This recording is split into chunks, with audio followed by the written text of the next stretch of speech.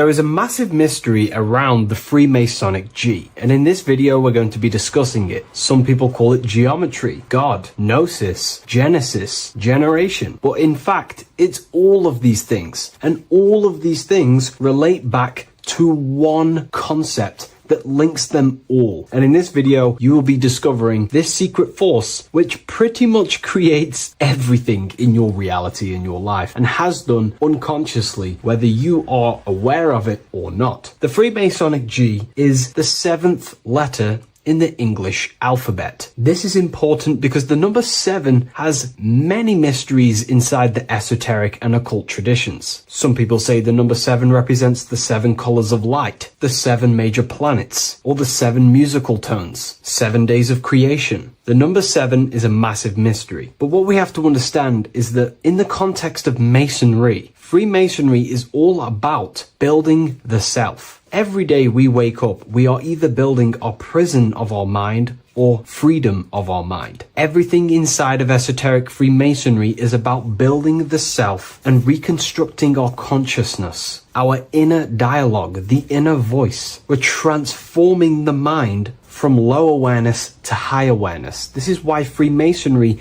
uses the allegory of stonemasonry, stones, chipping away at stones. The stone is in fact you, and we are perfecting the stone, which is your very own mind. Because the universe is a mental construct. Life is happening to us inside our minds. We are all the universal mind expressed and clothed in a different body. Therefore, now we understand that everything is about the internal inside of Masonry. This G relates to something inside of you. Hence why you see the G inside of the square and the compass. It's something internal in you. G is the 7th letter of the English alphabet, and the number 7 symbolizes the 7 cognitions of the mind. In esoteric and initiatory traditions, the 7 psychological cognitions of the mind refer to the 7 distinct modes through which human consciousness perceives, interprets, and transforms reality. Different schools use different names, but across Hermetic, occult, Gnostic, and mystical systems, the same underlying pattern emerges. The mind has 7 functional powers, each representing a layer of awareness and a stage of inner development. Number 1 would be perception. The first cognition is the raw reception of sensory and subtle impressions. It is the gateway where the outer world enters the inner world of our minds. Perception involves learning to see without distortion, to notice the symbolic dimension behind ordinary appearances in an occult interpretation of perception. The second one is interpretation. After perception comes the act of making meaning. The mind organizes impressions into patterns, beliefs, and judgments. Esoterically, this cognition determines whether a person interprets life through the ego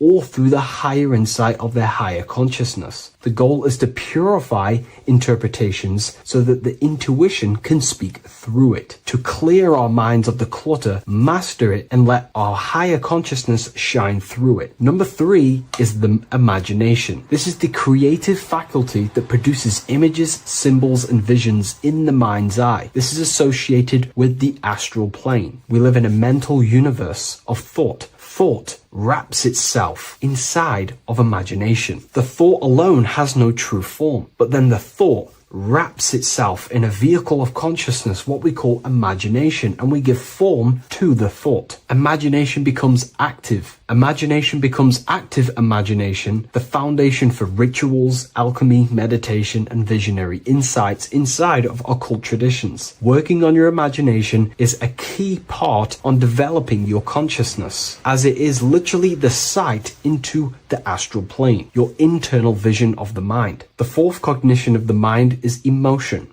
Emotion is energetic response that gives intensity, direction, and magnetism to thoughts. Emotion fuels the magical will. Unrefined emotion binds us to lower impulses. Refined emotions become devotion, compassion, and the inner fire to transform thought into a tangible reality, to become a conscious creator. The 5th cognition is will, the faculty of intention, decision, and directed energy. Will is the power that aligns personality with the higher self. It is the driver of discipline, transformation, and the capacity to act consciously rather than react unconsciously. Most people walk through life as an unconscious zombie, living day to day, running off subconscious programmings, never actually using their conscious mind. We develop our will and try to align our will with the highest will possible so we can align our will with our higher mind. So the higher mind can manifest through us in the material plane. The sixth cognition of the mind is memory, the storehouse of experience, impressions, and archetypes. It shapes identity, determines how one repeats and transcends past patterns. Memory includes not only personal memory, but also a deep strata of the subconscious and the collective subconscious field, what we call the Akashic records. Memory is a massive quality that you must work on inside the Masonic system. You are required to remember certain rituals and certain things so that you can regurgitate them to pass on along the degrees. Based off my research, I myself personally am not a Mason. The seventh cognition of the mind is intuition, the highest cognition possible. It's direct knowing. It bypasses the linear reasoning and reveals truth as the inner illumination. Intuition is the voice of the soul. It is the guiding force, guiding our physical vehicle of consciousness through this physical experience, providing revelations, insights, and even sometimes gnosis and higher understandings.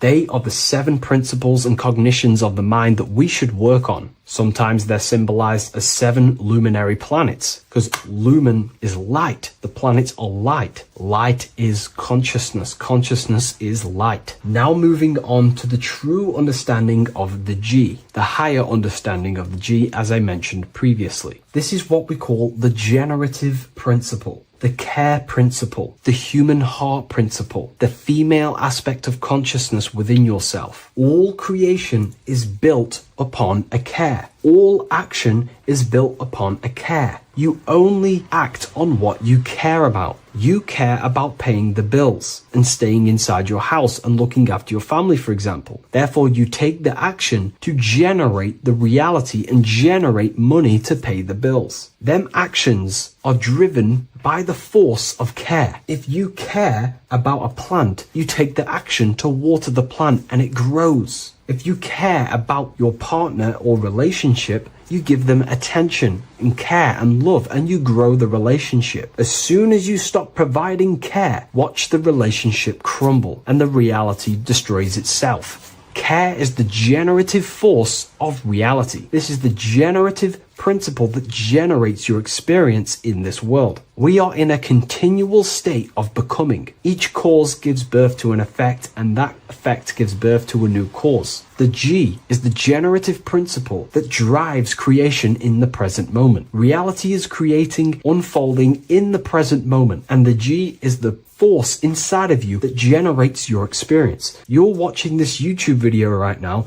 because you have a care in your heart for the information I have provided in the past, and you have a care about watching this video. As soon as you don't care, you take action to do something else with your time that you actually care about. The G is the generative force of the heart. It is the love energy. You only take action on what you love or care about. The whole world is built upon this principle. This is why we say money makes the world go round, because the whole world has a G or a care for money, and it's making everyone wake up in the morning, take actions, and make the world go round. It is the G, the care for that principle or money object to generate that reality. It is the force that drives you, hence why the G is sometimes surrounding with light rays, because it represents a force, emanation, something that is invisible but driving the physical body. The G is the internal force that focuses thought into an action. We can think many thoughts, but the thoughts you don't care about, you don't take action on. But the thought you care about, that you have a G for, intensifies that thought, focuses and directs it into an action to generate that experience and reality. The whole world is built upon this principle. The sun is a perfect example of the generative principle. The sun gives all of its life, light, never asking for anything back, making everything grow and generate on the earth. Everything in your life is built upon this principle, and gaining control over your care gives you control over your actions and your reality and what you generate. Once you see this, it is truly beautiful that the world is actually built upon love. This is why they say love is the force of God. It is. Truly. This is the reason why God begins with a G. It's about Genesis. Genesis means creation. G, generation. Anything that generates and creates is all to do with a care or a love energy. But don't get me wrong, people can love sick and twisted things, and they act upon them sick and twisted things. This is why purification of ourself is important by understanding this principle, as it is a very powerful principle to understand. This is the reason why the word gift begins with a G. You're giving something. I care, I'm going to give you something, a gift. Or guidance. This is what guides you into becoming something, what you love. This is why also gnosis begins with a G. Gnosis is not actually knowledge. Gnosis is knowledge attained by direct experience or through direct experience. For example, you're not believing you're watching this video right now. You know you're watching this. Gnosis, same phonetic sound. It's about knowing. Gnosis is about gaining knowledge of the self. Self-knowledge through direct experience.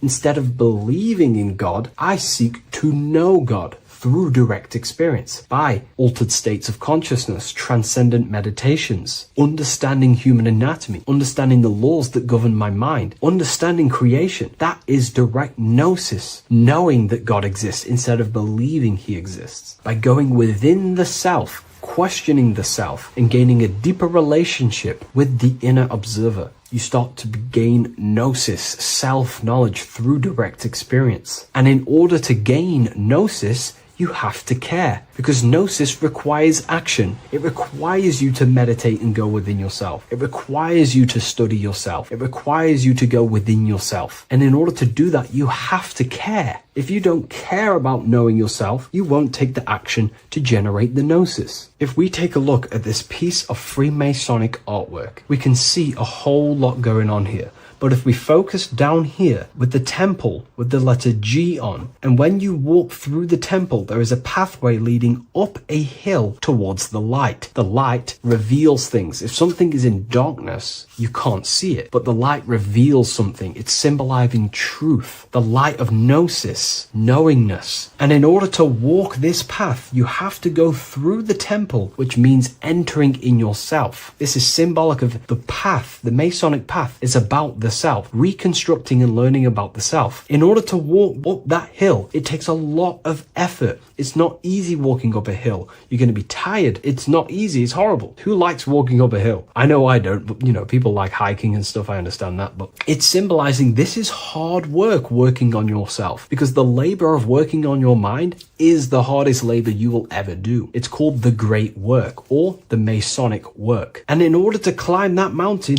you go through the G. You have to have the care. If you do not have the care, you will not walk up that mountain. You will not generate the gnosis. You will not get close to the light. You have to have the G to walk that path of self-mastery and working on your mind. This is very, very important. If you want to gain the light, you have to have the G inside of you. You have to have the care to generate a higher consciousness. If you want to earn more money, you have to have the care, or else you will not take the action necessary to generate that reality. This is why we have to master ourselves and write down everything you love. It could be even the bad things. It could be lust. It could be anything you're wasting your care energy on. Try and remove them one by one. Master them and become disciplined. And then you'll have more G energy, care energy to direct towards something else in your life to generate and grow that experience or reality. Again, the word grow, G. It is a growing force. What you place your love and care into grows and expands. What you have a G for is what you spend your time and attention on, your two spiritual currencies. So this is the Masonic G, and I hope you gain a deeper understanding of this. So that is pretty much everything about the Masonic G that you need to know, and hopefully this has helped you. If you wish to learn more and gain guidance through your life and understand yourself on a deeper level, the book I've used today is called The Book of Symbolism. I'll leave a link in the description.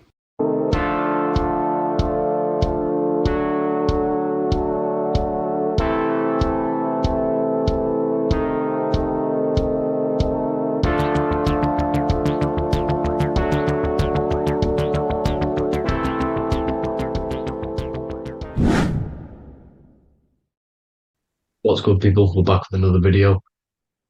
This is going to just be a quick video. Manifestation, magic, bending reality. So let's jump straight into this. So you have a conscious and a subconscious part of your mind. The conscious is what you're conscious of, what you're actually doing, where you can choose or not. However, the subconscious is the part of your brain which is automatic. So all of the systems in your body, like the digestive system, your heartbeat, these are automatically being ran.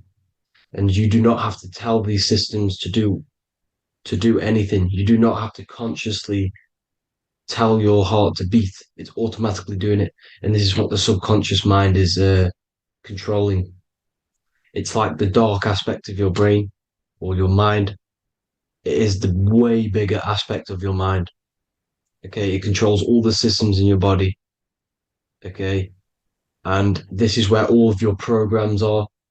So when you're in it from your childhood, what you've learned in school, all of these things are being kept in your subconscious, maybe traumas and stuff like that.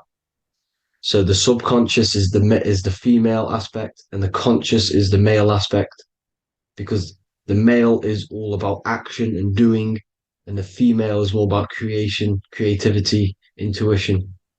So you have a right and a left hemisphere of your brain, and these are obviously male and female. The right side of your brain is your female. It's to do with creativity, imagination, intuition, insight. Okay. And this is one of the most important sides of the brain. This side of the brain is the most attacked by the elites, whatever you want to call them. This side is one of the most important because obviously your intuition is a massive part of reality. And if you don't have intuition, then you lose track of the things around you. You can't consciously feel if things are wrong or right. They don't want you to have intuition or creativity or imagination. They want you in the left side of your brain, which is just reasoning, logic, and basic things. So they just want you to tell you what you want, tell you what to learn, and then that's it. They don't want you thinking for yourself, which is the right side of the brain. So whatever the conscious side of your mind impresses the subconscious side of your mind. So if you do affirmations, for example, if you consciously do affirmations every day, you're reprogramming your subconscious mind. You're impressing a vibration and a word into your subconscious mind, and therefore it will reprogram it.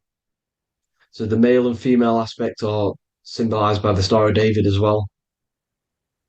The male being the upside triangle, the female being the downside, connected all in one, because we both have male and female energy.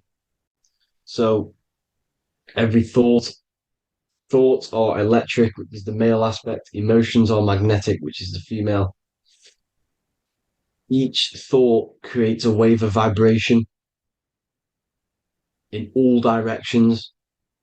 So think of it like a water drop in a pool, but it going out in every single direction. It's not just flat.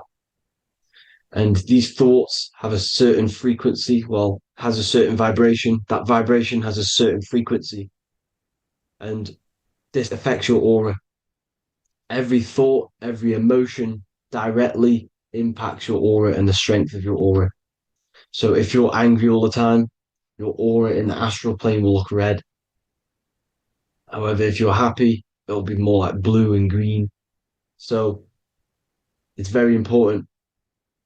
Your electromagnetic field is created out of your emotions and thoughts, and that affects reality because you're 60% water, and frequency and vibration create certain patterns and has a certain effect on water. We'll get into that after this slide.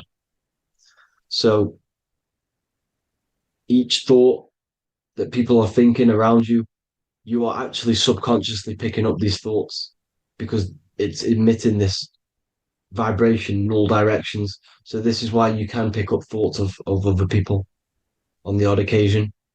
However, when you're more in tune with your intuition, your right side of your brain, you can start to pick up on vibrations, thoughts, and other people's auras. You can pick up on the energy once your third eye is open, and you know whether you should be in that environment or not. This is what we call an atmosphere when we go into a room and you can feel the tension if someone's been arguing, for example. This is the atmosphere, this is the vibrations, these are people's auras emitting these certain frequencies and vibrations. Okay. So our aura is contained of multiple layers. Obviously, we have the physical body. This is the electromagnetic layer. However, you have the different planes of existence, the spirit, mental, astral, etheric, and then physical. The physical is the lowest plane of existence. And the physical plane is a product of all of the planes above. So the mental impresses on the astral impresses into the etheric, and then the etheric creates the physical object. So the mind is the root cause of reality. The mind is the cause of everything. Your consciousness is pure cause. There's no effect. Everything you see in this reality is the effect. Everything that you experience is the effect because the root cause was the mind. The decisions you made you experience that certain experience. And that decision was created on the mental plane. And this is just pure thoughts. And thoughts are things. If it exists in your mind, it is a thing. It's a certain frequency. So if you have a certain level of thoughts, if you're thinking positive, for example, you're going to have a strong aura, you're going to have a higher vibration, and that attracts like. Like attracts like when it comes to thoughts and vibrations and electromagnetism. So if you're thinking positive all the time, speaking positive, doing positive, you're then creating a higher vibration, and that's going to attract people on that similar frequency to you. Everything is electromagnetism, frequency, and vibration. Everything. You see, so this is why, for example, if I put my hand to a TV screen, if my finger was the same vibration as the TV screen, it would go straight through it. However, the particles in my hand and the particles on the TV screen are two separate vibrations, and this is what causes the friction to stop and not my finger to go straight through it. So, like I said, when you don't feel the vibe of someone, when you don't feel right, you don't really get along with someone, this is a vibration. Your vibrations are not matching, they're not similar, they're two complete different vibrations, and they're not aligning properly. So, music has a massive part on this. Music is a massive, massive tool for the elites because music is frequency. And in 1975, the musical instrument are all tuned to 440 hertz. So Spotify, Apple Music, most of the music on YouTube is all set to 440 hertz. And 440 hertz is not divisible by 3, 6, or 9. And when you can't divide a frequency by 3, 6, or 9, it's not a natural frequency. As you can see here, this is 432 hertz. This makes a nice geometric pattern. However, 440 hertz is a distorted pattern. So when you listen to this, this actually shuts off the whole right side of your brain. Like I said at the start, this is the most attacked side of your brain. It's to do with creativity, imagination, intuition. When you listen to 440 hertz, it shuts off the whole right side of your brain. And obviously shutting off all of these forms of your brain. Music is a very, very powerful tool for the elites because it's the only thing which can enter your soul or your ears without consent, your body without consent. Everything else has to be through consent. You choose whether to eat something, you choose whether to drink something, but frequency, you're going to hear it no matter what. This is why it's so powerful. And music influences the body in many different ways. It's the most powerful imitator of everything. It directly affects all listeners. It directly affects intentions, gestures, movements, and actions. It stimulates your mind, and certain songs, certain catchy songs, can reprogram your subconscious mind. invoking certain emotions. This is why when you listen to slow beat songs, it makes you feel more sad. When you listen to upbeat songs, you feel more energetic. This is because these frequencies have a profound influence on reality and on how you feel. Because, like I said, you are 60% water. And as you can see here, each frequency creates a different geometric pattern. And inside of you is 60% water. So, like I said, 440 hertz is going to make a distorted pattern in your water. And this is going to have a profound effect on your emotions and your reality. So, like I said, health is not just the body. It's you are made of body, mind, and spirit. You need to look after what you put in your body. You need to look after your spirit and look after your mind. It's very important to keep all these in balance because once one of these are unbalanced, it affects the other two. So if you're eating wrong, it's going to affect your spirit and mind. If you're thinking wrong, it's going to affect your body and spirit. These are all interlocked. Uh, you have to look after them all. So it's very important you understand music. Stop listening to low vibrational music. To be honest, you want to listen to music without any sort of speaking inside of it. You just want pure uh, frequencies, which are the solfeggio scale, like one of these, for example, 432, 528 hertz. These are all good frequencies. It's called the solfeggio scale. And these frequencies make you more in tune with nature. 528 hertz is what the earth vibrates at. So it's very important. And the Rockefellers are the one who changed this to 440 hertz. The Rockefellers, one of the elite families. So if you want to manipulate reality, it's very important to have your chakras aligned and having a high vibration because the higher your vibration, the more powerful your words and your intentions are on reality. So the lower your vibration, the harder it is to affect reality because you're in a lower state of consciousness. Like I said, you have the mental, astral, etheric, and physical. Everything is a product of the one above. As above, so below. This is what Hermes Trismegistus was saying in the Egyptian days. This is where it comes from. As above, so below. If you affect above, it directly affects below.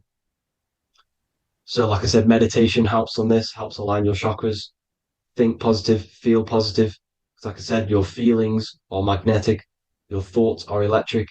So once you combine these two together, you're then creating an electromagnetic frequency, and that will have profound effect on reality.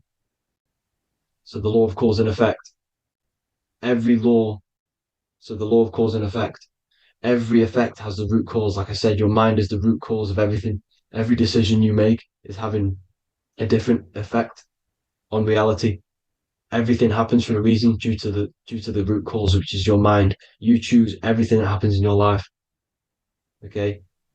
So it's very important you understand this and you constantly make the right decisions, the good decisions to have good effects on your reality. You have to be very conscious of this law because nothing escapes this law. This is the law of all consciousness. So think about it. Imagine a massive ball of consciousness. However, off this ball are different sparks, and each one of these sparks are in each and everyone's body. This spark is governed by these laws, the law of cause and effect, the law of correspondence, the seven hermetic principles. It's very important you understand this because this mass ball of consciousness is what is obeying these laws. And everyone has this spark of consciousness inside their third eye. And like I said, everyone is the same consciousness. This is why if you do bad onto someone else, that will directly affect your reality. So if you hurt someone, it's going to come back to you in one way or another because you are that same consciousness. This is like a mirror reality, as within, so without. Whatever you feel on the inside, you're gonna see that on the outside. You're gonna experience that reality, whatever you've impressed. So there's different ways to bend reality to your will. Uh, this is kind of a sort of magic. So obviously you have black magic, which is manipulating reality to harm and influence others, or to be very selfish. And yeah, then you have white magic, which is manipulating reality for the good of humanity. So you do have to be very careful with your intentions, people, when you're trying to manipulate reality, because this is nothing to be played with. If you are manipulating reality for the wrong reason, it's going to come and bite you in the ass in some way or another. because everything is balanced. Everything balances out in this reality. Nothing escapes the laws. Not one thing escapes the laws. So if you're stealing from yourself because it's just going to come back in a one way or another. Inside of everyone's heart, you know whether you're doing good or wrong. You know, you can feel it when you do something wrong. You can feel it when you do something good. The heart is the center of the torus field. It's balance. And this is why you say follow your heart, because it's the center of the torus field. It's very important to listen to this inner voice inside of you because that is telling you the right things to do, the good decisions to make. And when you keep following that voice, that good voice inside of you, it takes you to your life path. Very important to follow that voice. However, don't let the ego get in the way of it. Don't care what your friends are going to say. It's very important to understand this. So you have different ways of manipulating reality. You have sigil magic. This is where you create your own sigil or symbol. You create your own sigil and symbol, and then you charge it. You behind that symbol you have an intention. So, for example, if you want to manifest wealth, you create a sigil which represents what you want. You create that sigil, you draw it out, you charge it because wherever your attention goes, energy flows. So whatever your attention is, you're sending energy that way. So what you do with your eyes and your hands, you place attention on the sigil. Imagine that it's glowing. Imagine that you're sending energy to the sigil, and then you burn the piece of paper once you've done this. And then after this, you meditate on that symbol. You constantly think about that symbol because that symbol is the frequency, is the thing that you want to manifest. So that's one way. Or you can just meditate on your reality. So imagine yourself having already what you have. This is what they call a mindset. You must set your mind to the frequency what you want to manifest. Okay. So if you want to manifest wealth, for example, imagine yourself being wealthy. What would it feel like? What would you be doing? Imagine a scene in your mind.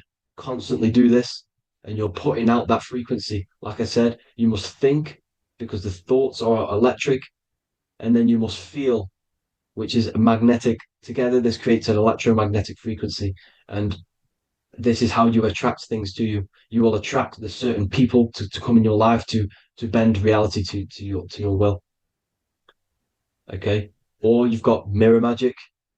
Stare yourself in the mirror because a mirror reflects light. It also reflects energy. So you've got to be very careful with what you say to a mirror.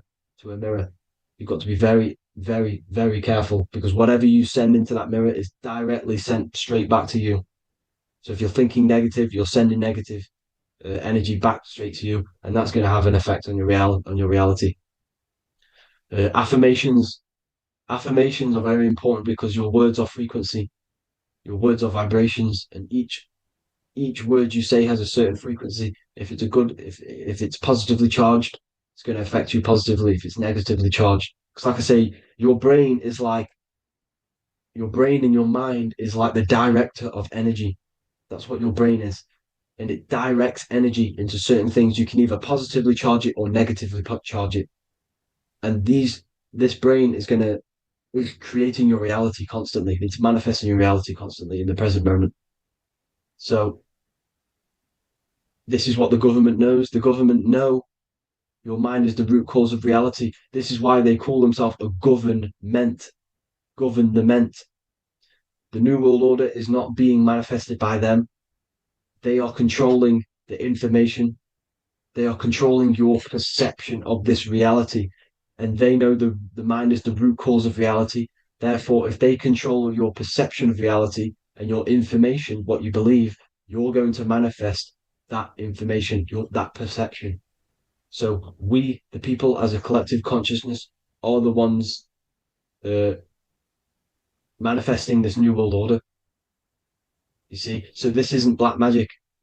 They're actually tricking us into manifesting their own their plans, this new world order. You see, this is how smart these people are. They know how to get around the laws of reality. They know how to bend reality to their will without facing the consequences. They're getting humanity to do it. You see, there is a collective consciousness. As like I said, we all have that same spark of consciousness, right? So as a collective consciousness, we are on a very low vibration at the moment. However, we are waking up rapidly. There are more and more people waking up at the moment, and light always chases away the shadow. Light is a lot more powerful than darkness, you see. So one person waking up has a massive effect than one person being asleep. It has a profound effect.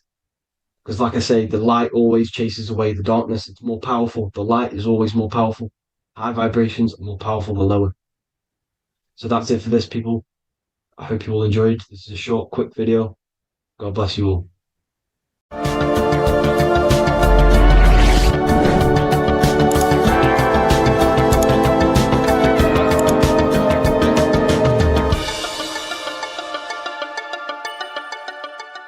What if I told you the devil is closer than you think, and it's not actually a real person, force, or spiritual entity outside of you, but a being and an aspect of your own mind and psyche? In this video, you will learn exactly what the devil is and the true esoteric meaning of the devil. The first thing we need to understand is that the universe is a mental universe. Look around you. Every action, every building, everything you see around you was begun first as thought in the mind, then manifested. We use the mind to build and shape our reality. The universe, the world, only exists inside of our mind. Therefore, God and the devil exist inside of our own psyche. So first of all, the devil is not a literal being, but a symbol of the lower self. It represents the unmastered, ego-driven part of the human mind, a symbol of destructive thoughts, emotions, behaviors, lives in realms of chaos, fear, hatred, lust, and ignorance. This is why we see the devil as red, because red is the lowest vibrational color on the color spectrum. It also corresponds with the root chakra, which is all to do with survival instincts. Red represents chaotic and intense emotions like hatred and anger. When we are angry, our face turns red. The devil represents our animalistic fundamental needs, our instinctual needs, our survival state of consciousness. We have a survival state of consciousness and a godly state of consciousness. Our godly state of consciousness is creating, not just experiencing in the animal state, but consciously creating reality. This is why we see the devil with a goat head, an animalistic head, and the head is where the brain is. The animal head represents living off instinct, the part of our mind that lives on urges, impulses, and instincts, eating, sex, power, ego-driven actions, and ego-driven thoughts. Animals are only aware of themselves. Animals live on instinct. They have no ability to consciously create like humans. This is our lower desires for the material world. That's not to say the material world is evil. However, when our consciousness is only seeking material things, this leads us down a path of self-destruction, because nothing material can ever satisfy our soul. Everything material is temporary. Therefore, the devil represents the part of us that seeks only material desires, only material fulfillment, the ways of thinking where we only think about ourselves and ego-driven thoughts. It also represents the unchecked, unconscious self, where we have no mastery over our thoughts, over our emotional impulses, and no mastery over our actions. We're living in instinct and impulsive states, which causes chaos, selflessness, destruction, and keeps us bound to our lower material 3D state of consciousness. It's important to recognize that the word devil was never present in the earliest Gospels. Instead, what was mentioned was a spirit of evil. This distinction is crucial because it underscores that the idea of the devil, as popularly conceived, does not actually exist as an independent entity. Rather, it is a personification of the lower aspects of the human mind, a facet of our own consciousness. The term spirit of evil was not meant to denote a specific deity or being, but rather any force of negativity, whether it manifests as a destructive thought, emotion, or action. A spirit is a force, an energy, and we have three forces that create our reality: thoughts, emotions, and actions. We have full control over these three aspects, which transform and mold reality. A destructive thought, a destructive emotion, a destructive action is a spirit of evil, and it originates from the darker aspects of the human psyche. So now, because we're on the topic of the devil, we have to look at the pentagram, which is obviously connected to the devil heavily. The upright pentagram represents spirit, air, water, earth, fire. Upright, which represents spirit, the most important element on top of the earthly elements, showing spiritual principles over material principles. As spiritual beings as we are, we have to put our spirit first, our higher self first, and material things second. Why? Because material things never satisfy us long term. Seeking material fulfillment will leave us feeling unfulfilled in the long run and very unhappy, and we can lose ourselves in illusions. We have to put our spiritual principles first. Seeking wisdom, knowledge, connection to the divine, and connection to our higher self is what gives us true fulfillment in our hearts and souls. But when we see this pentagram inverted, we now have spirit on the very bottom, which now represents earthly principles on top of the spiritual principles. We're putting our earthly elements on top of our spiritual element, which this inverted pentagram represents no longer caring about spirit, no longer caring about our invisible internal world, and only caring about this external body, food, sex, material things, cars, money, and all the things outside of us, the world outside of our mind. This is what true Satanism is. Satanism is not worshipping an external deity, but it is worshipping the self, only fulfilling the ego's desires. This is what true Satanism is, and we have all been conditioned to live in this state. Satanists want us to believe that there is an external deity called Satan or the devil, and the reason they do this is because they trick us, making us believe that we are not Satanists, while they are actually conditioning us to be self-seeking, ego-driven people, where we only care about sex, food, material things, and money, which is actually conditioning us to be Satanists. 80% of the population today are unknowingly involving themselves in Satanism, which is ego-driven thoughts, actions, and emotions, dwelling and living in this state where we only care about ourselves. When we are spiritual, we realize we are all one. We are all one consciousness family, and we need to do things that help and contribute towards our collective experience, helping others instead of seeking to serve only the self. The angel is depicted with wings, which represents elevation, higher self. The devil is represented with an animal horns, which is on the ground. A goat is on the ground, which represents the lower self. This is the elevated mind and the lower material mind. Horus, the bird, higher self. Set, the ground animal, lower self. Jesus and Satan. These are two forces, two characters that exist within the human psyche, not real entities. They are forces of our minds, and there is a battle between our higher self and lower self all the time within our own minds. There's always a part of us that's telling to do one thing and another thing, to do something bad and to do something good. There is this battle inside of our own consciousness. Here we have the human spinal column. The human spinal column is showing you the higher and the lower self. The higher self represents the head. The head is where the mind is. This is the creative essence of the universe. This is where all material things begin as a thought in the mind. We create with the skull, with the brain. This is our higher self, the heavens, connected to the heavens, the sky. And the lower end of the spinal column is where our reproductive organs are, where our gut is. Our reproductive organs and our gut is all to do with survival. The lower end of the spinal column, lower instinctual 3D based consciousness. The lower end of the spinal column is where our lower self dwells. Eating, consumption, power, and sex, lust. These are all emotional forces and instinctual based organs that are not inherently evil, but when we dwell and live off this lower end of the spinal cord, it keeps us in low states of consciousness. Our goal to raise to our higher mind is to balance this, not to overeat, not to abuse power, not to abuse sex and lust, but to master these organs and gain the ability to say no to these organs so that we can raise to our creative side of consciousness. Instead of dwelling in our instinctual nature, we can turn to our creative nature and consciously become a builder and constructor of reality. This is the true way of raising consciousness. This is the stairway to heaven, out of the animal consciousness to the higher consciousness,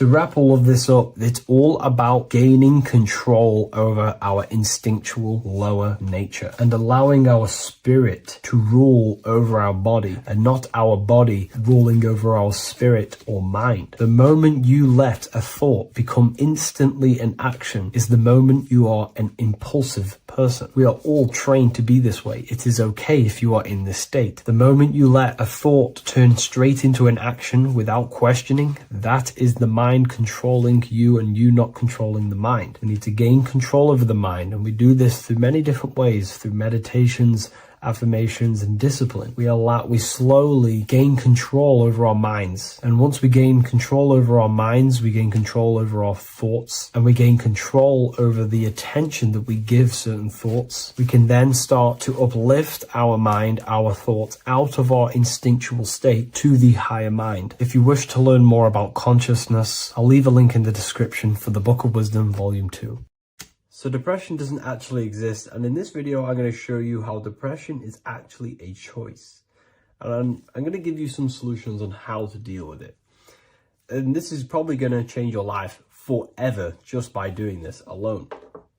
Okay, so the first thing you need to understand about depression is that it exists in your conscious mind. It exists in your thinking mind. So what is inside your thinking mind?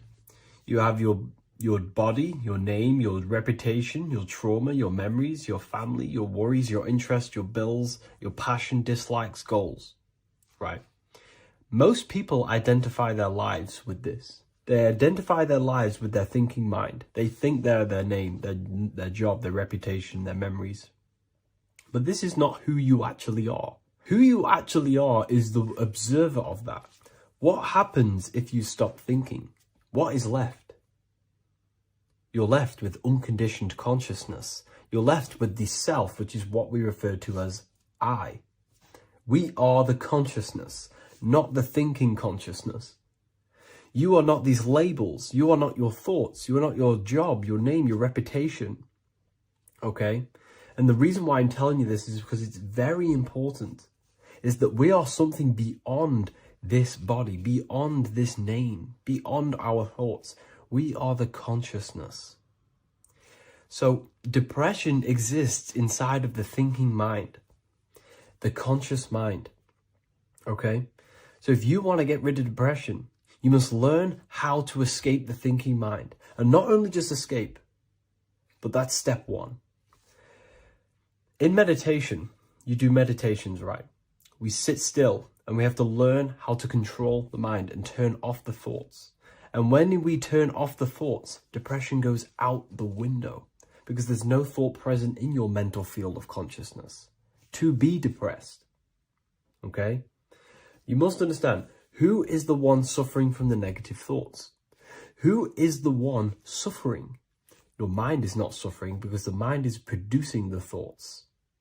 Your body's not suffering from the negative thoughts.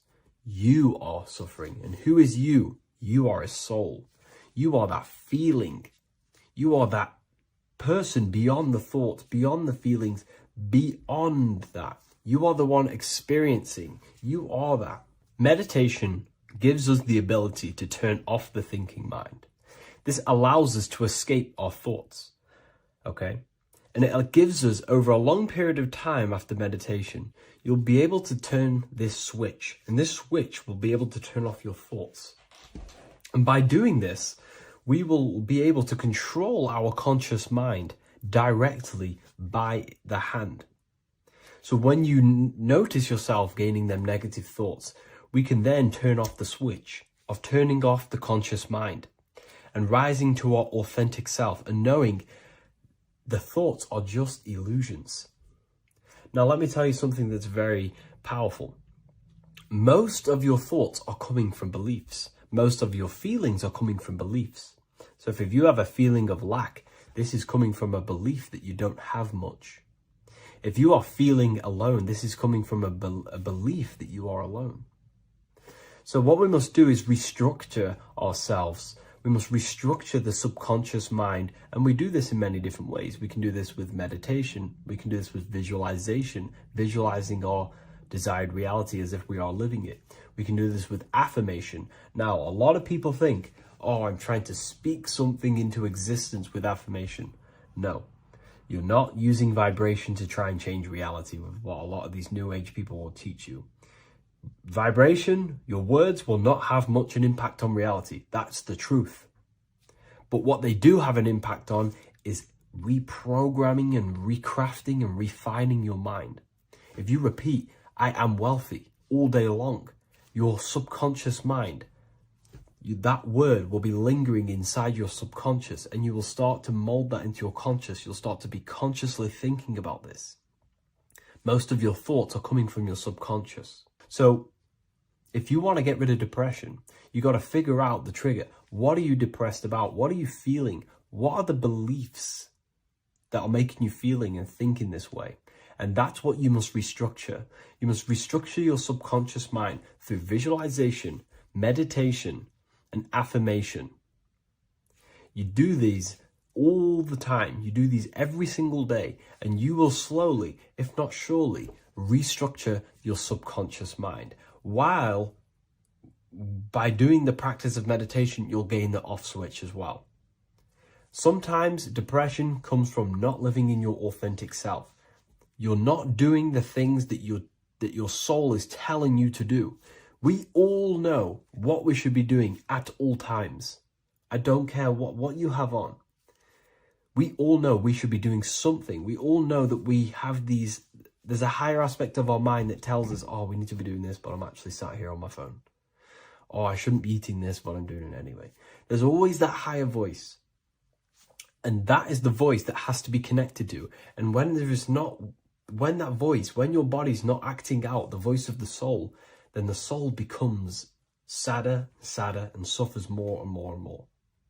There has to be a connection between the soul, the mind, and the body. They have to work in unity.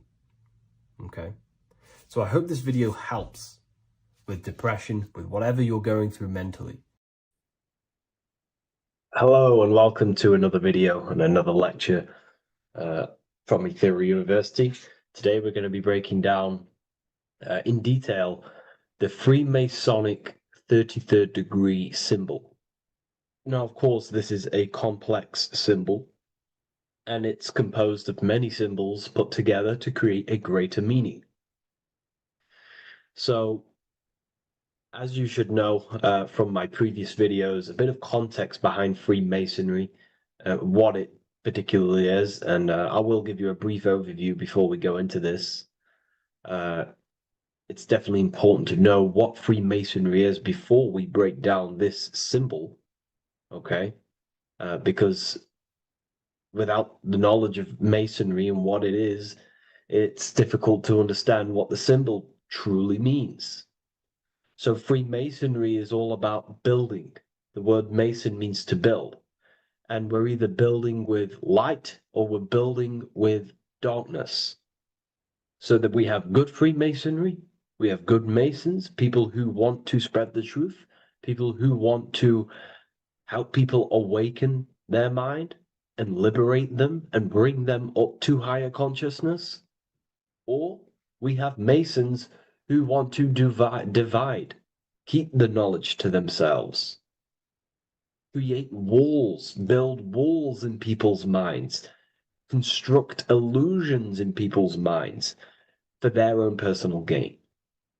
Okay, so we're either building with light or you're building with darkness. You're either building with light or bricks, spirit or matter. God and the devil, same thing. You're either uplifting people or dividing people. Each and every single one of you is a Freemason. Well, a Mason. Not a Freemason, but a Mason. You are a builder. And you're either constructing division in you and other people, or you're either creating oneness. Everyone is doing this. Everyone is building. Everyone is contributing towards the world and building our reality. So Masonry is a craft, and that craft is to craft a better mind and heart, a higher consciousness, a higher understanding of the self, building a higher perception of yourself. getting to know who you actually are, why you are here. Every action, behind every single action, behind every single cause is choice. You chose to be here. Whether you know why you are here or whether you do not know, you chose to be here in this time, in this period of life on the earth, on this physical dimension. You chose, you, the mind of yours chose to be here in this body at this specific time. You are playing a role, you are building in this world at this specific time. So Masonry is all about getting to know the self, to know what you actually are through gnosis. Gnosis is direct knowledge obtained and extracted from direct experience. Knowledge extracted from direct experience. Knowingness. You know you have hands. You don't believe you have hands. You know you have hands. That's what knowing thyself truly means. To go within the self. To dwell in meditation for long periods of time. Not even meditation. To dwell, closing your eyes and thinking internally. Not thinking externally about anything outside you, but thinking and questioning internally, and you shall find answers. Seek and you shall find. If your heart is truly set on knowing, on getting to know true knowledge and knowing yourself, then you will find it. Okay, so because that's what the heart is. The heart is where we find our treasure. It's why it's inside of our chest. Our chest holds the treasure. What is your treasure? Your treasure is your physical manifestation. And whatever you act, whatever your heart cares about, your body follows. Your body takes action towards what you care about in life. This is why we say follow your heart, because your body follows the heart, what you care about. If you do not care about something, you do not take actions towards it. Whatever your heart loves and has that love energy for, the body follows. If you truly want to become enlightened and truly want to reach higher consciousness, then you will. You truly care for that, then you will find it. You have to go within. Okay, so this is what Masonry is about. It's about going within and finding out your true nature and constructing a higher consciousness by dissolving walls and blockages inside your mind and heart, purifying the self. Because you can care about sick and twisted things. Okay?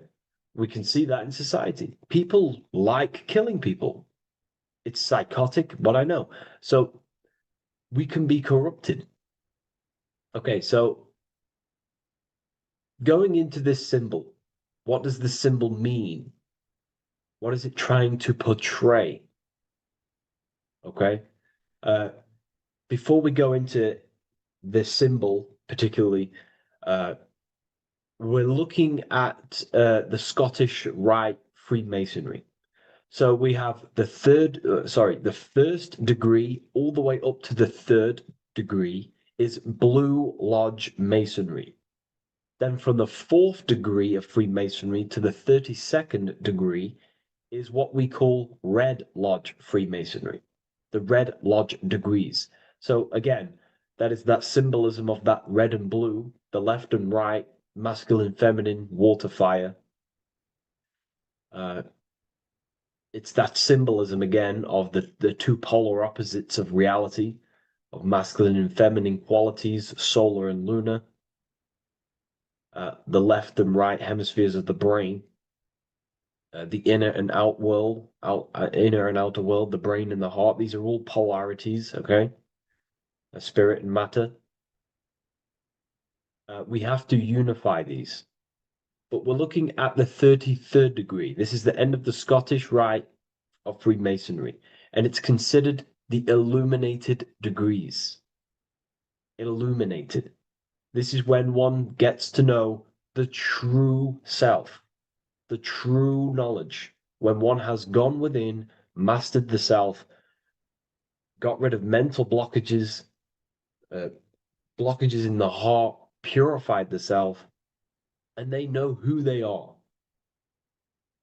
They have higher consciousness. And in this breakdown today, I'm going to show you how they have higher consciousness through this symbolism. Okay, so I was going to say something, but I totally forgot what it was.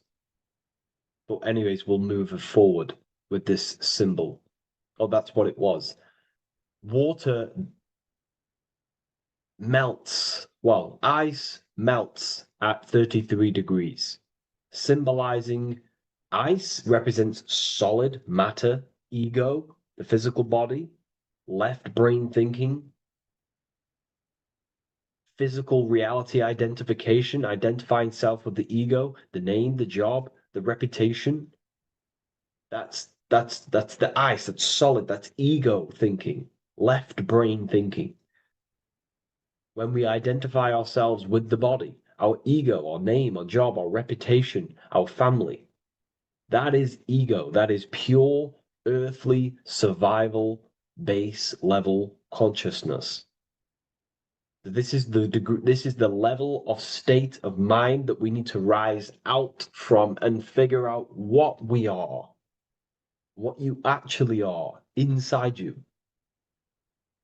When you turn off your thoughts, what are you then? If you do not think, you are not your name, your job, your reputation, your family, your beliefs. Because when the mind is turned off, there is still something left. That is you.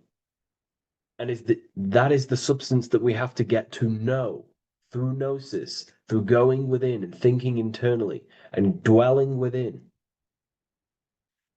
Okay.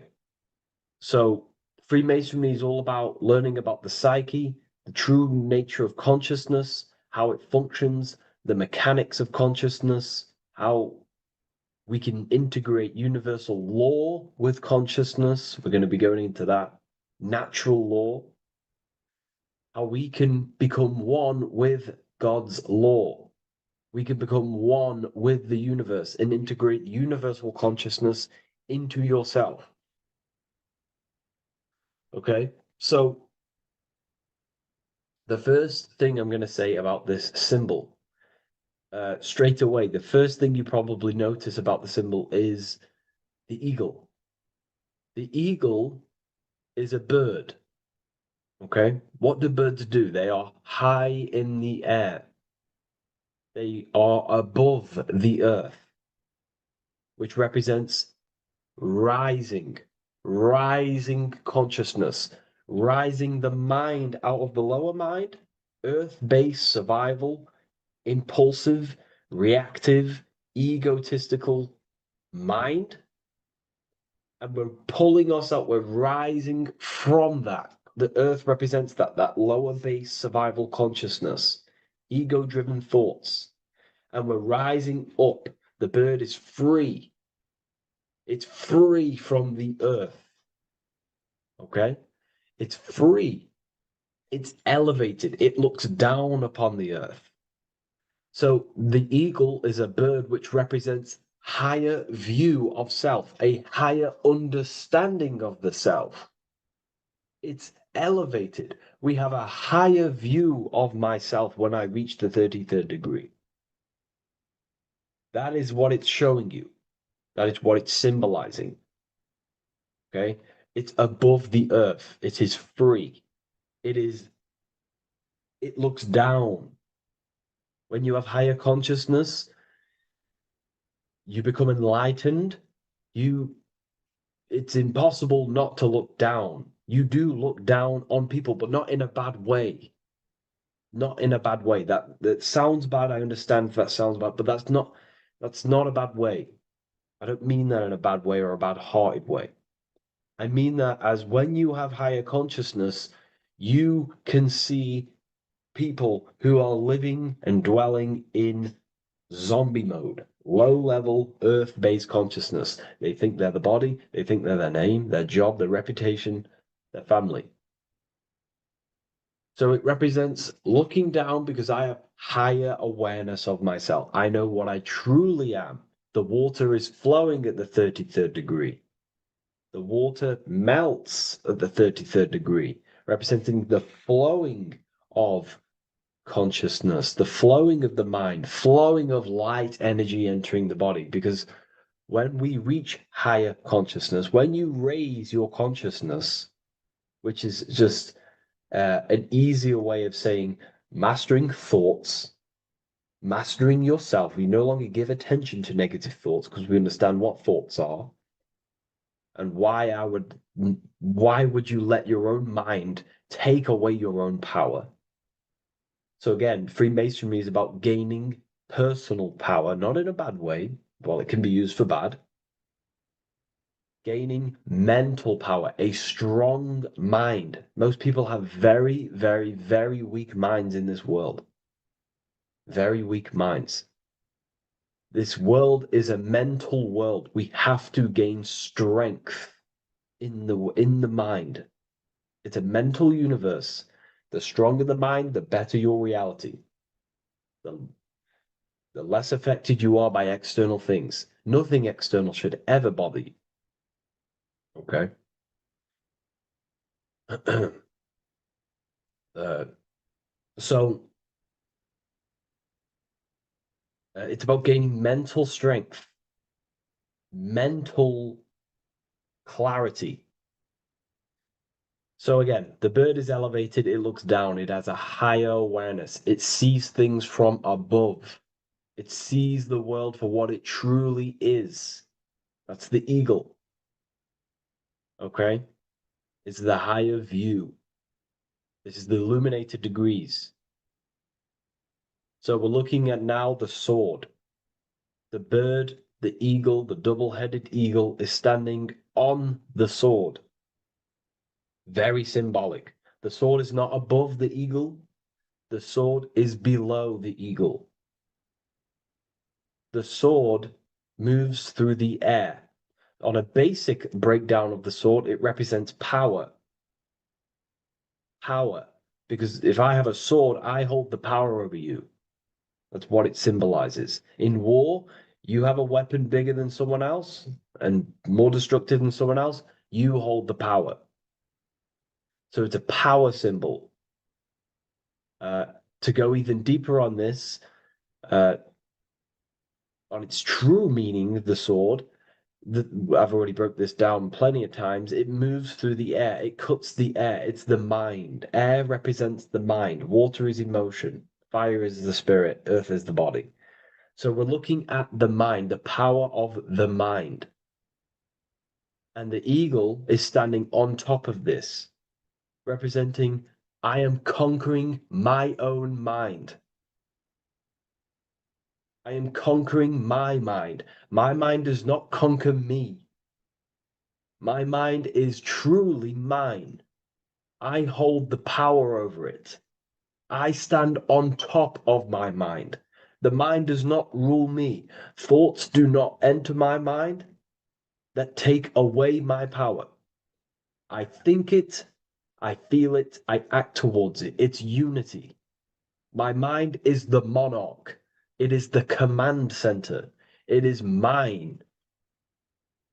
I'm above the mind. That's what it's showing here. I hold full control over this mind. I hold the power. Okay? And I have an elevated view of the mind. The eagle is elevated. It looks at the earth from above. It's the higher perception of the mind. The mind has a higher view of the self. It is conscious. Most people are not conscious. Okay? Most people walk around, they act unknowingly, they don't even know they don't even know they exist. They don't realize they have consciousness. They think they grew from a monkey. They're born on a spinning ball in the middle of space, and they think they're the body.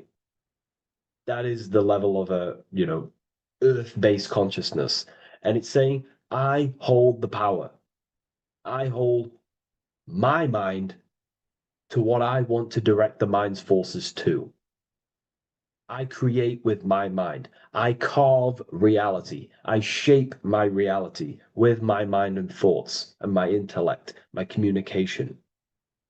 Okay? That is what we're looking at here with the sword. Uh, it's on top, meaning I control it.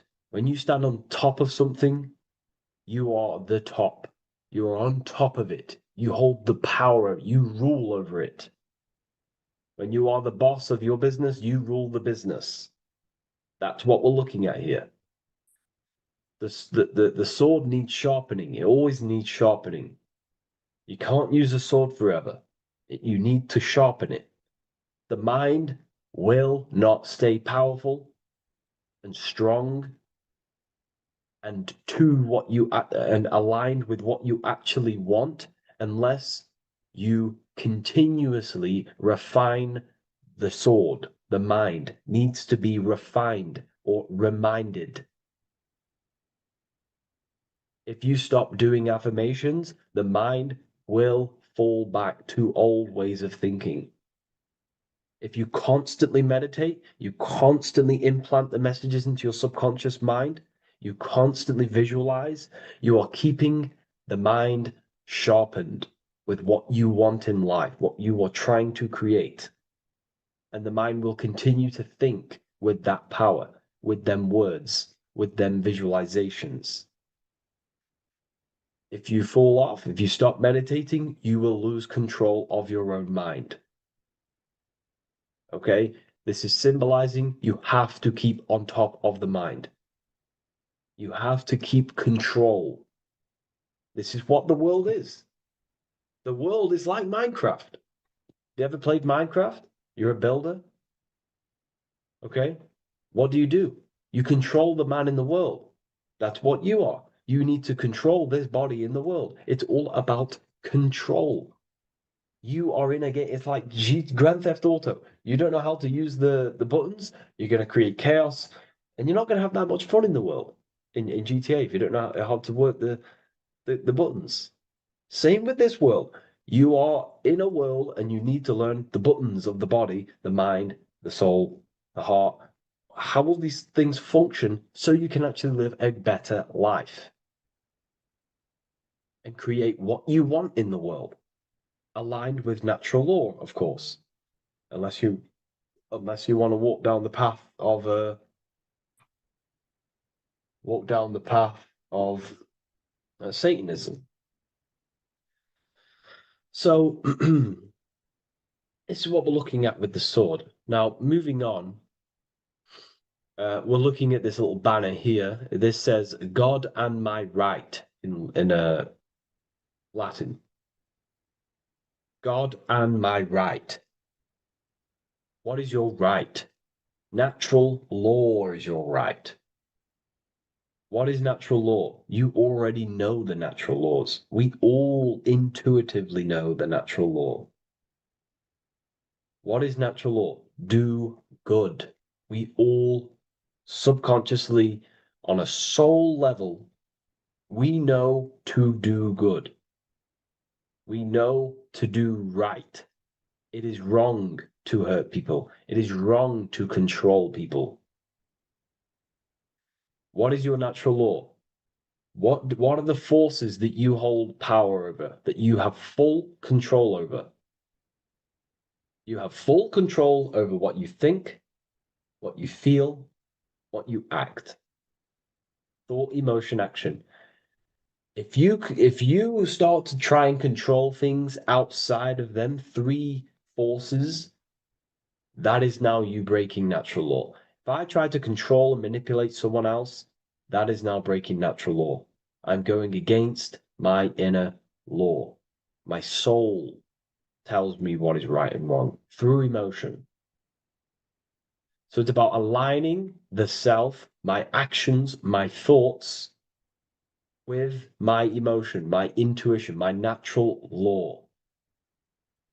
These are your rights. Your rights is to think, feel, and act with the law, with good, with God, with love, with care for one another.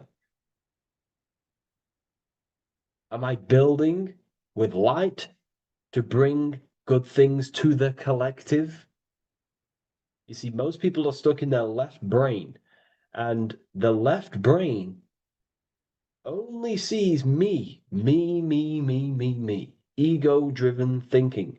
That's why they trap us in our left brain. They train us to be left brain. They tell us to write with our right hand to strengthen the left brain. They call it writing.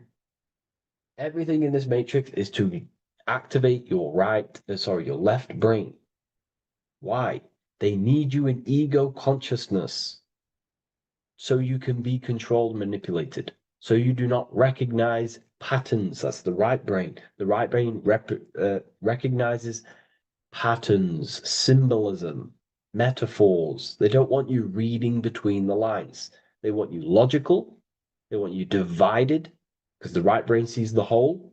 The right brain sees the woods. The left brain sees the trees. And that tree is your ego. And the woods is the collective consciousness. They want you only thinking about you. Because that way you are divided from the collective consciousness. And we're all one consciousness family. We're all God. We're all God experiencing himself. And we are all building this world. So it's about aligning the self with my right, with God, with natural law. It's what Freemasonry is about.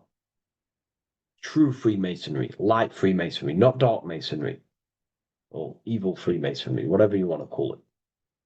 The crown, royalty. Royalty wear crowns. And what do the royalty have? Again, this is another power symbol. They hold control. Yes, royalty hold control.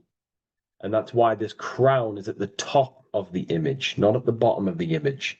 It's at the top, representing I control the left, I control the right.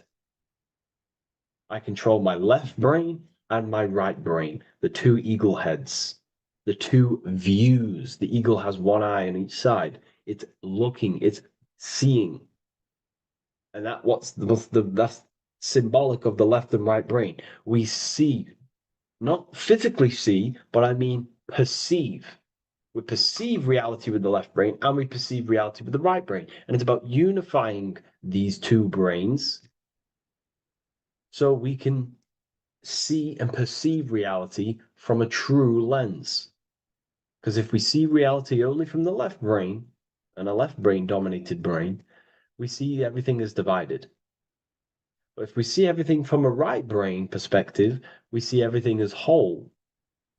When everything is in the middle, you need to see reality from the middle. Yes, I have my own personal consciousness, and yes, there is a collective consciousness. So I need to balance between that.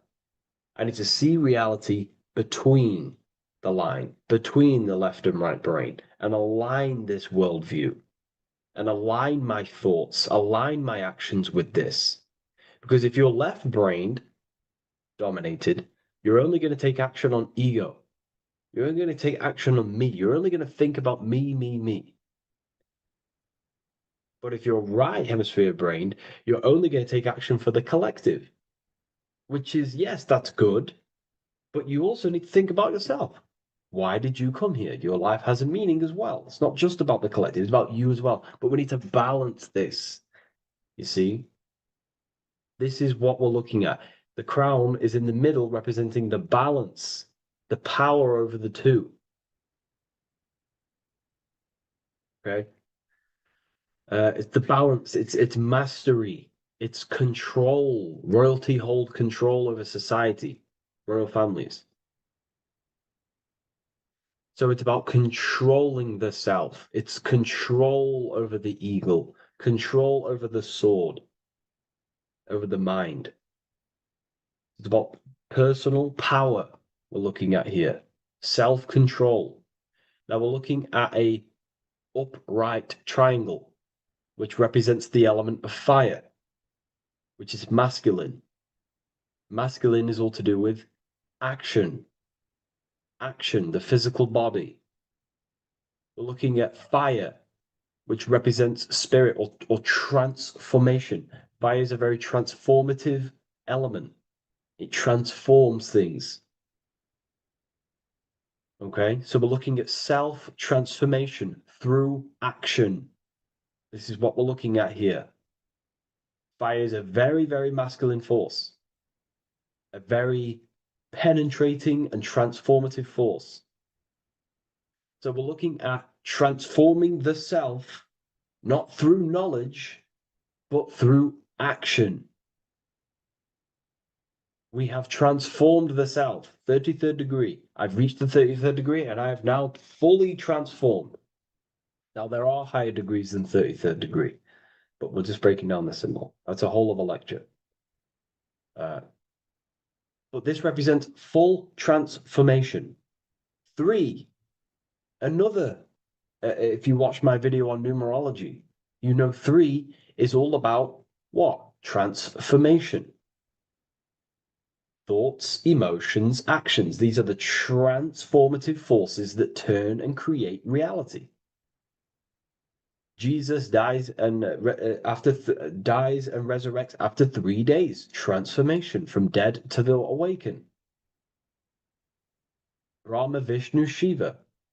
God is threefold. 3, 3, 3, 3, 3, 3. Electricity, magnetism, dielectricity. The 3 forces that pretty much create physical matter. Transformation is 3. So we're looking at transformation through action. Action is a very transformative force. There's no point learning this knowledge if you're not going to act upon the knowledge. A lot of people join the university, they learn a lot, but they leave because they don't want to take the action.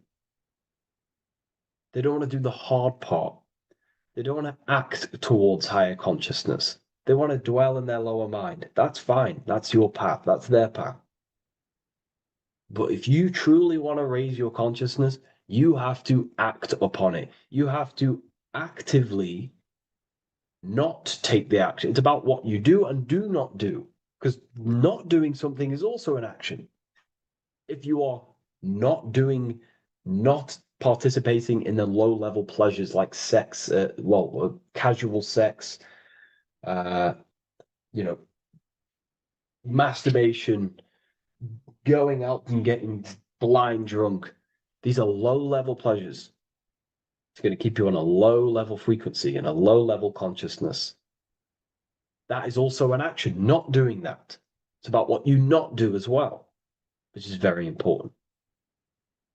You have to act upon it to reach this degree. You will not reach this degree if you have not taken a lot of action towards reaching higher consciousness, reaching self-mastery over the mind, controlling the mind. This is what, again, it's about taking action on actually controlling the mind, controlling the self, gaining your power. Okay? Okay. This is another fascinating part about the eagle head and wings. It also represents the past, present, and future. The crown is, again, symbolic of the crown chakra. This is all to do with knowledge. So we're looking at knowledge of the past, the eagle on the left looking behind, and the eagle on the right looking forward. So we're looking at the crown, knowledge of the past and the future. Looking at your past is very powerful. What has led you to this very point in your life? What actions have taken you to this point? And not only you, remember, there is a collective. Remember, you always have to keep that in mind. Every action you take You have to always align it with the collective consciousness. It's not just you in the world. We have a collective. So, how did you and how did the collective get to this point in life, in this present? How did we get here? How did we get into this mess? Humanity is in a mess, a straight up chaotic mess. And if you think everything is perfect and everything's divine and everything's just, there's some people out there in the spiritual community saying, everything's divine, everything's meant for this purpose. No, there are people actively manipulating and using mind control methods to control this reality. How have we got into this mess? So we have to look into the past to analyze patterns so we can take action now in the present to change the future of the collective and your personal life. That's what we're looking at here. So the eagle looking left is looking in the past, representing analyzing the past, analyzing the actions in my life and the collective life. The actions that led to this mess now, to this state now. And what can I do now with my knowledge to change the future to a better future aligned with, again, natural law, aligned with goodness, aligned with God, aligned with care and love for one another and the self. So it's all about knowledge of the past and knowledge of the future. And what I can do now to take action, the triangle pointing at the middle, which is the present, what can I do now to change the future? To create a better future, to transform the world. 33, transformation. To transform the future. Okay, this is what we're looking at here with the two double-headed eagles as well. Again, this is more art. This is a lot more complex symbolism here. But again, we have the Earth hemisphere here. And what? The eagle above. It is raised above the earth, above material pleasures, above the material thinking self, above the ego. Not to say get rid of the ego. We need the ego, but balancing, control, power over the ego, power over the two hemispheres of the brain, power over my past and my future, power over time. What am I using my time towards? Time is your spiritual currency. Okay? It's elevated. It sees things from a higher perspective. It is higher consciousness. We're also looking at the astral body. Birds on a deeper level represent the astral body. So symbols have layers of meaning. The deeper you get into the occult, so when you join the first degree, you get, a good interpretation, and the higher degree you go, the more deeper the symbol reveals, as the more deeper you know yourself. So we're looking also at the astral body, the light. What is the light? Light is a massive symbol in Freemasonry. It's knowledge, gnosis. When you're very intelligent, you call someone, they're a bright child. They have enlightenment, light in the mind. Looking at light, a lot of knowledge, a lot of self-knowledge of the self, of the psyche, how I function, what I am, knowledge of the astral body, rising above the earth, astral projection, exploring your true nature, exploring consciousness. This is what we're looking at here. And in order to explore your astral body and explore the astral realm, you have to control the sword, the mind.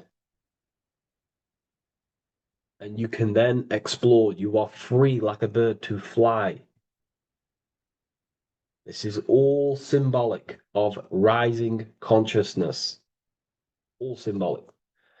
So I hope this video has gained a bit more clarity on this symbol and given you some insights. And I will see you in the next one. Thank you for tuning in today.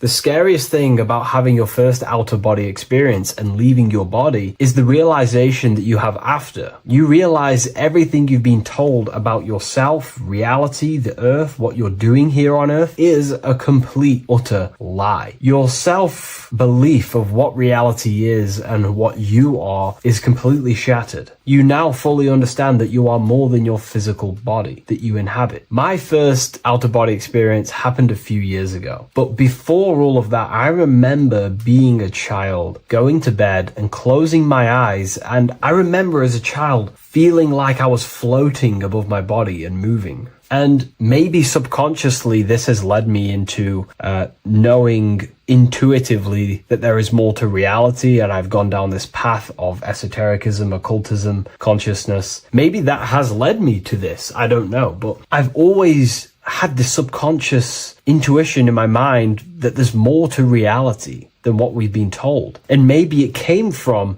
having these experiences as a child. And I'm pretty sure some people in the comments will also have that experience, feeling like you're floating when you close your eyes in bed as a child. I remember this very vividly. But a few years ago, I had my first out-of-body experience, and it completely shattered everything. And it confirmed to me that I am eternal, and there is so much more to the self, to consciousness. I then realized after my first out-of-body experience that our self is not just here in the physical dimension, it's existing in every dimension there is in the universe. However, our mind is focused primarily on this physical time space. When your mind is totally giving its attention and time to this particular time space, it locks in the mind or consciousness into that particular body of consciousness, such as the physical body, right? But for example, let's say you have a daydream and your full focus isn't in the present moment and your environment that you're in physically. Your mind kind of wanders off into a daydream, what we like to call it. That again is shifting time space. Your consciousness is 40% here in the physical plane because your body's there, but then the other 60% is in this daydream, this imagination. So you're shifting time space, and what an out-of-body experience does is allow your mind to reduce that attention to the physical body and access attention to this altered body or dimension of consciousness. So I'm going to give you the story of my first out-of-body experience, because I know when I was researching this, I was always looking for personal stories about someone's out-of-body experience, and there's not many out there, to be honest with you. Well, based off my research, I couldn't find many, you find a few, but I'm going to give you my experience of my first out-of-body experience that happened a few years ago. It was early in the morning. I kept on waking up and falling asleep to my alarms. I went back to sleep after waking up for like the third time in the morning. When I fell back to sleep, that is when I had my out-of-body experience. It's also good to mention that I have been listening before that about podcasts, books about our out-of-body experiences, astral projection, and things along them lines. So this was stored in my subconscious, this topic. And I had a desire in my heart to actually experience this for myself. Long story short, I went back to sleep early in the morning because I kept on waking up, and it began with this tingling sensation, a high energy sensation. It was like bursting, intense, high frequency energy. My attention was no longer in the time space of my body, but my attention shifted into this energy body, which I now understand. I didn't understand at the time properly, but I now understand that as my consciousness started to feel like it was being pulled upwards, right now, our time space, our attention is in our body, and you feel all the data of the senses, right? And that's what I'm feeling right now. That's what you're feeling right now. But imagine that was completely stripped. My attention was no longer feeling the sensations of my body, because my body kind of just dissolved as I fell back to sleep. So this was a natural out-of-body experience. I didn't force it. I didn't meditate. I didn't do anything. This was just a natural out-of-body experience that I had. And a lot of people get these that I've read about. So my attention started to feel like I was being pulled upwards, and I no longer felt my body, but I felt this intense energy, frequency, sensation all around my body. It felt like this, like it felt like illuminating energy that's moving very, very, very fast. So my conscious awareness was now shifting. I now understand. My whole body faded into this sensation. My whole mind faded into this energy sensation, this tingling, free. It was very, very intense. I was not feeling my normal senses anymore, only this energy. This energy was also pulling me up. The more I was lifted up, the more intense the frequency became. So think of it like just a frequency resonator, how it just goes up and down, up and down. But then imagine the frequency resonator just going higher and higher and higher frequencies, and it would just get more and more and more intense. The energy was moving faster. This tingling was faster and faster and faster as I was being pulled up. Part of my mind began to fear this. My arms and legs grew very tense. I started to tense up because at this moment in time of the experience, I was very vaguely conscious. I was half there, half not. And as I was being pulled up, my physical body started to tense. And this is again when I started to feel my body again. But then I remembered what I heard out of body experiences is that you have to submit to the process. If you try and force an out-of-body experience, it will never happen, because an out-of-body experience is not truly out of body. What we're trying to do is trying to find a needle in the haystack. If you're trying to find a needle in a haystack, you don't go rummaging through the haystack to find the needle. What you do is you burn the haystack and then the needle reveals itself. It's the same with an out-of-body experience. We dissolve the senses of the body, so the body falls asleep, but the mind stays awake. As soon as I let go of this fear and I let go of the tensations in my body, I started perceiving through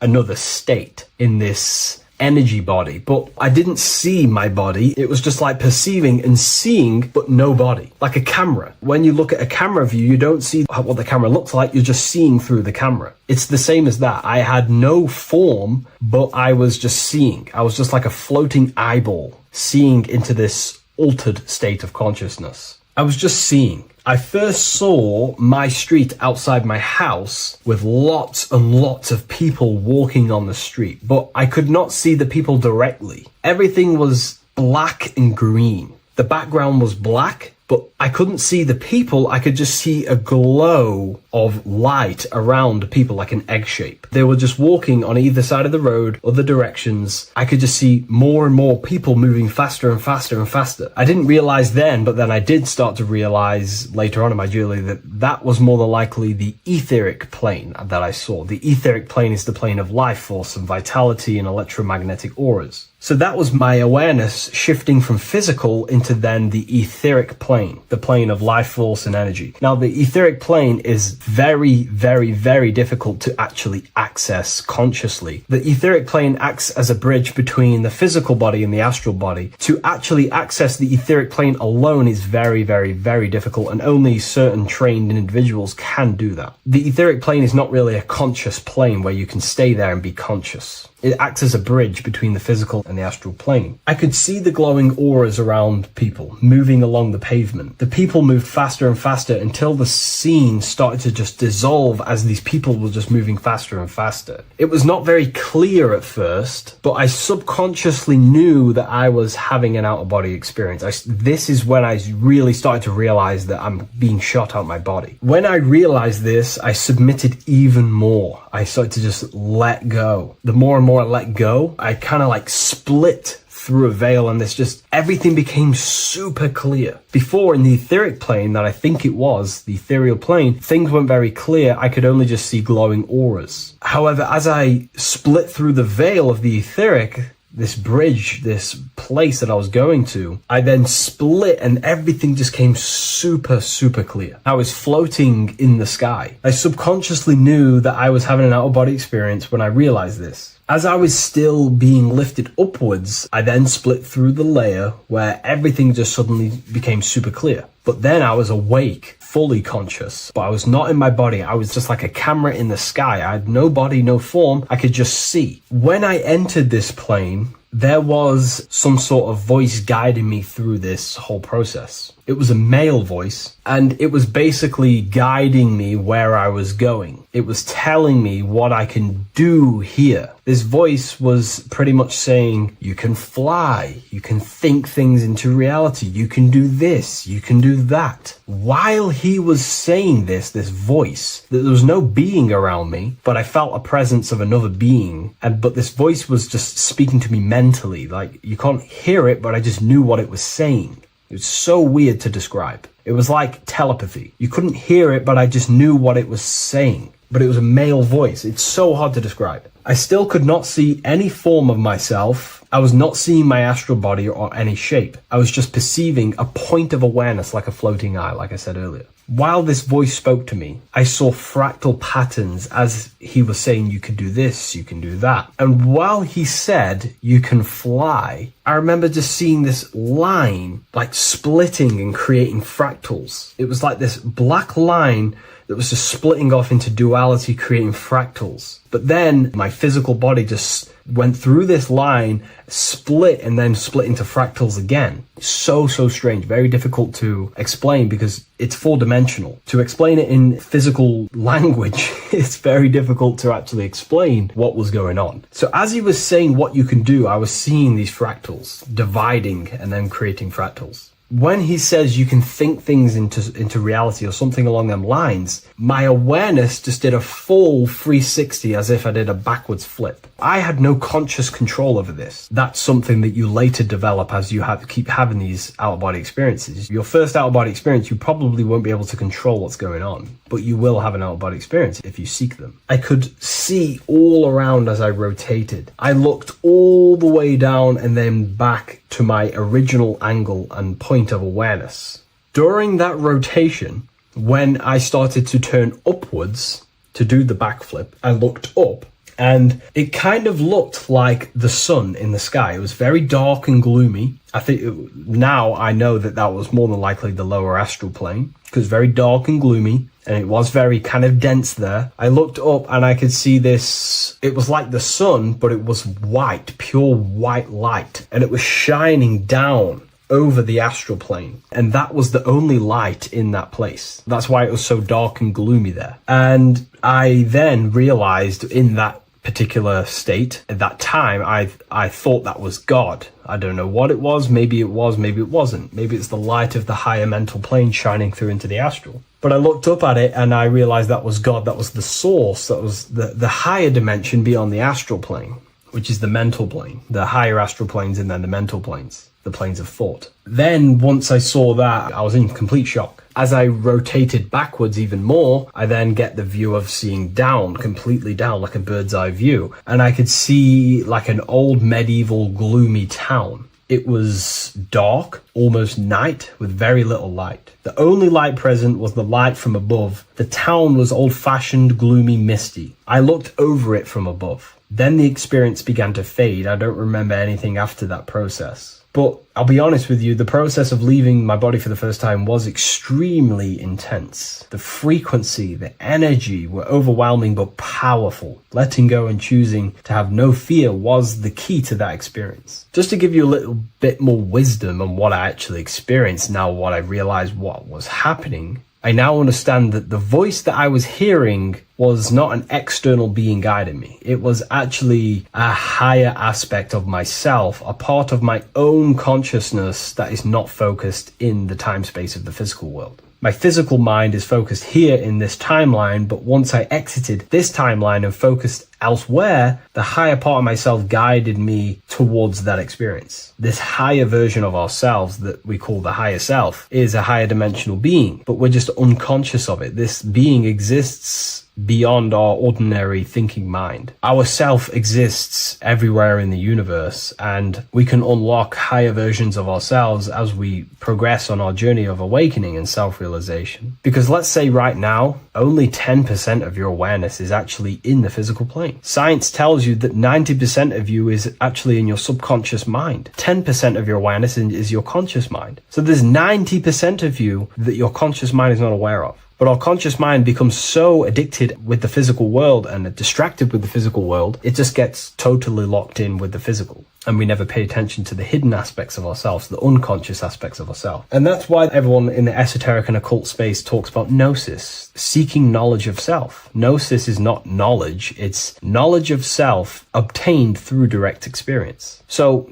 gnosis is about rediscovering who you truly are. And another bit of wisdom that I could give you from this is that the observer is the same observer that is observing this video right now. You're watching this video, but who is the one seeing the screen? Who is the one seeing the screen of your reality, of what you call life? There is an inner witness consciousness within you who experiences and observes your thoughts, emotions, and actions, experiences and observes the screen you call reality. And that witness also witnesses your dreams. When you shift your awareness from your time space of this body into your dreams, that same witness is witnessing your dreams. So when you meditate, connecting with this witness aspect of our consciousness really does help to excel the process of having an out-of-body experience. Because a lot of people have out-of-body experiences, but they don't understand what's actually going on. They don't understand the nature of it. But it's all mental. You move mentally in that dimension. You create mentally in that dimension. The same that you do in this dimension, but just on a quicker scale, because things manifest in the astral plane instantly as soon as you think of it. Just like the screen in your mind, you think of something, you have a screen of an object in your imagination. That plane, it manifests instantly, but down here, it takes a longer time for things to manifest and condense. Once you understand that thought rules the universe, thought is the creative force of the universe, you start to understand,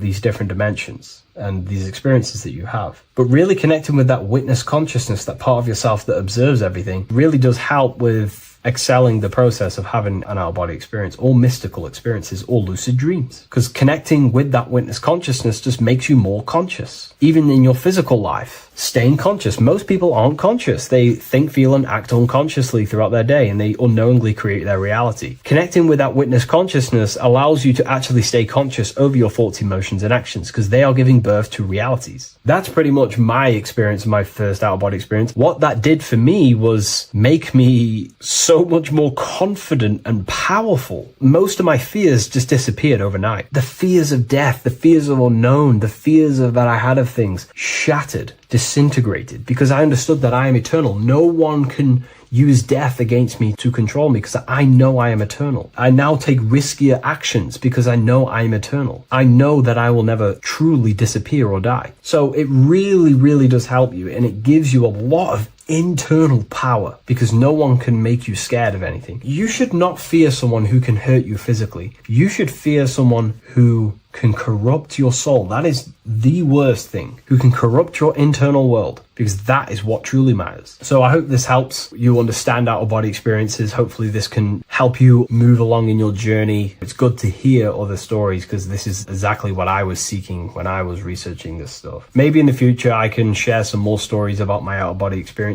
now I'm a bit more advanced. But yeah, please leave a like, comment, and subscribe on the video, and thank you all for watching. You are not breathing correctly. 98% of people only use a third of their lungs capacity, which is shallow breathing, which ages you, lowers your brain capacity, and also lowers your state of consciousness. So it's essential that you breathe consciously on a day-to-day basis, because this is what truly elevates your consciousness. I am going to give you the key for you to raise your consciousness just through breathing alone. Such a simple thing, but yet the most effective way for raising your state of consciousness and becoming more spiritually and mentally advanced. So tune in for this video and I'm going to show you exactly how to do it and the symbolism behind breathing. Air is more than just air. It carries electromagnetic energy. So now I'm going to give you the science behind this spiritual truth. This invisible force is what sustains all physical life, providing the life force energy essential for existence. Electromagnetism. Everything is fed off electromagnetism. Your body is an electromagnetic battery. Now, we can prove that air carries electromagnetism just by doing a simple test, a simple scientific experiment by getting liquid oxygen and pouring it between a north and south magnetic pole, two polar opposite magnets. We see that the liquid does not fall straight through it. It is sucked, it is magnetically attracted to these two opposing forces, opposing magnets. This is proof that air, liquid oxygen carries electromagnetism. When you are breathing electromagnetism, the essential life force behind all living beings. This is known as energy or prana, chi, ether, or spirit. This is all the same thing. Air is not just empty space, it is energy, it is prana, it is life force, it is spirit, it is ether, chi, prana. You are an electromagnetic being.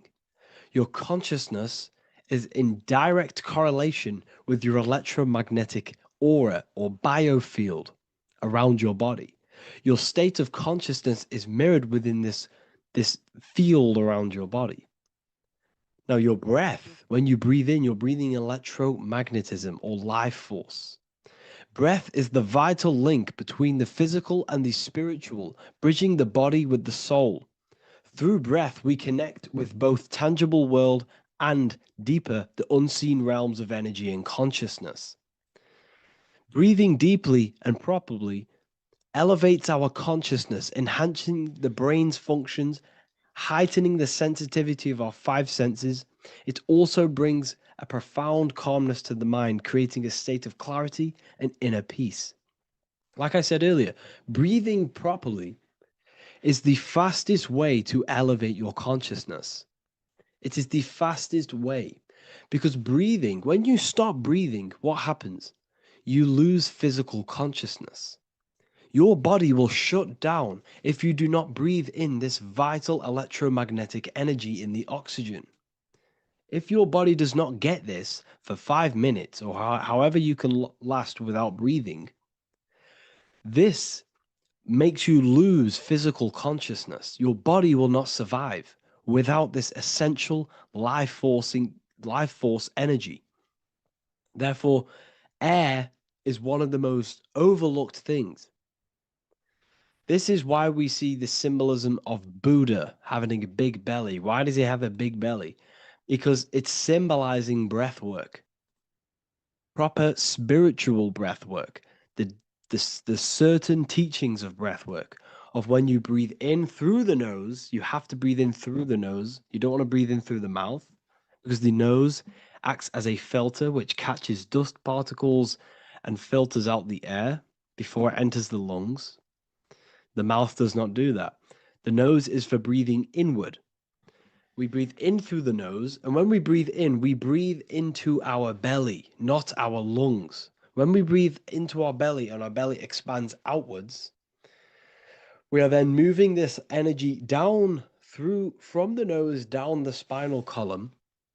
And when we breathe back out, the belly goes in, which is raising the energy up the spinal column, back out through the mouth. This is the true way of breathing, because when we breathe, we are moving energy. We are moving electromagnetic energy. When we breathe in through the nose, the energy travels down the spinal column. And when we breathe out, we are raising this energy back up the spine, some of it going out the mouth and some of it reaching the brain, activating dormant brain cells in the brain. But when we breathe, we need to make sure we are using 100% of our lungs' capacity, because the lungs is what transforms this special energy into consciousness, physical consciousness. So this is why Buddha has a big belly. It's not because he was fat. It's not because he was overweight. It's symbolism. It's symbolism of breath work. So try this. Do this for 2 minutes while you watch this video. Breathe in through the mouth as hard as you can until you no longer can fill any more air into your lungs and belly. Breathe it into your belly, not your lungs. And breathe out through the mouth. Do this for 5 minutes or 2 minutes, however long. I promise you, breath affects your consciousness. You will notice the difference. If you do it quicker, the quicker it'll affect your consciousness, and you might go lightheaded. But that lightheaded is you activating your spirit, your energy body. So try this just by when watching this video. When you breathe consciously, you are renewing both your energy body and astral body, aligning your consciousness with a higher state. This practice feeds new life force energy into the body, revitalizing and enhancing your overall well-being. Like I said, your brain requires the most amount of oxygen. When we have shallow breathing, this is reducing the brain's capacity. Because when we are not breathing properly, which 98% of people are only using a third of their lungs capacity, we are essentially only using a third of our consciousness, because your breath is directly correlated to your consciousness, your state of consciousness. When you breathe in through the mouth, out through the mouth, out in through the nose, out through the mouth, consciously and deeply for 5 minutes, you will notice that your senses are more powerful and sensitive. Your brain is quicker.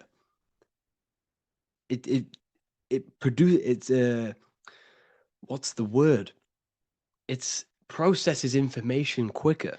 You become quicker. You become a superhuman, and you feel more spiritual because it activates your spirit, your astral and energy body. So when we meditate, it's definitely important to breathe in through the nose and out through the mouth as deeply as possible to align with a higher state of consciousness. And this is the easiest way to separate your consciousness from the body. When you breathe in deeply for long periods of time, while meditating, while taking no thought, when no thought is present and you gain a rhythm of deep breathing, this is the gateway. This is the gateway to opening your consciousness. Because when you stop thinking, other aspects of your consciousness can open up. All of our lives we've been thinking, which is blocked off the higher states of consciousness. So breathing is very, very important. It affects our overall well-being. And this is Yahweh, the in and the out of breathing. When we breathe in, this is Yah.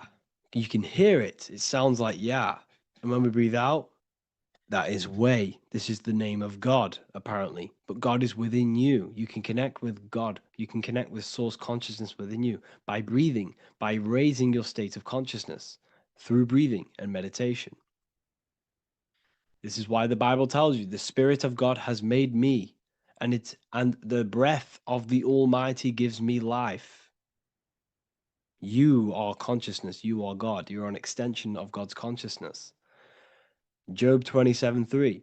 As long as my breath is in me and the Spirit of God is in my nostrils.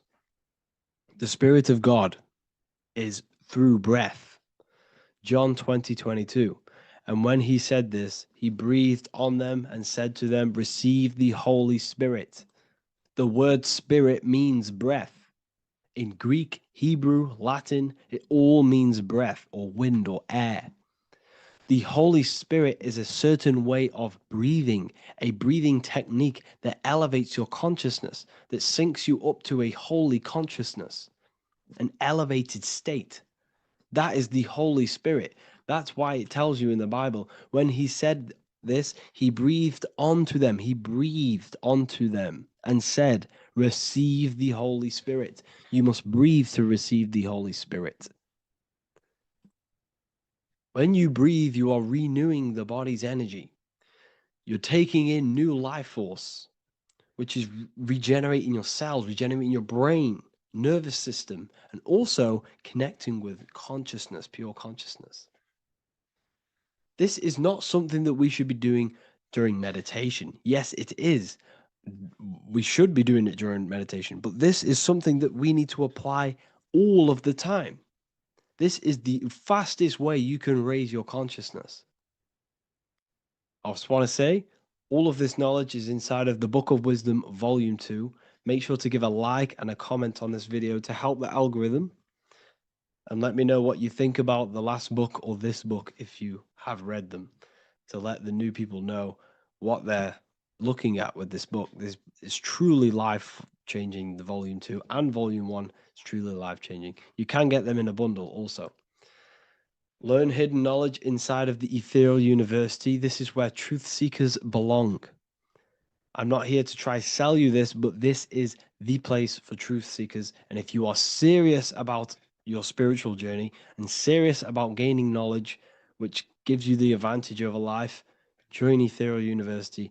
This will definitely help you. Thank you for watching this video. Please leave a like and comment.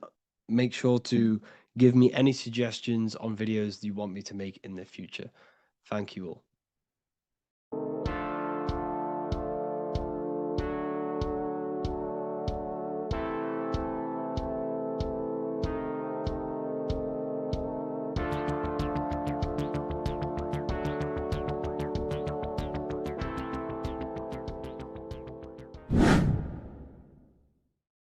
Hey people, how are you all doing? It's Revival of Wisdom. And today we're going to be talking about your birth certificates and how we are slaves to a system and how they have trapped us into this system.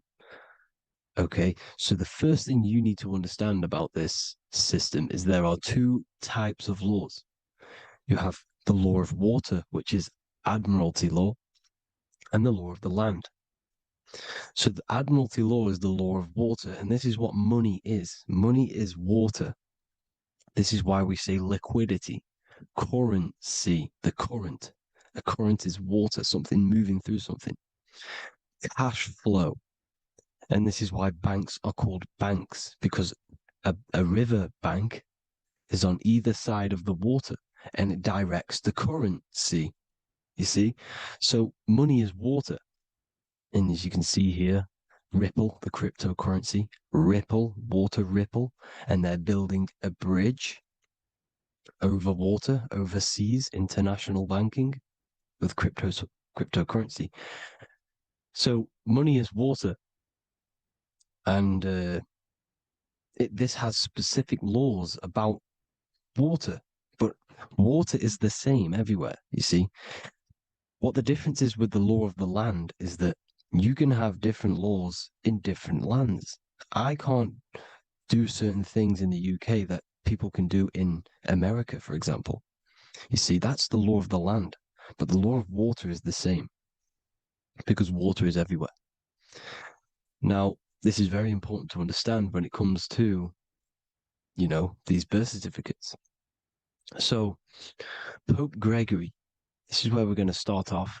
Pope Gregory in 1582 took the Orthodox Eastern sunrise calendar and changed it to his own Gregorian timeline, not a calendar, a timeline.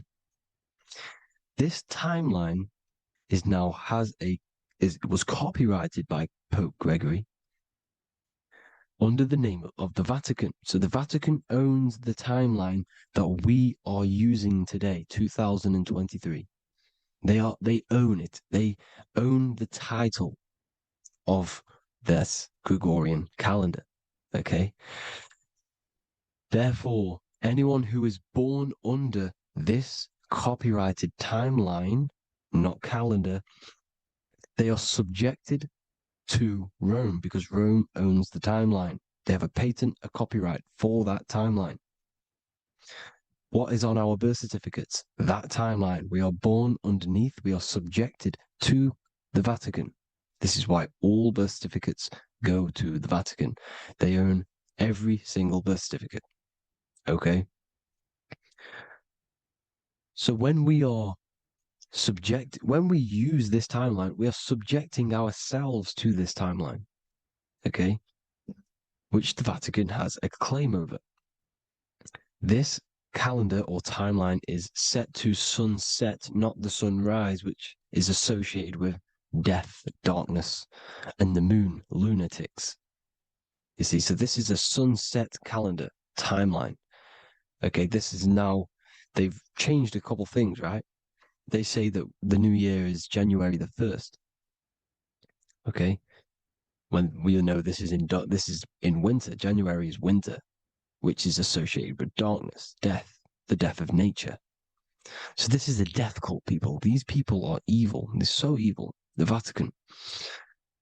And this is why we use April Fool's Day, because April is in Aries, and Aries is always the start of the zodiac. This is why Aries rules the head region.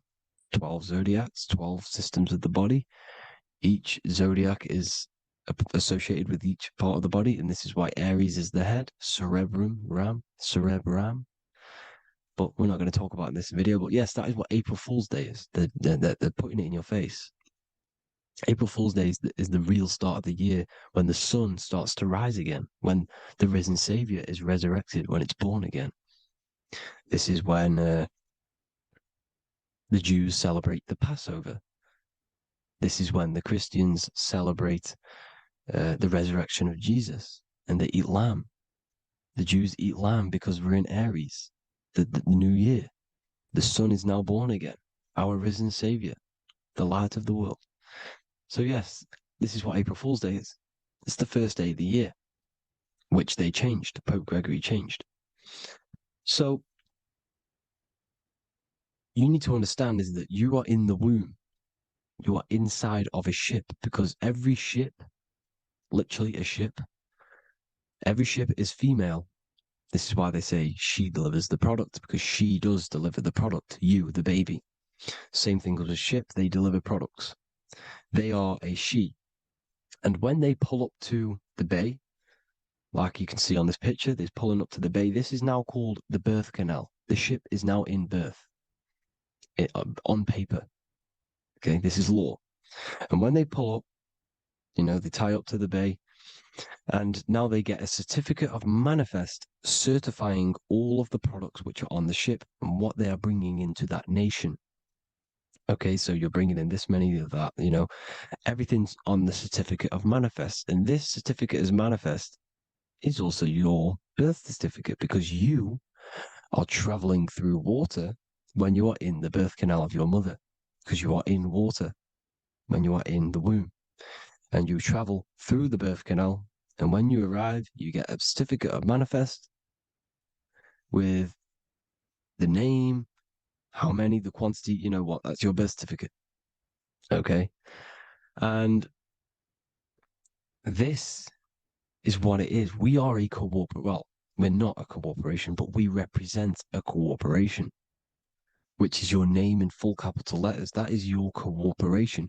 You cannot physically tax a body, but you can tax a corporation. This is why we get charged. This is why we get taxed, because it all goes down to the corporation, which our name represents, which we are subjecting ourselves to.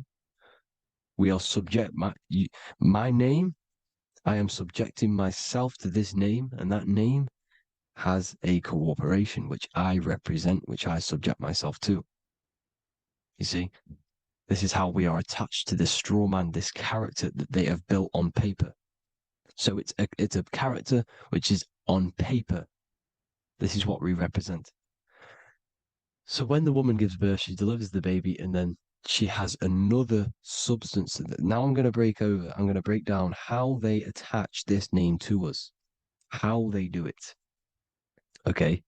Our mother is carrying us the product in the womb, the water. And it goes from the United Kingdom into a state-owned, corporate, federal-owned hospital, which is government owned. She does not declare the package when she enters the building. Aha, so keep that in mind.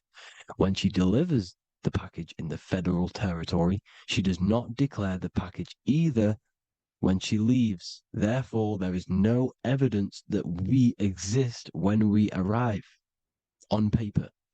On paper, there is no evidence that we came into the building or left the building. We have not been declared. So we do not exist on paper at this point. When the woman gives birth, she delivers the baby, and then she has another substance, which is called the afterbirth material. Okay? This afterbirth material has the same DNA as our physical body with the body, mind, and spirit. Okay? This is how they get this cooperation. Hold on. The afterbirth material does not get claimed by the mother nor anyone. Therefore, they salvage that substance because we are under the Vatican. Every state is all Catholic. Your birth certificate is Catholic. No matter what religion you think you are, every single birth certificate is Catholic because we are subjected to Rome. All roads lead to Rome. Rome runs all of this. Okay, we're still under the Roman Empire. Okay, so Rome are Catholic and they believe in salvation. This is how religion comes into this.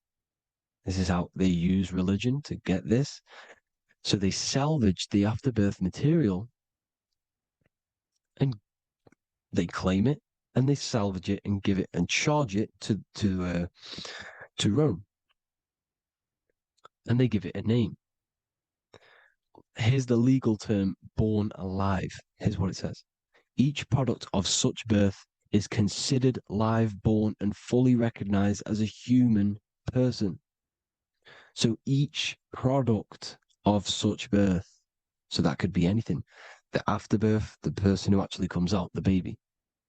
So your afterbirth, which we do not take with us, we take the baby with us, they keep that in the hospital, they collect the afterbirth, and they salvage it, and they give it the name, which, it is us. We are a representative to that afterbirth material, which they put the name on, they claimed, which is subject to Rome. So we are walking around our whole lives as a representative to that claimed salvaged afterbirth material, which the federal state have. Okay. We are under the Catholic Church, Vatican. Therefore, the afterbirth material is a child of God. See, on paper, therefore, they believe in salvation and salvage the afterbirth material. This material has no mother or father. The state pick it up. It becomes a war to the courts and gets charged to the state. So we are a representative to that character they salvaged because it is the exact same DNA as you. Subject is the name or the title, and the matter is the physical aspect left behind in the hospital, which represents us. You see? So now we're moving on to Unum Sanctum. Unum Sanctum was in 1302, a very, very important year. Very important year. Unum Sanctum says this is basically how they claim everyone in the world. So the Vatican had all this power, all this gold, all these people under them. They need to get a claim for them so then they can rule over them and make them slaves. So what they did, they created Unum Sanctum. Pope Boniface VIII did this. And it says, the spiritual man judges of all things, and he himself is judged by no man. The spiritual man, keep that in mind, unless he invent like Manichaeus, two beginnings, which is false and judged by heretical, since according to the testimony of Moses, it is not in the beginnings, but in the beginning that God created heaven and earth. Furthermore, we declare, we proclaim, we define that it is absolutely necessary for salvation that every human creature to be subjected to the Roman pontiff. So they are claiming us in Unum Sanctum. and it's in the vaults in the Vatican. They will put a spell on it because they are sorcerers, they are magicians. They put a spell on it, they lock it up, and whatever goes on that piece of paper goes. And this Unum Sanctum is claiming all of us. So what does it say in the beginning? The spiritual man judges of all things, and he himself is judged by no man. The spiritual man, the man with the body, mind, and soul, the first baby that comes out the birth canal. That's you, your body, you, body, mind, and soul. You have the Christ, which is I am, which is grace. Grace means here now, in the present. You have the Christ, which means I am. Therefore, you have a soul. If you can say I am, you have the Christ. You have a soul. But a creature can be anything with no soul. You see, so no man can judge the man with the soul. However, as it says in the second part, we proclaim, we define that it's absolutely necessary for salvation that every human creature to be subject to the Roman pontiff. So they are subjecting the afterbirth, not the man with the body, mind, and soul, but the afterbirth to the Roman pontiff, to the Roman Catholic Church. We are the ones who are claiming to be the afterbirth material, which is our birth certificate, which is our representative. We represent that because it is our DNA. This is how we are stuck. We are stuck because we represent this DNA, which is on paper, recorded. You see? So we, being untaught, uneducated in these subjects, we are subjecting ourselves to this system, to this slavery, because we just want to live. We just want to live happily, just peaceful. Think about it. Where's all this coming from? Where's all this war, all this killing, deaths coming from? We just want to live. It's coming from the Catholic Church, these evil death cult, which has subjected us, which has used us as slaves, and we are still slaves, and it's just going to get worse and worse and worse. So this is how we have subjected ourselves to be the slaves to this system. It's a lot to take in, and there's a lot more deeper stuff which goes into this. I'm just going over the surface. I'm going quite deep, but there is little details that I still need to learn myself. But this is the general how that we've been stuck to this slave system. So we are batteries, okay? This is why we get charged. When you go in a court, you get charged, okay? Because you're a biological battery. This is why cities look like motherboards, because we are feeding energy to this matrix. Okay, when we look outside of ourselves, when we give power to so-called Jesus Christ, worshipping idols outside of ourselves, where attention goes, energy flows. We are feeding the matrix with energy. By looking within, placing your attention within yourself, you are taking back your power. Because the I am is Christ. The you, the soul, is Christ. It's God. The awareness is God. Okay? However, we are subjecting ourselves to this system. We're subjecting ourselves to this system and the feeding of our energy. So what we need to look for the future is that, think about it, with the end goal is to change our DNA, is to literally make us robots, transhumanism, slaves. This is why we have smart cars, smartphones, smart watches, smart meters, smart cities. And all of this is going to be connected by the smart grid, which is 5G. This is why 5G is rolling out. 5G is going to connect all of these technologies to one. It's like a big net system. And you know why they're doing this? It's because All of this is going to be connected through AI, through this 5G, and that 5G is going to be controlled by the elites. So you say anything wrong, you do something wrong, you say the wrong thing online, they'll turn off your car, they'll turn off your phone, they'll turn off your smartwatch, they'll turn off your TV, because it's all going to be connected and controlled by the smart grid. And this is what the Great Reset is, people.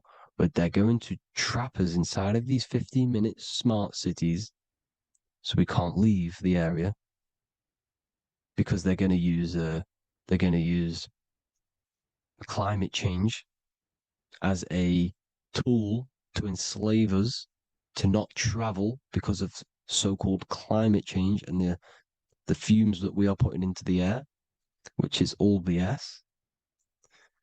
They're doing this to push these new cities, to push all of it. But listen, they're trying to get inside of your body.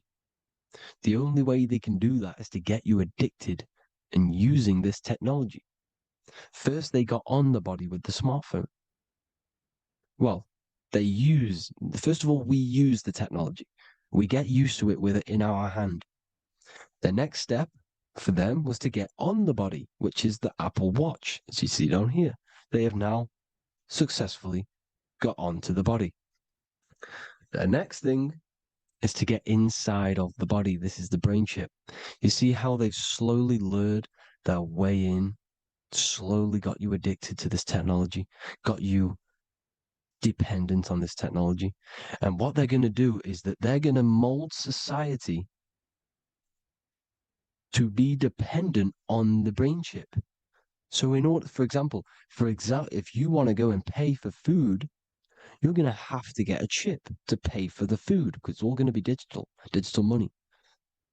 And that digital money will be connected to the chip, and you'll need the chip to pay for things. You see? So this is how they're slowly transhumanizing us. These phones, these apps, these things which are all we are which are all using was created by Freemasons. Mason means traveler, because they travel the depths of the mind. They understand human consciousness. They understand the brain. They understand the mind. By the deepest root cause, they understand it. This is what Masonry is. It's the occult. So these technologies is designed by these people. This is why they're so addictive, because they understand how it works. They understand how to get people addicted, because they understand human consciousness, the brain, the body, and the mind. So this is the advantage Freemasons have over us. And these secret societies, which have gone through the orders of Freemasonry and progressed onto these secret societies, which are the evil side, because I'm not saying Freemasonry is evil, okay? But the societies which they go beyond Freemasonry, because you can go beyond the 33rd degree into these secret societies, and they use this knowledge for the bad, to enslave people. And this is what's going to happen. Transhumanism. So I hope you all learned some insight for today. Please do a bit more research on, the birth certificate and stuff like that, the straw man. And have an amazing day, people. Please like, comment, and subscribe. Peace.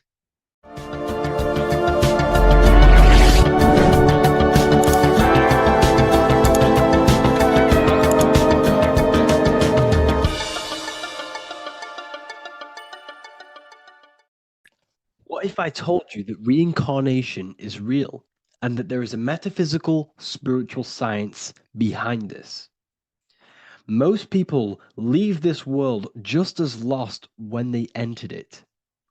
That they carry their fears, attachments, and addictions with them, only to be born again trapped in the same cycle, repeating the patterns of lifetime after lifetime. This lecture is not just about preparing for death. It's about mastering yourself before death, so you don't take them burdens with you. Because the truth is, whatever addictions, fears, and unresolved emotions you cling to in this life, you carry with you into the next. Unless you break free now. You must master yourself before death. Death is not the end. It is the great passage. But how we transition depends on our mastery of the self. This was symbolized by the Ouroboros, the snake biting its tail. Every ending is a new beginning. It's an infinite cycle of consciousness. Now, your human body is basically an antenna tapped in to a stream of consciousness. Just like a radio is tapped into a specific frequency to play that radio.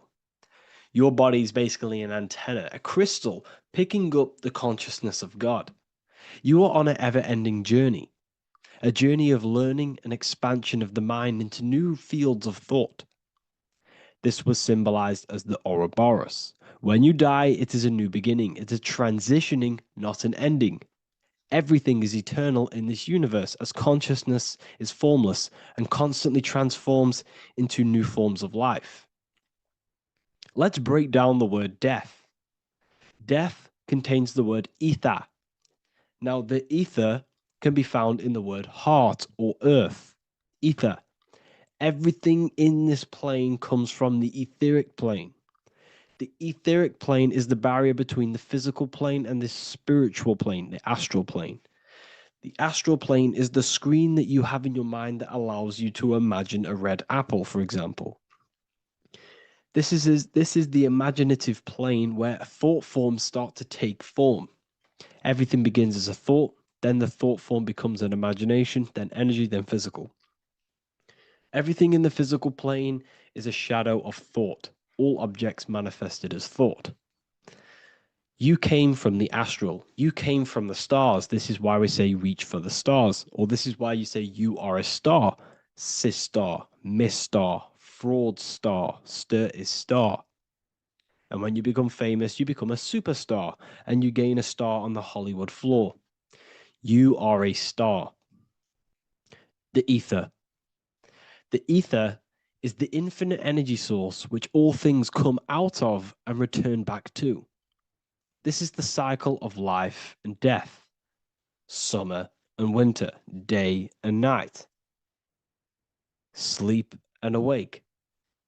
The ether is the infinite energy source which all things come from and will return back to. Okay, sorry about that little error. The ether is the boundless source of energy from which all things emerge, to which all things return to.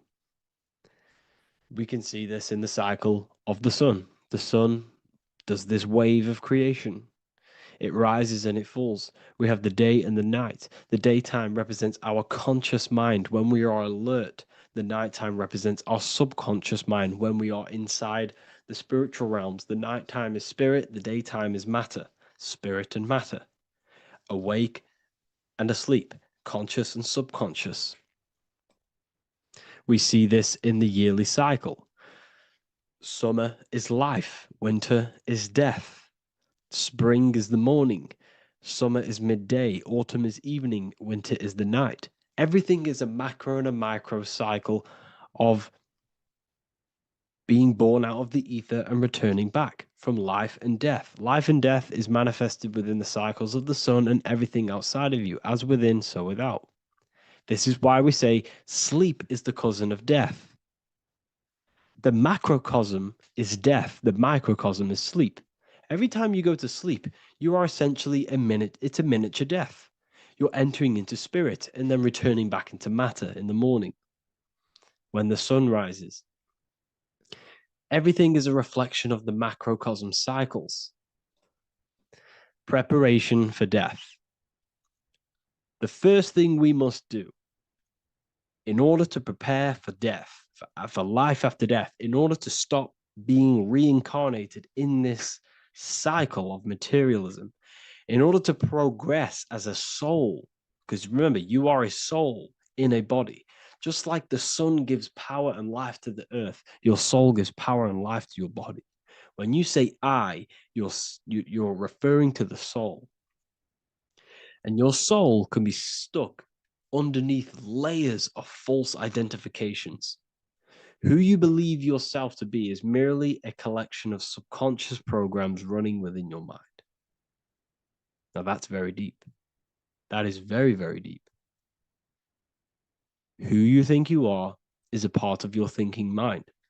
Your name, your job, your reputation, your family, your friends. These things are not you. They're all aspects of the thinking mind. What happens if you meditate and you turn off the mind? Then all these things do not exist. You're left with the pure soul, the pure awareness, the pure observation. If you turn off the thinking mind, you're no longer your body, you're no longer your reputation, you're no longer your friends, you're no longer your job and your labels. You are the soul. That's the true you, the observation of the mind, not the thinking mind. The ego is the echo. It's an echo of your true self. The ego is your mind's perception of itself, shaped by experiences, trauma, emotions, and beliefs. It is merely an echo of your true soul self. The ego is not you. Your mind is not you. You are the soul. And this is the true self that we must express within our life and we must connect with before we die. Because when we die under the echo, under these false layers of the emotions, the traumas, the experiences, the addictions, the emotional attachments, when we die underneath all of this, when we don't know our true self, the soul is still hidden. The true you is hidden underneath these layers of false identification. We must remove these layers of false identifications. We must remove them. We must destroy the echo. Remember, the ego, you never had an ego when you were a child. When you were a child, you were pure. You didn't, you didn't show off things. When you were a child, you were pure. You expressed yourself freely with you didn't hide anything. You didn't hide any aspect of yourself. You didn't suppress any aspect of yourself to fit in as a child, as a baby. Because the ego was not here when you came here. The ego grows with experience. The ego is a false perception of yourself while being incarnated in this material world. It's your mind's perception of itself and it's created through your experience.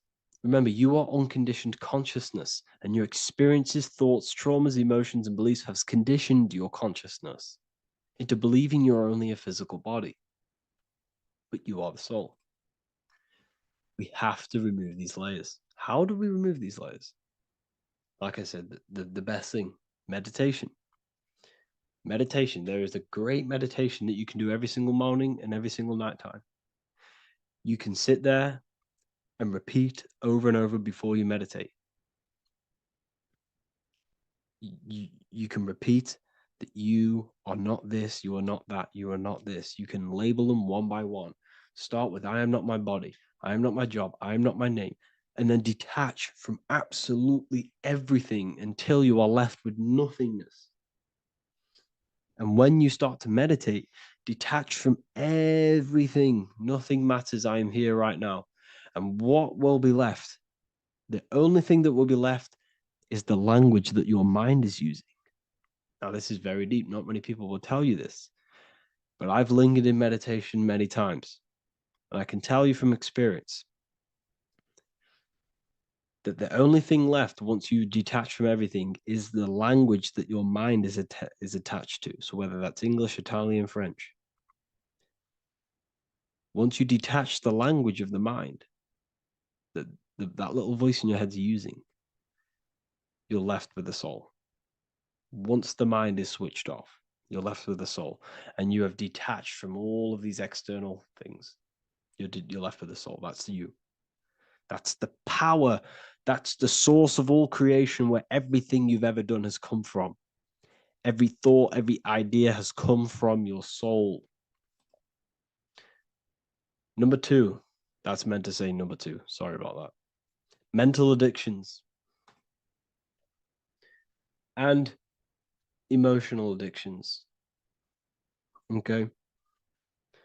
These two are very important. Mental addictions, this could be thought patterns, this could be the labels that we've just been talking about. Then you have emotional attachments, which is maybe you're too attached to an external thing. Maybe you're too attached to your phone. Maybe you're too attached to family. Maybe you're too attached to loved ones. Yes, I'm not saying don't love them, but what I'm saying is do not rely on anything in this world to make you happy, to fulfill your emotional needs. Everything is found within you.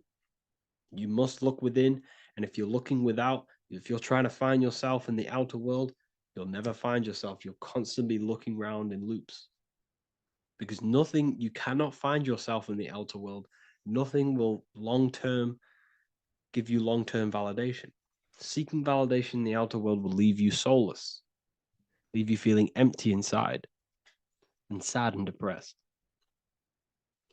You have to find yourself within. You have to detach from everything you are relying on to give you emotional stableness. You have to detach from all. Yes, love your children. Yes, love these people, but do not rely on them. Because everything in this world is temporary. Do not conform to this world. The Bible tells you this. Everything in modern society nurtures the body, but neglects the soul. They keep you addicted to as many things as possible. Smoking, you have to detach. Drugs, you have to detach. Alcohol, detach. You cannot rely on anything. This is why this path is very, very difficult to walk. But I'm showing you the way. These are the things you must do before death. You have to detach from absolutely everything. If you die and your mind and soul is still addicted to these worldly things, then guess what? You're going to reincarnate.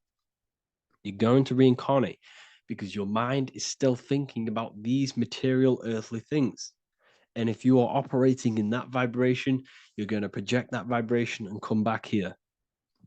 You have to detach. You have to master the soul and master the mind. Like I said, the matrix is designed to keep you addicted to as many things as possible. Your phone, food, smoking, drugs, alcohol, clubbing, all of these things. Everything in society is made to trap your soul and reincarnate in this world. That's why it's very, very, very difficult to walk this path. Very difficult. Matrix, matter tricks. John 2:15 to 17. Do not love this world, nor the things it offers you. For when you love the world, you will lose God. Do not love this world, nor the things it offers you. Do not conform to the pattern of this world, but be transformed by the renewing of your mind. Great quote. Do not conform to the pattern of this world, but be transformed. Let this world transform you. Learn from this, expand from this, but do not be mentally and emotionally attached. Okay? What good will it be for someone to gain the whole world yet forfeit their soul? Like I said, everything in the Bible is telling you the truth. You just got to read it correctly. This is spirituality. This is spirituality. The Bible is spiritual. It's a spiritual text. We must disconnect from everything outside of us and connect with the true soul. Here we have the Egyptians showing you the soul leaving the body. Here we have the soul here. Here we have the Masons showing you the soul coming out. The soul is real. You are the soul. And when you leave this physical plane, you will go into the astral plane. That's where you came from. You came from the astral. You came from the stars. You incarnated into this physical body. Your consciousness fell into this material form to experience limitation, to experience a 3D world. So in order to ascend properly before we die, we have to let go of all the attachments. Every addiction you have, write them down. And one by one, tackle them. Before you die, you have to, or else you will reincarnate. This is the teachings of Egyptians. This is the teachings of Masonry. All of these addictions contribute towards life after death. Everything must be controlled. And we must be attached to the soul. I'm not saying I'm perfect. I'm not saying I'm perfect, people. We're all not perfect. We're all under psychological operation by the government. We're all in a very difficult situation with this awakening. I'm simply pointing out what I know from my journey and what I've been learning through occultism and research and reading lots of books and many different things. I'm on this journey just as you are. Maybe I'm further. Maybe you're ahead of me. We don't know. But this is what I'm sharing with the world. This is what I'm sharing with my research. And this is what makes sense. It's common sense. Look at everything around you. Everything's made to feed the body, not the soul. So, my beautiful watchers and fans and supporters, I appreciate every single one of you, and I hope this video has supported your journey. If you're feeling lost in life, if you're searching for deeper answers, whether you're seeking clarity, looking to expand your studies, or ready for personalized mentoring, this is your chance to connect with me live and receive insights tailored just for you. Start your path to self-mastery and enlightenment inside the world's best esoteric school. Your journey starts now. Tap the link in the description if you want to join Ethereal University, or feel free to check out my books. I thank you all, and I really appreciate for 100,000 subscribers on YouTube. I love every single one of you. Make sure to drop a like, a comment, and subscribe to the channel if you're new. Let me know some ideas for, lectures, anything that you want to know. I can make lectures on them. Just drop it in the comments. I appreciate every single one of you. Take care.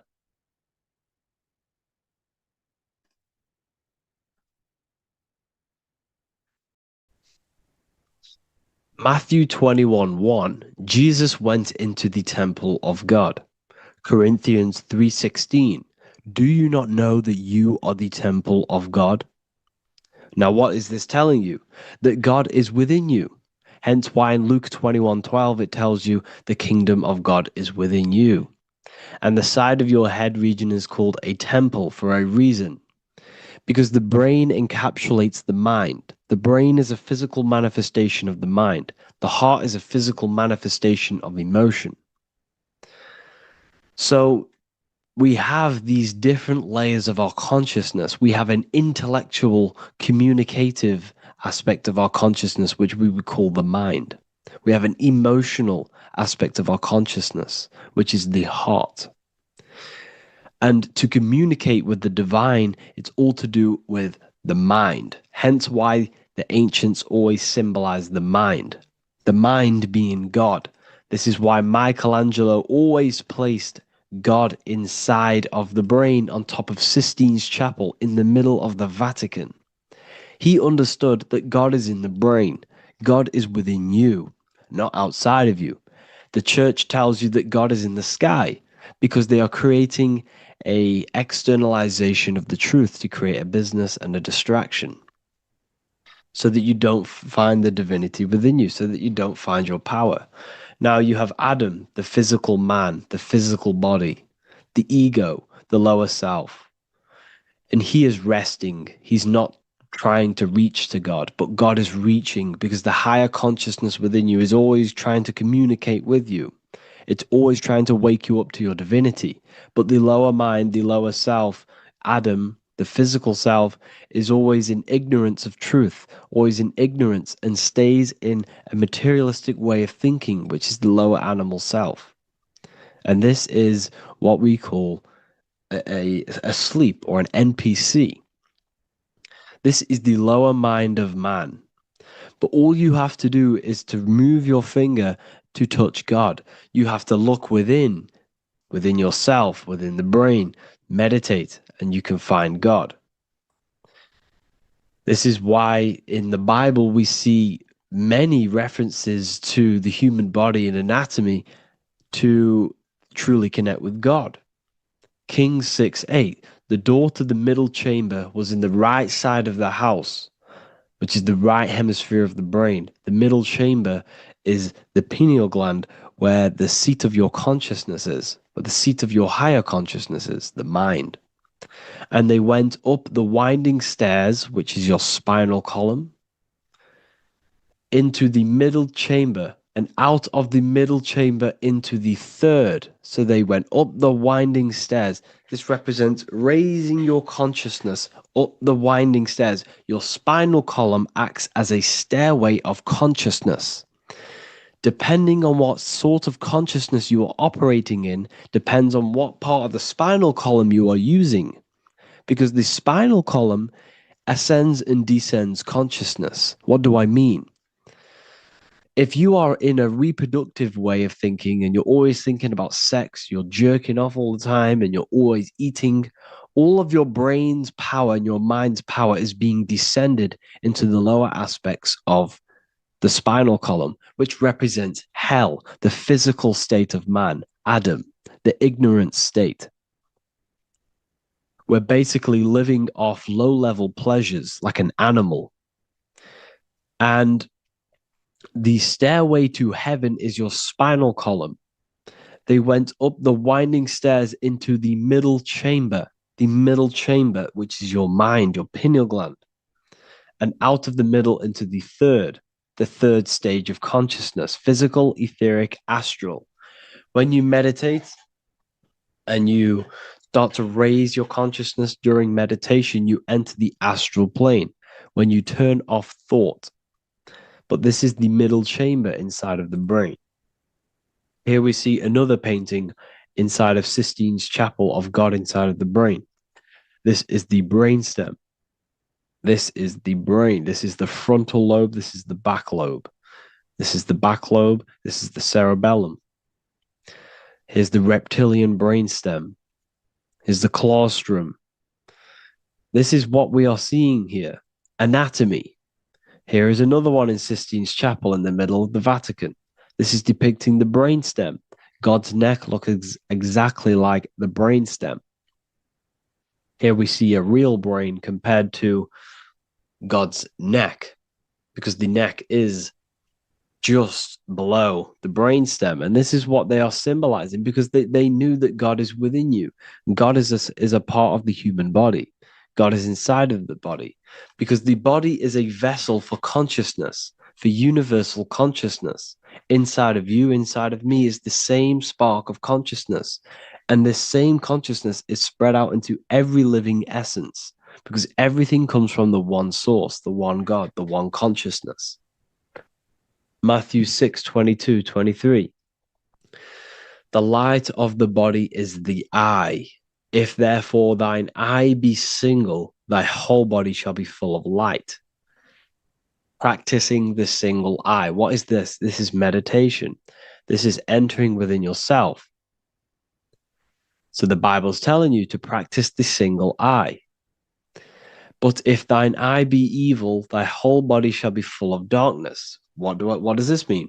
If your consciousness is in an evil way of thinking, if your mind is filled with an evil, negative mind space, then your body shall be filled with darkness, with evil, with negativity.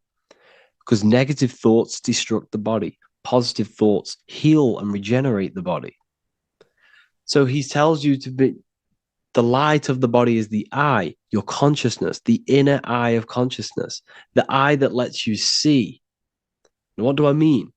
You look with your two physical eyes, but you see with the inner eye. What you see is perception. You look with the two eyes, and what you see is perception. You are seeing, you are understanding, and that's what consciousness, the mind, gives you. Consciousness, or the mind, is the force that allows you to be a human being, that allows you to understand things and interact with things and make decisions. It's an infinite intelligence.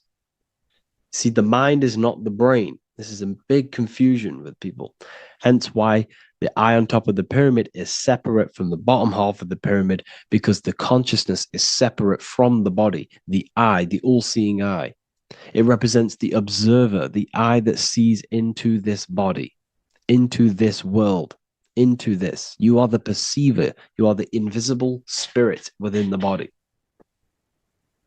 Theologians 4:17. After that, we are still alive, and will be our left will be caught up together with them in the clouds to meet the Lord in the air. You don't meet the Lord in the physical air. Okay? This symbolism of the ancient Christian artwork is showing you this is symbolic. These things never happened. There's no man in the sky. Moses didn't go on a mountain to meet with God. The air represents the mind. This is why you say you're an airhead when someone's very stupid. Earth is your body. Water is your emotions. Fire is your spirit. Air is your mind, the invisible mind. So Anton Mengs, an ancient Christian art worker, is showing you anatomy of God in the clouds. But this is anatomy of the human body, raising yourself to the mind and turning the mind inwards on itself during meditation. And that's how you meet the Lord in the air. You meet the Lord in an elevated state of consciousness. The air represents an elevated state of consciousness because the air is up. You have to raise your consciousness to meet the Lord in the air. This is why Moses went on a mountain to meet with God. The mountain represents elevation of consciousness, raising the mind up the spinal column, taking all of the mind's attention away from the reproduction and the physical aspects of self and raising it to the brain and turning off the brain and going inward into the air. It's talking about raising consciousness. It's allegorical. It's a spiritual, metaphorical text. The side of your head's called a temple because inside that where that temple is, right in the middle of where you call the temple, is the inner chamber, the open room, the holies of holies in the Bible, or the land flowing with milk and honey, or Mount Zion. There's so many different names for the brain, or the upper room where Jesus meets his 12 disciples, the 12 cranial nerves in your brain. This is the temple of God. Your body is a temple of consciousness. It encapsulates the consciousness. It encapsulates the mind and soul. John 10:30, Jesus states, I and the Father are one. Psalms 46:10, be still and know that I am God. He's talking about the I am within you, not within Jesus. Everyone refers to ourselves as I. I am God. When you say I, you're referring to the highest aspect of yourself, the aspect that is above all thought, above all emotion, and above all things. When you say I, you're referring to your pure awareness, your pure consciousness, the highest aspect of yourself. And anything after I is egotistical. I is God. The letter I is the Roman numerals for one, because there is one God, one consciousness.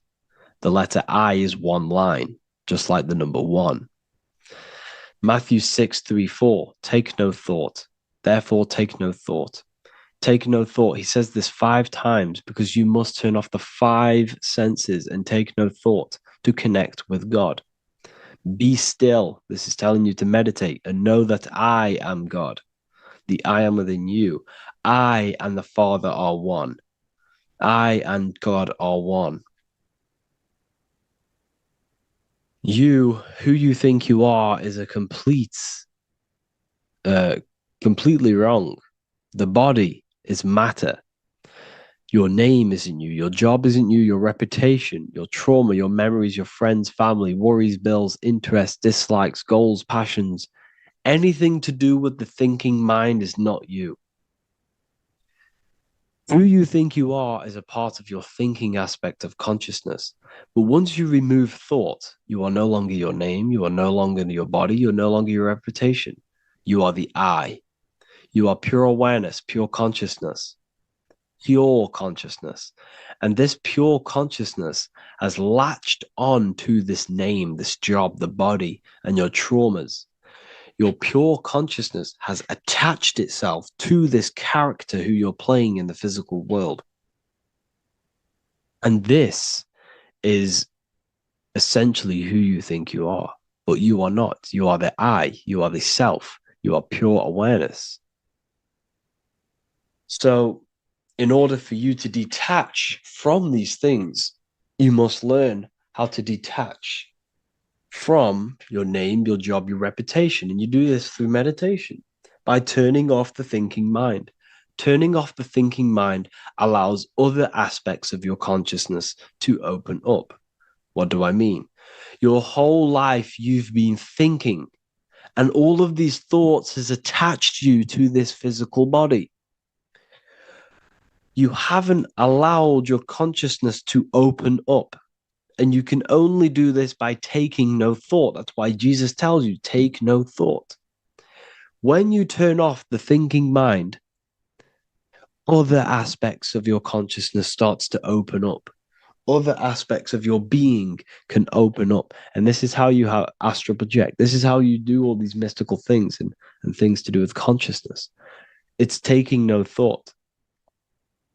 Imagination, emotions, thought, and memory are all to do with consciousness. These things are not physical. You can't touch thought. You can't touch emotions. You can't touch these things because they are not a physical thing. So you must turn off these things for other aspects of your consciousness to open up. Okay. So essentially, the Bible is a metaphorical, astrological, numerological, metaphysical, spiritual, encoded text that talks about human anatomy, spirituality, and the true nature of the human experience. Everything they teach you in school is to make you think that you are this body. Everything they teach you in church is the externalization of the true teachings of Jesus. Jesus was telling you to meditate. Jesus was telling you to practice the single eye. Jesus was telling you to look within yourself and find God. He wasn't telling you to pray to him. Mark 16:19, he was taken up to heaven and sat at the right hand of God, the right hemisphere of your brain. John 21:6, cast the net onto the right hand side of the boat and ye shall find fish. Fish is understanding.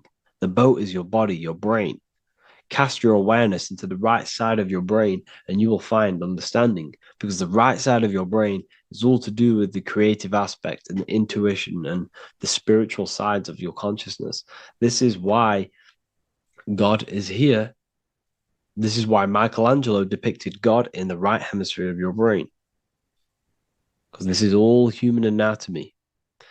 And I speak about all of this in the brand new Book of Wisdom, Volume 2, which is now available. The start of the revolution has begun. This book is truly going to change the way people see the world.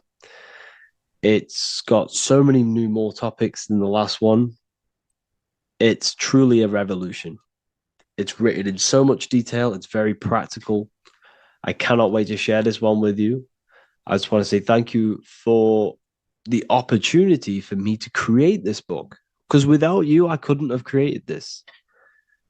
And I just love sharing my work with you. And I thank every single one of you for the support, the watch, like the views and the likes, everything, especially the people who have joined the university and stuff like that. And for people who have joined the university, you do get a free Book of Wisdom paperback if you just go to the general chat and follow the description, follow what the instructions that I gave you in the chat, and you'll be able to order a free Book of Wisdom if you are inside of the university. Plus, you get all of my other books, 2 books, and over 45 occult books on occult and esoteric things. You get lectures, live calls, a community, a manifestation mastery course, and a whole library and reoccurring updates every month, every week. So yeah, I hope you all enjoyed this video. Thank you all. Please leave a comment to help the algorithm, and leave a comment on what videos I should make. And yeah, I'll get to uploading on the YouTube a lot more now. The second book is now released. I have a lot more time on my hands. No longer using my energy to create the book. I'm now going to redirect this mental energy into the YouTube. So there will be a lot more content coming. So I need some content ideas. So feel free to comment some ideas, some YouTube videos that I can create. Thank you all, people. Have an amazing day. What if I told you many people around you have probably sold their souls? It's more popular than you think, and it's very easy to do. Selling your soul is not something that you can just go and meet the devil and do it. It doesn't work like that. But before I tell you exactly how you can sell your soul and how not to sell your soul, what is the soul? So, looking at Jesus, we always see two lights surrounding his head, one surrounding the heart. And as of course, if you've been watching my channel, you know Jesus represents you. He represents the divine essence of the universe made in human form. Each one of us possess a fractal of God's infinite consciousness. We are all God. We are all God experiencing himself in a three-dimensional divided form, separated from his oneness. God wanted to experience himself. So he made this world. So each one of us possess a soul, and the soul is the spark of God's infinite loving consciousness, filled with God's loving moral law. So the reason why Jesus is always have a light above his head and a light on his heart is because this represents the brain and the heart. The brain is not the mind. The heart is not the soul. The brain is the physical manifestation of the mind. It is the physical mechanical computer for the spiritual mind. The heart is the physical manifestation of the soul. The heart is a brain. In fact, it contains 40,000 specialized cells, which are the exact same cells found in your cranial brain. Yes, your heart is an emotional brain. Your cranial brain is a thought brain. It's a computer. Okay? Everything that exists physically exists non-physically. This is what the ancients called spirit, just means invisible force. The mind, the thoughts are not made of atoms. You can't touch, you can't find tangible thoughts, imaginations. These things exist spiritually in metaphysical counter space. It's the same with your emotions. The emotions are spiritual. They are not physical. You can't touch them. So thoughts are the language of the mind. Emotions are the language of the soul. Sometimes we can become eluded by thought and we can become eluded by emotion. If we are led purely by emotion, we can create illusions in our perception. The same if we rely only on thought. We must balance these two. Okay? So the mind is the creator, the soul is the operator. Every thought we think is being judged by our soul. The soul is the judge. The soul tells you what is right, what is wrong. And even the Freemasons depict this spirit and matter in their black and white checkerboards. White is spirit, black is matter. Matter is dead, spirit is life. This is what this represents. Physical reality is not just physical. For every physical object, for every physical manifestation, there is a spiritual force bringing it into existence. Consciousness brings everything into existence. Before you kick a football, there's a change in your inner consciousness before you take that action of kicking the football. Everything exists in spirit before matter. You existed in spirit before you were physical. We also see this in alchemical Freemasonic artwork. This represents the clouds. This is the mind. This is the heavens. And then coming down into the heart, which represents the earth. The light entering the mind into the heart, because every thought we think is being judged by the heart. The heart speaks to you through emotion. The soul speaks to you through emotion. Every thought you think, your heart is telling you that is right, or it's telling you that is wrong. Why? Why is this? Emotions can guide us, okay? Emotions are the language of our soul. Our soul guides us to our soul purpose. Each one of us contains a purpose in this physical life. There is a reason you are alive. There is a reason why you came from spirit into a material reality. Your jealousy reveals where you need to be in life. If you are jealous of someone, this is your soul saying you need to be there. That's where you need to be. Your fear reveals your greatest growth in order for you to reach your life's purpose. If you fear something, this is your soul telling you you need to overcome this in order to reach your life purpose. This is the next obstacle. The soul, your life purpose is not found in your passion. It's found on the other side of your greatest fear. The soul's always seeking, it's always seeking truth. It's always seeking to expand, to learn. The soul must go through pain in order to overcome, in order to grow. That's why we are here, to grow and expand and create.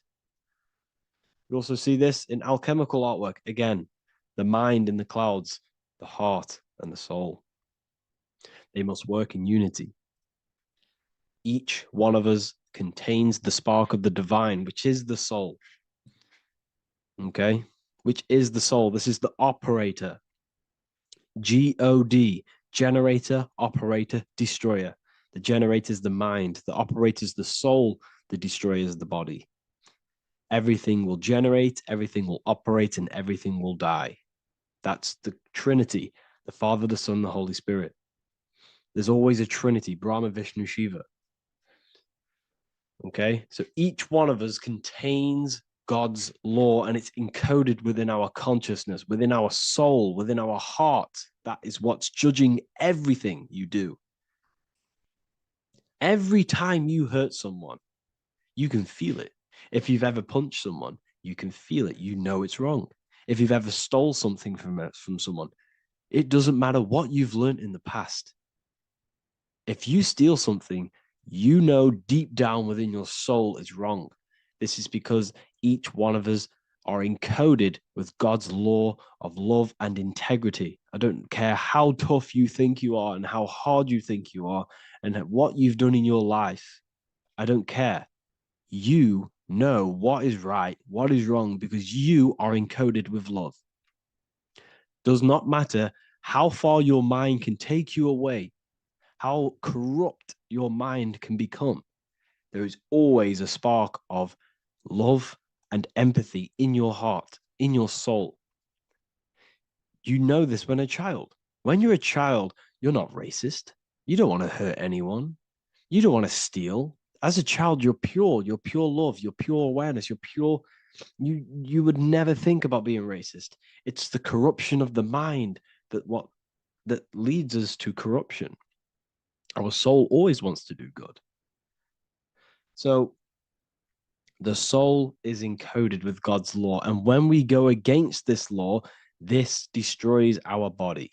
Yes, because your body is electromagnetic, and that's being casted from your heart. So every time you go against the heart's guidance in moral law, we weaken our electromagnetic field, which weakens our body. If you've ever looked at someone who's very negative, you can see them. You can see that they are aging quicker. You look at Scrooge, for example. If you ever watched Scrooge, look at how corrupt he looks. That's his heart. You can see the people's hearts on their face. People who do negative things and have negative thoughts, negative emotions, you can see it in their eyes and their face. It's because it corrupts you. It corrupts the body. It ages the body.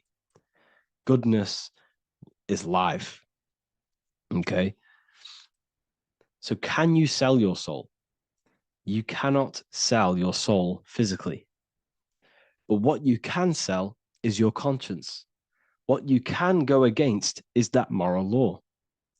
And you can exchange physical material things such as money, fame, cars, houses, business, in order for you can exchange that to go against your inner dialogue. For example, these rappers, celebrities, what are they doing? They're not selling their soul. You can't sell your soul to some entity on the astral plane. But what you can do, you can take money to say, I'm going to go against my heart. I'm going to go against my inner moral law. I'm going to take that money and I'm going to do something wrong. It's basically going against your soul. It's selling your soul's guidance of moral law. That's what selling your soul is. And that's what these rappers are doing. That's why they're so sad. You know, this is why all these rappers are on drugs, doing all sorts of things to escape, to short-term escape what they've done. They're going against their inner guidance for money. And yes, short-term pleasure may be happy for now, but in the long run, it will leave you feeling voidless because nothing material can ever satisfy your soul. Nothing. You could gain £1 million tomorrow, guaranteed within 2 weeks, you'll be back to the exact same position mentally, emotionally as before, because nothing physical can ever satisfy you. Guaranteed, if you received $1 million in, yes, if you received $1 million now, in a week's time, you'd be hunting for the next million because it does not satisfy you. There's a reason why these billionaires don't stop working, because they're so addicted to earning and earning and earning. It doesn't satisfy you. The only way you can satisfy yourself is through Christ consciousness, is through self-love, is through loving thyself, knowing thyself, and becoming balanced internally in consciousness instead of seeking external validation through material things, which end up leaving you feeling voidless, empty inside, and sad and depressed and anxiety. Everyone's looking outside of themselves for validation, when true validation comes from within. True satisfaction, true happiness comes from within, reaching Christ. Christ is a state of being, a state of consciousness that we must cultivate within ourselves so we can live a happy, balanced life. You can have all these material things when you're satisfied inside, but don't rely on them. Me, I enjoy material things, but I don't desire them. I don't chase them. I don't rely on them for happiness, for validation. You can have big cars. You could have your favorite watches. You could have Lamborghinis. Yes, it's fun, but don't let it give you your happiness. As long as you're happy on the inside, it's okay to have these things. You should seek balance with your inner world and outer world. Okay, so this is what they are doing. Rappers, celebrities, actors, Hollywood. This is what they've done. They've exchanged their inner integrity, their inner law, their inner moral compass for exchange for material wealth, fame, money, and cars. That's what they've done. And power. It corrupts you. They slowly corrupt you. So yes, you cannot sell your soul. And if you wish to learn more, I'll see you inside Ethereal University with my community, where we are learning every day to master ourselves, to expand our consciousness. If you want to lucid dream, astral project, master yourself, create the desired reality you want, learn about human consciousness and your full potential, then Ethereal University is for you, and I'll see you inside. The link will be in the description. Thank you for watching. Greetings everyone, it's Revival of Wisdom. I facilitate human enlightenment through occult and esoteric teachings. I hope this video expands your mind into a new field of thought. In this video, we're going to be discovering the true esoteric meaning of the 7 planetary energies. So let's jump straight into this. In order to fully understand this, you must understand that esoteric teaching is as above, so below, and as within, so without. Our inner world is mirrored into our external material reality. We have a physical voice, which you are hearing right now, and I also have an inner voice, which no one else can hear. The inner world is invisible, and the external world is visible. In other words, the inner world is the spiritual world, and the outer world is the material world. The inner world of ourselves reflects and projects our outer world, which means everything in our external reality is a somewhat reflection of our internal self. You are made in the image and likeness of God. You yourself are the universe experiencing itself in a three-dimensional physical form. The Newtonian science has programmed you to believe that you are a physical being inside of a physical universe. They did this to limit your mind to only believing there is a physical universe and that you are separate from the universe or God. But you yourself are the divine essence of the universe, experiencing itself in a physical plane, which means everything you see is inside of you, including the stars, the planets, and the elements. As above, so below. As within, so without. An example of this is the four physical elements: fire, earth, water, and air. In the external world, these are physical elements. In our internal world, they represent the four bodies of consciousness. We have four different bodies. We have a material body, we have a spiritual body, an emotional body, and a mental body. The mind is not made out of the same substance as the body. The emotions is not made out of the same substance of the mind and the body. These bodies exist in four different dimensions, four layers of consciousness. With that being said, the four physical elements are inside of us. The earth is our material physical body. Fire represents our spiritual astral light body.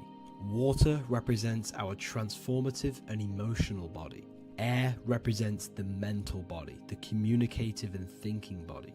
This is the teaching as above, so below. If that resonates with you and you can comprehend it, please leave a like and a subscribe to this channel to see more content. And feel free to leave a comment on any video suggestions. Okay, so now we've gone over the four physical elements and how they correspond with your inner world of consciousness. This is going to make it easier for you to understand what the planets actually are. The planets are a bit more in-depth and more detailed aspects of our consciousness. The four physical elements are generic, but the 7 planets go deeper. They are deeper aspects of ourselves. On a macrocosmic scale, the 7 planets rule the material realm. Every object, every animal, every plant, every stone, everything we see in this plane is governed and created under one of the 7 planets. I don't really like calling them planets. They are energies. They are spiritual forces that drive things into existence. An example of this is if we look at a tree. The roots of the tree are governed by Saturn. The stem of the tree is governed by the sun. The leaves of the tree are governed by the moon. Any offspring or fruit of the tree is governed by Jupiter. Any defense mechanisms of the tree is governed by Mars. The communication and networking of the tree is governed by Mercury. The smell and the look of the tree is governed by Venus. Everything we see in this material plane is governed by one of these specific energies. Everything material has a spiritual force that brings it into physical existence. This is the reason why we have 7 days of creation in the Bible. The 7 days of the week, all governed by the planetary energies. Monday is Moon Day for the moon. Mars governs Tuesday. Mercury is Wednesday. Jupiter is Thursday. Venus is Friday. Saturn is Saturn Day. And Sunday is for the sun. This is the reason why there are so many 7s in this physical plane. 7 days of the week, the 7 colors, the 7 chakras, the 7 diatonic musical notes, the 7 lamps on the Jewish candlestick. The G inside of the Masonic square and compass, G is the 7th letter. Now let's go a little bit deeper into every planetary energy. Saturn in the external material plane governs the foundational and enduring aspects of existence, such as roots of plants, the bones of our body, and even the insects that dwell beneath the ground. Saturn represents the dull, hard, and unyielding forces of life, symbolizing structure, limitation, and conditioning. Under Saturn's influence, things become rigid, bound by restrictions and boundaries. This is the reason why Saturn is known as Father Time, because Saturn rules anything that is a restriction and a limitation, which is time. The whole of this material plane is governed by time. You will be born and you will die. This explains why there is so much Saturn symbology in this material plane. Saturn is one of the most important planetary energies. You are a spiritual being in a physical body. Your light, your consciousness is bound to the physical body until you learn how to escape the physical body. The body is a limitation for our infinite minds and spiritual bodies. Our infinite mind is stuck in this material body, governed by Saturn's limitation of time, matter, and space. Now let's dive into what Saturn means to our consciousness within our internal world. We've gone over what Saturn means in the external world. What does it mean to our consciousness? Internally, Saturn embodies the conditioning within our consciousness. When the Saturnian aspect of our consciousness dominates, we become overly rigid, fixated, and restricted in our thinking and actions. For example, Saturn's influence is strongly felt in today's world, where many people's minds are confined to societal norms and conditioned responses. Saturn is the aspect of our consciousness, our minds, such as limiting belief systems and limiting thoughts and emotions. This is the negative thought that you can't get rid of, that's holding you back. This is a Saturn aspect of our consciousness. However, this is not a negative thing. The Saturnian aspect of our consciousness is a great teacher, guiding us through difficult life lessons that ultimately lead us to growth and expansion. Saturn's energy allows us to experience and overcome fears and limitations so our minds can expand into new fields of thought, into new life. Although Saturn's energy is harsh and often challenging, it helps us develop resilience, discipline, and wisdom. However, in the modern day, this Saturnian energy has overpowered the minds of the masses, fostering excessive rigidity and limitation. This is why we see so much Saturn symbolism. It's literally everywhere because our minds are being dominated by the Saturnian limiting aspect of our consciousness. Now, let's move on to the moon. The moon, or lunar energy, in the external material macrocosm plane governs the elements of water, influencing the natural cycles such as the ocean tides, which rise and fall in harmony with the moon's phases. Beyond water, the moon also guides instinctual behaviors such as animal migrations.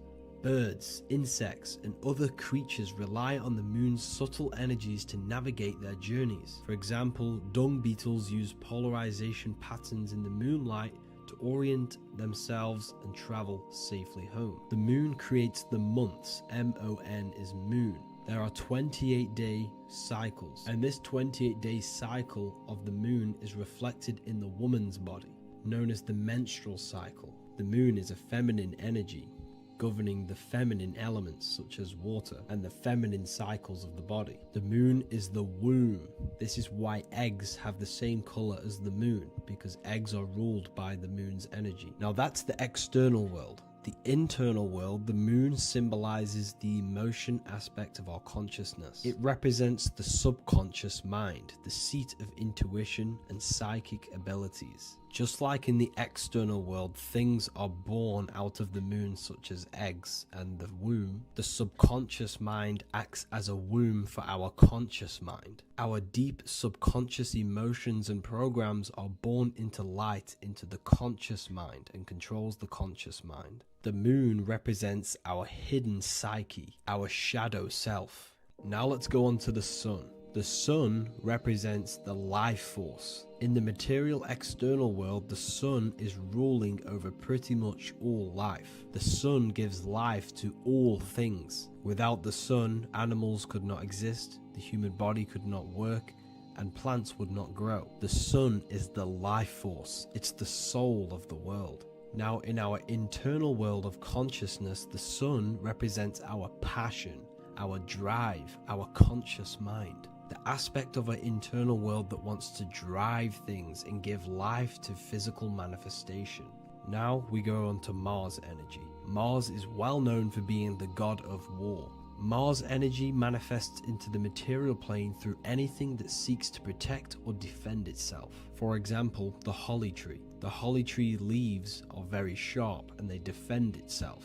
Anything that is protective in the material world has Mars energy and is governed by this specific aspect of consciousness. For example, any predators or animals such as hedgehogs with spines on their backs for protection. Mars represents all things that is driven by conflict, aggression and defense. Now internally, inside of our inner world, Mars symbolizes the aspect of our consciousness that is focused on self-preservation and protection. Mars governs our ego, the instinctual urges of anger or maintaining reputation. Mars is not evil. It's necessary. Sometimes it's necessary for us to protect ourselves. Mars is the aspect of our consciousness that is anger, rage, the desire to fight or conquer. When this energy is activated within our consciousness, we become defensive, assertive, and even combative, ready to dominate others and destroy obstacles in our way. Now let's move on to Venus energy. Venus in the external material world manifests its energy through the aesthetics of creation. This planet governs the beauty and harmony found in nature, including the nurturing environment of a mother's womb where life begins. Venus embodies the essential love, not only in romantic relationships, but also in the bonds between family members and all living beings. Venus represents relationships. We have relationships between plants, animals. They all depend on each other to give life. Plants provide food and medicine, while living creatures contribute to their own growth and pollination. Internally, Venus represents the aspect of our consciousness that yearns for relationships and connections with others. This is an aspect of our consciousness that encourages to care for our physical appearance and embracing beauty. Aesthetics play a role in our interactions and self-expression.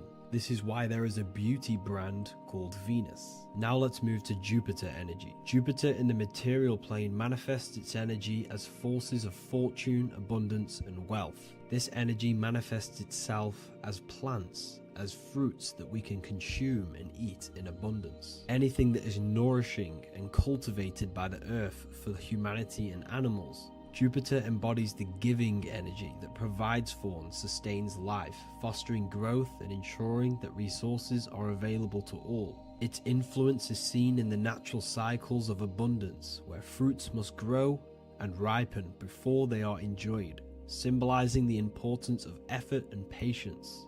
Internally, in our spiritual world, Jupiter represents the aspect of our consciousness that yearns for abundance and seeks growth in various aspects of our lives, including wealth, knowledge, and personal development of the mind, spirit, and the soul. This is the aspect of our consciousness that wants to gain wealth, that wants to gain expansion and abundance in our lives. However, when Jupiter's energy dominates our consciousness excessively, it can lead to feelings of stinginess and greed. It represents material possession. The last planet is Mercury. Mercury in the external world governs the vital elements such as seeds, air, communication, education, and electricity.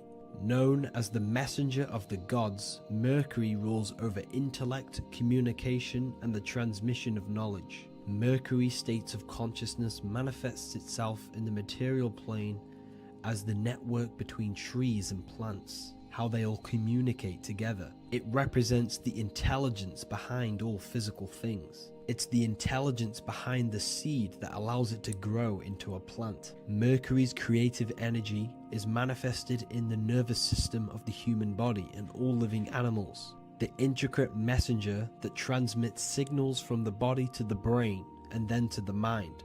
This intelligence within us allows us to facilitate thought and movement. Internally, in our spiritual aspects of consciousness, Mercury is the state of consciousness that seeks knowledge, understanding, and intellectual growth and expansion. This part of us is curious, eager to learn and driven to communicate ideas and information. It represents our mental body. The Roman god Mercury is often depicting flying because this symbolizes the air. Air represents our mental body. When the Mercury aspect of our consciousness dominates, we become highly intellectual, constantly seeking information, analyzing situation, and communicating our ideas. While this can enhance our understanding and ability to interact with the world, an excess of Mercury's influence can lead to overthinking, excessive analysis, and focus on intellect over emotions or intuition. Okay, so they are the 7 planetary energies in the external world and your internal world of consciousness. These energies are manifested in the Roman mythology as human beings. They are depicted as human beings, but this is nothing but symbolism. These gods never existed physically. They represent aspects of our consciousness and spiritual forces that govern the material plane. Every material object, every intelligence, every piece of life in this universe is governed and brought into existence by one of these spiritual forces. Now, I hope this video has expanded your mind into a new realm of thought. Make sure to leave a like, a comment, and subscribe to the channel for more occult and esoteric information. You can read more about this topic and many more occult and esoteric teachings inside of my books, the Book of Wisdom Volume 1 and the Book of Wisdom Volume 2. I honestly advise that not everyone reads these books. These are books which will completely transform your view on reality. You will feel a lot better reading these books because you will find a connection with yourself and the universe. Understanding truth and knowing thyself gives you a sense of well-being. Like I said, this is not just a book. This is a beginning of your journey of expansion and growth. Reading them can be life-changing. Inside my university, I host live calls where you can ask me questions, and you can watch all the pre-recorded live calls. You also gain the ability to manifest your own reality through the Manifestation Mastery course. There is also a library with all of the PDFs that I've read in the past of occultism, symbolism, and esotericism that you can gain access to. There is a whole lecture section where you can watch all of my occult lectures. This is a place of transformation. The price of the university will be going up very soon. If you join now, you will gain a free sexual alchemy course which will teach you how to transmute sexual energy into creativity. I'll leave all the links in the description for the university and also my website where you can get my books. I hope you enjoyed this video. Take care.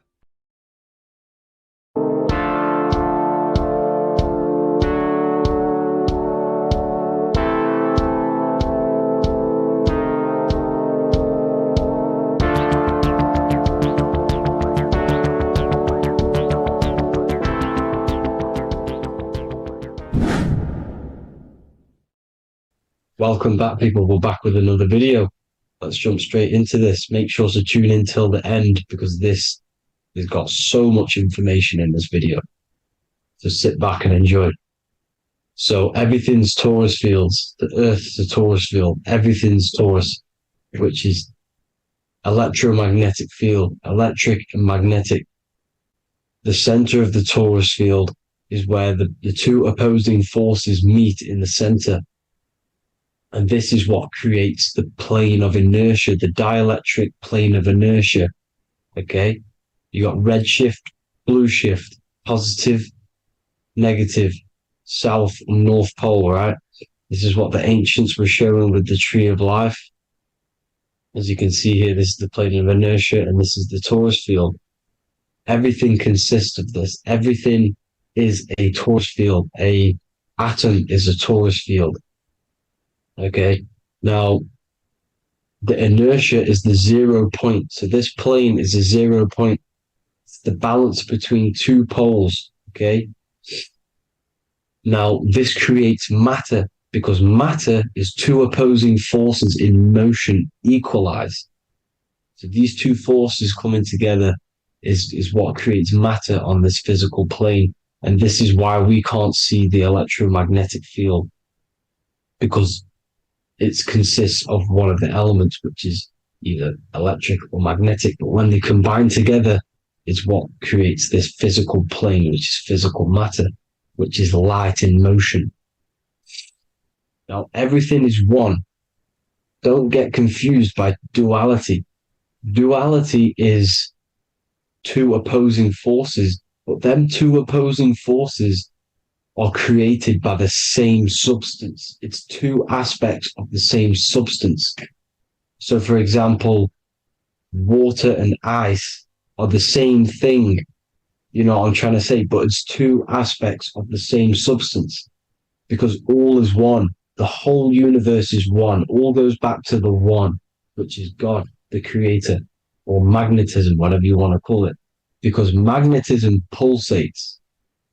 Electricity has two poles, redshift, blue shift. Okay. So redshift, blue shift is electricity, and electricity vibrates, and all vibration always comes back to a standstill point. But magnetism is what pulsates. This is why your heart pulses. You breathe, which is a pulse. This is the breath of the universe, magnetism. Now, this is why the earth is green, okay? Earth can be spelled heart. If you just move the H to the beginning, it spells heart, okay? Because the heart is the center of the torus field, which is the heart chakra for us humans, okay? We consist of the same field, as you already know. Heart being the center, which is green, which is the center of the seven colors. The center of the seven colors. This is the most powerful chakra in your body. People think it's the crown chakra, but it's the heart chakra because it's the center of the torus field. You must align them all and combine them all into one, which is the heart chakra. Now, earth is green. Nature's green. Okay, this is because we live on heart chakra, the plane of inertia. It's the center of the torus field. Okay, and this is what the Egyptians called Isis, which is nature. Nature is balanced, and nature is female, Mother Nature, because it looks after us with the fruit it grows with abundance and the water. It's a female energy, Mother Nature, and this is the symbolism of an equal, balanced arms. This is the scales, it's balanced. Mother Nature is balanced. This is why the sky is blue, because what comes after the heart chakra? Blue. Sky is blue. We live in Midgard. This is what the ancients called Midgard. You don't have to take this tree literally. It's a metaphor. We live in Midgard, where both positive and negative duality here. Now, Mount Meru. Mount Meru was known as the center of the earth, okay, or known as Hyperborea. And this is the North Pole, the electromagnetic North Pole. But when I say Mount Meru, it's not an actual mountain. They weren't saying there was a real mountain in the center of the earth, a magnetic rock. No. The plane of inertia, okay, there's something called a hyperboloid. That's what it's called, a hyperboloid. And this is the center of the torus field. And this hyperboloid is what is in the shape of a mountain, you see? So if I go to this next one, they say Hyperborea on this map. Why do they call it Hyperborea? Because this is the hyperboloid in the center of the torus field. And this is the electromagnetic mountain, a metaphor. Mountain, what they're metaphorically saying, this is the electromagnetic mountain at the center, the double vortex, the center of the torus field, which is the North Pole. Pole of electromagnetic energy. So this is why they call it Hyperborea. It comes from the word hyperboloid. And the center of the earth is so sacred. And they symbolize this with, obviously, the North Star, which is Polaris. And this is where the swastika comes from, because it's the four seasons moving around the North Star. This is the Big Dipper constellation moving around the North Star, which is Polaris. There's that pole again. Pole. Magnetic pole of the torus field. And this is where the green, emerald green, aurora borealis comes from. It comes from this center hyperboloid at the center of the earth, where the most electromagnetic energy is stored, the center of the plane of inertia. the center of a plane of inertia.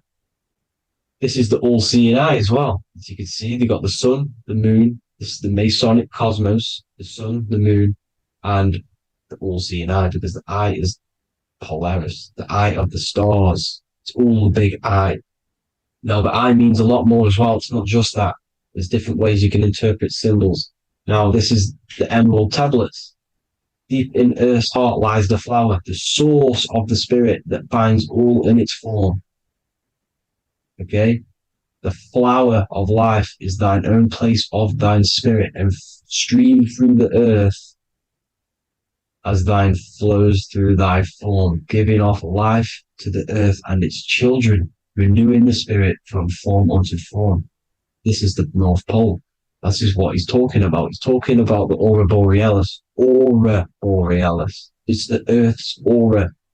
Emerald green. Heart chakra. Plane of inertia. Green. Earth. Heart. You see? All related. Now, there's many symbolism of this. So much symbolism of the ancients. The 7 layers of heaven. 7 layers of heaven, which are the 7 planets. Okay? These planets are the solar system. It's the solar system because we are the soul. We are the sun, the soul. And we're inside of a solar system, which is the 7 planets. That's why there's 7 layers of heaven. Okay? The rings of Saturn, the rings of the planets are moving around us. Okay? So, this is what the ancients were depicting in their cosmology. Now, this is the Hebrew cosmology of the earth. This is the Mayan cosmology of the earth. You see, it's all an enclosed system. We live inside of a giant torus field. All is atum. It's what the ancients said, ancient Egyptians said. All is atum. Atoms are torus fields. Don't be tricked by the modern science today with the current model of an atom. It's completely wrong. They're hiding the torus field. They're hiding the electromagnetic field, which is in everything. Absolutely everything is in motion, and motion comes from this field.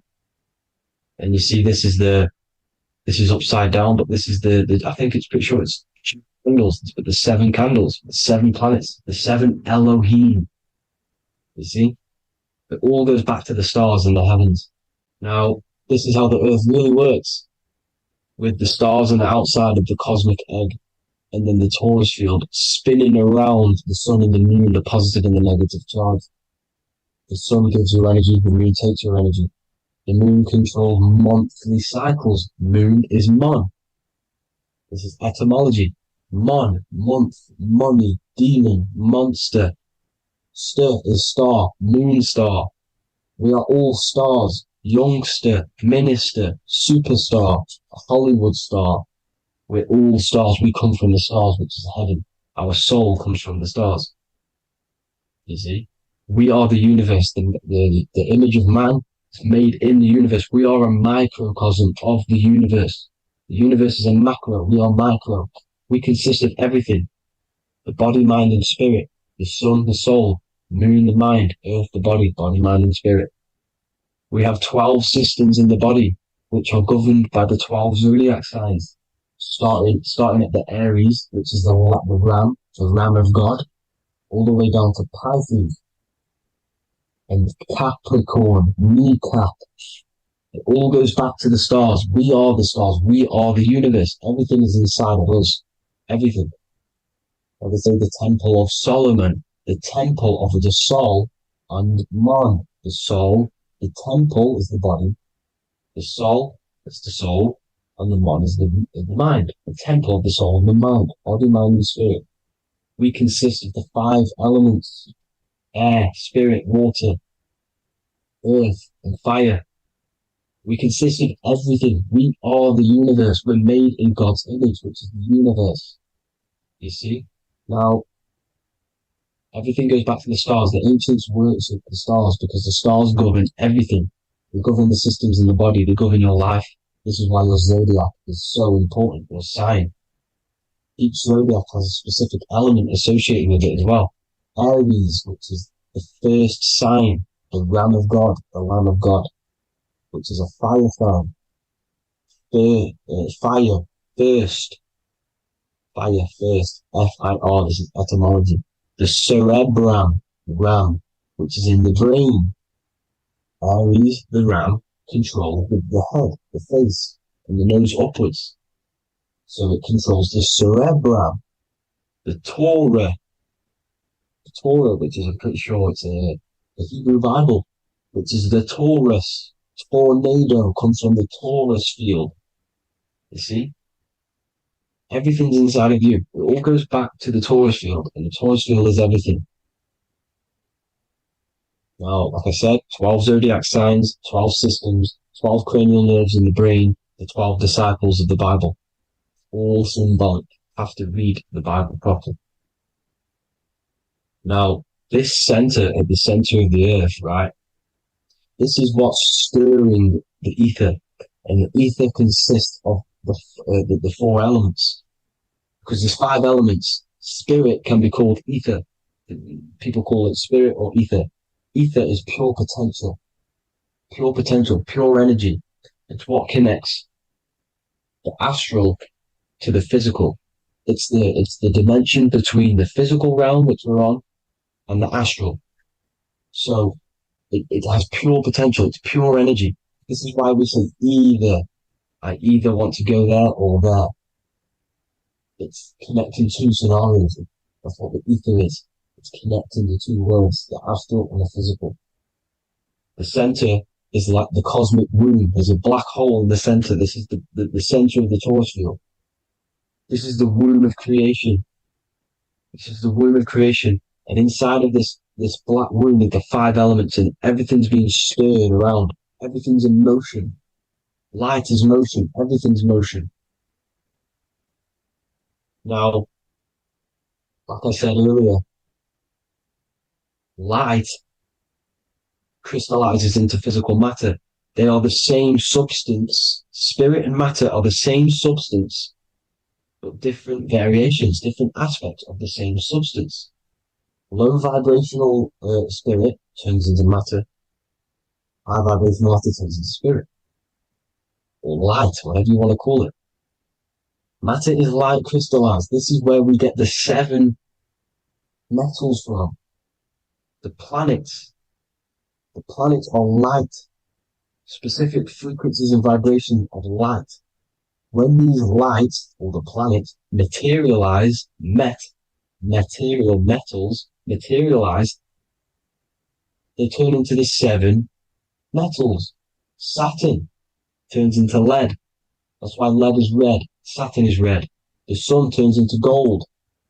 That's why the gold is yellow and the sun is yellow.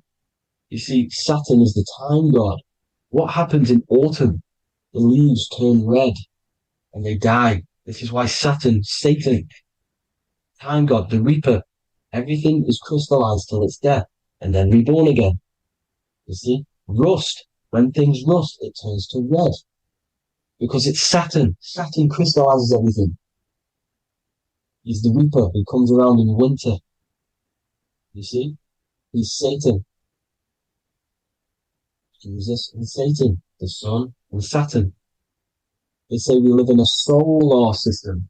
The solar system. I think I've already just broke this down. The 7 planets are the 7 chakras. Everyone already knows this.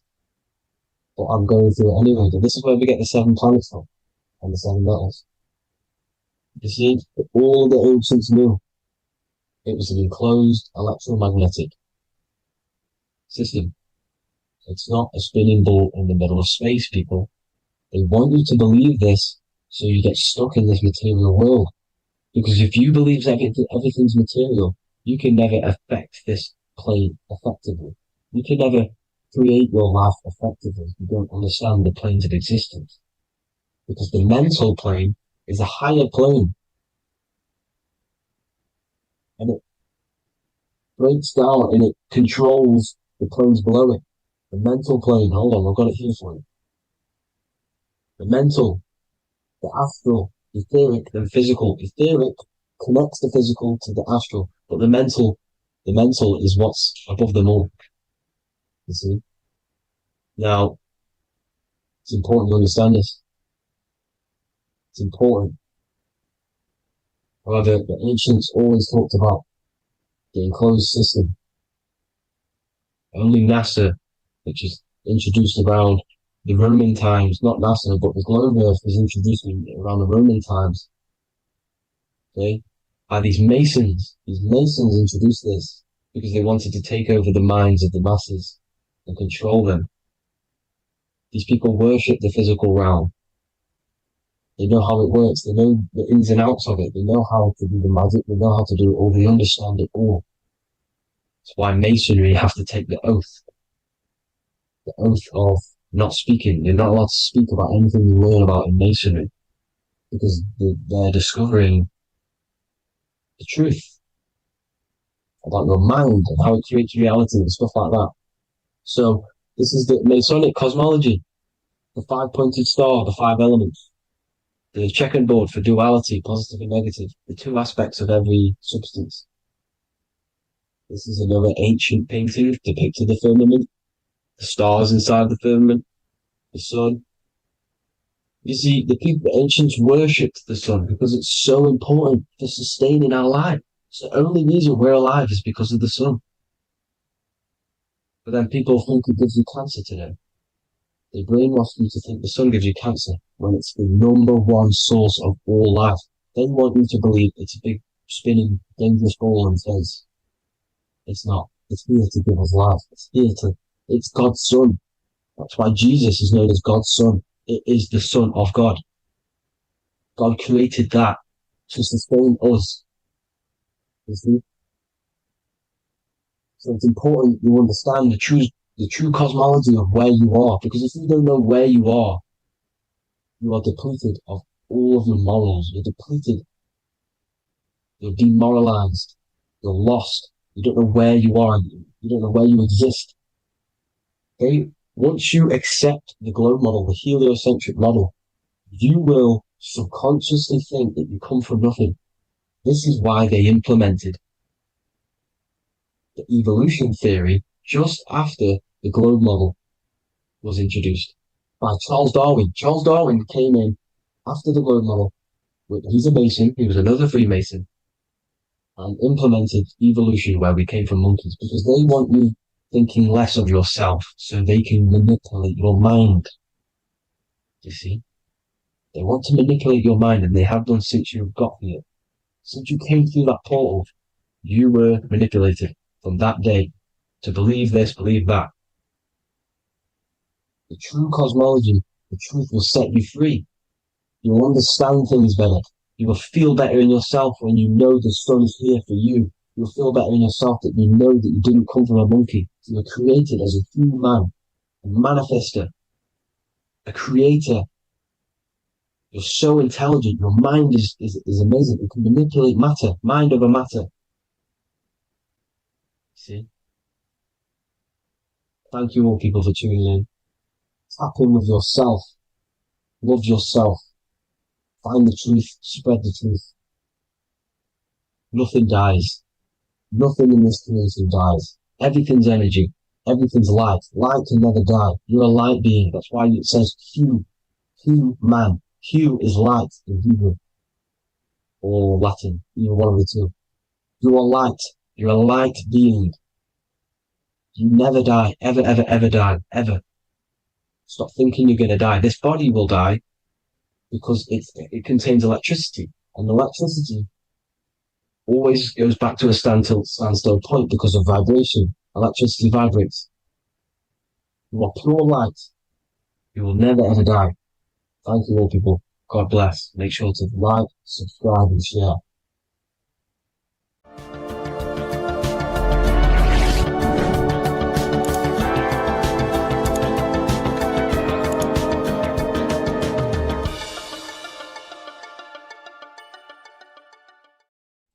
Today's topic is the binary code behind the universe. You will learn the fundamentals of the binary code, deeper understanding of reality, which will give you more of a connection to the universe, evidence supporting the existence of this code, and how to use the binary code to shape your reality. Now, this is an important one. We have 0 and 1. This is the binary code of the universe. It underlies everything. It is the source of all creation. The universe is binary in nature, meaning it exists as both something and nothing, on and off, male and female, light and dark. Everything has its polar opposite. At its core, all that exists is zero, representing nothingness, infinite potential, and one, representing something, order. Zero represents the feminine, vast, formless, and infinite potential. It is the space from which all things emerge, the womb of creation, the receptive and expansive force. One represents the masculine, structure, form, and order. It is the active principle, the initiator, the force that defines and shapes reality. Together, they create the fundamental duality that underlines existence, the balance between chaos and order, the void and creation, yin and yang. We see this in the masculine and feminine bodies. This is deeply encoded into the fabric of reality. And once you see this, you will never unsee this. So please leave a like on this video if you love my content and you love the wisdom that I share with the world. So we see this with the masculine genital areas. Remember, this is the genital area. This is all to do with creation. These are the generative principles, the generative organs in the body that allow creation to continually outfold into new life. The genital areas are all to do with the code. The male is the one, the action. He's the initiator. The feminine is the zero, which is the infinite potential, the womb of creation. 0 and 1. This is why we have 10 numbers. 0 and 1. Masculine and feminine. We even see this in the bodies. The feminine body is made out of curves, which is 0, curves. And the masculine body is made out of lines. So please leave a like and comment if you love this. And if you have any lecture ideas, feel free and I can make a lecture on any suggestions that you have. So look at the word masculine. Masculine, line. Line is just one line, which represents order. 1. Feminine. 9. 1 and 9 equals 10. 0 and 1. The binary code of all creation. Why is feminine? Why the number 9 for feminine? Because the moon has to go around 9 times to create a human in the feminine's womb. And look at this image of nature. All nature is zeros and ones. Now you can tell the stick is a one. It's a line, and here we have curves. It's curves and lines. Curves and lines create reality. It creates matter. Everything is 0 and 1. We even see this with the sky. The sky represents zeros. They represent curves. The heavens, the heavenly bodies, the sun. These are circles. The moon, circles. The planets, circles. Down here is matter, representing the square. We have the Freemasonic square and compass, representing lines and circles, masculine and feminine. We see this with Leonardo da Vinci, with the circle representing the spirit, the void, the womb of creation, and matter, which is the body. This is the soul in matter, infinite potential in matter. This represents spirit over matter. This represents the architect of reality, zeros and ones, spirit and matter. This is all the same thing. Understanding this binary nature of the universe, where 0 feminine represents the infinite potential and 1 masculine symbolizes order and structure, can benefit you in several ways. Manifestation and creation is the first way it can benefit you. Now that you understand this, you understand that everything comes out of infinite potential. 0, infinite potential. 1, action equals manifestation equals creation. So you must pull things out of infinite potential. If you have ideas but don't take action, too much 0, nothing materializes. You'll never materialize if you sit there imagining all day, visualizing all day. You have to take action. They both come hand in hand. If you only take action without tapping into intuition and creativity, too much 1, your actions may feel hollow and misdirected. Using both effectively leads to greater success in life, work, and relationships. This is the 33rd degree motto, or this is on the 33rd degree of Freemasonry Scottish Rite logo, and it's called Order ab Chaos, order out of chaos. Chaos is the zero, infinite potential. Chaos is the dimension of the imagination. This is where this all ties in now. Imagination is the dimension of infinite potential, pure potential, formless creativity, and the realm of infinite possibilities. It is the void, the unmanifested energy that contains all that could ever be. That is the imagination. The imagination is the dimension that you are connected to, and you can pull any idea out of and materialize it into a reality. Matter, on the other hand, is order brought out of the imagination, chaos. It is when raw potential is structured, defined, and crystallized into form. This is the fundamental principle of order out of chaos, the process of turning the unseen into the seen, the abstract into the concrete, the dream into reality. That's why we say dreams into reality.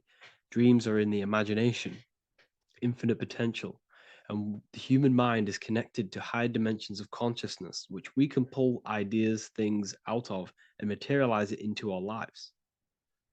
Whether that's good or bad, that's completely up to you. But we have access to higher dimensions beyond the physical plane.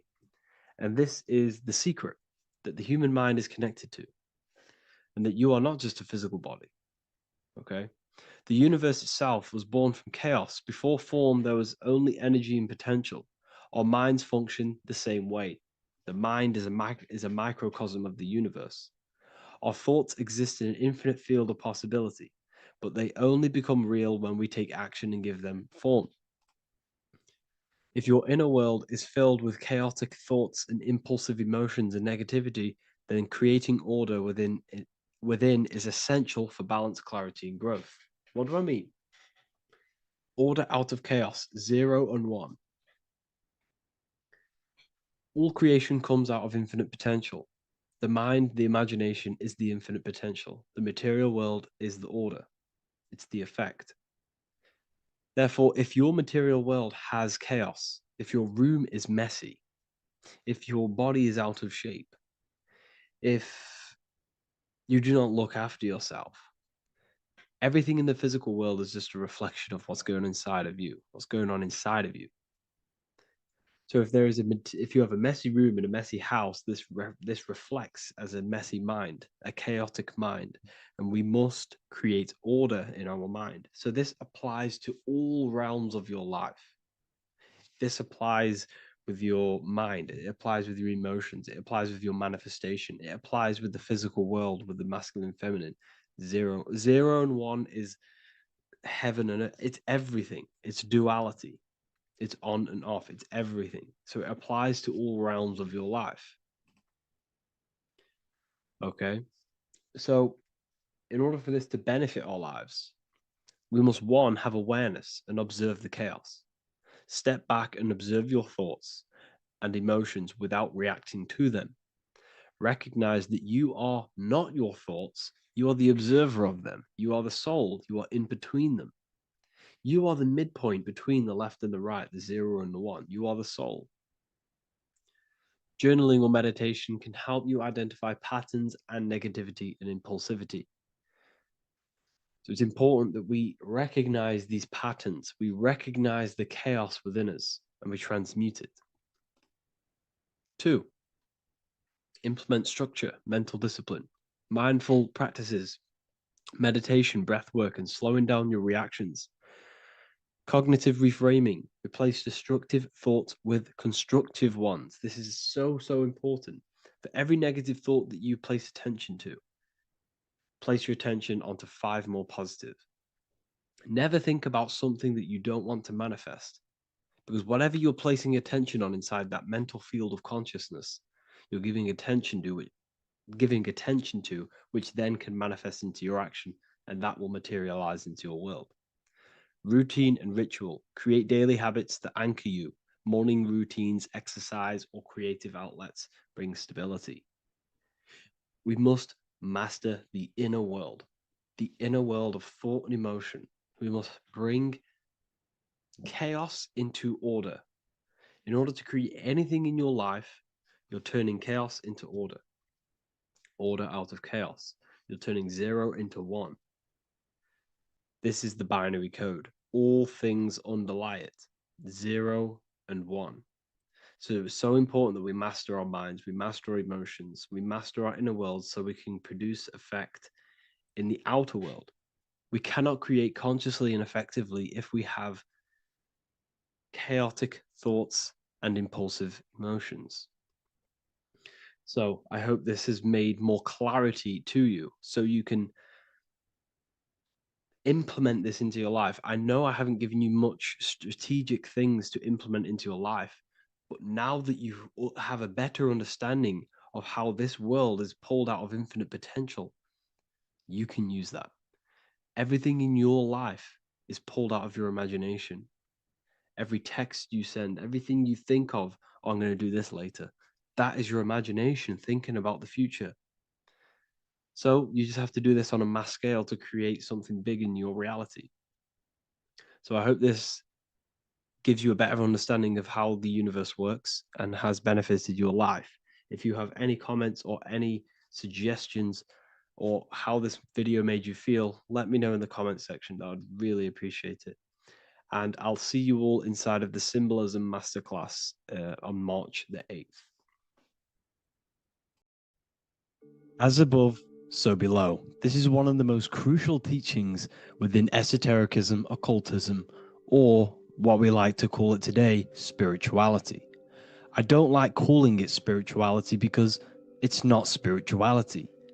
I teach human consciousness. I teach the science of you and your consciousness alone and your being.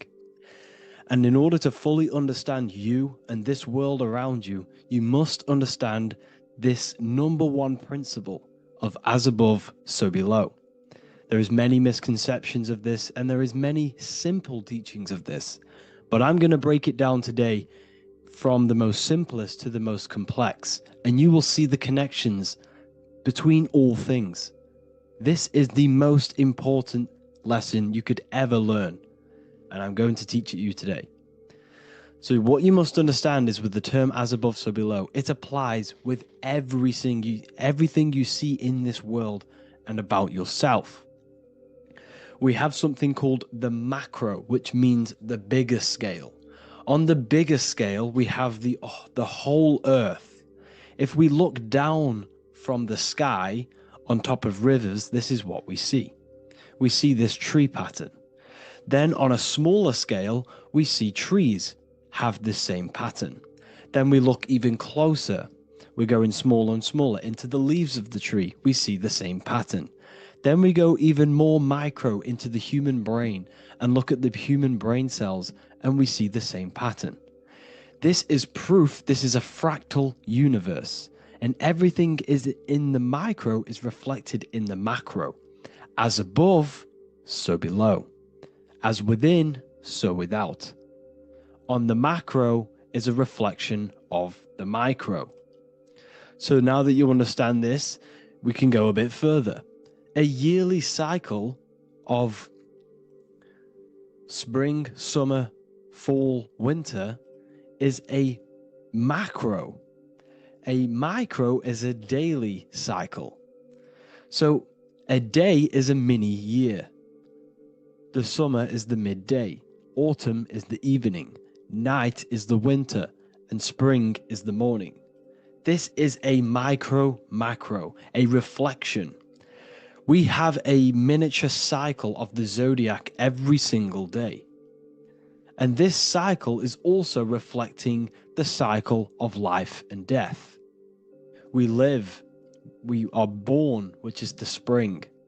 We live, which is the summer. We then age, which is the autumn, and then we die, which is the winter, and then we are reborn again. This is the cycle of life and death, and you do this every single day. You see, death is a macrocosm of sleep. This is why we say sleep is the cousin of death, because you die every single night. You do this process of life and death every single day. As above, so below. What's in the micro is in the macro. So when you go to sleep, you are essentially dying. And then in the morning when you wake up, you are then born again. This is a fractal cycle that we live in. Everything in this whole world is fractal. Everything applies to as above, so below. We have the sun, we have the moon, we have the day, we have the night. We have the life, we have the death. We have the conscious, we have sleep. As above, so below. We have the conscious mind, because now we're diving into as within, so without. As above, so below more refers to the external world. As within, so without is referring to your inner world and the outer world.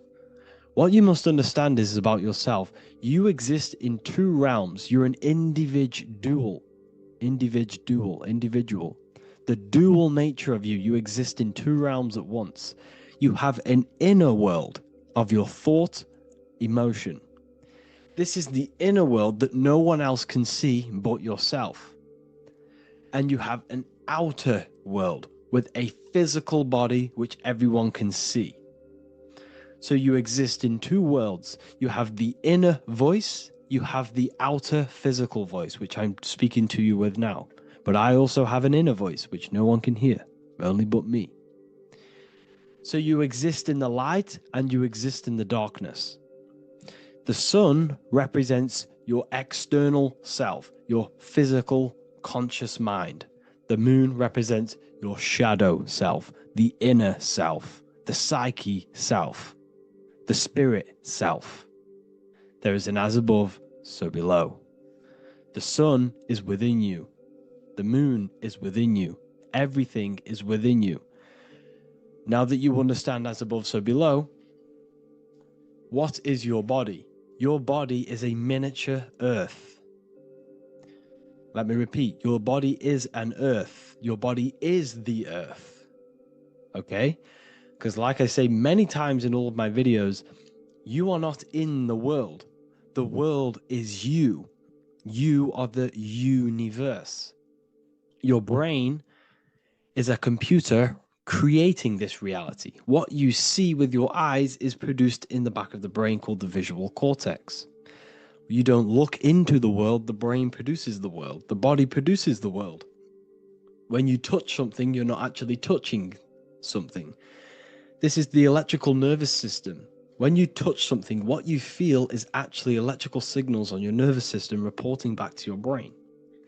Therefore, when this body dies, you leave the earth because this body is the earth. Okay? As above, so below.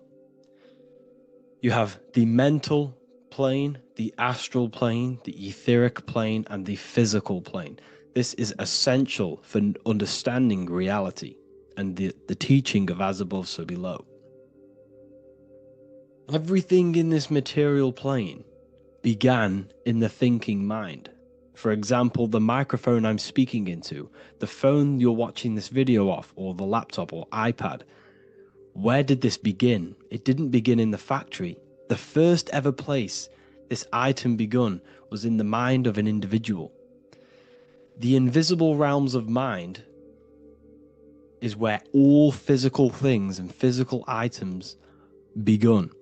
Essentially, this physical plane is the effect of the thinking mind. This world is the world of effect. It's the world of outcomes. When you see something, it is already manifest.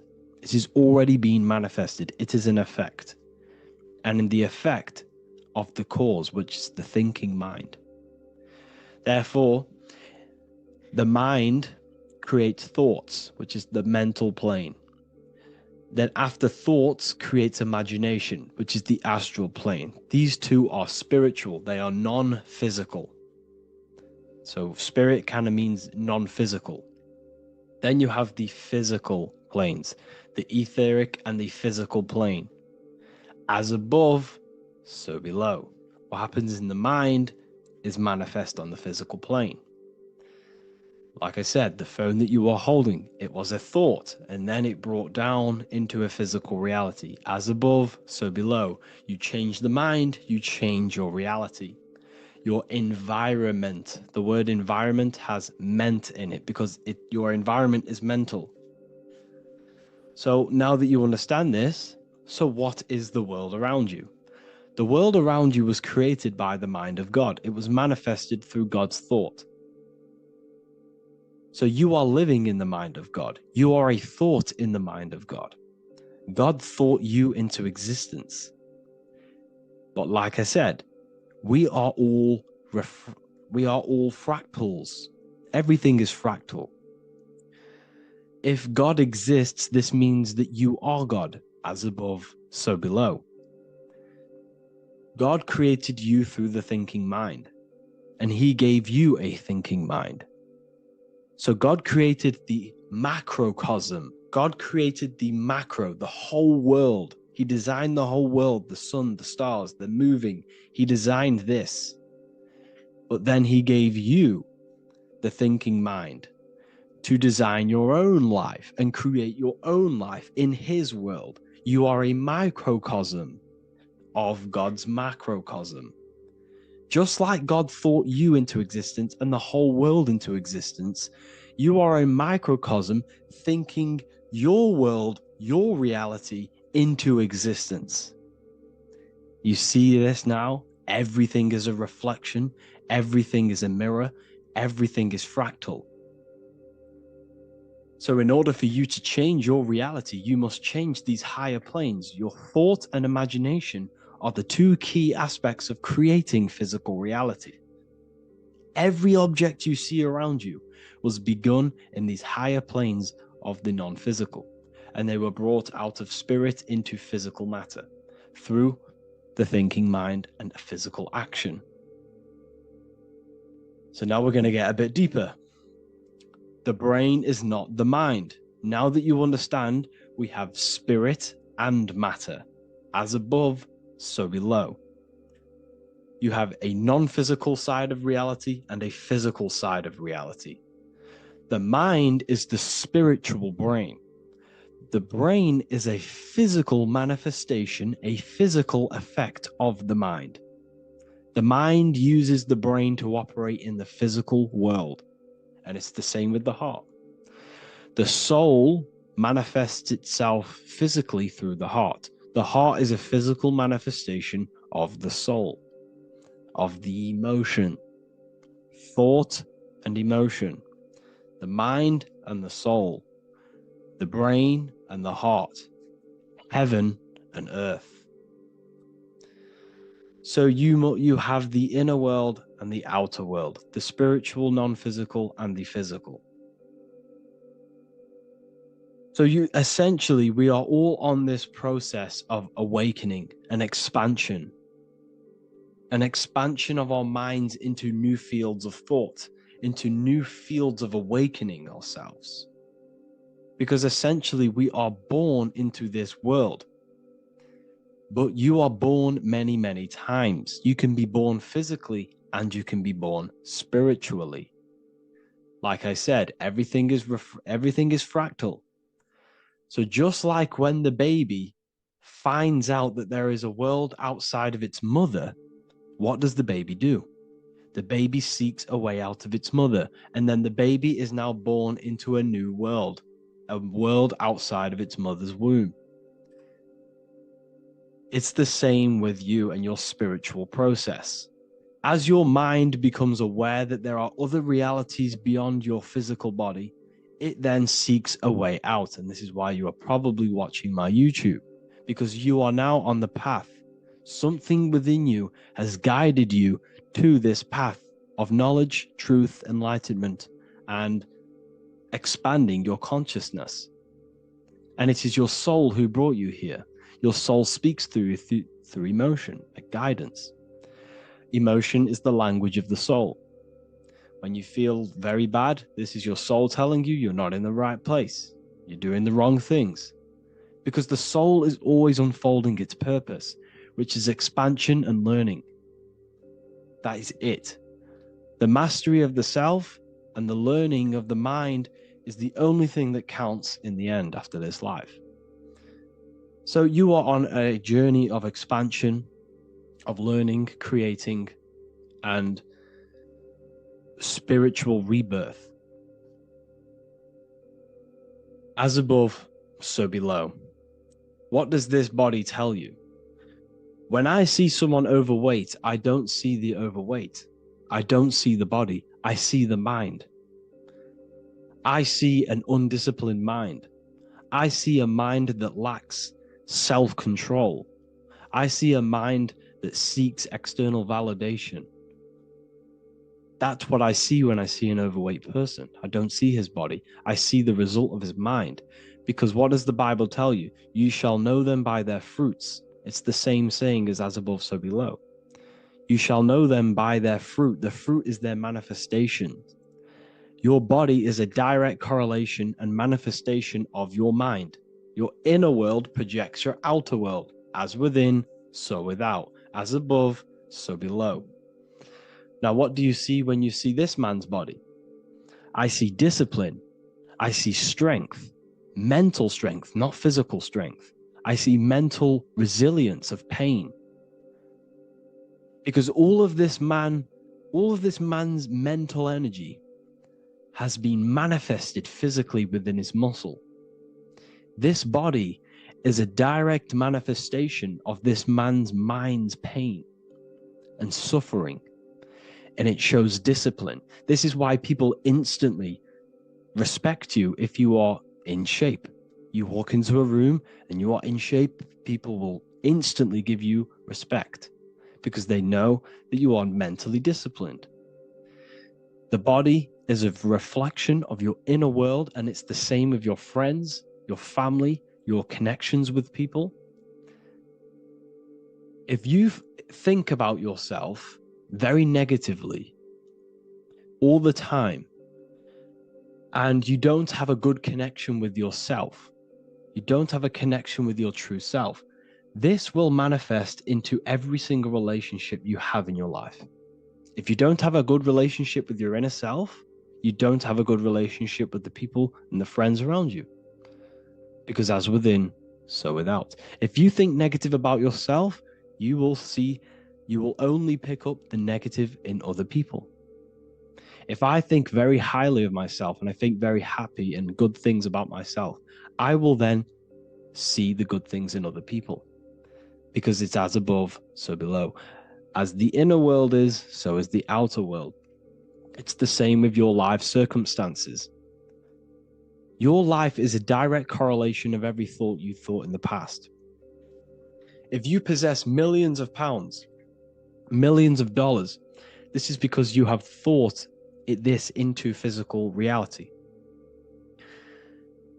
You live the life you are deserved. You live the life that you manifest through your thoughts.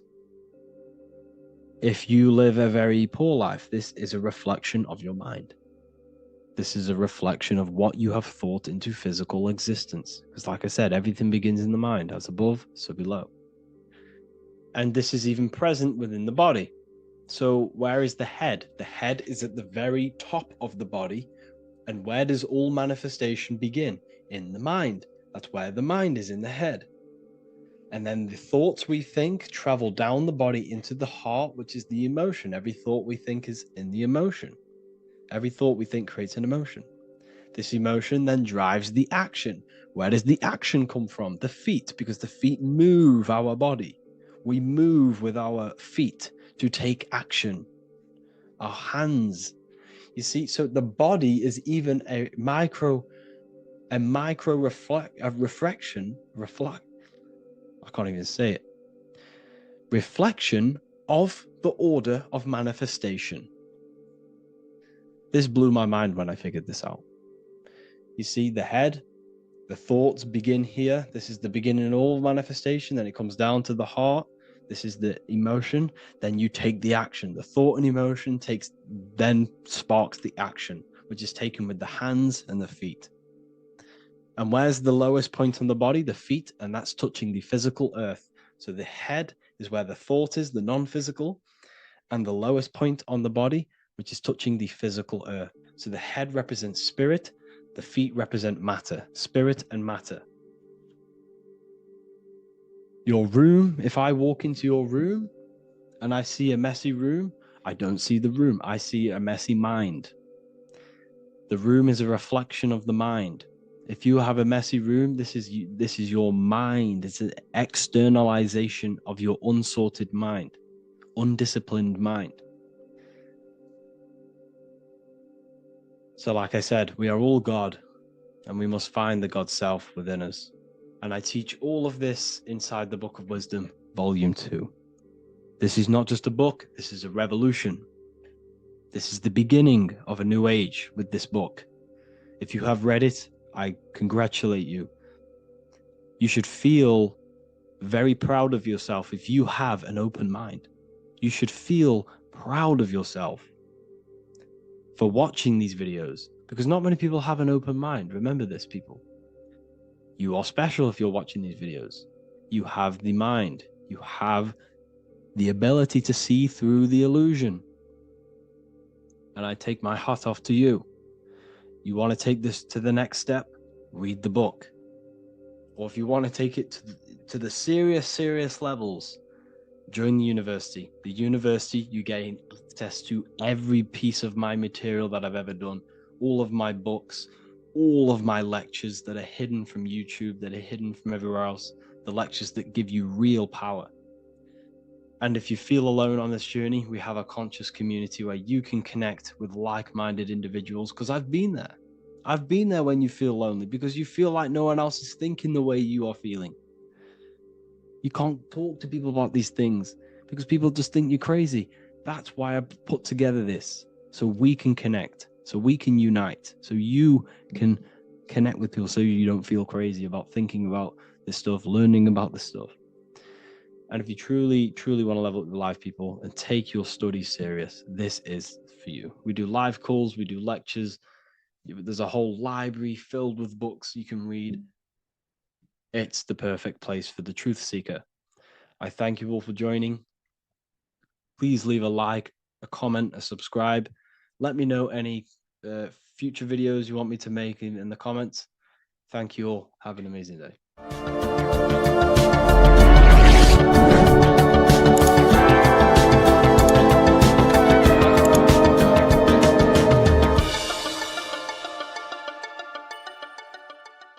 Watching pornography makes you see people as objects. It does a lot of psychological damage to the human mind. And if you truly want to progress in life, your spiritual journey, mastery, whatever it is, mastering your sexual urges is essential to become powerful, successful, and become the best version of yourself. And there are some occult practices that I used to help master this urge. They're not really techniques, they're more mindsets, which will definitely help you overcome your urges. So if you want to quit pornography today, this is the way forward that I used to create this version of myself. Before we go into the tactics, we must understand that whatever we do in darkness comes into light some way or another. If you watch pornography, you know you have a problem. You keep this to yourself. We all naturally do. These things are private, and what we do in our private time molds our subconscious mind, and we keep it away from people. But whatever we do in darkness always comes to light. If you're doing things you don't want others to see, such as watching pornography, it will come out through a subconscious force. It will come out in your eye contact. You won't really be able to make eye contact with the person you're attracted to. It comes out in your energy, your aura, your presence, your confidence. All of this plays a role in molding your consciousness. And especially women can pick this up so easily. Females are more subconscious, males are more conscious. Females speak indirectly, males should speak directly. If a woman is hungry, they will say, "I'm hungry." "Are you hungry?" But a male will say, "Let's go get some food." You have to see the underlying subconscious messages in women because they speak in more of a subconscious language. Men speak in a direct language. And maybe even men will pick this up. If you want to be taken seriously in the business world or your career, whatever it is, this is essential for your body language and your personal power. So you must master your sexual urges. Releasing your sexual energy, your sexual fluids, removes the life in your eyes.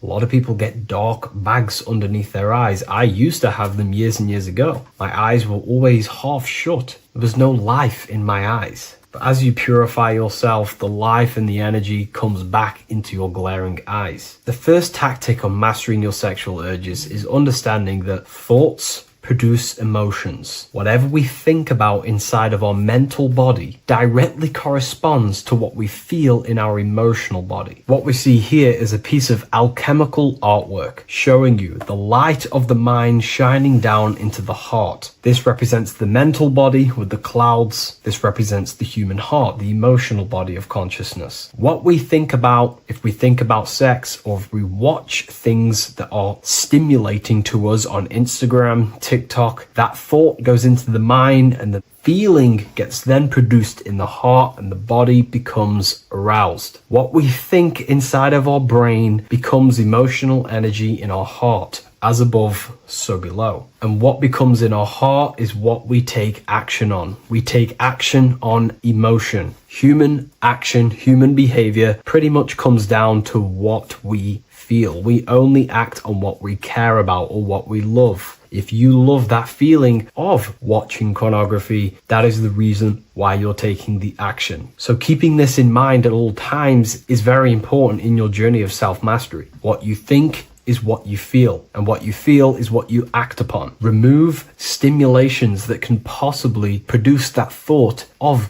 watching pornography. Unfollow the people. Purify your environment so these thoughts do not enter your mind. And if you do become stimulated, remember, thoughts produce emotions. Change your thoughts. Think about something else instantly. The more you think about it, the more you feel, and the easier it is to take action upon it. And the second tactic that I say to myself is that it's all mental. World, the universe, life is all mental. For example, unfortunately, my brother passed away recently. I've never gone through something like this in my life. It's tough. It's horrible. It's not nice losing a loved one. However, if I sit around and focus just on the negative side of that, yes, of course, I'm going to have my moments. But if I just sit there and focus on the negative, it will destroy my life. It will pull me down. The only thing that I can do to benefit from this situation is to become a better family person out of this. Become more loving. Spend more time with the people who mean a lot to you. You can always change and transmute the mindset of every situation in your reality. There's a famous saying I like to say, if you can change it, change it. But if you cannot change it, change the mental attitude towards it. Never just sit there focusing on the negative side of reality. This helped me with mastering myself watching pornography. It's all mental. You hold the power over the mind. And the next tactic is probably the best one ever. And I still use this today in everything in my life. Before I make any decision in life, I always say to myself, what is the effect of this cause? Is that effect going to push me towards who I want to be? Or is that effect going to pull me away of who I want to be and become and where I want to go in life? If the effect is not pushing me towards who I want to be, I will not take the action which is the cause. Consciousness cannot escape the law of cause and effect. It is an immutable,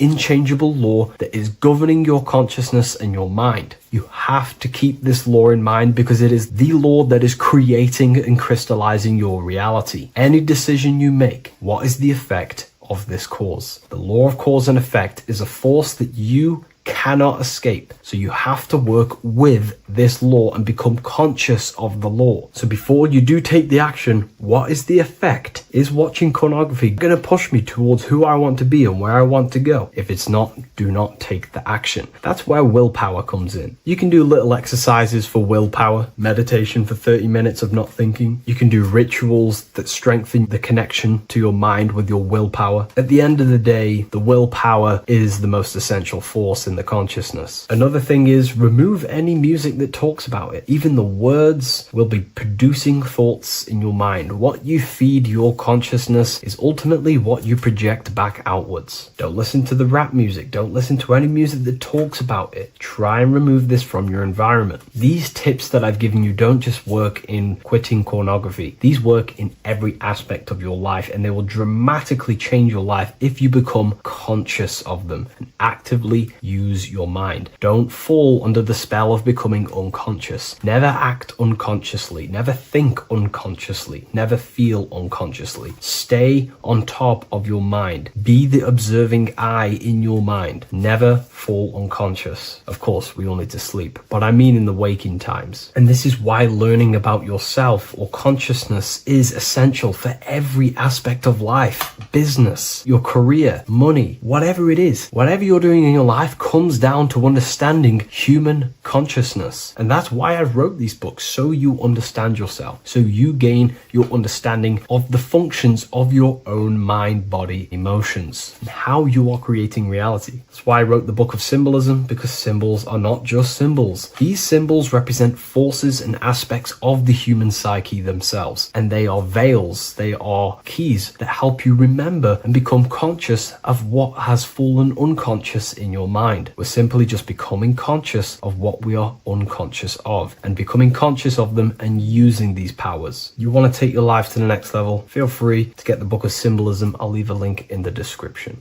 Take care, everyone. Neo is plugged in on the back of the neck, which is the reptilian brain stem. The reptilian brain is all to do with survival mode, survival state. It's always scanning the environment for safety, whether that's physically, emotionally, or mentally. It does not think. It is instant. For example, do I smack the guy or run off? If something happens to you, like a car's coming really quick to you, you do not think about this. The reptilian brain is the animal instinct that will instantly move your body and the instant reactions. Hence why it's the closest brain to the rest of the body. It has instant access to the electrical nervous system to control the body at instant reactions. Now, Neo is plugged in on the back of the neck, which is the reptilian brain. Therefore, the matrix is the body itself. It is the lowest state of consciousness. This is what it represents. The word matrix means womb. It translates to womb because your body is a womb. Your body is a vessel for universal consciousness, for God consciousness. And the body is also a womb where you can be born again outside of this body by raising your consciousness, by awakening the neocortex. This is why Neo is called Neo, because it represents the neocortex. This is the higher aspect of our brain. This is all to do with new things, higher reasoning, higher thinking, new learning. You see, the brain is a receiver for universal consciousness. Now, what do I mean? It is a radio receiver. Think of it like this. You have a radio tower which emits frequencies, and each little frequency, 00.1, 00.2, 00.3, each 00 point is a different person. We are all the same universal consciousness, encapsulated inside of a different vessel. This is why our body is the temple of God inside of the Bible. Your body is a sacred temple of the divine essence of the universe. However, consciousness is controlling this physical body. And I'll show you this diagram here. Consciousness consists of imagination, emotions, thought, and memory. All of these things are not physical. They're not made out of atoms. You cannot think with atoms. If I split open your brain while you are thinking of a cheesecake, I would not see a cheesecake. It's because these things exist metaphysically within consciousness. They are not physical. The body is physical. It's part of matter. It's part of time. You see the Leonardo da Vinci, the circle and the square. The square represents limitation, beginning and end, because when you draw a square, there is a beginning and end. It represents the body, the mortal self, the ego, the echo. Then you have the spirit raised above, which represents spirit over matter, mind over matter. Invisible forces create physical forces. Everything physical exists in non-physical. This is also the Freemasonic square and compass, why the square is below the compass, because The compass creates the circle, which is spirit or mind. Then you have the square, which is matter. Mind and matter are the same substance. Mind creates matter through thought.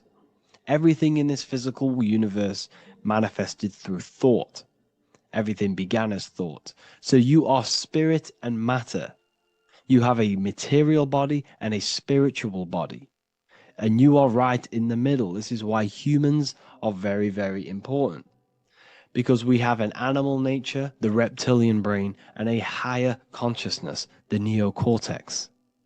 And we must awaken out of the matrix, which means womb, which is the body. And neo is waken up from the lower self, the reptilian brain, and moves into the neocortex. Because the brain is a radio receiver for consciousness. Now, what do I mean? I went over this before. Your consciousness is controlling the brain. The brain is a computer. And when our consciousness, our imagination, our emotion, our thoughts, and our memories are all contributing towards just survival things, food, safety, fear, all of these things, and our consciousness is locked into a survival state, we are using the reptilian brain. We're no longer thinking. You don't think with the brain, but the consciousness is thinking, which activates the different parts of the brain. When we think for higher reasoning, we use the neocortex. It stimulates the neocortex. When we think about survival, we're using the reptilian brain. So therefore, when Neo wakes up, he wakes up to the higher aspects of consciousness, which is only utilized by the neocortex, by learning new things and expansion of the mind and expansions of consciousness. Okay? So the whole matrix is to keep you designed, well, the whole matrix is designed to keep you in a survival state, in the three-dimensional awareness. They want you constantly scanning for safety, scanning for food, scanning for emotional safety in relationships and other people. You see, they do not want you to think. They want you stuck in that reptile, that animal state, that beastly state that most people are in. Most people, all they do is eat, listen to music, consume, have sex, lust, desire. This is all the reptilian brain. So when we say the world's being ran by reptilians, it's symbolic. There is no physical reptilian humanoid beings controlling, manipulating human consciousness. We are all the same consciousness. However, there is a corrupted state of consciousness running this world. And this consciousness worships the physical plane. And they control the physical plane. So by doing that, they keep you stuck in a reptilian way of thinking, the animal state, to keep you stuck in the lowest state of consciousness. Now, this is the god Osiris, which represents the reptilian brain. None of the Egyptian gods ever existed. They are all symbolic for the brain and anatomy of the human body. Osiris represents the reptilian brain. As you can see, this anatomy compare to the brain stem and Osiris statue found in Egypt. And we also see an ancient artwork of Osiris with green skin and two reptile crocodile alligators next to him, which also symbolizes the reptilian survival state of human consciousness and the activation of the reptilian brain. This is what it symbolizes. Now, this is what the Matrix is all talking about. It's talking about the awakening, the expansion of consciousness.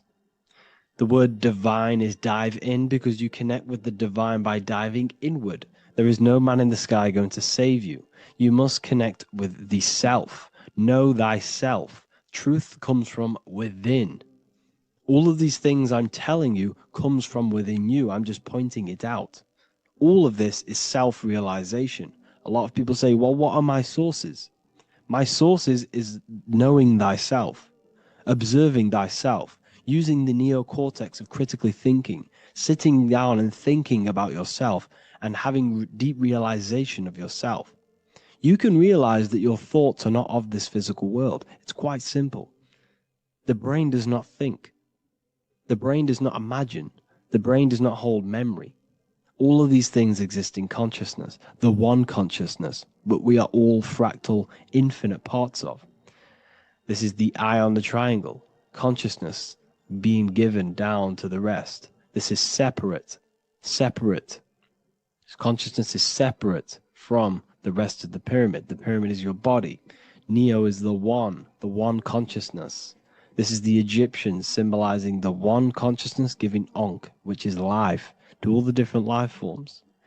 However, you can see that the central sphere is giving a big Ankh to the humans, because humans, like I said, possess the advanced consciousness, an advanced brain that allows us to turn above our reptilian animal self. For example, we can go against our reptilian lower animal nature and turn to our godly nature. Animals cannot do that. They are stuck in instinct. They are stuck in a reptilian animal way of thinking and operating. Everything they create is to survive. We can turn against our lower nature and create for amazing things like buildings, architecture, technology. We can use our creative consciousness for anything we wish, not just survival needs. And it's the same with your spiritual journey. You can raise your consciousness beyond this animal state that they try to keep you in through fear, consumption, food, and the reptilian brain. We must awaken, start to think critically, and awaken to our divinity. Because the mind, the consciousness within you has infinite potential to expand. There are infinite fields of knowledge that you can explore. The mind can never be filled. It can never ever be full of knowledge. It always expands, and that's why you are alive. That's why you are part of this universe. That's why the science always says the universe is always expanding, because the universe exists in your mind, and the mind is always expanding into new fields of thought, new fields of knowledge and information. And that is your whole sole purpose, of expansion of mind and expansion of consciousness, and the exploration of the mind of God. We are living in the mind of God. You are a thought in the mind of God. You must awaken out of this body. This is why Jesus says you must be born again to see the kingdom of God. You must be born again. You must raise your consciousness beyond physical limitation and awaken to your divinity. And this is pretty much it for this video. I hope you all understand this, that this is all symbolic for consciousness.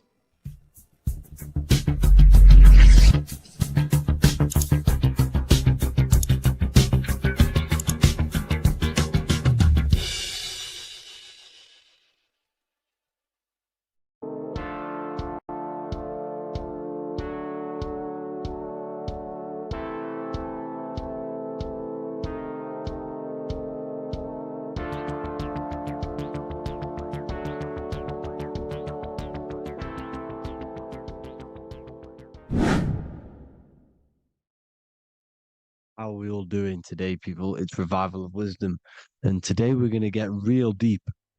This video is going to get real deep. A lot of people are not going to be ready for this sort of knowledge. Okay, you really have to do is to really deprogram the mind, because everything we've been taught is a complete lie, is to keep us trapped.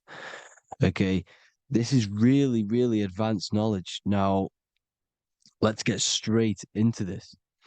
All of the ancients depicted other worlds, and they called this place Midgard. Midgard is the mid-garden, the middle garden. This is why the Masonic symbolism on the floor is always a black and white checkered board, symbolizing the polarity here, the good and bad, because we're in the middle garden, the heart. Earth rearranged spells heart, because we're in the heart of this system, of whatever it is, a super quantum computer, whatever you want to call it, simulation.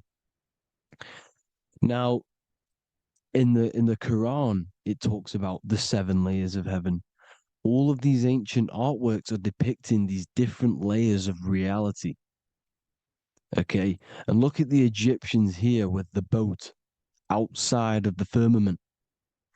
Boats travel on water, and this is exactly what the Masons are doing.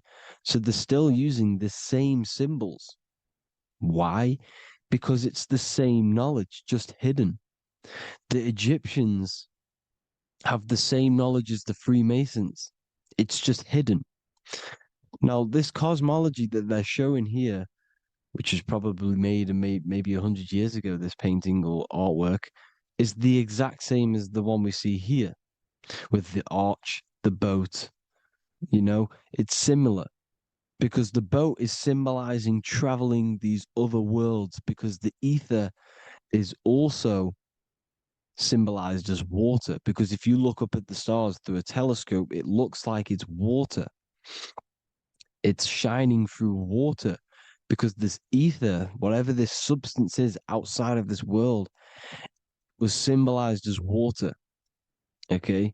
And look at all these ancient depictions showing these different layers of reality. Now, we are being trapped within this 3D dimensional world, which is the cube, the Saturn cube, because there are 6 sides to everything in this world: front, back, left, right, up, and down. 6, which is the cube, because we're in the Saturn's world. Okay. Now, always been depicted as a tree of life, the tree of the universe has always been depicted as this tree. Because let's get a bit deeper. Now, the cosmology of this reality is the sun, the moon, and Polaris, always in the Masonic art. The sun, the moon, and Polaris, the all-seeing eye. If you go inside of the temples, of the Masonic temples, they always have this star in the middle, shining light beams. Okay? Look here. The light beams coming from the big star in the middle, which is Polaris. This eye is God. It's God's light shining down from his abundance. Now, when you astral travel, you will see this big ball of light above you, and this big ball of light is God. But you cannot travel towards it until you are pure. It doesn't work like that. You have to become formless. You have to become pure before you can become one with the light. In all these Masonic artworks, it's all depicting the star in the center. This star is Polaris, because Polaris is the way out of this place. And this is why you see the stairway to heaven all the way up to the light beam, the light source. What does it say in the Bible? God is light, because everything is made out of one substance, and that substance is light. And it symbolizes the eye because God is an eye. All things that are alive have an eye. And we all say, I am. We all see these realities through eyes. God is an eye. He's the all-seeing eye. He sees all things at all times. And he is projecting this light. And this light comes down to create all the different levels of the worlds. And this is what the 2 pillars symbolize the number 11. 11, the number 1, is just a vertical line. It's the 1. It's a 1 point. 11 symbolizes the mirror nature of reality. Everything's mirrored, as above, so below. Now, the 11 also symbolizes openings, doorways. And as you can see here, an opening to the all-seeing eye. And you see here again, an opening to the stairway all the way up to the light. This light is the light of God in the astral worlds beyond this world. Now, Polaris has also been symbolized as the UFO. They put the truth in plain sight. So you know in the films how the UFOs suck people up. That's what Polaris is doing. If you ascend beyond this world, if you do not ascend beyond this world, you will be reincarnated in this world. The whole thing is to outgrow this consciousness to the plane above. And I'm not just making this up. I'm going to be bringing in scriptures after this. But you can see with the Christmas tree, we always put a high, big star at the center, at the top, which is the star of Polaris, which is exactly what the Masons are doing here. The star at the top. And it's on top of our Christmas trees. And all of these symbolize the other stars because Polaris is the most high star. And all the other stars are wrapped around the firmament lower than Polaris. And that's exactly what the Christmas tree is. And it's a triangle. It's a triangle, just like light beams travel from one point in the triangle, just like the all-seeing eye. It's a triangle. The light is coming from one point and sending its rays downward. You see, it's kind of like you see here with the water. And the lower you go, the darker it gets, the more evil it becomes. And this is what the ancients would call hell. Now, this all-seeing eye is Polaris. And below Polaris is Mount Meru, the North Pole, the magnetic North Pole. The Tower of Babel, which is in the Bible.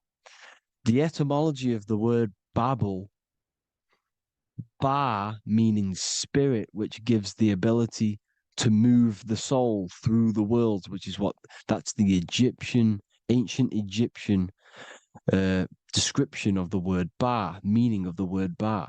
You have the Ka, the Ba, the Ak, but the Ba is the one that gives the ability for the soul to move through the worlds.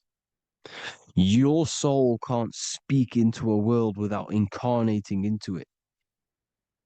Now, the Tower of Babel symbolizes Mount Meru because it's the word Ba is the spirit which gives the ability for the soul to move through the worlds. The Tower of Babel is the magnetic North Pole, Mount Meru, which gives the ability to move through these different worlds. And you can see the ancient Tibetans always showing this depiction of these different worlds coming from the center. Because we have to ascend our consciousness. It's not about how good you are to reach heaven. It's about how you expand your consciousness, you expand your mind. So they teach now that you have to be good in order to reach to heaven. It's about expanding the mind, expanding your consciousness to these different planes, these different realms. So that's what it's about. And Jesus was known as the fisher of man. Now, Jesus is a massive part of this. He was known as the fisher of man because he was fishing. He could have been fishing. He could have been one of these deities that had come down from these different higher realities and pull people up. So they would so they called Jesus the fisher of man. And he says unto them, follow me and I will make you fishers of men. So these deities that we see in the past, like Buddha, Krishna, Hermes, Thoth, Jesus, could all be these entities who were coming down to pick up the minds that were worthy enough to see the higher planes of reality.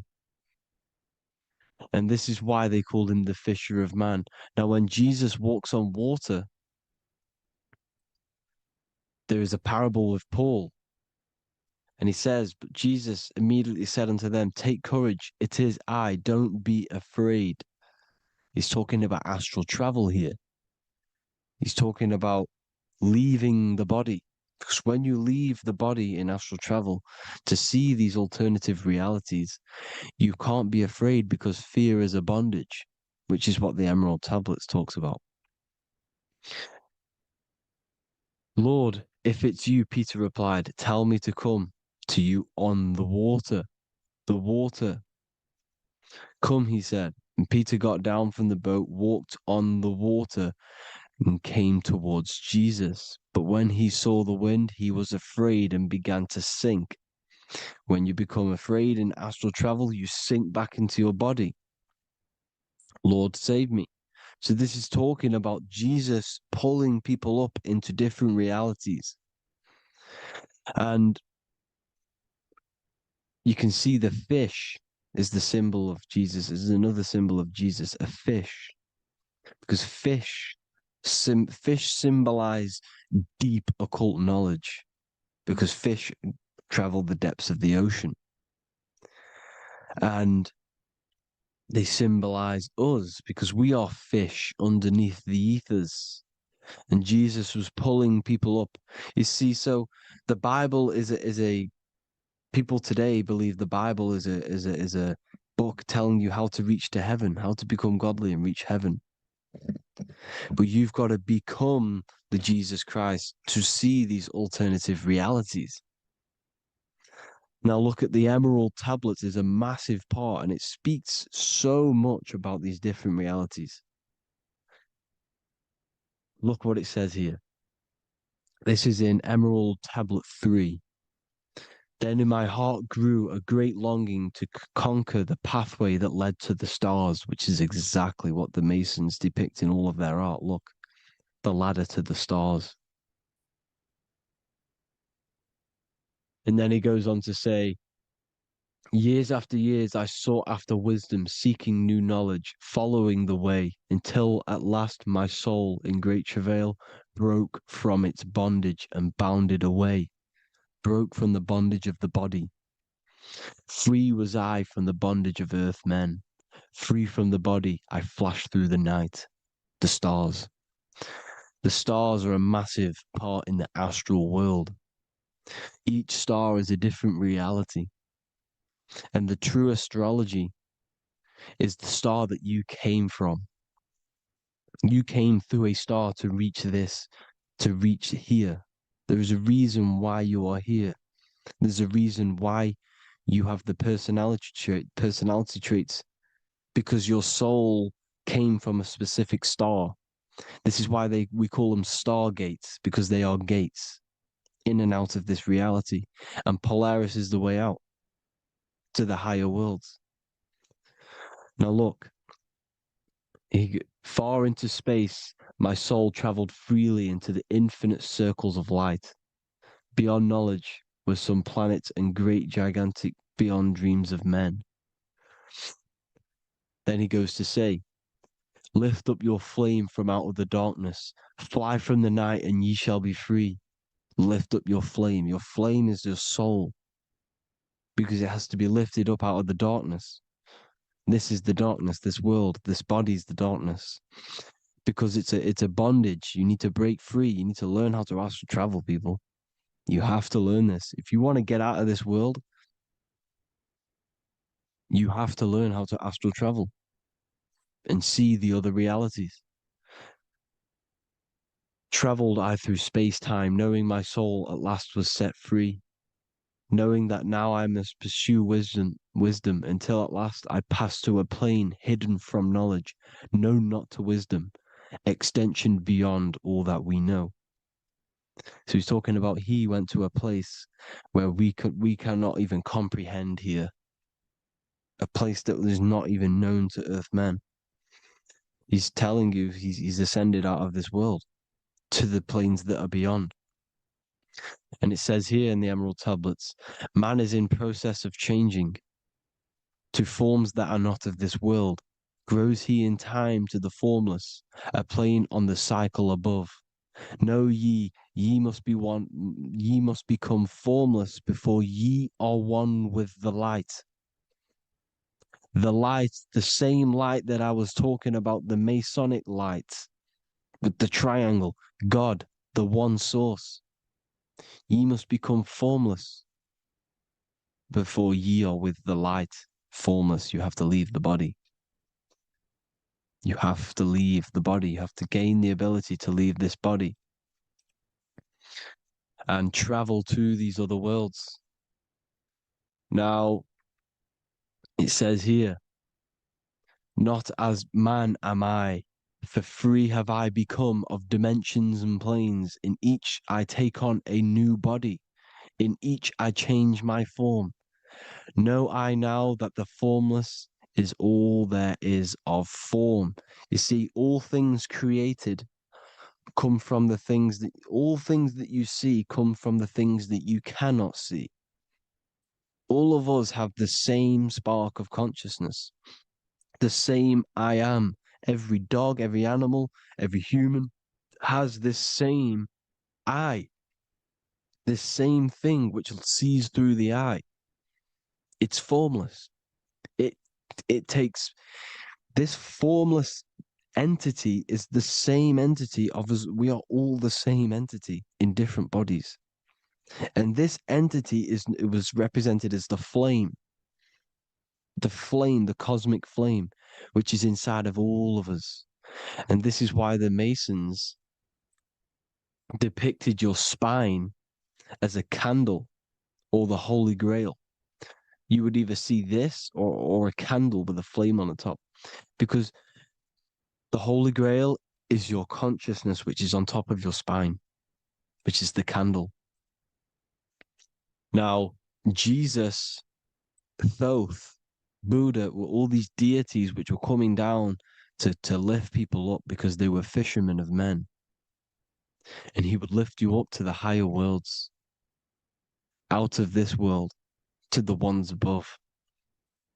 Now, Thoth, you can see him here, he's leading the way. He's holding someone and he's leading the way with knowledge and power. He was leading the way to other worlds, out of this world. There's no point trying to change this world. This world will stay the same. It will stay the same. You have to get out of this world. And that's what they're telling you. That's what they're keeping you from. They're keeping you stuck within this thin layer of reality. So what the Masons are doing, they have the ability to astral travel. They're living not stuck and bound to one reality, but living within the different layers of reality. And this is what Morpheus was doing in the Matrix. Morpheus was going into the Matrix to go and get Neo, which is exactly what Jesus was doing, pulling up people out of this world to the ones higher. And that's exactly what Morpheus is doing in the Matrix. If you haven't watched the Matrix, go and watch it. It will blow your mind. Everything I'm saying in this video, you will see it. Except that you don't need to use a machine to enter the Matrix. You just use your body. Well, you use your consciousness to leave this body. You see, Neo was also uploading himself into the simulation to pull people out of the simulation. And this is exactly what all of these gods were doing. The fisher of man. Look, he was pulling people up out of this reality with the knowledge. Now, Jesus was always depicted with the mushrooms. Look at all this mushroom art. Mushrooms were literally the origin of Christianity. You can see it everywhere. There's mushrooms in all of the ancient art. Every single one of these paintings you see here, there's mushrooms on them. Mushrooms have the ability to see alternative states of consciousness. Now, if you go and do them and you go to sleep, if you pop mushrooms, you go to sleep and you will wake up in another reality. You will wake up in another reality. Don't try it if you don't want to do it. But if you've got the heart to do it, do it. Eat them and go to sleep. You'll wake up in another reality. And Jesus was handing out mushrooms to the bright minds, to the minds that he wanted to fish out and pull up to the higher realities.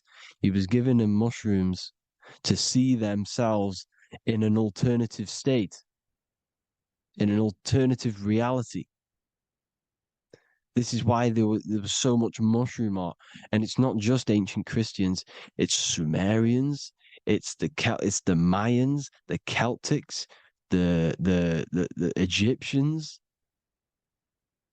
All used mushrooms. All of them. Look at all this art. It's on stones. It's everywhere because mushrooms. See, everything in nature is a micro macro. Look at the form of a mushroom. It's literally your spine and brain because they alter your consciousness. Your body is just a radio receiver. Everything that you're experiencing is a program being ran by the central nervous system, and your consciousness is experiencing this program, these electrical impulses of the nervous system, because it's all feeding back to one point, which is the pineal gland. And this is the candle with the light on it. Type in Masonic candle and you'll see it. It's your spine with your spark of consciousness on top of the spine. And it's a mushroom because this sends you to alternative states of consciousness, alternative realities. Now, they were all doing this, the Egyptians, the Mayans. Now, there's more symbolism which goes into this. Look at the Christmas trees we use. The Christmas tree with the presents underneath them. Magic mushrooms grow under trees. And these are the presents under the trees that we symbolize today with Christmas. Santa's red and yellow for the red and yellow mushrooms. The same mushrooms Mario has to collect. And when he gets enough mushrooms, he levels up. And then what does he do when he go past the world? When you win that world in Mario, you go to another reality. You go inside of another world. It's truth in plain sight.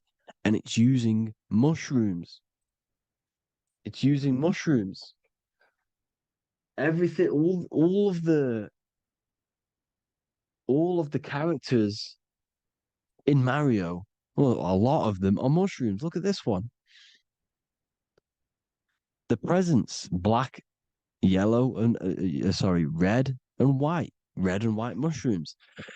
And the bow on the top is the mushroom head. That's a bit of a reach, but you know, the symbolism never lies, is what you need to understand. And it's as above, so below. Now look at the Sumerians. The Sumerians were also multi-dimensional beings. Okay, look at how they have the double faces. They had 1 foot in this reality and 1 foot in another reality. And look at this one, a double-headed god inside of like a portal. You see? Because and look at these with the wings, the astral travel. Birds, ancient birds symbolize the soul. Because the soul is a bird, it flies to different worlds, it flies around the cosmos. And mushrooms gave you the ability to see these alternative states of consciousness, these alternate realities. Because you exist in infinite realities. You exist in infinite realities. Now look at the 33rd degree Ordo Ab Chao badge. You get this badge when you become a 33rd degree Freemason. And it's a double-headed eagle. A double-headed eagle. And you can see this in Sumeria first. Sumeria have the same symbol. A double-headed, bird. You can see it here as well. And the Masons are still using this symbol today. And when you become a 33rd degree, 33 vertebrae on the back of your spine, above the vertebrae is your consciousness, and it's a double-headed eagle. One reality in one. You become a multi-dimensional being in the 33rd degree. And I've heard many interviews of Masons say it becomes Luciferian. You see, they speak in code. These Masons can't tell you about what they learn about, but they will speak in code. They said it becomes Luciferian. The word Luciferian is lucid. The root word of Luciferian is lucid, and lucid is lucid dreaming, alternative realities, dream worlds. You become a god. Luciferian means you're becoming your own god, pretty much. Because you are becoming a multi-dimensional being living in between the different layers of reality at the 33rd degree of Freemasonry. And look at the double-headed eagle, because the birds symbolize the soul. And they reach high, they fly high, just like the soul wants to fly high to the light, to become one with the light, like the Emerald Tablet says. Now look at Janus. Janus was another god, and he's known as the god of doorways. Janus always depicted with a double head. Janus is why we say janitor or January. And January is entering a new year. Janus is known as the god of doorways with keys, always got a key, because keys open doors. That's why the janitor holds all the keys. And Janus always has double heads, because he had one foot in this reality, one foot in another. He was a multi-dimensional being, a Luciferian, living between the different layers of reality, except from instead of being stuck in one like we are. Well, a lot of people. And that's the whole point. You see, all of this stuff is about like changing the world and stuff like that. This world will probably never ever change. It's probably been like this forever. Well, forever, for a long time. But it's about moving out of this reality to the higher states. And the Masons always depict the ladder to the luminaries, the stars, with a key, the same key of Janus. The Vatican is a key, and it's in charge of all the religions. Why is it a key? Because they're holding back the key. They're keeping you stuck within this reality, keeping you stuck as identifying yourself with the body, identifying yourself with this world. You are not in the world is within you. This is a program being ran by your central nervous system, and your consciousness is experiencing this reality. Now, this is going to be a mind-blowing video for some people. You have to have an open mind. You have to let go of all the programs. I'm repeating what the ancients are talking about and the ancient symbolism.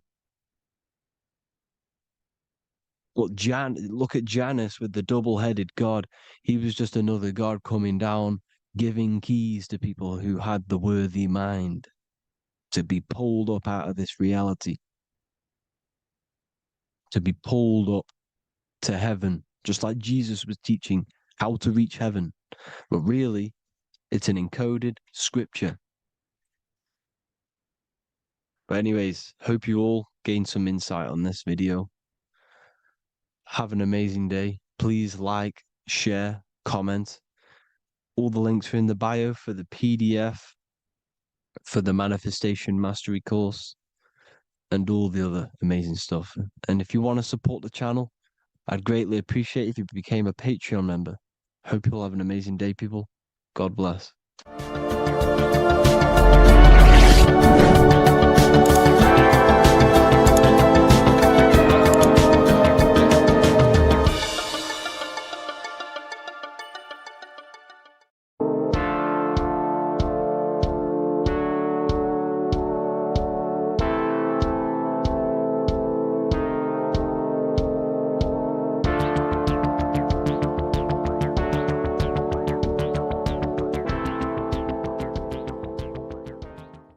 Welcome back everyone to another video.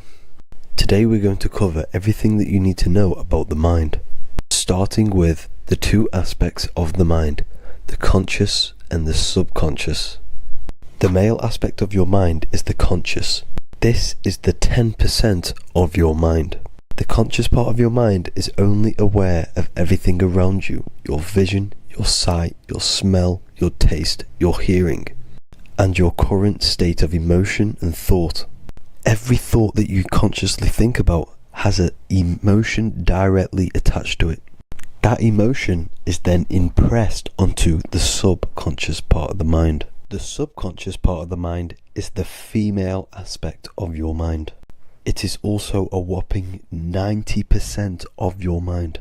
Subconscious mind is controlling all of the subconscious processes which happen within your body.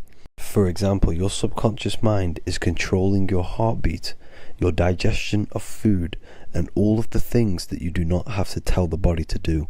It is the hidden part of our mind which is controlling all of the hidden things. The subconscious mind is like a recording supercomputer. Everything that you have experienced in your life is all recorded and stored within the subconscious mind. One of the most important things about your subconscious mind is that it stores your mental programs. Everything in the subconscious mind manifests into behavior and actions within the body. Your daily basis routine and habits are all mental programs within your subconscious mind. These mental programs are created by mainly two ways. 1. Repetition, and 2. Emotional impact. The repetition is fairly simple to understand. The more you do something, the more it impresses onto your subconscious mind and becomes a program. That program will then manifest into your behavior. However, with the emotional programs, they work a bit different. The stronger that you feel an emotion, the stronger it is impressed onto the subconscious mind. And then that emotion becomes a program. For example, you had a very traumatic moment happen when you were a young child. The emotion that you felt was so strong in that moment that it impressed into your subconscious mind so hard that you can recall that moment like it was yesterday. That traumatic event that happened to you when you were young will still manifest into your daily basis behavior even to this day. However, it manifests subconsciously. For example, if you were in a car crash, you will be wary to enter cars with certain people. All because of that traumatic emotion that you felt and impressed onto your subconscious mind. Another example of the subconscious manifesting into our behavior is posting on Instagram. Most of the time, the reason why you post is because your subconscious mind is seeking gratification. So before you actually do something, question yourself and find out the root cause of why you are doing this. Another thing that you need to understand about the subconscious mind is that it takes everything you say and hear literally. So for example, if you go and say, "You are an idiot" to someone, your subconscious mind will only pick up the word idiot. It only knows yourself. It doesn't know anyone else. You are casting a spell on yourself just by saying that to someone else. This is why the golden rule is to treat others like you'd like to be treated. Now, you can rewrite these programs which are already in your subconscious mind. However, it does take consistency. You have to change these programs which have been running for years. And by changing these programs, you change your behavior, because these programs manifest into your behavior. The best way to do this, personally, is to listen to affirmations first thing when you wake up in the morning, and do this for 10 minutes every single morning. Then at night time, you want to think and feel that you are becoming the reality that you desire. The more that you feel this reality, the more it will become a program and impress your subconscious mind. For example, you're trying to gain financial freedom. If you trick your subconscious mind into creating a program saying that you are financially free, this will manifest into your behavior. You will start doing more work. You will start looking for ways to make money. Your mind will be set on the frequency of money and financial freedom. Therefore, you will receive thoughts based around this program. If you take enough action, your life will dramatically change because of this program that you created in the mind. This is why we call it a mindset, because your mind is a frequency tuner which sets its frequency onto different thoughts, because thoughts are frequency. If you fill your mind with a specific frequency, you will gain thoughts and ideas based around that frequency. To create a stable mind, you need to master your emotions. You need to change your mindset. Everything that you experience is neutral. Based upon the mindset that you see it, you either give it a positive or negative charge. By understanding this deeply, you will then control your emotions. I hope you gained some wisdom and enjoyed this video. Please, if you can, leave a comment and a like, and subscribe to the channel if you like this content. Love and light to you all.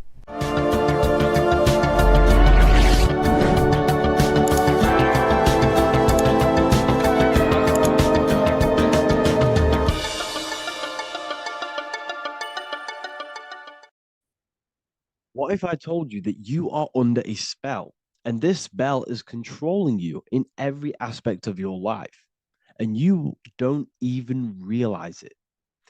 Spells are not what you've been taught.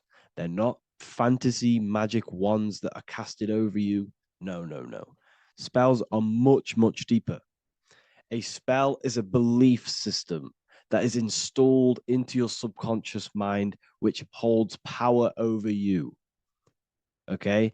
If I install a belief into your mind and that belief holds power over you and controls you, that is you under my spell. A spell is a belief that someone has installed into you. Okay?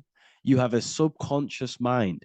This subconscious holds power over 90% of your daily basis behavior, thought patterns, and overall emotional state. Because the subconscious is the back end of our mind, the mind that we don't really have access to. It's the shadow self, where all of our programs, all of our memories, all of our traumas, all of our everything that we've ever experienced is recorded and kept in this vast database called the subconscious. Now, the subconscious is the 90% of our mind. We are only aware of 10% of our mind, which is the conscious mind, which is what you're using now, what you're consciously aware of. But there is a subconscious mind that holds power over your conscious decisions, and you don't even realize it. For example, as a child, you had a very, very traumatic event happen. Let's say as a child, you were not loved enough by your parents. And this feeling of you not being enough for your parents and feeling alone as a child implanted this seed. And this seed was planted by your emotions, a strong emotion. And over time, as you grew older into an adult, this seed grew and grew and grew. And what this seed grew into is you being very needy, you always seeking validation from others. Okay.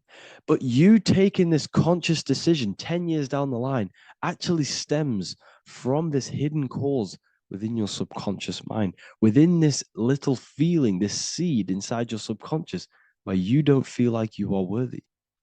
So this results in a conscious decision of you seeking validation from others, being very needy from others. Okay. This is what the subconscious is. The subconscious holds power over us. For example, posting on social media. Why are you actually posting on social media? If you take a selfie with your new watch, new car, and you go and post that onto your social media, why are you actually doing that? On the deepest root cause, it's not because you just want to post a picture. No, it's much deeper. It comes from a subconscious belief or a subconscious emotion of you seeking external validation, whether you believe that or not. But that's what it is. If you're posting on social media, you're seeking attention, you're seeking validation from others on a deep level, on a subconscious level. You may not even realize this because it's subconscious. Now, this is what a spell is. Money is a type of spell. Remember, money doesn't actually exist. Money does not exist. Money is a physical object inside of the material plane. But the physical object has a belief in the mental plane. See, the mind is the highest plane. This is the root cause of reality, the mental plane. Okay? So our belief in our mind has given this piece of paper value and a meaning. But in reality, it's just a piece of paper with a belief behind it. But this subconscious belief behind this piece of paper is controlling your daily basis behavior, is controlling your emotional state and controlling your life without you even realizing it, without you even realizing that it's all an illusion. Money does not exist. It's the belief that gives the piece of paper a power. And the way we break the spell is by realizing that the money doesn't actually exist. The whole world is under the spell of money and it's controlling all of us. But the spell is the belief. Once we all wake up and realize money has no value, it doesn't actually exist, it's only a belief. There is no actual money. That's how we break the spell. The spell is broken when we figure out that we are under the spell, under the belief, under the illusion of this piece of paper having value, and it's controlling our lives. That's why the word money has mon within it. Mon is moon, and the moon represents our hidden aspect of our mind, our subconscious, and the sun represents our conscious mind. So you have two versions of yourself. You have the self that you show to everyone, the conscious mind, and you have a shadow self called the subconscious, which is the hidden aspect of you. For example, do you really love your partner who you're with, or are you just with them is there a subconscious fear of being alone? Do you really want to be with this person, or is it are you staying with them because it's stemming from this fear of being alone, of being lonely?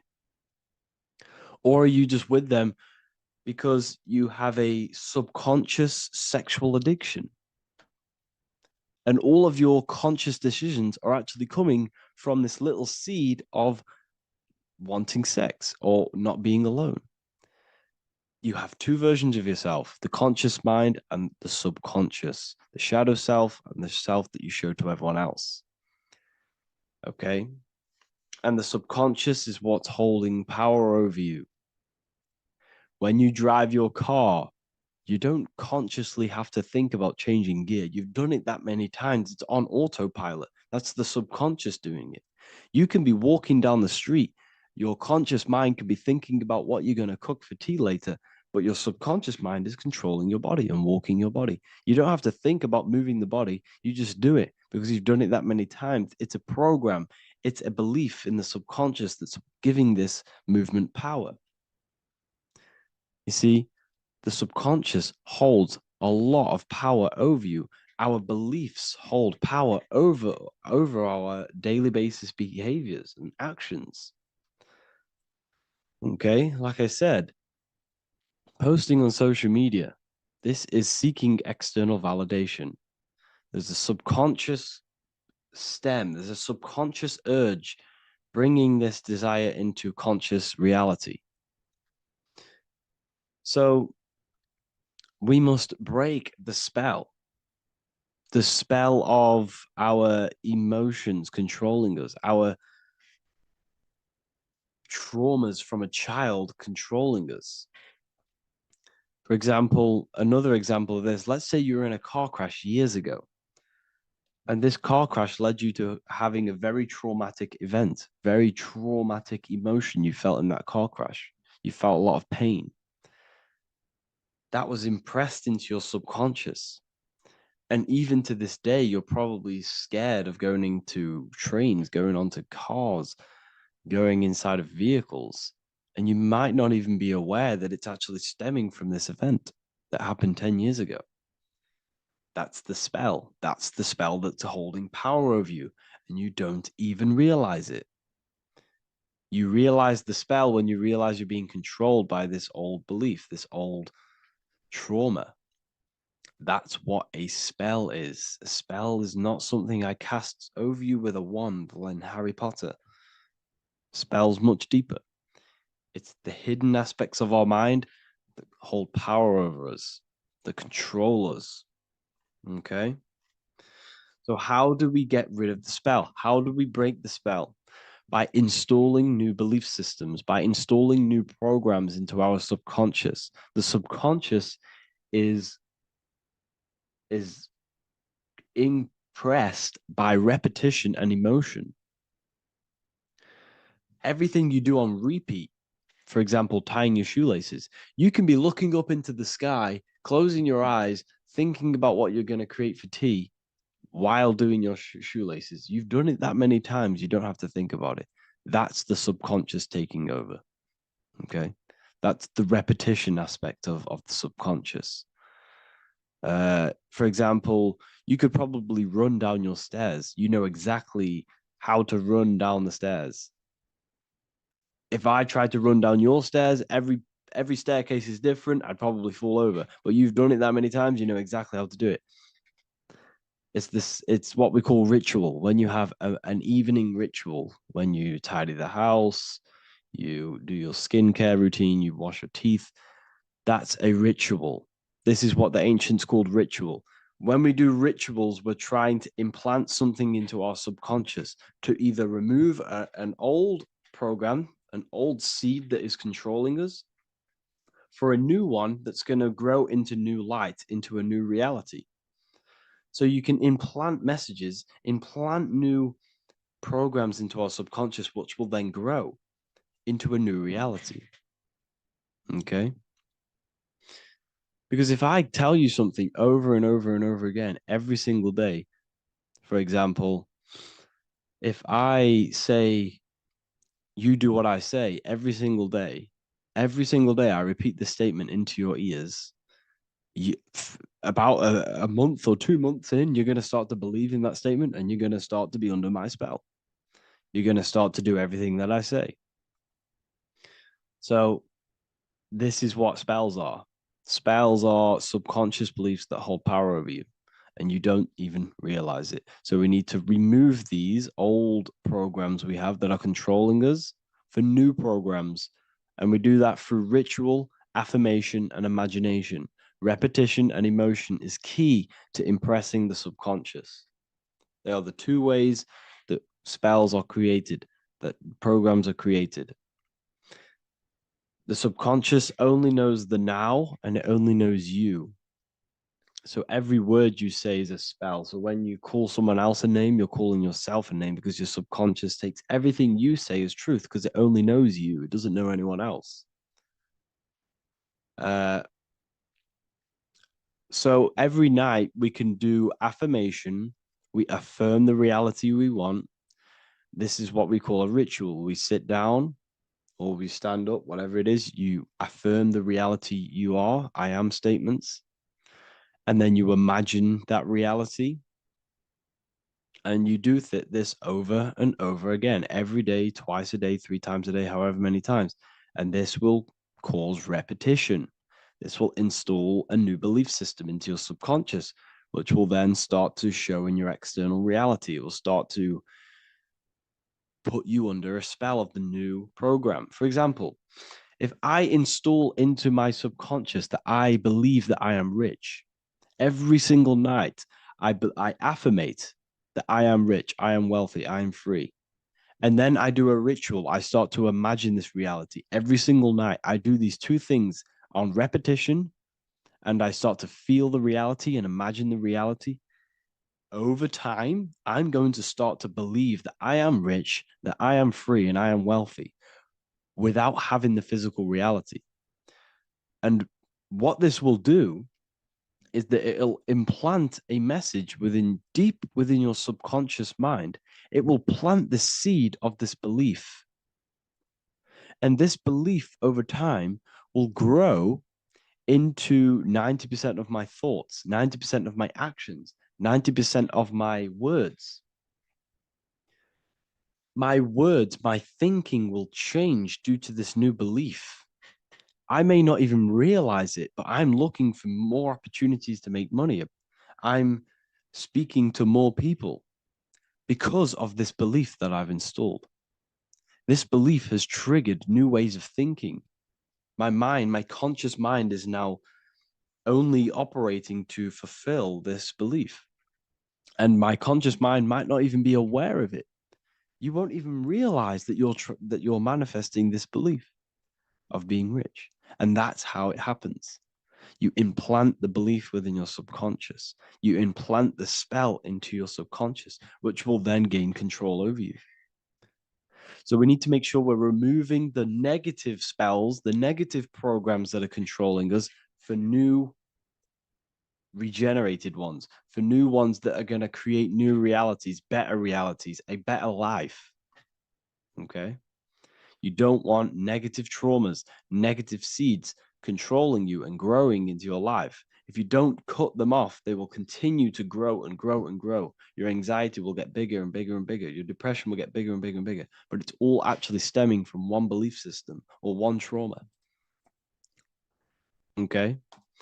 So this is important. Everything in this physical plane is an effect of the higher planes. It's a shadow of the mind. Everything we think, all physical objects began as a thought, then an imagination, then energy, then a physical reality. So we must change the mental plane. We must plant seeds into our mind to change down into our physical material life. It's about manipulating this higher plane so we can create change and effect in the physical external material plane. That's what magic is. This is what spellcasting is. This is all what it is. It's not fantasy. This is the manipulation of the higher planes of consciousness, which your mind has access to. You have access to these higher planes. Okay? This is exactly what I teach in my university. I teach different rituals. I teach specific rituals to get rid of certain things, certain belief systems. I teach all different rituals, all different ways for you to create your own reality and live the best reality you want. We also have all of these different courses. We have Activating the Inner Eye. This will teach you exactly how to lucid dream and activate your inner vision of imagination. We have the Sexual Alchemy course. This will give you the power of transmuting your sexual energy into creativity. We have electromagnetism studies. We have esoteric exchange, an exclusive live call that we do every single week, and I connect with all of the students. They can ask me questions, can speak with me one-on-one inside of these live calls. We have the real numerology section.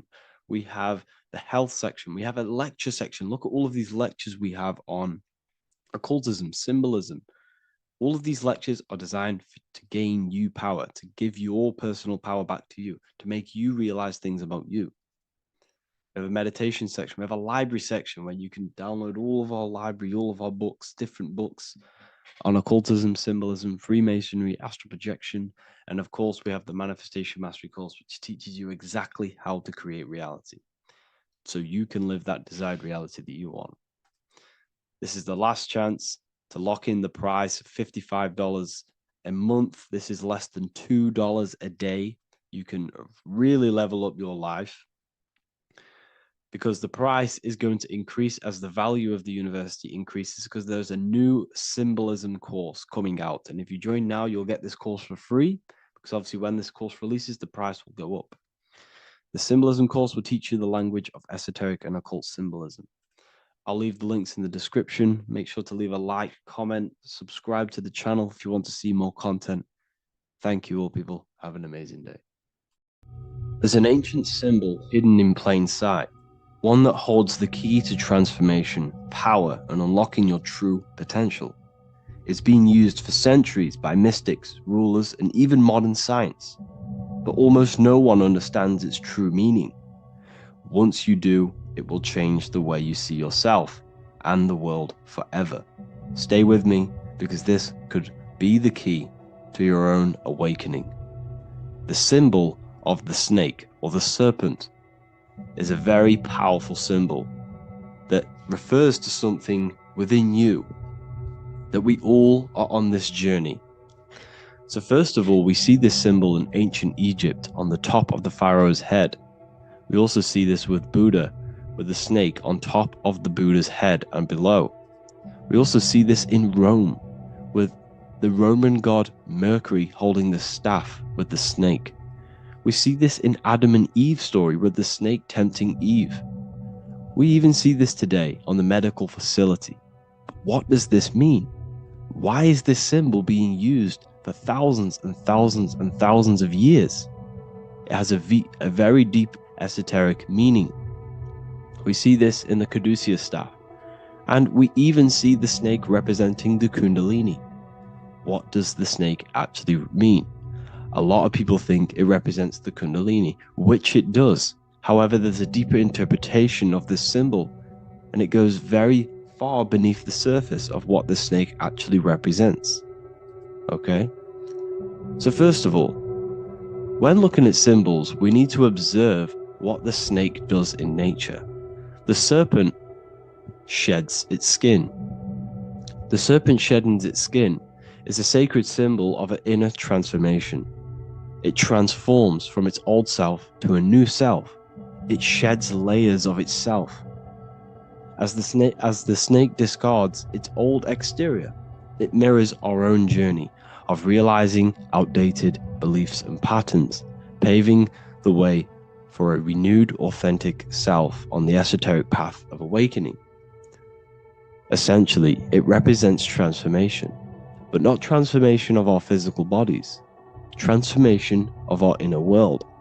Now, this is where things get a little bit tricky and you may become a little bit confused, but I'm going to make this very clear for you. The snake symbol or any symbol can be used for different context. For example, the Kundalini. We see the snake representing the Kundalini. We all know that energy can't be destroyed, only transferred. Like I said, this is a transferring of energy. It's a changing, a transforming, shedding its skin. It represents transformation. Sexual energy is energy, and we can transform the sexual energy into a Kundalini awakening to activate dormant brain cells in our brain, and to activate the human light body, which is the spirit.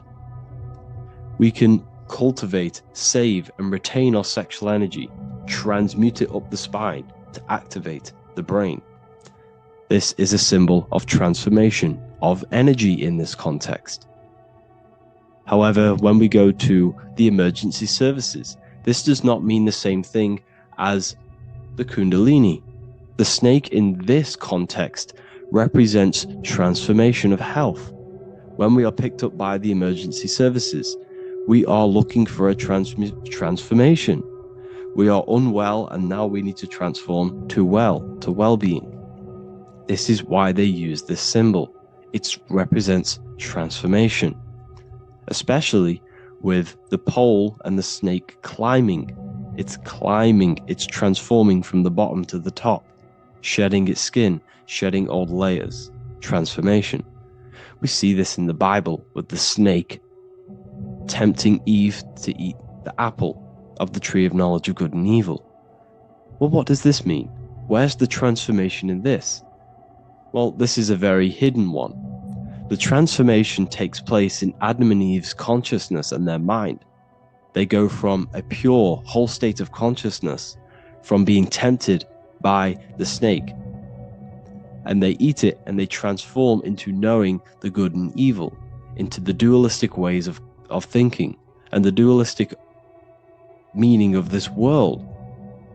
Let me rephrase that.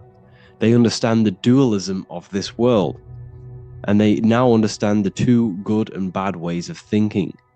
They know the knowledge of good and evil, of duality. They shifted from a whole state of consciousness into their consciousness being split into good and evil. This represents the journey of every single soul that incarnates into this world, including yourself. When you were a child, you were whole. You had no understanding of good and evil. But as you grew older, you eaten the fruit.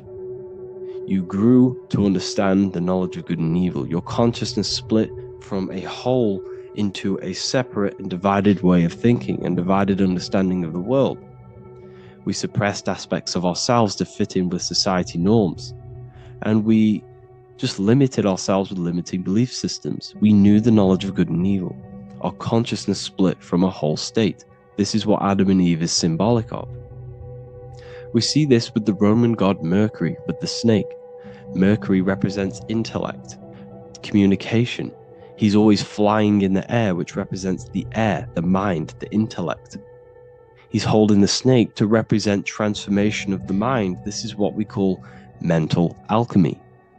Turning base metals into gold, turning the unenlightened aspects of our mind into enlightened ones, turning our negativity into power and control.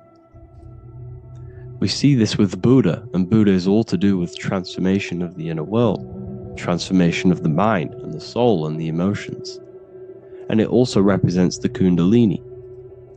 We see this in ancient Egypt. We always see the snake on the head, representing the place where the third eye is, representing the intellect or the mind's eye, the third eye, whatever you want to call it. This is the place of the invisible intelligence within us.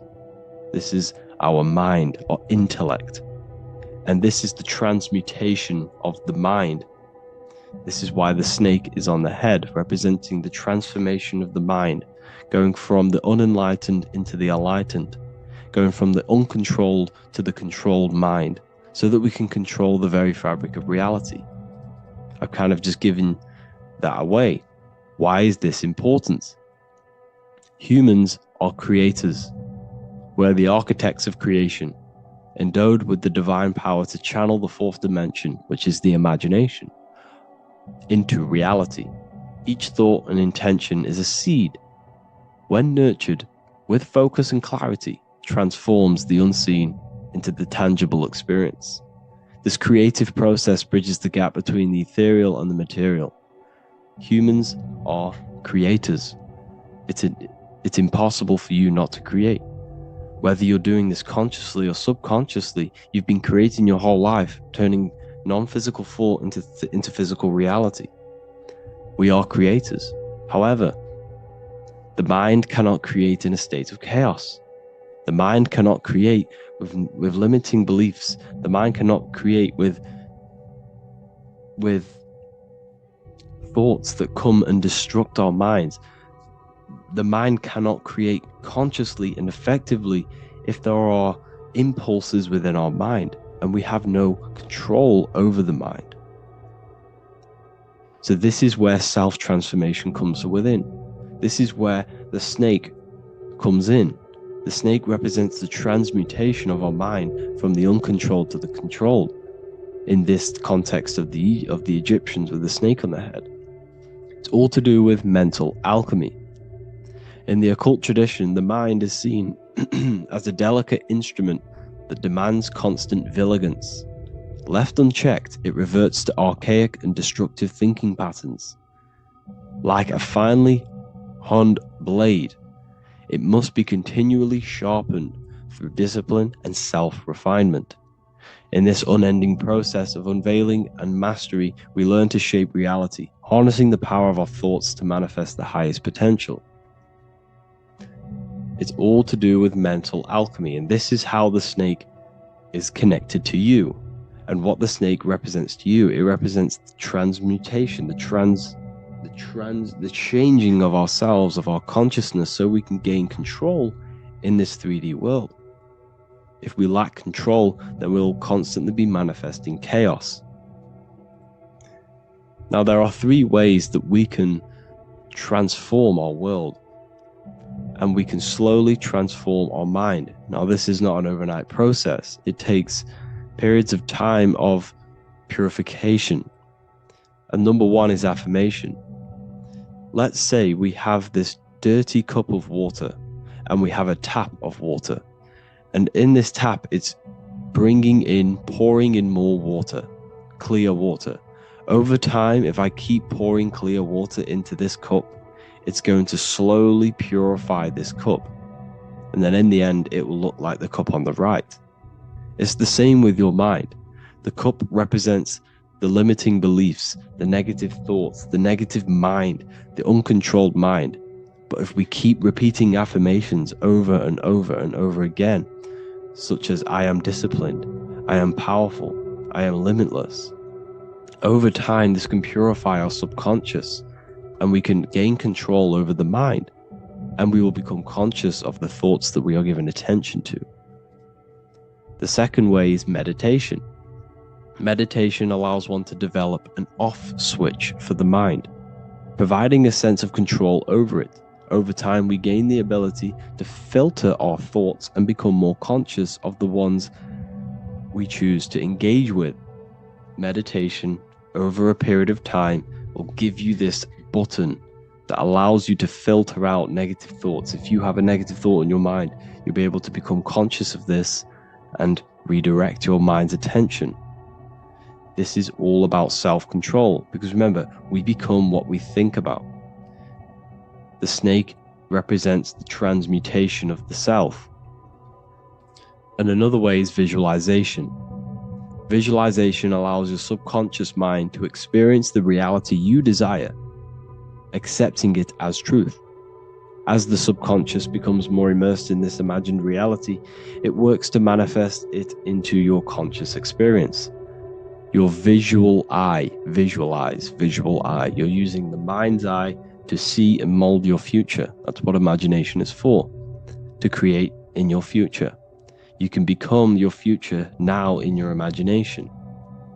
And this can slowly purify your consciousness, slowly purify your mind, which will then, if you do all three of these over periods of time, you will see great transformation from the inside out. And your outer world will start to mirror your inner transformation, because it's as within, so without. You change your inner world of consciousness, of thought and emotion, you'll change your external reality and your circumstances. So I hope this lesson has gave you a great understanding of what the snake actually represents. And now that you see it, you will see this everywhere. Every time you see a snake, you know it represents the transformation. So please, if you can, leave a like, comment, and subscribe, and turn on the alerts to make sure you never miss a video. And if you have any video suggestions, feel free to make a comment and I can make a lecture on it.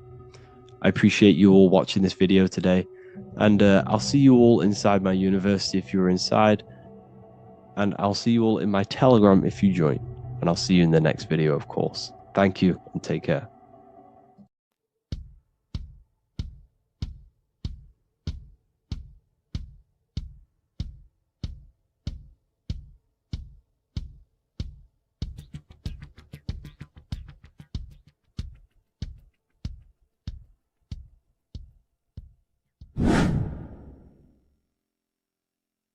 What is good, people? How are we all doing? Today we're going to be talking about the different planes of existence, the occult side of the world, the things they don't teach you in school. And of course, you can only find that on this channel, so welcome. So you need to understand is that your consciousness moves through these different planes of existence, these different states of consciousness, which make up all of you. Okay? They are all interlocked planes. They are all interpenetrated into each other. They are all one. They melt into the plane above and below. You see, each plane is a product of each plane. As above, so below. Now, the higher you go, the more fluid, the more dreamy, the less dense it becomes. The lower you go, the more denser it becomes, the more solid it becomes. The lowest plane is the physical plane, which you are obviously aware of. You are inside of the physical plane now. But while you are in this inside of this physical plane, you are indeed inside of all these other bodies which you have not awakened yet. You have to awaken these different bodies. You have these bodies. Okay? It's like a ripple effect. And the center is the most dense, the most solid. This is earth, heart, the heart of the ripple. And the lower you, the further you go out from the center, the more dreamy, the less fluid, the more fluid, the more less dense it gets until you're one with the all. You see? And this is what it's like. This is what this system is. It's like a ripple effect. Now, let's jump straight into the planes. First, you have the physical plane, made out of 4 elements. 5 elements. The ether is the mother of the elements. It's the womb of the elements. It's the 5th element. And it gives birth to the 4 other elements. 4 is stability. Tables have 4 legs, and this is why the ether gives birth to 4, because it's the foundation of the physical world. Fire, earth, water, air. They are not pure. Each one of the elements melts into the other one. For example, earth and water both share cold. Water and air both share wet. You see, they compose of each other. They melt, they mold into each other based off the vibrational state of the ether. That's what it is. The 4 elements are the vibrational states of the ether. Okay? So you have the 4 physical elements making this, physical world. It's the lowest world. It's the world of effect. This world, whatever you see, whatever you experience, it's the effect. You can't change anything by manipulating this world. You got to manipulate the higher worlds to affect this world, you see? As above, so below. This is the lowest plane. It has 3-dimensional. It's the 3rd dimension. Space, height, and thickness. That's all it is. Front, backwards, upwards. You see, it's 3-dimensional. We cannot perceive the hidden side, which is the interior of this existence. We cannot perceive the interior from our exterior view. We are looking into this world. Okay, this is the exterior view. We can't see what's inside of that. That's the 4th dimension, which is the next one. It's the most gross and dense plane. 4 states of matter, the most slowest vibrational molecules exist in this plane. Above this plane, you have the ether. Okay, the word ether and either are the same thing, because either connects 2 scenarios in languages. I either support Manchester United or Liverpool. Either is connecting them 2 scenarios. The ether is doing the exact same, as you can see here on the planes of existence. It connects the astral world, which is very important, to the physical world. It's connecting these 2 worlds. So it's the ether. It's the ether. The ether is pure potential. Energy flows through the ether. It is pure energy, pure potential. Okay? The physical body is an exact copy of the etheric counterpart body. So every physical object has an etheric energy double. It's like a blueprint of that object. Every single object has an energy double, and that's the etheric double. Okay? The etheric body determines the shape of our physical body through its lines of force. All through life, it rebuilds and restores the physical body. Physical problems show up first in the etheric body, because as above, so below. You manipulate the higher planes, it will manipulate this plane. And this is why sorcery works. Contact with astral plane entities. We'll get into that a bit later. So, the reason why we can't see this plane, this energy world, which is all around us, which we are inside of right now as we speak, is that the molecules that compose it are further apart than those of the physical plane, making it invisible to the 2 eyes. That we can't perceive it. Our eyes cannot physically suck in that sort of information, and our brain cannot decode it. This is why, they brainwash us with all these programs to keep us asleep, to keep these other bodies we have asleep, so we don't find out about these other bodies, and is to make you believe that everything's just a material. Only the material world exists. They don't want you to know is that everything that you see is a result of something you cannot see. As above, so below. There are realities within this reality. This is what I'm breaking down now, these different planes, on how this reality works. So your etheric double is your energy body. You can see here the physical, etheric, astral. Astral is your spirit. The ether is a part of the physical plane. It's like just above the physical plane, but it's still part. But then the astral plane is completely separate. It's another plane, but they're all interlocked. Don't think they're apart. They're all interlocked. They're all one. They all melt into each other. The chakras that we have are inside of our etheric body. They are our sense of organs which tune us to the fourth dimension. These 7 chakras connect us to the astral world, the fourth dimension. Okay? They are points for the flow of energy from the universe / 7 planets, because the 7 chakras are your 7 planets, and the 7 planets are connected to the astral world. They are feeding these 7 centers in our body. They connect us to the universe, to our etheric counterpart, and then to us, supplying the physical body. Because the energy comes from above. As above, so below. These 7 centers, these 7 etheric chakras, are being supplied with energy from the universe, the 7 planets, the solar system. Then it supplies the physical body. You see? So, the ether is very important. And this is, that the ancients understood the science of the ether, and they could, harness free electricity from it, because it's all around us. The ether is all around us. And this is what they were doing. They were harnessing free energy using the ether. The astral plane, the fourth dimension, very important plane. Very, very important. We've all been there. Every single one of you has been there. Okay? The fourth dimension is unseen of what we see. It's the interior of the exterior that we see. We see the third dimension, but we cannot see beyond what's making this third dimension. This is the fourth dimension. Okay? It's the dream world. This is where you go when you dream. Okay? This is where you go when you dream. It's the place of disembodied spirits or ghosts, entities, whatever you want to call them. When you hear ringing in your ears, that is not tinnitus. That is an entity around you. Okay? That is an entity around you. The fourth dimension is where thought forms exist. Mental images. Thought forms as in what you see in your mind when you think of an image, because the mind is the highest plane of existence. Mind is the highest plane of existence. And it manipulates all of the planes below. So it goes the mental plane, then the astral plane. So the thought is in the mind, the mental plane.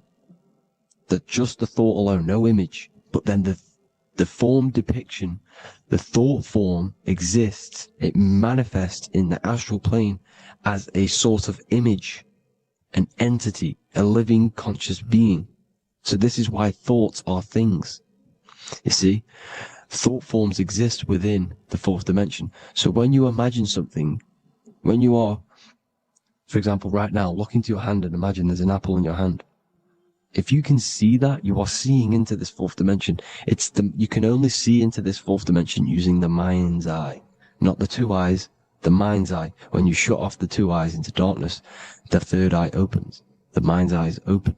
And you can see, this is astral travel. You got to work on astral travel. And you will see this astral plane, this fourth dimension. And there are 3 different sections to this astral plane. Higher, middle, and lower. So yes, there is a kind of a heaven and hell. And a mid-God. Heaven being the higher vibrational entities manifesting higher vibrational thought forms existing there. The lower vibrational thought forms existing in the astral plane. But these thought forms are beings. You can create these beings. They're called elementals. Okay? If you entertain specific thoughts for long enough, this will plant a seed and it will grow. If you keep, so for example, you have a bad feeling or whatever, what's a good example? Unforgiving someone. You keep that energy inside of you for long enough, it will manifest in the fourth dimension. You entertain that thought long enough, it will manifest. And it will create an etheric body, and it will be an entity which will harm you, that will feed off you, this low vibrational energy. Your mind is so powerful. It creates thought forms, and these thought forms can take consciousness, can take bodies, etheric bodies. Now, that's why it's very important that you master your mind, master your thought patterns. So this fourth dimension is the astral world. So when you have a nightmare, this is the lower astral plane. You're in the lower astral plane. Whilst this physical body rests at night, your consciousness, while you awaken this other body, your consciousness goes inside of this other body, whilst the physical body lays asleep. You see? So it's all inside of you. This is what you need to understand. You just haven't awakened these bodies yet. You can awaken them. You just got to awaken them. Okay? The next is the mental plane. This is the mind, the source, pure cause, pure motion, the most less dense, the most fluid. No form. There's no form to the mind. Astral plane is the first plane where a form takes existence, pretty much. The mental world has no form. It's pure mind, pure intelligence. Thoughts alone exist here without any images or manifestation. The most fluid, the most dreamy, the most causal plane. All of the rest take the effects of this plane. That's why it's mind over matter. Your thoughts they create vibrations. Each vibration is vibrating on a specific frequency, which creates mental images, creates effects down here on this physical plane. This is why it's so important to master your mind. Master what you think. Master your mind. It's the hardest thing to master. You could conquer the world, but it's probably harder to conquer your own mind than to conquer the whole world. I can promise you that, because the mind can play tricks on you. You got to listen to that inner guide within you that will constantly manifest the good things. So anyways, people, hope you learned a lot from this. Please work on trying to activate these other bodies. I will maybe do another video on trying to activate these bodies if you wish. Please comment down below if you would like to see that. And have an amazing day. Please like, subscribe, comment down below any video ideas you want me to do, any information you want me to spit. Thank you all. Have an amazing day.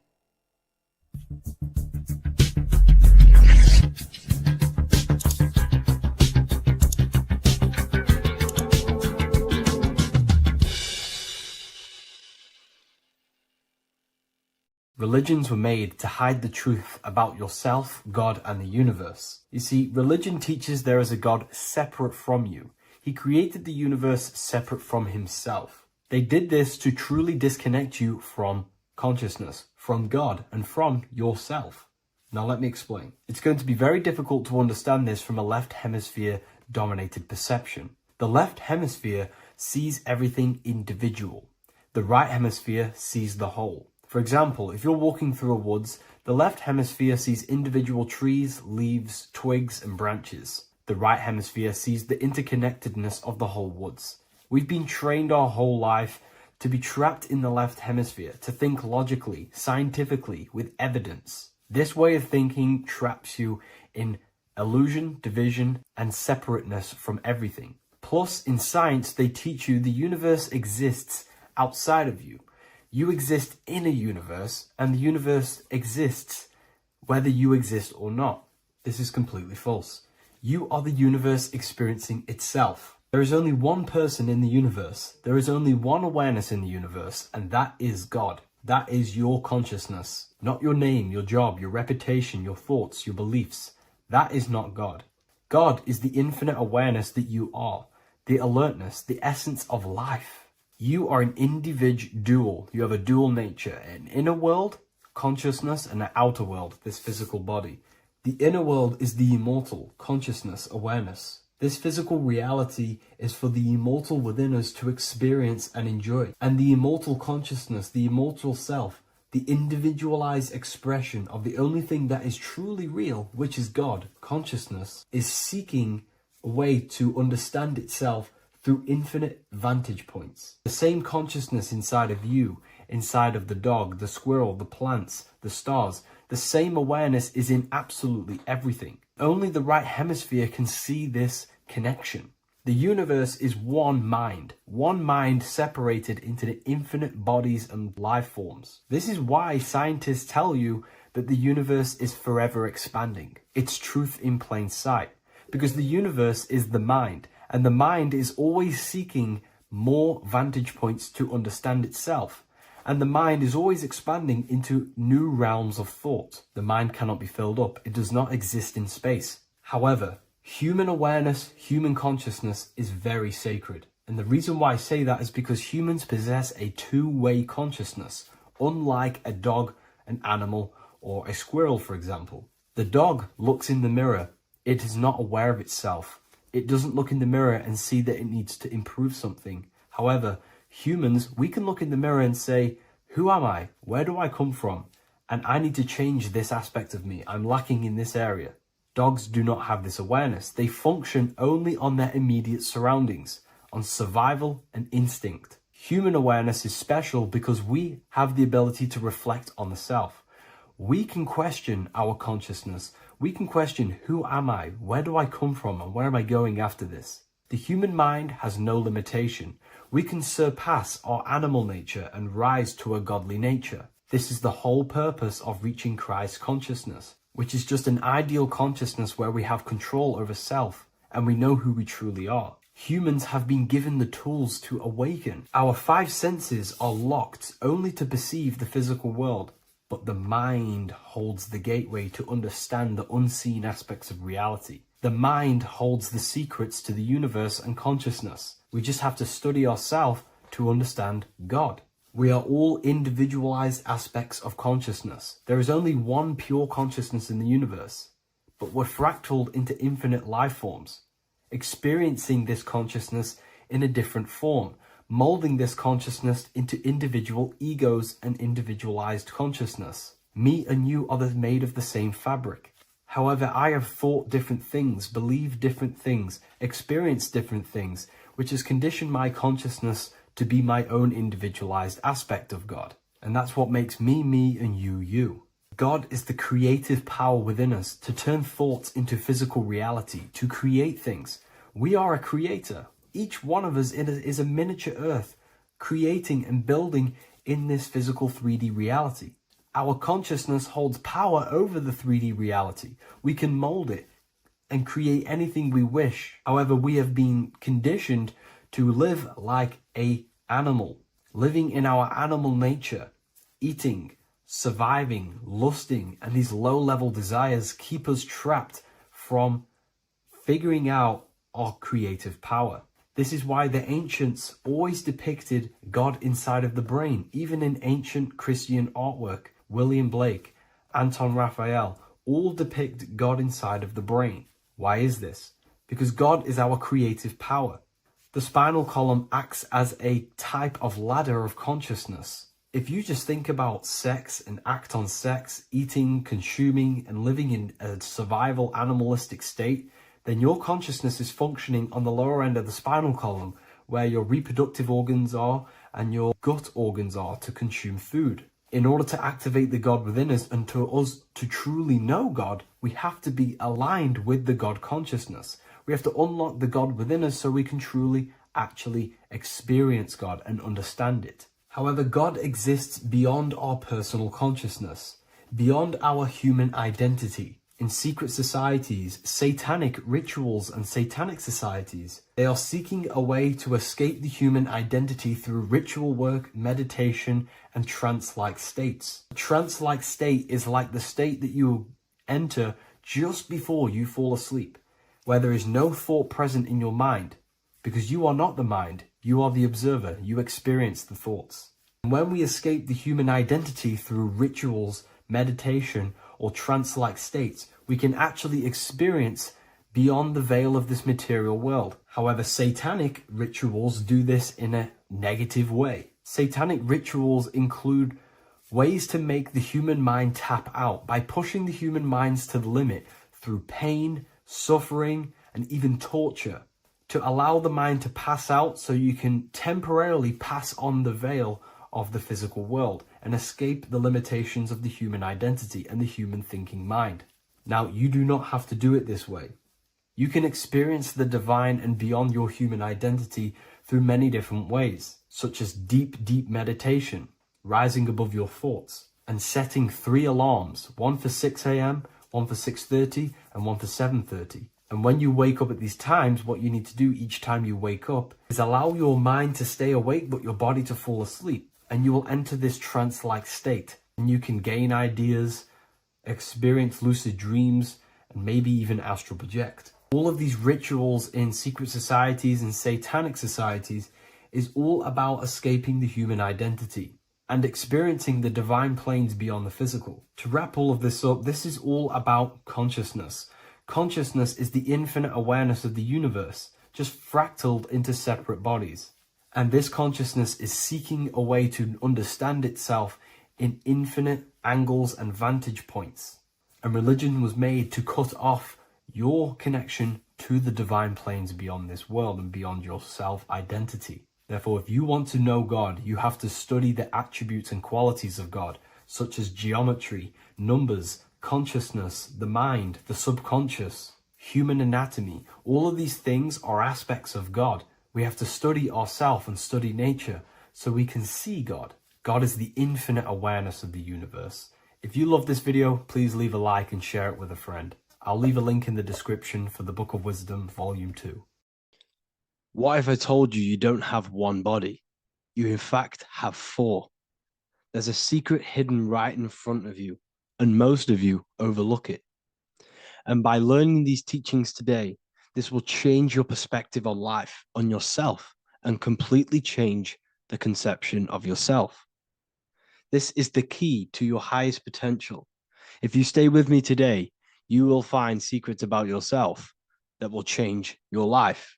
But I warn you, once you step this path of esoteric knowledge, there's no going back. Once you see, you can't unsee. So stay with me, and we will discuss the four bodies of your soul and how you can master yourself to reach your highest potential. The first thing we must understand is that there is a sun. And just like the sun gives life to the earth, there is this life force within the sun that gives life to all matter. We must understand that that matter itself is dead. It has no life potential. It has no ability to create or destruct anything. All of the life comes from above, from the sun, from the life-giving power of this infinite energy source we call the sun. No matter what model you believe, the sun still gives power to this physical realm, giving life to all of the crops, giving life to animals, giving life and growth to all things that the rays come in contact with. This is a macrocosm process. We must understand the teachings of as above, so below. This means that the macrocosm repeats itself in a microcosm form. Now, what do I mean? Humans are made in the image and likeness of God. You are a miniature version of God, a spark of the divine consciousness made in human form, in physical form. Just like the sun gives life to all physical matter and growth to all crops on the earth, your soul is a miniature sun. And your soul is giving life to the body. Your body is a miniature earth, which also goes through the cycles of the 4 seasons of the sun. We feel different in each one of these seasons. It's because our body does not only go through these cycles externally, but these cycles happen within ourselves, within consciousness. Your soul is the sun. The sun you see in the sky is an externalization of your soul. Your soul is the life force. You are the soul, not the body. And like the sun gives power to the earth, the soul gives power to your body. So first, let's look at the etymology of the word sun. The word sun comes from it's a Latin word solis or sol, which means the sun. Sol then became soul, sun, soul. And in fact, S-O-N and S-U-N in the old etymology dictionary mean the exact same thing. They are interchangeable. So when we look at the symbol of the sun, we look at a circle and a cross, which represent the 4 aspects of the sun, the 4 seasons of the sun: summer, winter, spring, and autumn. These are the 4 states of the sun. Like we said, this is where we get this symbol. You have the 4 states of the sun, which represent the 4 bodies of the soul. Now, this is where we get deep. Like I said, the sun you see in the sky is a macrocosm of your soul, an externalization of your soul. Just like your sun has 4 seasons, the 4 seasons within us are the 4 bodies. Our soul is incarnated and split into 4 sections. We have a mind, we have a physical body, emotions, and spirit. These are all interchangeable and they are all linked. In ancient alchemy, we have the exact same symbolism of the 4 stages of alchemy. But in this case, they're symbolized as the 4 elements: earth, water, air, fire. In this ancient alchemical symbol, we have the pentagram with the top one representing the soul, ether. Our soul then has the 4 bodies with the human here. We have the man, the eagle, the bull, and the lion. We see this on the tarot card, the Wheel of Fortune. The man, the eagle, the bull, the lion. We see this in Matthew, Mark, Luke, and John. The lion, the bull, the man, and the eagle. We see this with depictions of Jesus. Jesus, the man, the bull, the lion, and the eagle. These represent the 4 fixed signs of the zodiac: Taurus, the bull; Scorpio, the eagle. Scorpio was symbolized as an eagle. It's an ancient symbol. Now it's been changed to a scorpion, of course. Leo, the lion; Aquarius, the man. These represent the 4 fixed signs, which are 4 different elements. Taurus is an earth sign. Scorpio, a water sign. Leo, a fire sign. Aquarius, an air sign. Taurus is the earth. As above, so below. The earth is the physical body. Leo is fire. Fire is the spirit. Scorpio is water, which is the emotions. Aquarius is the mind, which is an air symbol. Air is the mind. That's why we call people airheads. Okay? So what we're actually looking at here are the 4 aspects of our soul. We have the sun in the middle and the 4 bodies of the soul. This is what Jesus is symbolizing. Jesus represents you. God made flesh with the 4 aspects of the soul. The 4 gospels are all depicting Jesus in 4 different ways according to the different body of consciousness. The Wheel of Fortune are representing the 4 bodies of the soul. This represents the 4 bodies. Now, how are they 4 bodies? They are 4 dimensions of consciousness. The mind is not made of the same substance of the emotion. The emotion is not made of the same substance of the physical body. The spirit is not made of the same substance as the physical body also. They exist in 4 dimensions of consciousness. They are 4 bodies of our soul. And the most important teaching here is what I'm actually getting to, is the powerful one. This is what gives you power. Most of us live in chaos. Our mind is thinking of doing something. Our emotions are feeling something else. Our body is lusting and wanting to do something else. And our spirit's energy is completely off. Most people live in unbalance. None of these 4 bodies are working together. This is why we produce chaos in our lives. When these bodies are in balance, are not working together. So in alchemy, they symbolize the 4 elements, which are the 4 bodies of consciousness. These are the furnaces with the fire. They represent transmutation of each body. We have to sync these bodies. We have to sync the mind with our emotions, and our emotions with our actions, the physical body, and with our spirit. These 4 key bodies need to be in line in order for us to create consciously in our life. Because each one of us is a creator, a miniature version of God, creating our own earth, creating our own material reality. And in order for us to create consciously and with effect and power, we must have these bodies unified. so that we can create consciously and not create chaos. So this is very, very important, and this is a secret teaching found in all ancient societies. But this is what the hidden symbolism of astrology actually is.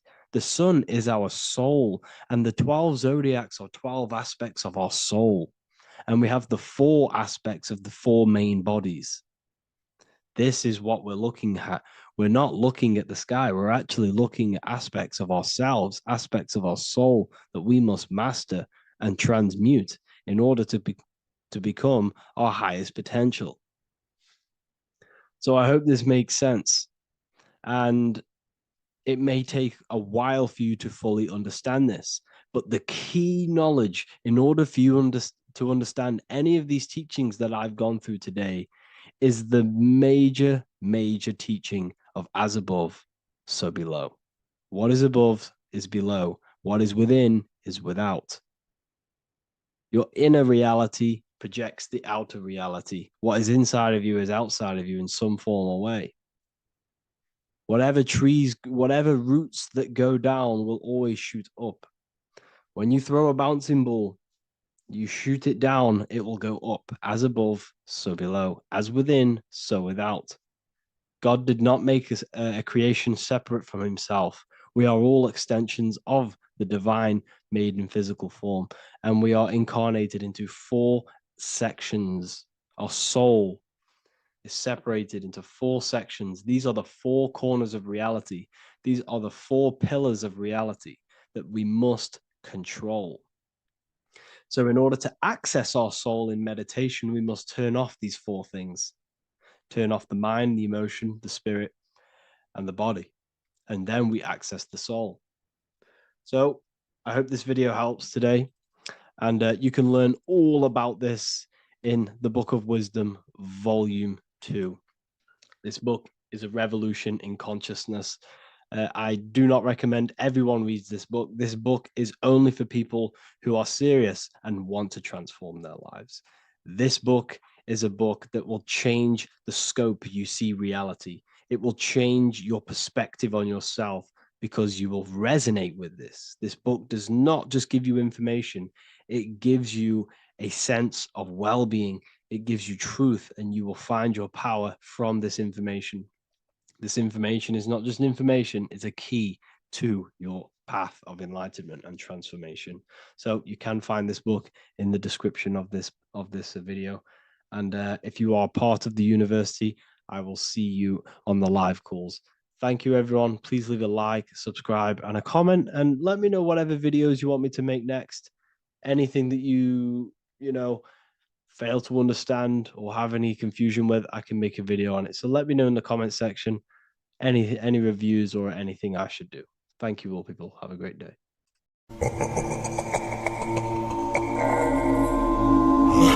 If your ultimate goal is to be famous, then you're gonna do a lot to get there, like sign your name in blood in a contract with the devil.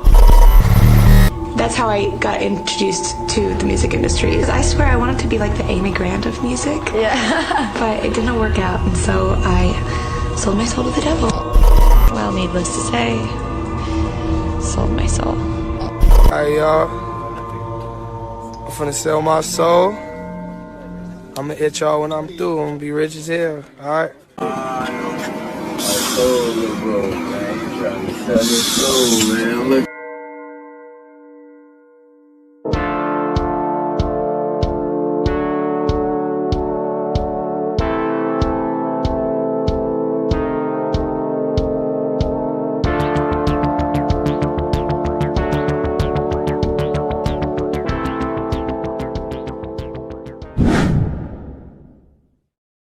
So what exactly is selling your soul? In order to understand this to its full potential, you have to understand the spirit world and the occult world which our eyes cannot visibly see. The physical world we see is nothing but an illusion and a product of the higher planes of existence. For example, you can see someone's physical body, but you can't see the complex structure of the consciousness and the thinking behind that being. With that being said, there are forces and entities not attached to physical bodies, which they exist on the astral and etheric plane behind the physical plane. Now there are numerous videos and music with artists talking about this. For example, I sold my soul to the devil and the price was cheap. Why do you still do it? Why are you still out here? Well, it goes back to the destiny thing. I mean, I made a bargain with it, a long time ago, and I'm holding up my hand. What was your bargain? To get where I am now. Should I ask who you made the bargain with? with the chief commander. On this earth? And on this earth, and then in a world we can't see. So selling your soul is cutting a deal with an astral plane entity in exchange for wealth and fame on this physical plane. This is classed as black magic because you are bending reality against your intuition. Now, making deals with entities beyond the physical plane, you always have to give something in exchange. When it comes with demonic entities, it always involves some sort of sacrifice, bloodshed, or humiliation. Now, there are countless of rappers who someone close to them have died just before their career takes off to the next level.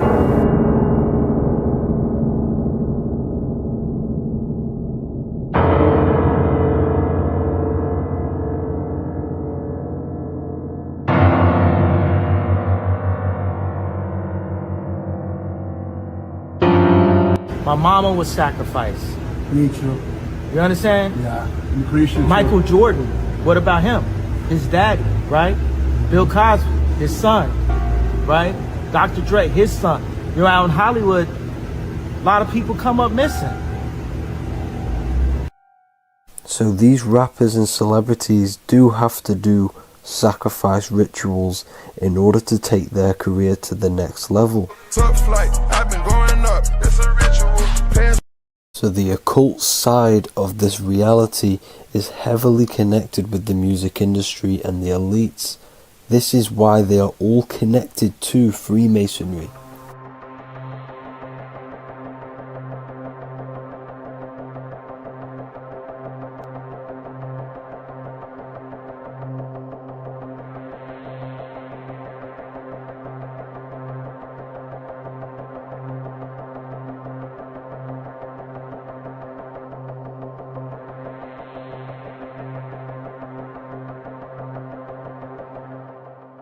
Now this is why the music industry is one of the most important industries for the elites to stay in control and keeping the masses on low states of consciousness. Frequency is one of the most powerful things in reality because it's the only thing which can enter your soul and body without consent.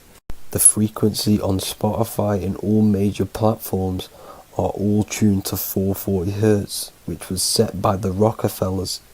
440 Hz turns off the whole right side of your brain, and the right side of your brain is to do with critical thinking, imagination, and your intuition. Music has the ability to influence your intent, your emotions, your thoughts, and your actions just by frequency itself. By controlling the music the celebrities put out and the things they talk about, they're actually molding society because of the celebrities' huge amount of influence over the younger generation and cultures within society. This is why the music industry is mainly talking about sex, guns, violence, and hating other people. These are all very low vibrational acts and things to do which destroys humanity and societies, keeping us all conquered and divided in order for them to stay in power. Music can actually reprogram your subconscious mind, and it is a form of MK Ultra, which is mind control. It's in my brain. Do you know that? It's living rent free. I can't get it out. You did that. Yeah, it's hypnosis. Yeah, it's hypnosis. You're so awesome and dope. You do need to be very careful with what you're listening to and what frequency it's playing at, because all of this has an effect on your electromagnetic field and your state of consciousness. Now let's go back to selling your soul. When these rappers and celebrities sell their soul, they now gain eternal life on this physical plane. When you do sell your soul, you are allowed to live forever. And these people that are called youngins, rookies, new booties, like I was, had no idea that these people still live. They will prey, haunt, kidnap, anything to stay on top. This is their world. They have nothing but time, is what they believe. Now this explains why there's so much Saturn worship, because Saturn is the father time. He's the god of time and crystallization in the physical realm. If you want more information on that, go to my previous video. Now here is A$AP Rocky standing inside of a pentagram, but notice the way he's standing, it's an inverted pentagram. The pentagram is associated with magic, however, the upright pentagram is the 5 elements with spirit on the top. It's either called spirit or ether. It's at the top because it rules the other 4 elements, because it's the baseline of reality, which is spirit and matter. Spirit is behind the physical reality. However, when it comes to black magic, they invert the pentagram, so spirit is at the bottom because they worship the physical world. This is why the Baphomet is the inverted pentagram. These people are operating off their animal instincts. They do not want anything to do with spirit. These are antichrist. All of these celebrities know full well the effect that what they're doing on the rest of the world. They have sold themselves out, and the elites use them as puppets to push this new world order and mold society in the way they want it. This is why all the celebrities are linked to Freemasonry, because in Freemasonry you have to take the oath of silence, where you can't speak on anything that they learn inside of Freemasonry. This is the symbol of silence.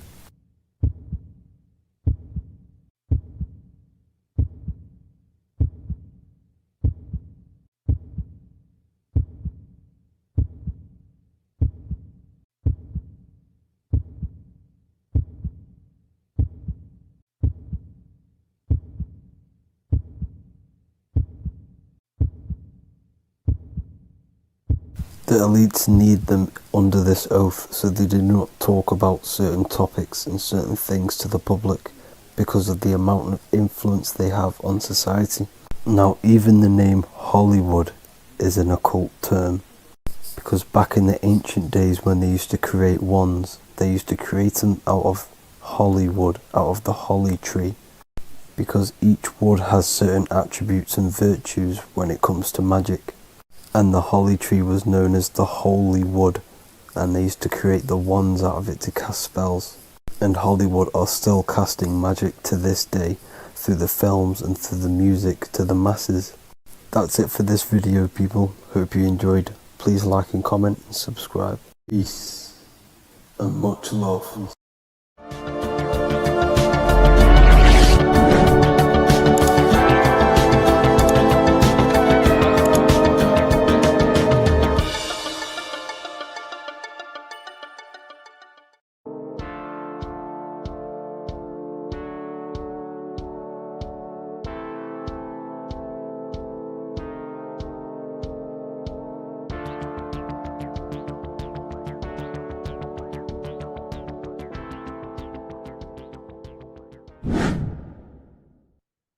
Left and right hemisphere, and what are they doing? How does it contribute towards your perception in this world? And this is what we're going to be talking about in today's video. We're going to be breaking down the 2 hemispheres of the brain and how they function in your life. So first, we have the left hemisphere. This is the logical hemisphere. This is the analytical, divided, scientific, or verbal hemisphere.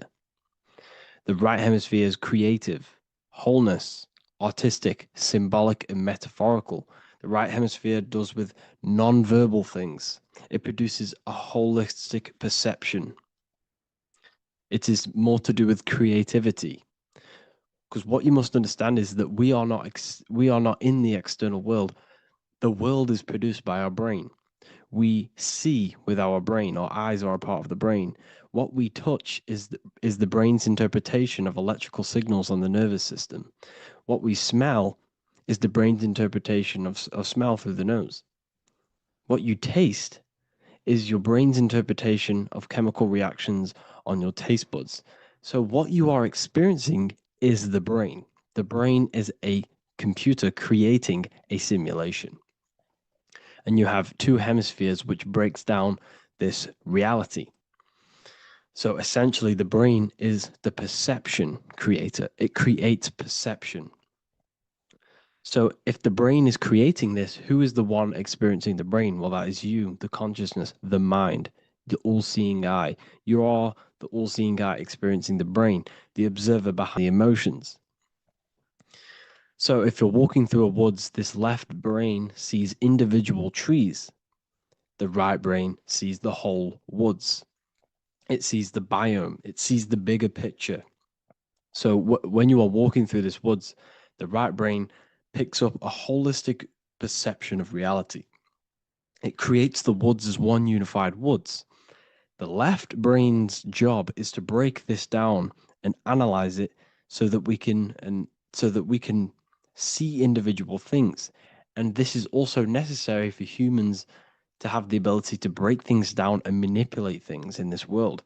So without this left hemisphere, we could not manipulate things and break things down. So this right hemisphere is important because it sees the whole woods. It sees humanity as one unified consciousness.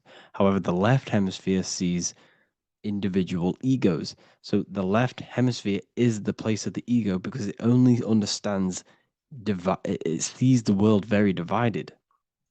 Okay, so for example, here's another example of the left and right hemisphere. If someone pulls out in front of you in traffic, your left brain's going to start going crazy and analyzing them, calling them names. The right hemisphere, however, sees the bigger picture. Maybe he didn't see you. Maybe it's just a mistake. Maybe he's in a rush. You see how the two brains are very different. They do the same thing, but they function in different ways. The right hemisphere is feminine. The left hemisphere is masculine.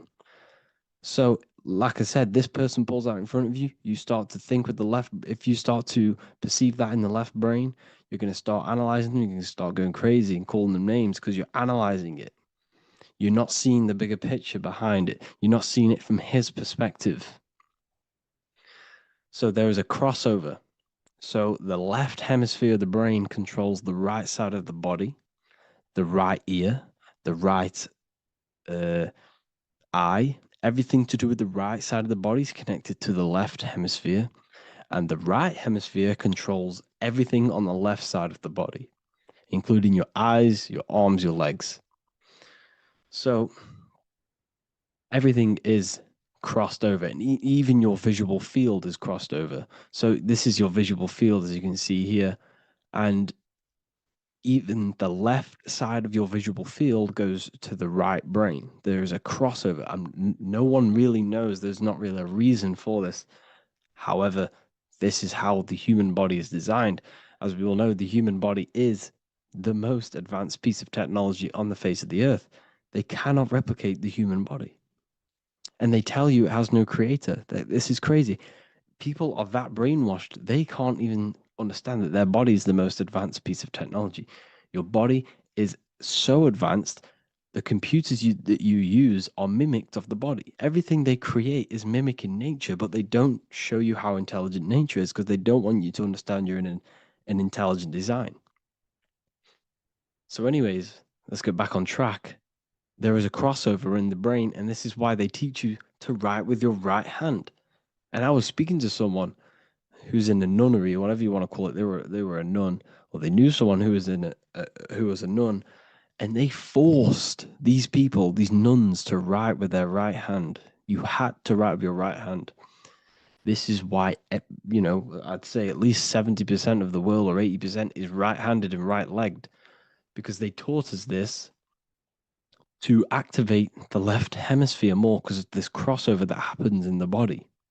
So when we are using this right side more, we are using that left hemisphere more. Why? Why are they doing this? Well, they also called it writing. Writing is a spell, to cast a spell on you to use that right side of the body so that you use this left hemisphere, because they want you to see the world as a divided perception. They don't want you using the right hemisphere, using that left side of the body to activate the right hemisphere to see the bigger picture and see how everything is all one and everything is created. This left hemisphere domination keeps you from seeing the connections between everything, because that left hemisphere analyzes, it breaks things down. So when we are left hemisphere dominated by using the right side of the body, we are essentially seeing everything as divided. And this is why so many people will not understand my work, because my work connects dots and connects fields of knowledge, and makes you see the bigger picture. So people who are left hemisphere dominated will see my work and think this guy's crazy. But everything, it's all about activating that right hemisphere. So they called it writing because every word you say is molding your mind in some sort of way. The things you see is molding your mind. Everything you take in through the five senses is molding your mind. And language is a massive spell, especially the English language. They called it writing so that you use that right side. It's a spell because your subconscious mind picks up everything you say. And 90% of your daily basis behavior and thought patterns is produced by these subconscious programs within the subconscious mind. Essentially, your conscious mind is only the 10% of you. The conscious mind is just what you're aware of, what you're wearing, how you're feeling, what you're thinking. That's your conscious mind. The subconscious mind is controlling every system in your body. It's telling your heart to beat without you being conscious of it. So essentially, this is what they're programming. They're programming this system in the back of the mind, which is controlling everything through the words. And this is what spells are, because it's all about creating perception in the subconscious. So they want you to use that right side more. I truly believe the ancients, they were balanced. They used the left and the right side of the body. They didn't have a stronger side because they understood this science of the body and how the body works. So this is actually called phonetics. It's not etymology. Etymology is the study of root words. Phonetics is the study of how words sound similar. The way words are spoken. So phonetics, phone, is why we call them a phone, because you speak into a phone. So this is write and writing, to use that right side to activate the left hemisphere more. So your hands are a manifestation of your brain. The left hand is the right brain, the right hand is the left brain. And as a child, we were always taught that when you place your hands together like this is the size of your brain, which is true because your hands are a part of your brain. They're an extension of your brain. Every part of your body other than your brain is an extension of the brain. Everything's working and feeding back information to the brain because you're experiencing the brain.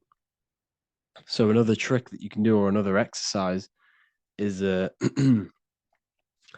looking in the mirror and closing one eye at a time. If you close your right eye, if you take your top off, for example, you'll analyze your body if you close your right eye, because you're using that left hemisphere.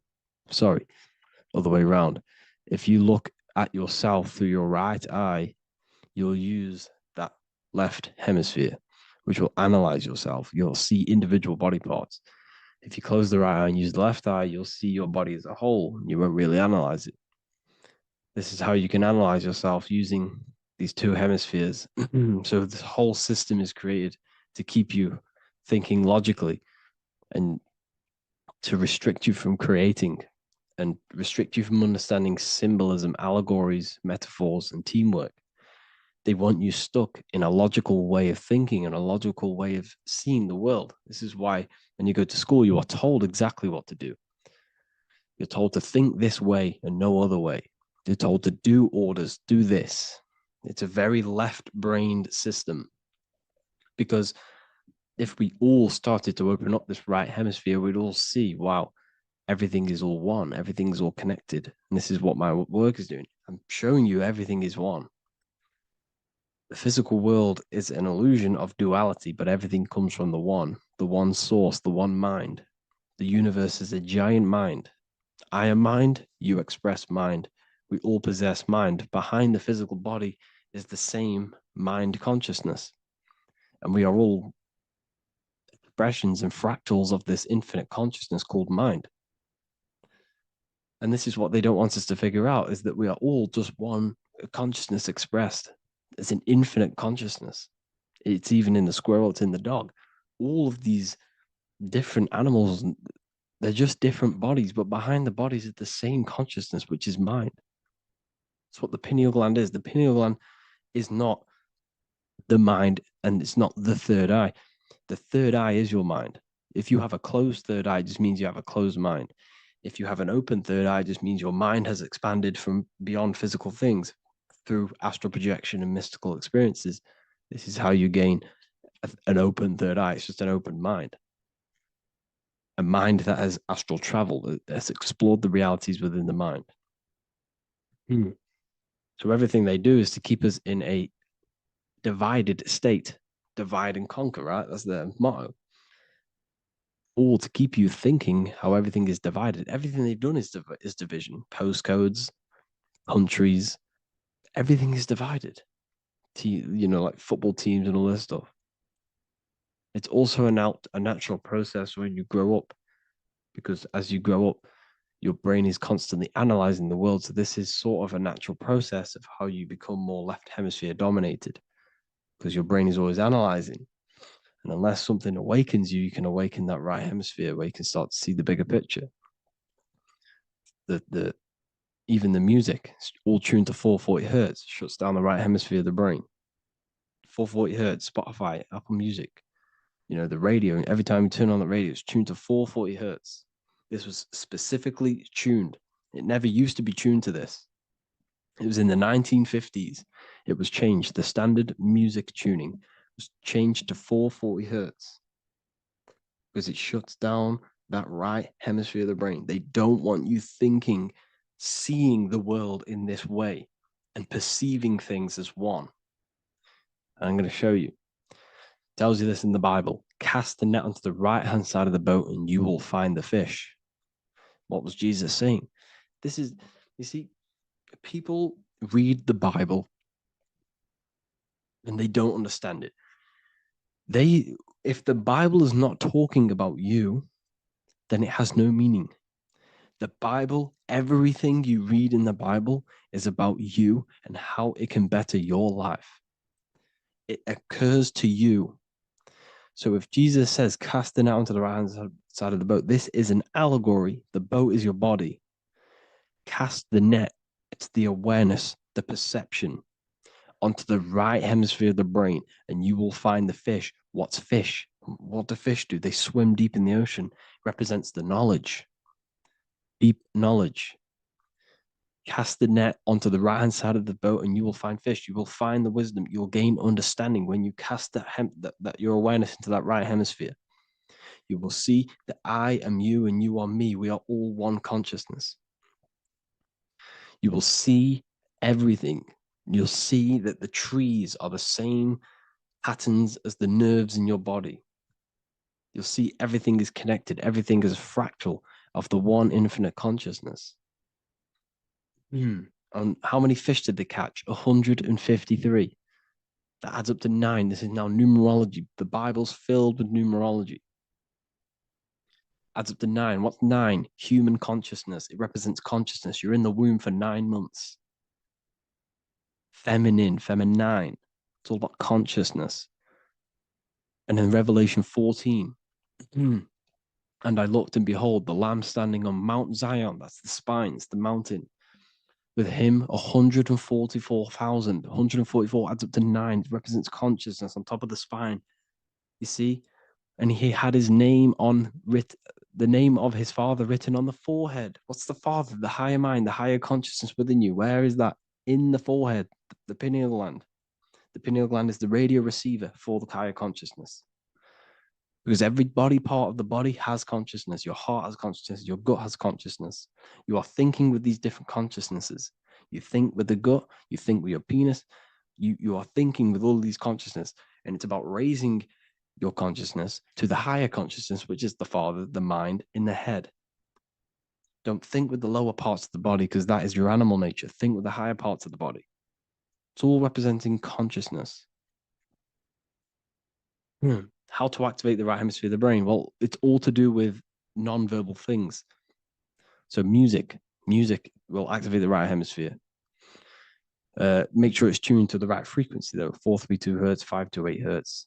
Any frequency that adds up to 3, 6, or 9 is good for you. Meditation, turning off the thoughts, and you raise yourself to the higher brain. Symbolism. Symbolism is all right hemisphere. Reading between lines, metaphors, determining the Bible, it's all right hemisphere. Seeing the bigger picture, it's reading between the lines. So tithing in the Bible. These people in the churches are giving 10% of their money to the church. It's nothing but a scam. What these people have done is they have externalized the Bible. They have taken the Bible and literalized it so that they can make a business out of it. So what they're doing is a tenth of the produce of what it says in the Bible, a tenth of the produce of the land, whether grain or fruit, is the Lord's and is holy. So what's that saying? The tenth of it's basically saying give the 10% to the Lord, to God. What does that mean? Well, what's the land and the fruit? This represents physical things, the physical things that you have. The tenth of the physical things that you have. What's that? That's your ego. All the physical things that you have is all to do with your ego. That's the lower self. The ego, what is the ego? It's the mind's perception of the physical self. You had no ego when you were a child. Okay, when you were a child, you had no ego. As you grew older, you created the ego. The ego is the full self. It's the echo. Ego, echo. It's the echo of the full self. So it's saying give the ego over. Take away the animal self. In that left hemisphere, that's all to do with the left hemisphere. That left hemisphere sees the ego. It sees individuality. It's divided. So it's saying give that 10%. Give that 10% of you over to the right hemisphere. The 90%. The 90% of you is in that right hemisphere. The higher self. Now, I'm not saying the left hemisphere is bad. Okay, I'm not saying that at all. But it sees it sees things divided. It's like I said, the left, the hands are manifestations of the brain. So when these Christians are praying, they're putting their hands together. What are they doing? They're syncing the brain hemispheres. What you're doing, because everything's an extension of your brain. So if you put your hands together, you're putting the two hemispheres together. And what's happening when you place the hands together? All the electricity in the body is now running in a circuit. So once you connect these two hands, the electrical energy is now running in a circuit. And energy can move around the body quicker and more efficiently. So when you pray, when these people are praying, they don't realize that they're engaging in ancient forms of meditation, of balancing the two hemispheres. So now we're talking about balancing the hemispheres, not the right hemisphere. This is what Israel is. Look at the symbol for Israel, the up triangle and the downward triangle. What's that? The up triangle represents male. The downward triangle represents female. Okay? This is talking about the brains. Israel is Ra. Isis, which is female, the Egyptian god. Ra, El. El means God. Electricity. That's the force of the physical world. It's the force that runs this world, electricity. It's the force of God. El, consciousness. It means God. Is Ra, El. Isis, Ra, and El. It's the two hemispheres of the brain, the holy land of Israel. It's the holy land, it's the brain. Once these two hemispheres are synced, this is how you unlock your consciousness. This is the easiest way of astral projecting. Hemisphering, I forgot the word for it. Hemisphere syncretization, something like that. It's about syncing the hemispheres. This is how you unlock your consciousness. Once the brain is running as one electrical system, this is how you balance the two masculine and male opposing energies. Once these opposing energies are no longer in war with each other, the brain, they come together to work as one. You unlock your consciousness. You are born again. What happens when a male and female have sex? It creates a new child. It becomes one. You are born again. Once the two hemispheres of the brain, you are born again. You can then have an out-of-body experiences. So this is why the symbol of the Holy Land, Israel, is the up and down triangle back combined together, because it represents unification of the male and female, unification of the hemispheres. You're born again. You unlock consciousness. And you can get this for free. It's called the Gateway Tapes on my website. Basically, it's a audio track from the government, and they did this in the Gateway Experience. It's a CIA document, and what they do is there are different forms of meditations you go through. I think there's about 5 waves of meditations you do, half an hour each one, and it will teach you. It will sync your hemisphere, because what does it do? They understood that playing one frequency into one ear and another frequency into the other, they understood that the right ear is connected to the left hemisphere, the left ear is connected to the right hemisphere. So when you play 2 different frequencies into both ears, what happens? The brain picks this up, the 2 hemispheres of the brain picks this up, and it syncs it. It syncs these 2 hemispheres, these 2 frequencies together. So now the brain is working as one to sync this frequency. So this is how you can sync your hemispheres, through listening to these frequencies. Okay, you can get them for free and do the meditations yourself. This will definitely help you. This is an easy way to astral project. So it's all about syncing the hemisphere and seeing reality from a unified perception. We should all aim to get out of that left hemisphere. I'm not saying don't use it, but we should now start to we should now start to read between the lines of the Bible, read between the lines of the symbolism they're showing, study symbolism, study allegories and myths. What are they trying to tell us through these allegories? And, this is how we start seeing things in a better way.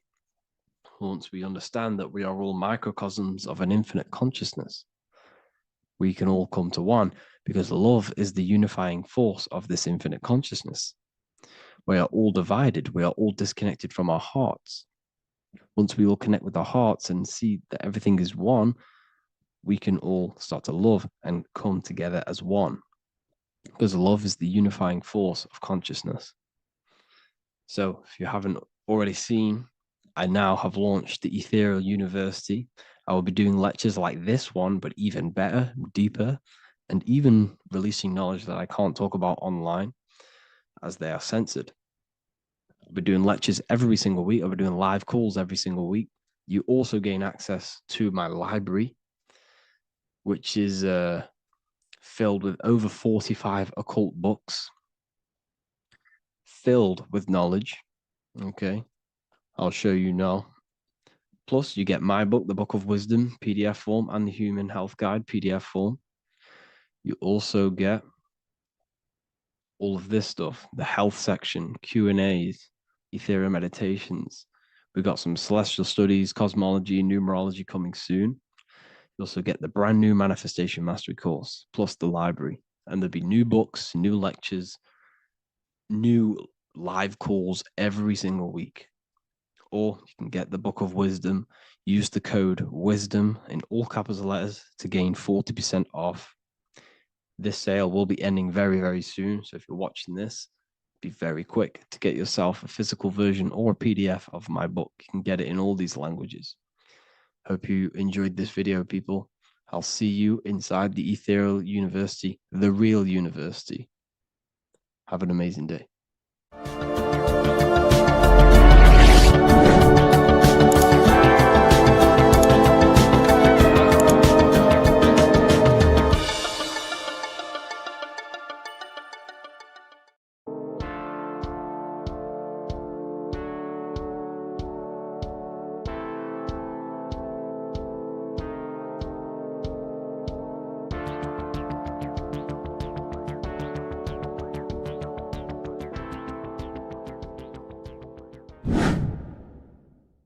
earth has become a realm in order to trap souls within so that they can harness our electricity, our energy.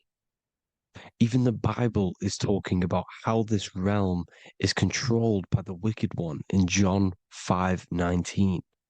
We know that we are the children of God and that the whole world is under the control of the evil one. Ephesians 6:12. For our struggle is not against flesh and blood, but against the rulers, against the authorities, against the powers of this dark world, and against the spiritual forces of evil in the heavenly realms. So the Bible is telling us that this is not the only world. There are other worlds, there are other realms that we can go to, considered as heaven. Heaven being a higher realm where there is no evil, no darkness. This is a midpoint realm where there is good and evil. Now, we're going to explain how the soul trap is how it's working and how your soul is being harnessed for its energy and how you are tricked to come back to this realm after death. What you need to understand is first is that you are the invisible intelligence behind the physical body. You are the mind and soul. The soul is the true you, the good you. It is pure love, pure bliss, eternal, never dies. The mind can be corrupted though. The mind is the intelligence of the soul. It is invisible. It has no true form. The intelligence inhabits the brain.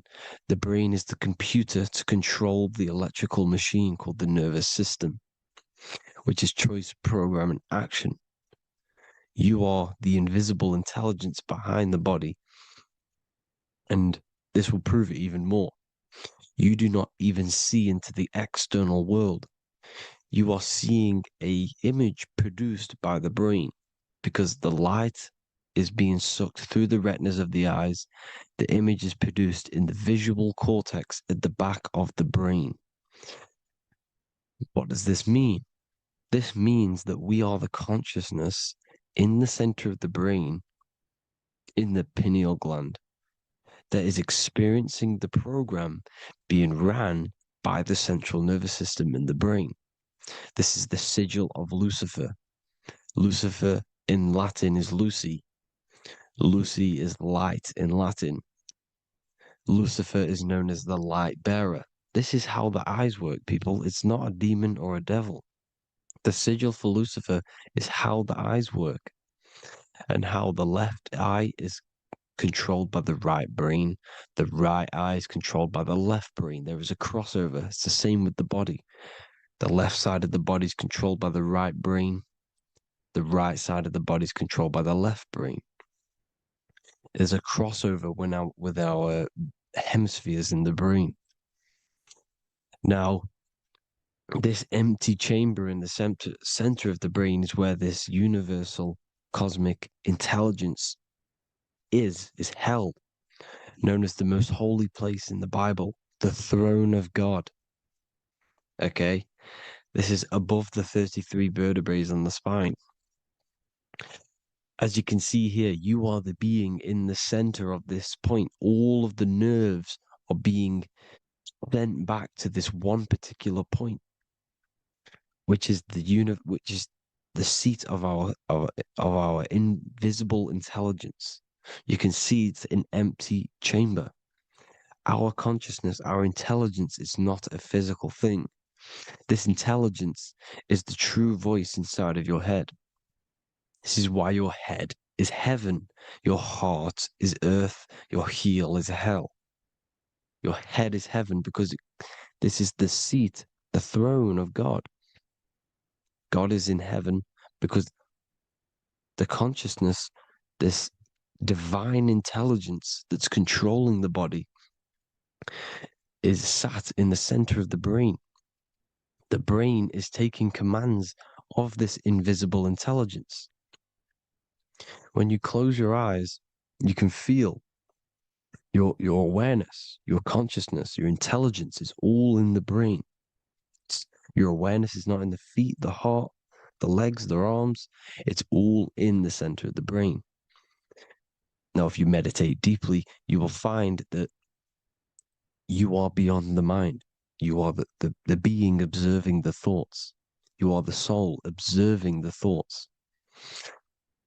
Now, with this being said, you are the consciousness experiencing the program being ran by the central nervous system in the brain, because you're not seeing into the external world. It's an image, it's a simulated image produced by the brain and the central nervous system. You do not experience the external world. You do not feel the external world. You feel electrical impulses on your nervous system. Your nervous system is decoding what you are feeling. So the only thing that you truly feel is the electrical impulses on your nervous system.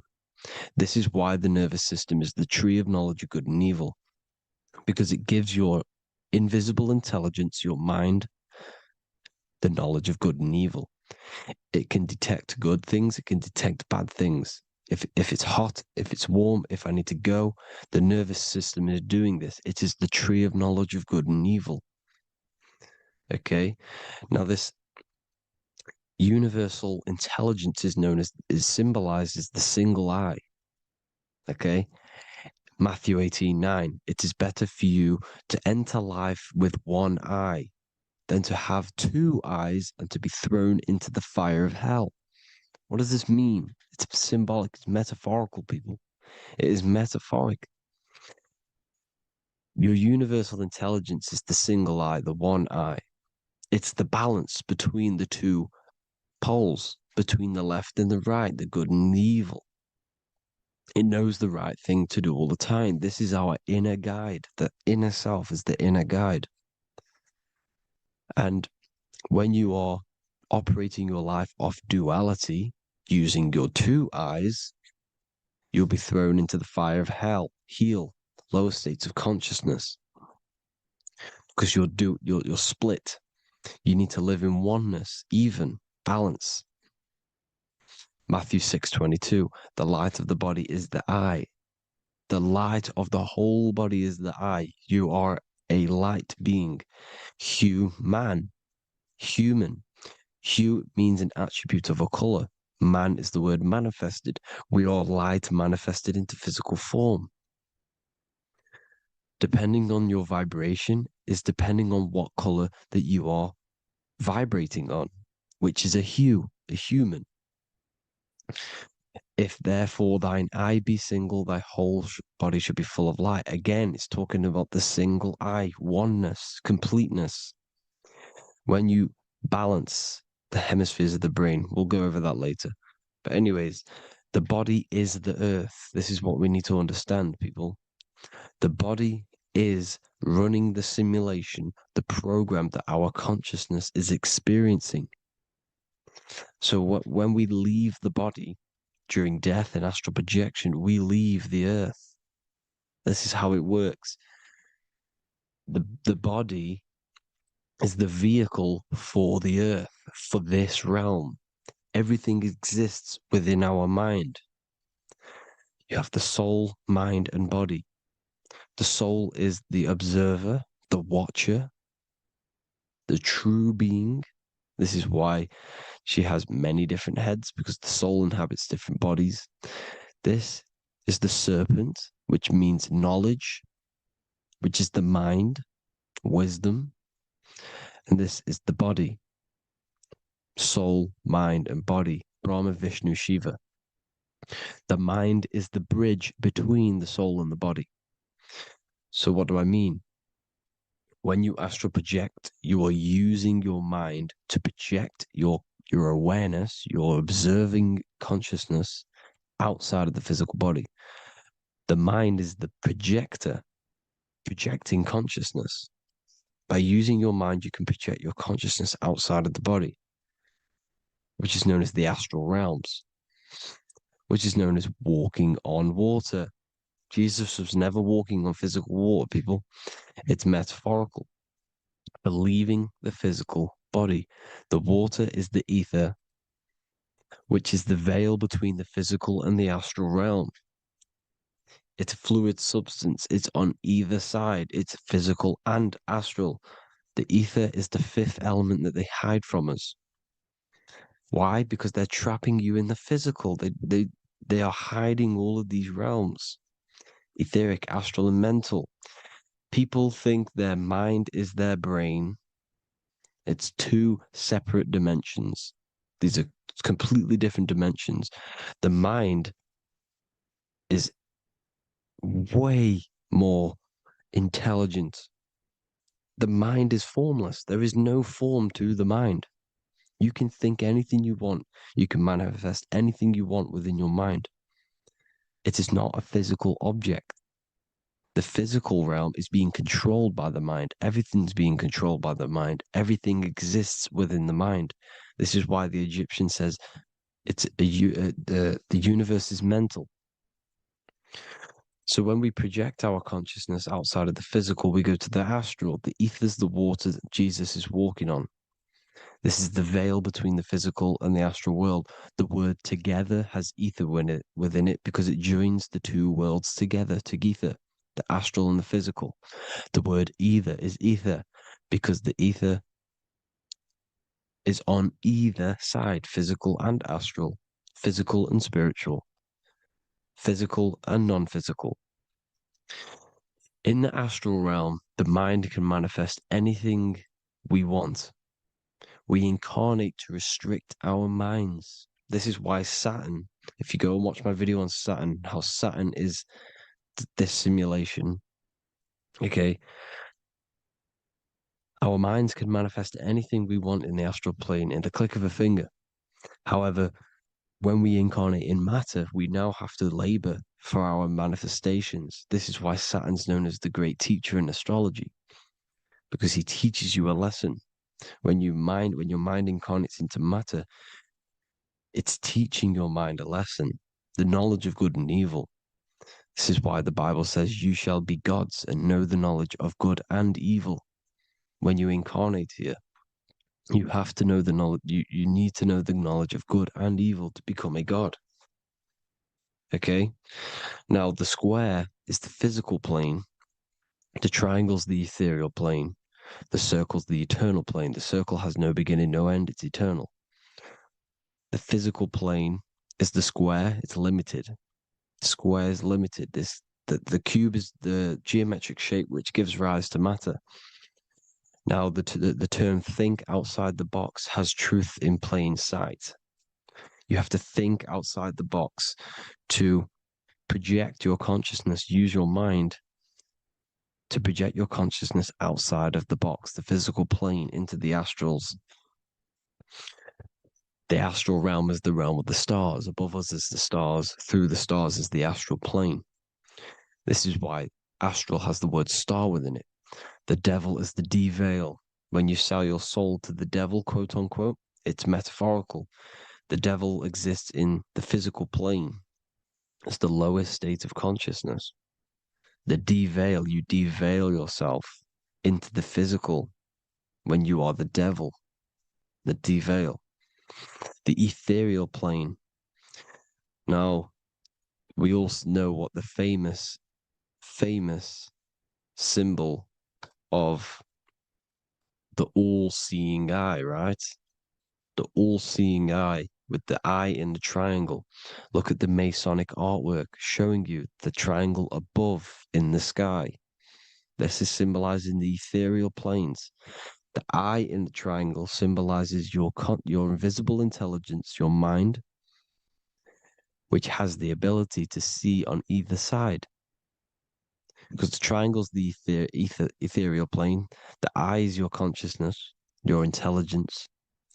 And this intelligence has the ability to see in the physical plane and to see in the ethereal planes, in the astral planes. This is why it's above the earth. It's above the ground. Because it can see here, it can see in the heavenly realms. Now, the stars are, well, this is known as heaven, the realms of the astral planes. This is some quotes from the Emerald Tablets of Thoth. Out of the darkness ye must rise upwards, one with the light and one with the stars. Man is in process of changing to forms that are not of this world. Grows he in time to the formless, a plane on the cycle above. So there's other worlds. The Bible's telling you there's other worlds, there's other realms. Know ye, ye must become formless before ye are one with the light, the astral light above, which shining through the stars. Not of the earth are ye, earthy, but a child of the infinite cosmic light. You are the invisible intelligence controlling the physical body. The body's not you. It's the vehicle that your soul lands in when your mind projects your consciousness into that realm. Free from the body, I flashed through the night. Unlocked at last for me was the star space. Wow, that's powerful. The star space, the astral planes. This is what it's talking about. We are all a star. We descended from the astrals, which is the star. We are all a star. Look at the ancient paintings of Jesus' birth. It's the star beaming his consciousness down into the physical plane. Here's another one. Here's some Freemasonic artwork showing you, again, the ether, that invisible intelligence, the I, manifesting itself inside of here, in the physical realm, where the people are. You see? It's the same here. This is Jesus. Here's the bird symbolizes the Holy Spirit, your invisible intelligence, descending into the waters, the ether, the ethereal, everything. The ether's the base of all physical matter. Here's Truth in Plain Sight. Mr. Bean, the famous TV program in England, in the UK. He begins the program like we all begin the program for falling from the stars. He falls down with a beam of light. And this is truth in plain sight. This is false. The aliens don't exist. They're a lie, alien. But this symbolizes the star beaming our consciousness. And when we die, this star will suck us back up. Just like this UFO is doing. It's truth in plain sight. So, this is some more Freemasonic artwork, going from duality to singularity. Sun, moon, masculine, feminine. Right hemisphere, feminine, left hemisphere, masculine. The consciousness in the center, the balance point. Here's another more Freemasonic artwork. The two pillars, left and right hemispheres, and the invisible intelligence between the left and right hemispheres, the light of the body. This is why light's coming off it. Because it's light, it's pure light. The blazing star. The stairs go from the checkered board, the duality, up to oneness, in between the sun and the moon, the masculine and the feminine. This is symbolizing going into oneness. What did the Emerald Tablet say? You've got to become one with the stars, one with the one with the self.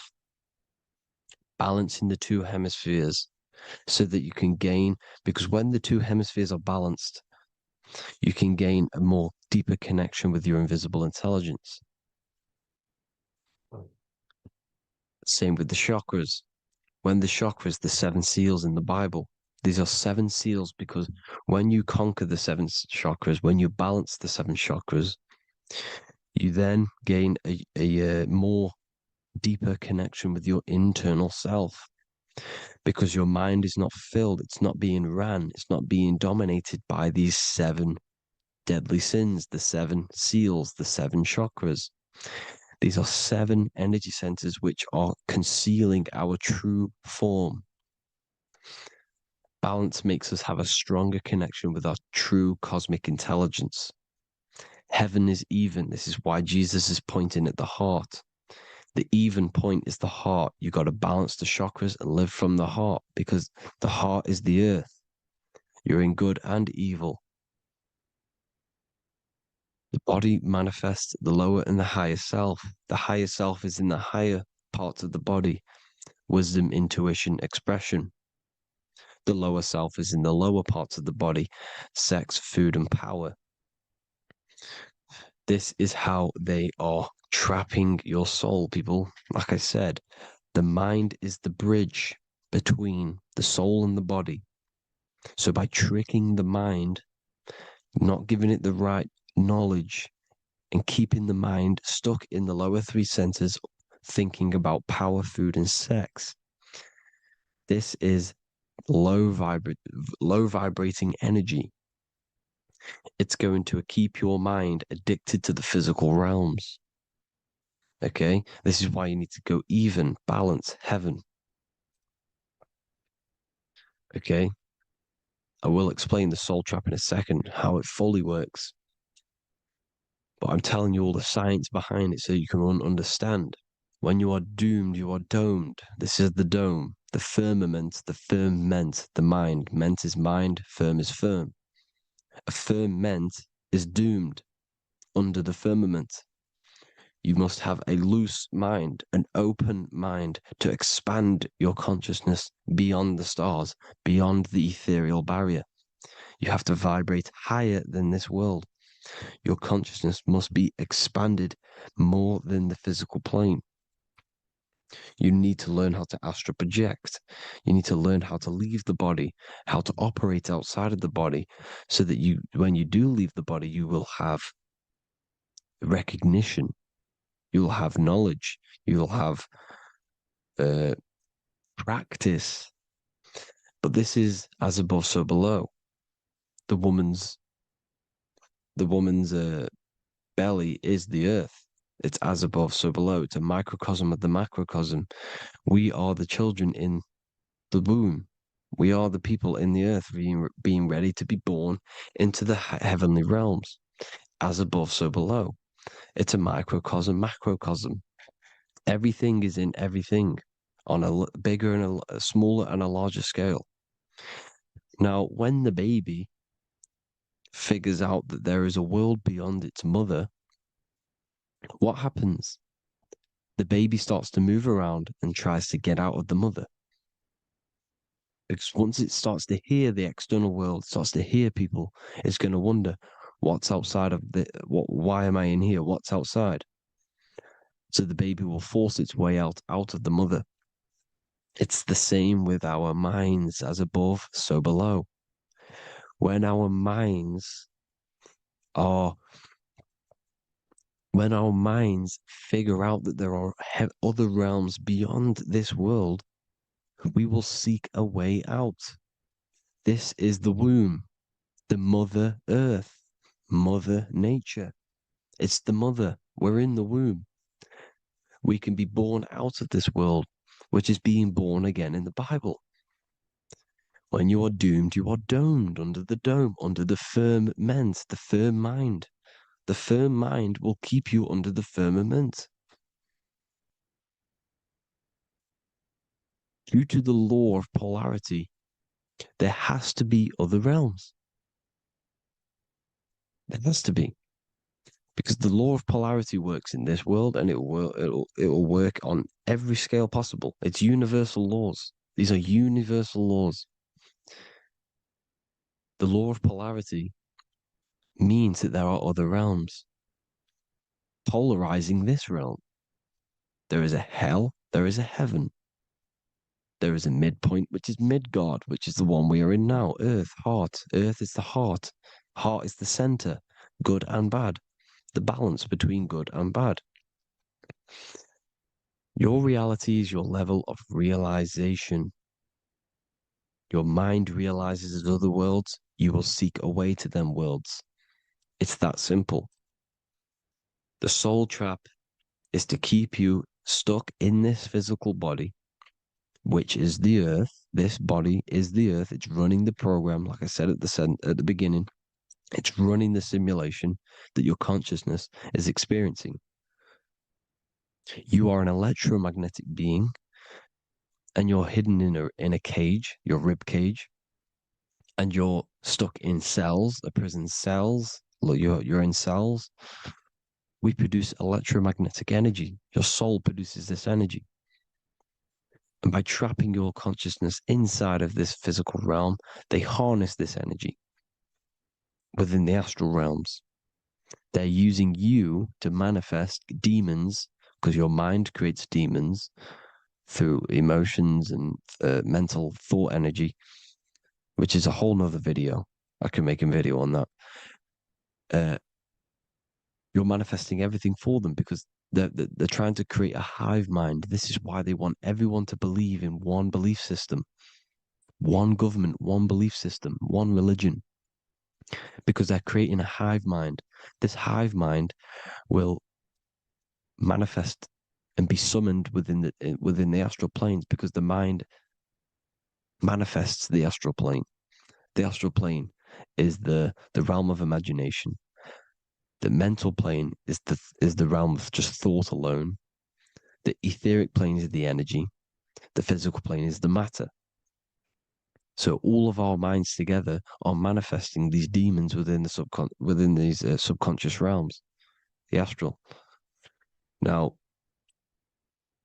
how are they keeping you stuck to this realm? Well, when you die and you're stuck in your lower three chakras, okay, when your mind and soul detaches from the body, which is the earth, when you leave the earth, you're still going to have these mental addictions to the food, the sex, the materialism, the phone, the cigarettes, everything.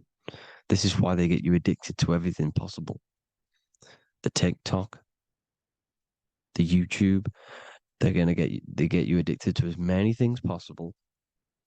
Because when your mind is addicted to these things, and when this mind leaves the physical body, you're still going to have these addictions. Okay? You're still going to have these thoughts. And you will be manifested into the lower astral realms because you're thinking materialistic, you're thinking negative, because your level of realization was your reality. You were manifesting hell on the earth. When you leave the body, you're going to manifest hell in the astral planes, which means you'll be vibrating on the very low, which will put you in the lower astral realms. So guess what? You're going to come back. You're going to come back into materialism. You're going to reincarnate. Because you haven't prepared for life after death. You must detach from the external world. Okay? Moon is mind. The sun is the soul. The earth is the body. The moon is the mind. This is why we say lunatic. In your mind, you have a specific mood. Moon. Money, M-O-N, is the moon. Money exists in the mind. They get you addicted to the money. The Bible's telling you this. Do not conform to the pattern of this world, but be transformed by the renewing of your mind. It's telling you. Of this world, but be transformed by the renewing of your mind. Who knew that the Bible was this deep? Matthew 16:26, what good will it be for someone to gain the whole world yet forfeit their soul? James 4:4, don't you know that friendship with this world means enmity against God? Therefore, anyone who chooses to be a friend of this world, of the world, becomes an enemy of God. John 4:4, dear children are from God and have overcome them, because the one who is in you is greater than the one who is in the world. It's talking about the invisible intelligence. It's greater than the physical world. John 2:15, do not love this world, nor the things it offers you. Because this world will create you to, if your mind has attachments to what this world offers, sex, money, and power, pretty much, you will reincarnate here. You will come back here. Because when you leave the body, your mind will still have these addictions. Do not love the world, nor the things it has to offer you. All of this is in my newly published book. The paperback versions are now available. Finally, for all the people who have been waiting, the Book of Wisdom. All of this knowledge is inside of the Book of Wisdom. The paperbacks are available. There's worldwide shipping. You can get it anywhere, pretty much, any country. My new website, it's amazing. There's going to be some amazing products coming on the new website. But I thank you all for the support. Before I leave, I need to explain what is going on with the soul trap. Like I said at the beginning, the mind's the bridge between the soul and the body. The body's the realm. By tricking your mind with false knowledge, they are keeping your soul stuck to this realm. They get you addicted to all the physical things, and that is it. As soon as you're addicted and you die, you're going to come back. So by tricking your mind, which is the bridge between the realms, they keep your mind stuck within this body. They keep you in physicality. They deveil you, the devil, the deveil. Thank you all for the support, people. If you do want to join the Academy, all the links will be posted below this video for the book, The Academy. Thank you all for the support and have an amazing day.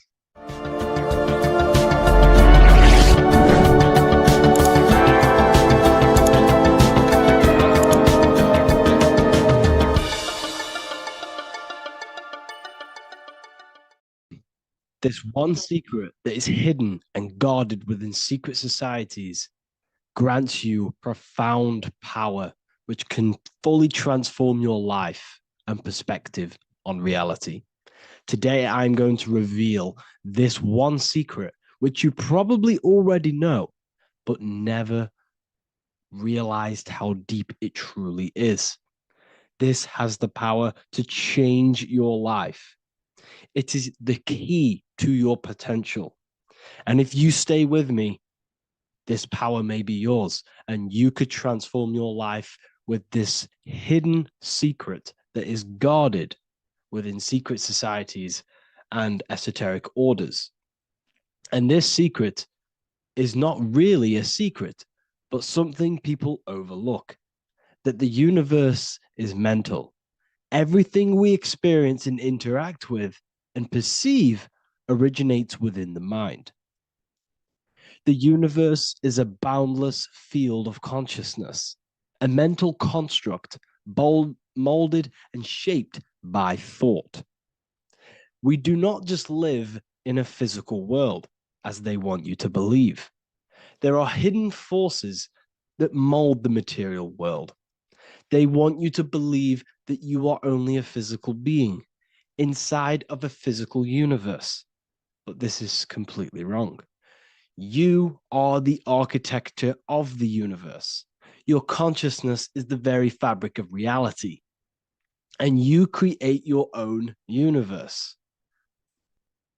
The universe is an infinite field of consciousness, a vast and limitless mental construct, intricately woven and shaped by the power of thought.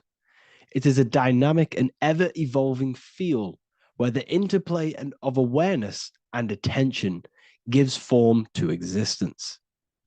Within the boundless realm, every idea, perception, and belief contributes to the creation and transformation of reality itself. Each thought holds the power to transform reality. Your consciousness is the very fabric of reality. And this is shown in the symbol of the flower of life. The flower of life is a symbol.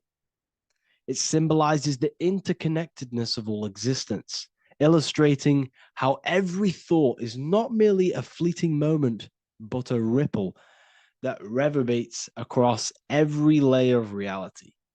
Each action, like the intricate overlapping circles of this pattern in the symbol, extends its influence far beyond its origin, weaving a web of interdependence where every choice impacts the whole.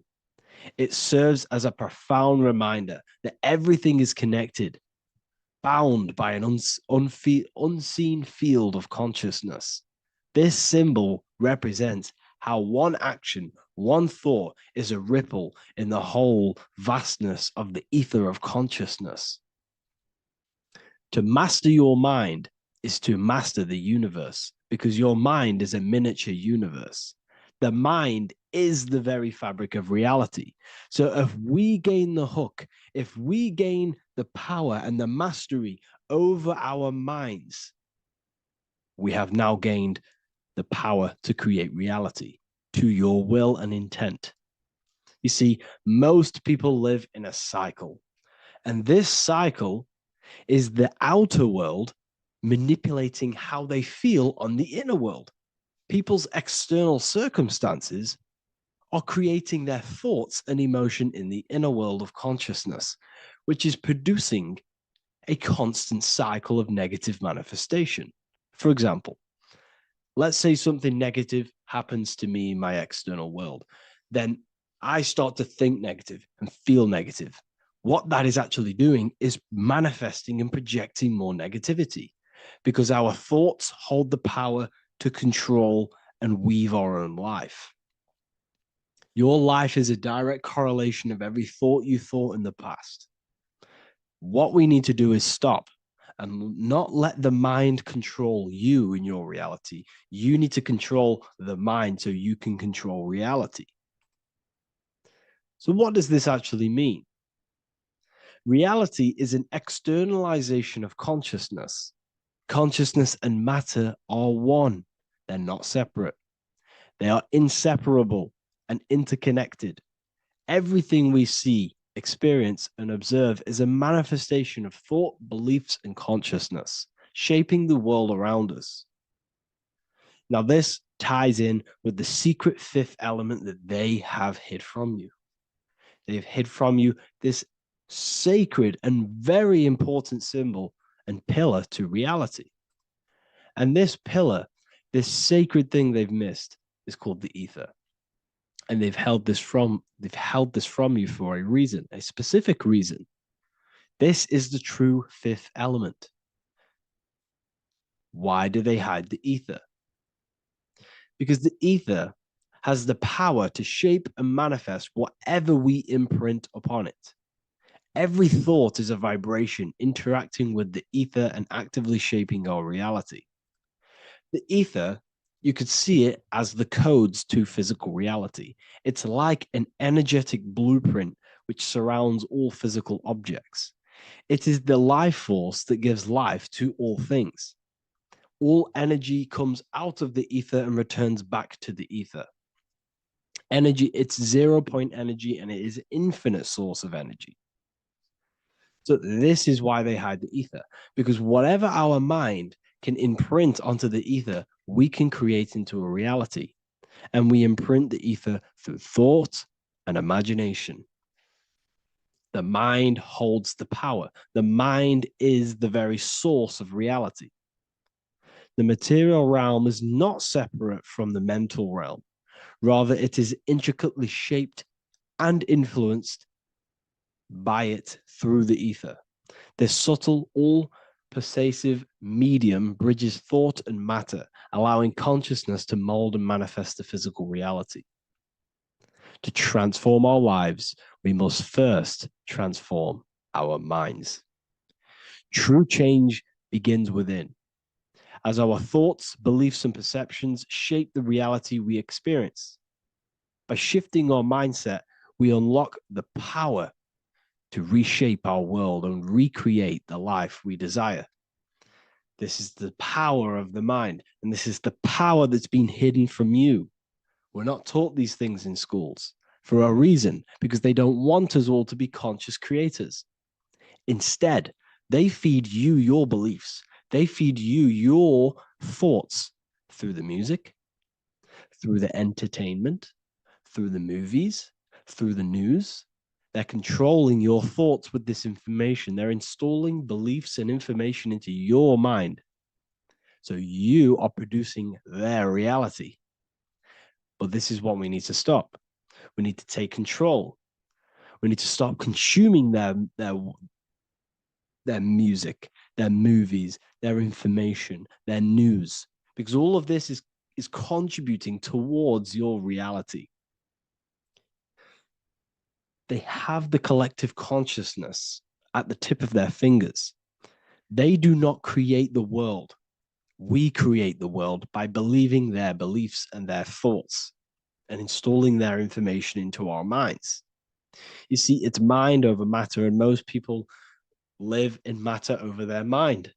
Most people let matter, the external circumstances, dictate their mind when it should be the other way around. It should be mind over matter. This is the mental plane. This is the astral. This is the etheric. This is the physical. The mind holds power over the emotions, over the imagination, over the physical, and over our spirit. It holds power over everything. It's mind over matter. It's the mental body that we must transmute and change. Most of us live in a chaotic state of mind, and this is what we must change. Turn chaos into order. So we need to be mind over matter. We need to install this belief into our subconscious. I, Harry B. Joseph, have created the ultimate esoteric school on the earth. As a member, you'll gain access to live mentoring calls twice a week, along with new lectures, books, and exclusive content released every week.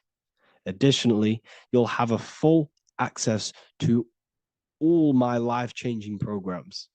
If you're ready to transform your life and start your journey today with me, join Ethereal University. These are the campuses. We have the real lecture sections filled with lectures that you can watch. Manifestation Mastery, which teach you exactly how to reprogram your subconscious mind so you can live that reality. Sexual Alchemy, the path to empowerment of how you can transmute your sexual energy. The Real Library, where you gain access to powerful esoteric books, PDFs. Symbols of Secrets, an amazing course. The course that allows you to see beyond the veil that has been pulled over your eyes, the language of symbolism that secretly rules the world. I teach you how to read symbolism. Esoteric Exchange, live calls. You get to rewatch all of the old live calls. Mindwave Hub, this is a place of binaural beats where you can listen to infinite amounts of binaural beats. So you can meditate to them. Meditation section, numerology, health section, and electromagnetism. This is a life-changing place. And if you are serious, we only accept serious about changing your life and studying the occult and esoteric, this is the place for you. I've been there. I've been on YouTube looking around for valuable information, trying to find good accounts, good channels. It's very hard. I had to go through years of trying to find good information on YouTube. But what I've done is instead of you searching around everywhere for bits of information and connecting the dots, I've put it all into one big place. You get your binaural beats, you get all the programs you need to walk the path of enlightenment to transform your life. I will connect with you on the inside, and I hope this lesson, this lecture, you gained some information, you gained some power from it. Please like and comment, or don't. It's up to you. If you have any reviews, if you have any ideas of lectures that you know, if you don't understand certain things, make sure to leave a comment and I can make a lecture about it. I can make a video about it for sure. I don't mind taking recommendations for videos. So I thank you all, people. Have an amazing day.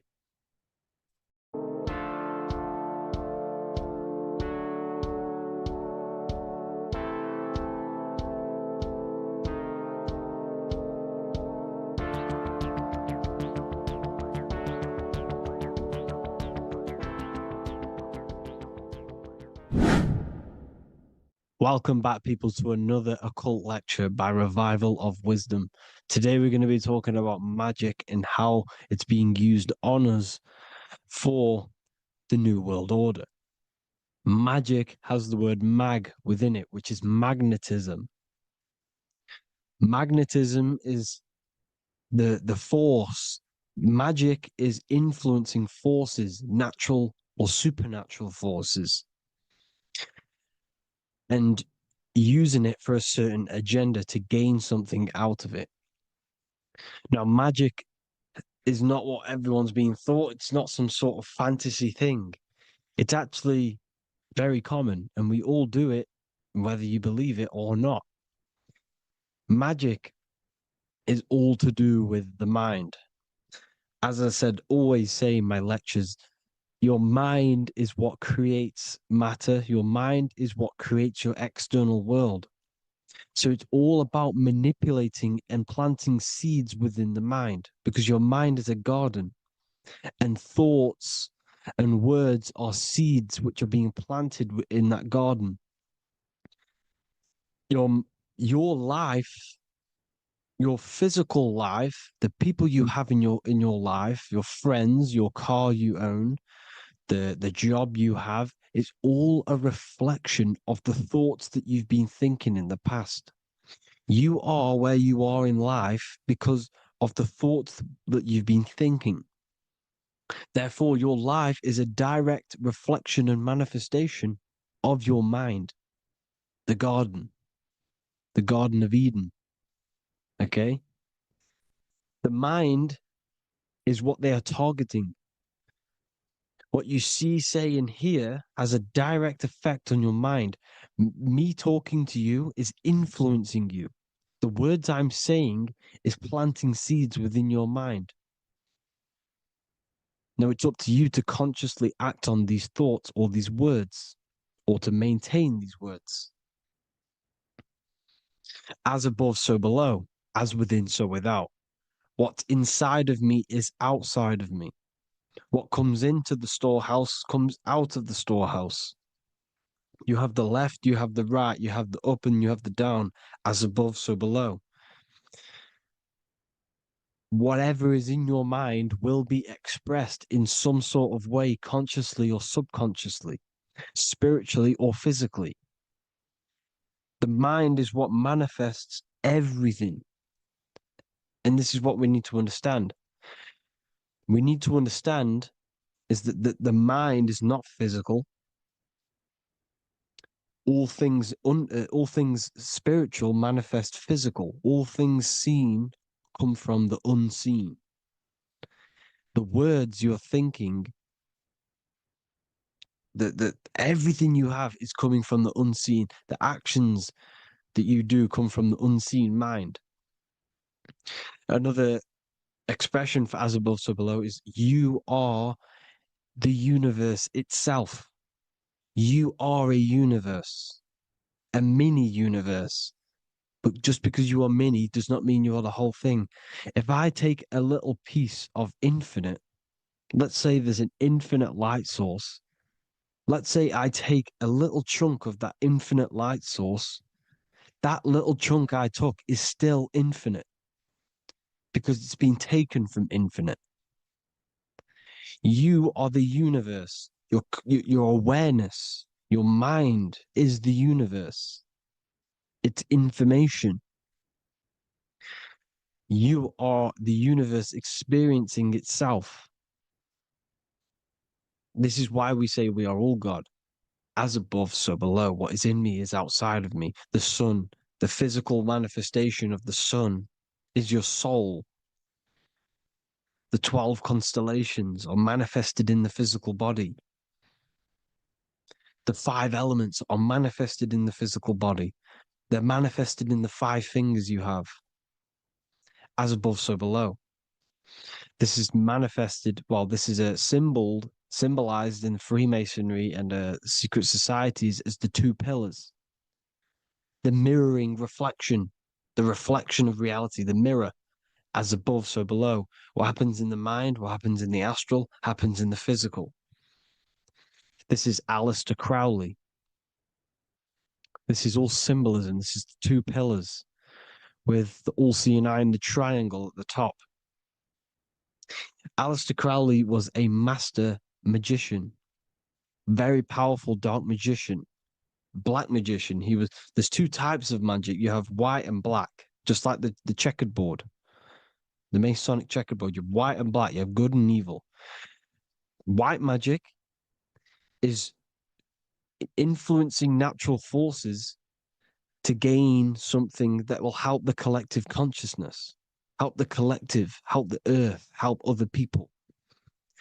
Black magic is something you manipulate something so you can get something personal out of it. Doesn't matter if it's good or bad. It's still considered as black magic because you're being selfish. Everything you do should be contributing towards the collective consciousness and helping others. And this is why the ancients lived in a system where everything was in unity. We understood that I am you and you are me. What I do to you, happens to me because I am you and you are me. We are the same mind substance on the inside.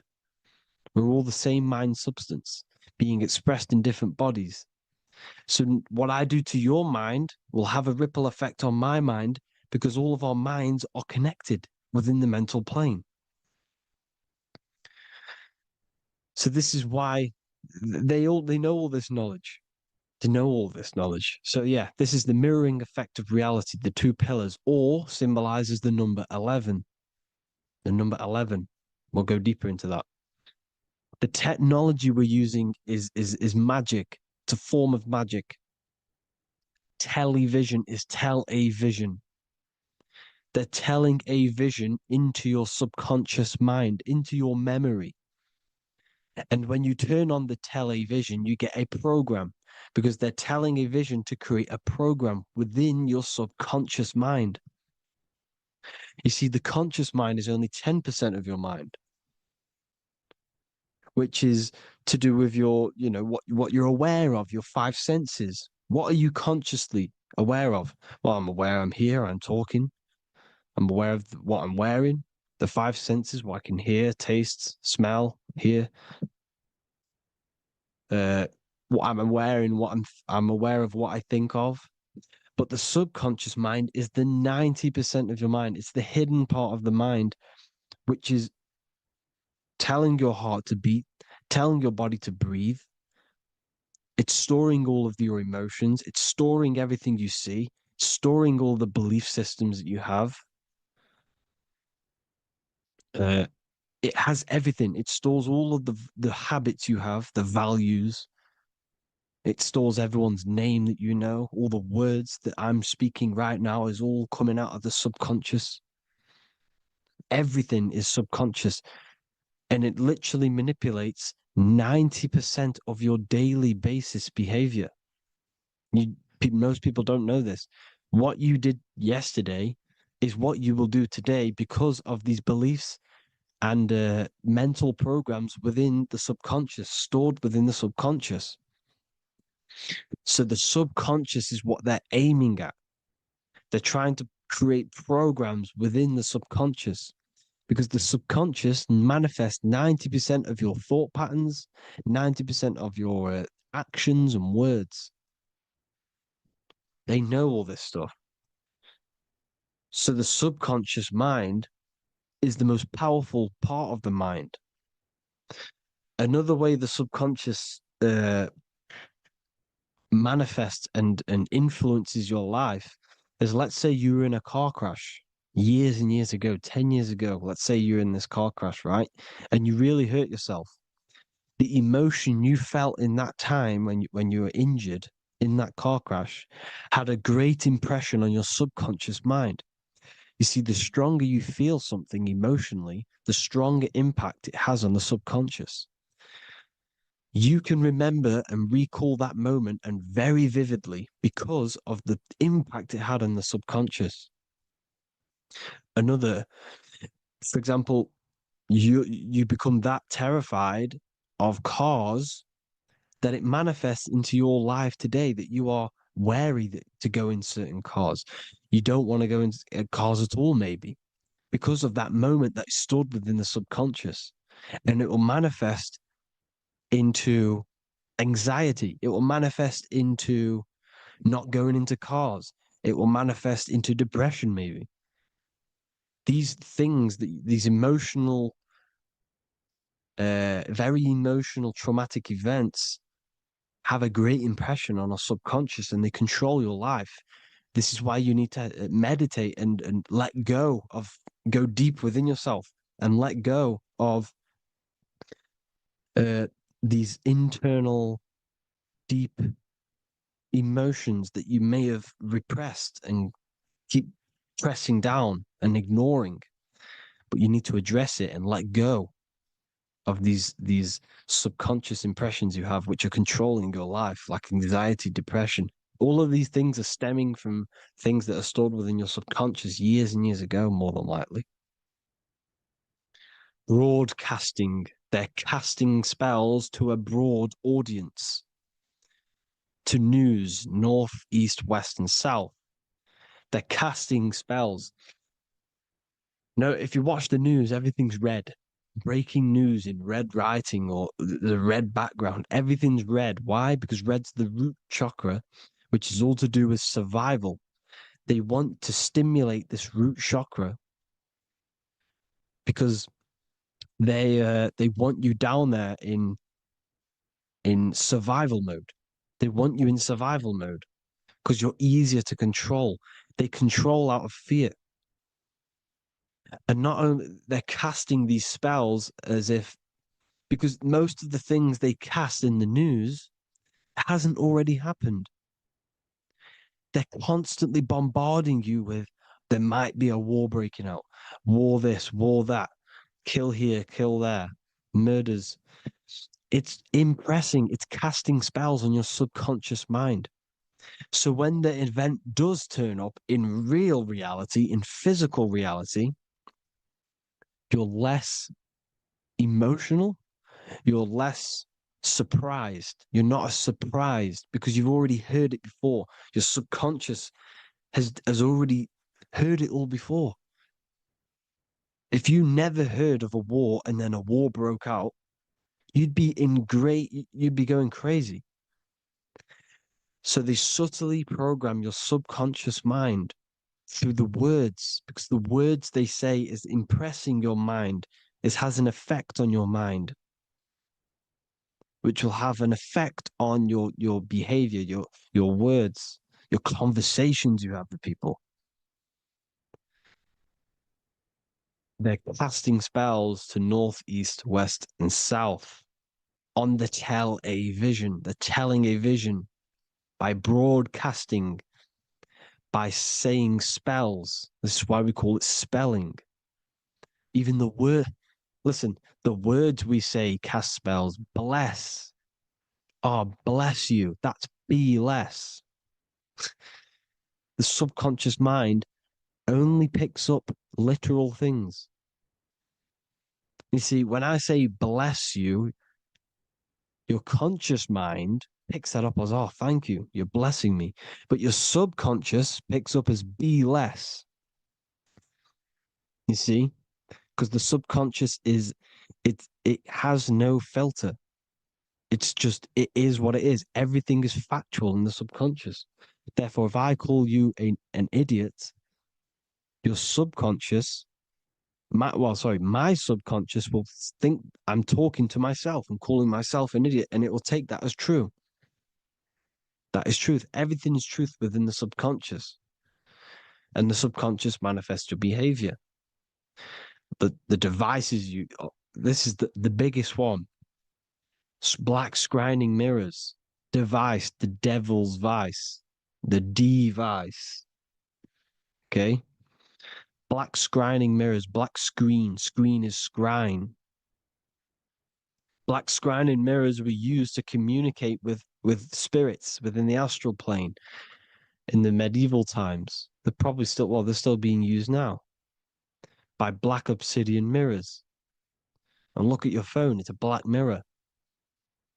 And there's some sort of, I'm not saying this is fact, but personally, I believe these are portals for spirits and ethereal entities to come into your life, to come into your surroundings. So this is the next big thing: the TVs, your iPhone, your iPod, all black mirrors. And mirrors are very, very powerful. Even just a normal mirror. Mirrors have an effect. Whatever you say into a mirror, what you say is energy. And when you say something into a mirror, you're saying it into yourself. It's an infinite cycle of words of energy because it's being reflected infinite times. When you say something into a mirror, it has a massive effect. You're saying it directly into your eyes, into your mind. So what you say in a mirror should be said with precaution. Never say anything negative into a mirror, because mirrors are very, very powerful ways for you to reprogram your subconscious mind for the good. You can say very positive things into mirrors and it will reprogram your subconscious mind. Okay? Manifesting is all magic. It's all magic. Everything is magic. But consciously doing it is what they're doing. They hid this knowledge. Your phone is magic. It manipulates your mind. The iPhone, okay. See, magic isn't all of this with wands. See, Harry Potter, okay, that was created to give you this perception of a mystical and amazing form of magic with magic wands and all sorts of stuff like that. Yes, that stuff was true when the collective conscious minds were on a higher level and our belief systems believed in these things, because the universal mind, all of our minds contribute to reality. If the masses don't believe in magic, if the masses don't believe in a certain thing, it's going to have an effect on physical reality. So when the collective minds are higher and have more open minds, things like Harry Potter can come true. See, it's all in the mind. The iPhone, the I is the symbol for the mind, the invisible intelligence. The triangle is the ethereal plane. Okay, so the eye in the triangle is the eye that sees into the beyond the ethereal planes. The square is the physical plane. So the iPhone, your phone, is a black box, just like the Saturn black cube. It's a black mirror. It's taking photos of you every 2 seconds, and it's your mind. Your mind is in that phone.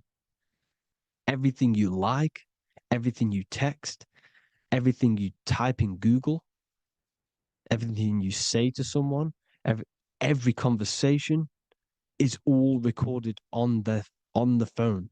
Therefore, it is a direct reflection of your mind.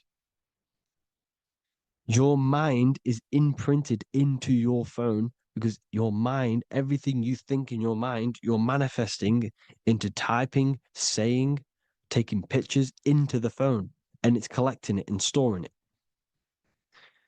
And what they're doing, and this is for all forms of magic, it's manipulating the mind. It's all manipulating the mind. Reels, Instagram, TikTok, this is all dopamine. It's all controlling the mind. Every like you get, every follow you get, every share that you get is dopamine within your brain. They're literally targeting your brain and mind. It's all manipulating, because what they're pushing through the phones, through the media, through the news, through the televisions is visions and programs. You are the one manifesting the New World Order.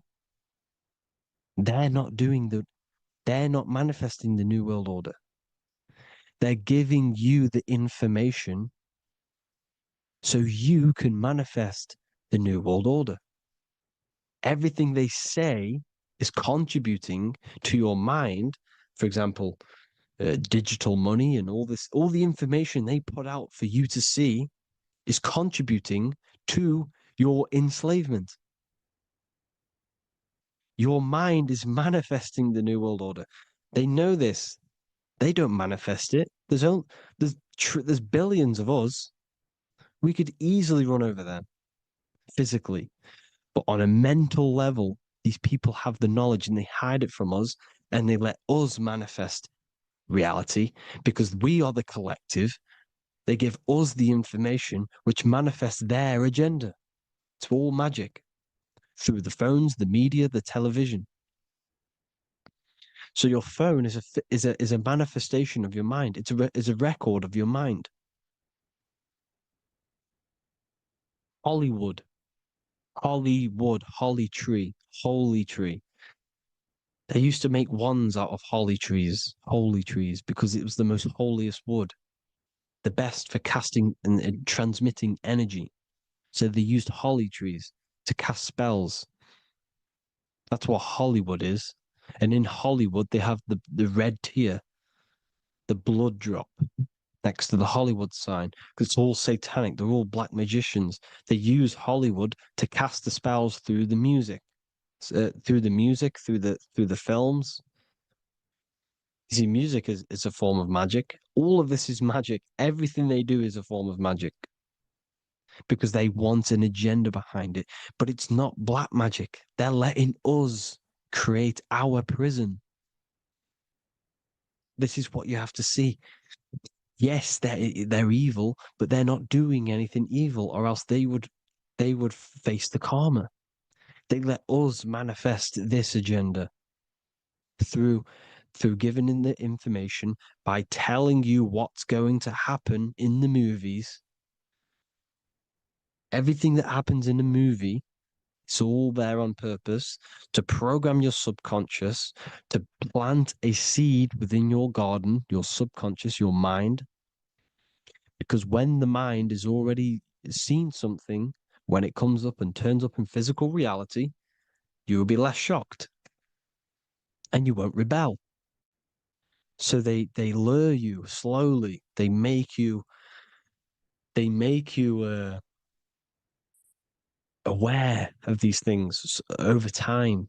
They make you gradually think it's okay. Like the technology, we never used to use these phones. How did we become so addicted and reliant on them? Well, because first they gave you a little flick phone. Well, no, sorry, they gave you a phone in your house.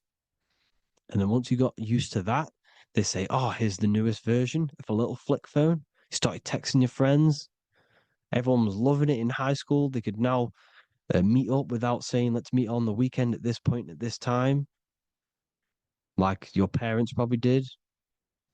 Or maybe some of you watching this, you probably had to tell your friend to meet on the weekend at a certain time because you had no way of communicating. So everyone got these phones and got addicted to them. Then they slowly got addicted to the new iPod with the touch screen. Now they invented touch screen. Then everyone got addicted to touch screens. Then because all of this is producing dopamine in the brain, which creates you to become mentally addicted to things and physically addicted, chemically addicted. Because dopamine's a chemical. Your subconscious becomes a program within your subconscious, and your body becomes chemically addicted to these phones. And these phones are the enslavement of humanity, technology. Without this, we wouldn't be in this mess without technology. Because they're creating a hive mind. We're creating a hive mind. So back on track anyways, they program you. Look at the films, 9/11, 9/11, all produced by Hollywood. Here's the 11, like I said at the beginning, the two pillars which reflect reality. What happens in the mind happens in the physical. What happens in the astral happens in the physical. Okay, what happens in the physical happens in the mind. It's the two pillars, the mirrors. 9/11. 9 plus 1 plus 1 is 11. Flight 11 was hijacked. New York is the 11th state. New York adds up to 111. This is not a coincidence. It's all a form of magic. It's a ritual, energy harvesting ritual, because your mind produces energy. Your mental attention produces energy. And they're feeding off this energy in the astral plane, these demons. Music is the most powerful. Personally, I think the music is one of the most powerful forms of magic they're using. Okay? Music is hypnosis. It puts your brain in a hypnotic state. It influences your electromagnetic field through vibrational energy. It reprograms your subconscious mind. Why do you think you remember the lyrics? You see, your subconscious stores all of the memories. Remember, the subconscious manifests 90% of your behavior. So therefore, the music you're listening to is manifesting your behavior. You wondered why some people wonder why they have drug addictions and they can't get out of violence and they can't get out of all this negative mind space. It's because the music they're listening to is creating a negative mind space. The words you listen to have plant seeds within your mind. So the reason you remember the lyrics is because that song created a program within your subconscious. Yes, that is what happens. You can use magic to reprogram your mind, but you can use music to reprogram your mind because it's all forms of magic. It's using natural mental energy forces to manipulate the physical reality. You manipulate your mind, you manipulate reality, physical reality. Okay. So the music, another very, very big one. When you turn on the radio, it's just all talks about alcohol, drugs, and sex because they want you down in the lower three chakras. They want your mind attached to matter when it's mind over matter. Your mind's not physical. You see, the word spirituality is the new trend. It's not about your spirit. It's not about your spirit. It's about your mind. It's not about, you know, uh, spirituality and looking after your spirit. And they've got you focused on your spirit. Why? Because they hide your mind from you. You see, a lot of people think their mind is their brain, but the mind is everything. There is no physical reality without mind. You can have a brain. Imagine if you had no mind but a brain. It wouldn't work. The mind is everything. The mind controls your avatar. It begins in the mind before it happens in the brain. Then the brain manifests through the body. The brain's just an electrical computer. So that they've got people scared. Or do I have a soul or not? And all this stuff. Listen, if you have a mind, you have a soul, because you are not the mind. This is why everything is sort of an illusion, because beyond the mind is your soul. But what is the soul without a mind? You can't have a soul without the mind. But if the mind didn't exist, the soul doesn't exist. You are the person listening to your mind. I shouldn't say person because you're not the body. You're the entity behind the mind. But if you didn't have that mind, you couldn't understand what you even were. You would just be an observer who couldn't think. So yes, we all have a soul. If you have a mind, you have a soul. Everything is mind. Everything has mind. Mind creates everything. God is mind. And they're manipulating your mind through TV, your phone, every little thing. The school, it's all about the mind, people. Control your mind, you control your reality. Just the last thing, here you go. Aleister Crowley, the dark magician, Kanye West doing the exact same thing because they're implementing magic in the music. Here's the Beatles with Aleister Crowley in the background. Bet you never noticed that. Aleister Crowley was influencing music and placing magic within the music to influence the subconscious. This is what Baal worship was. This is why they kill children. They sacrifice these children. Why?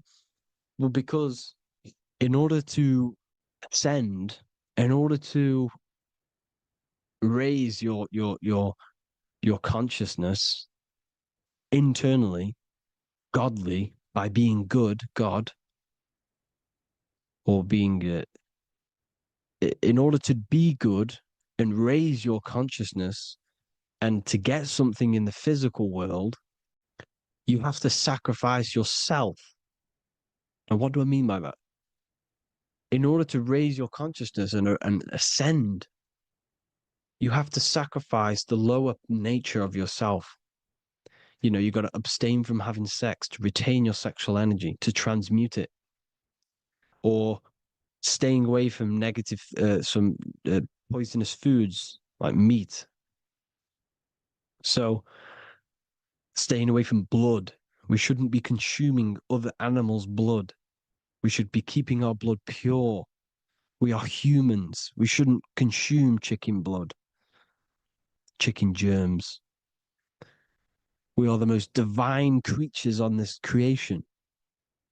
We are the most intellectual creatures in this creation. Therefore, we should keep our temples pure. We are not animals.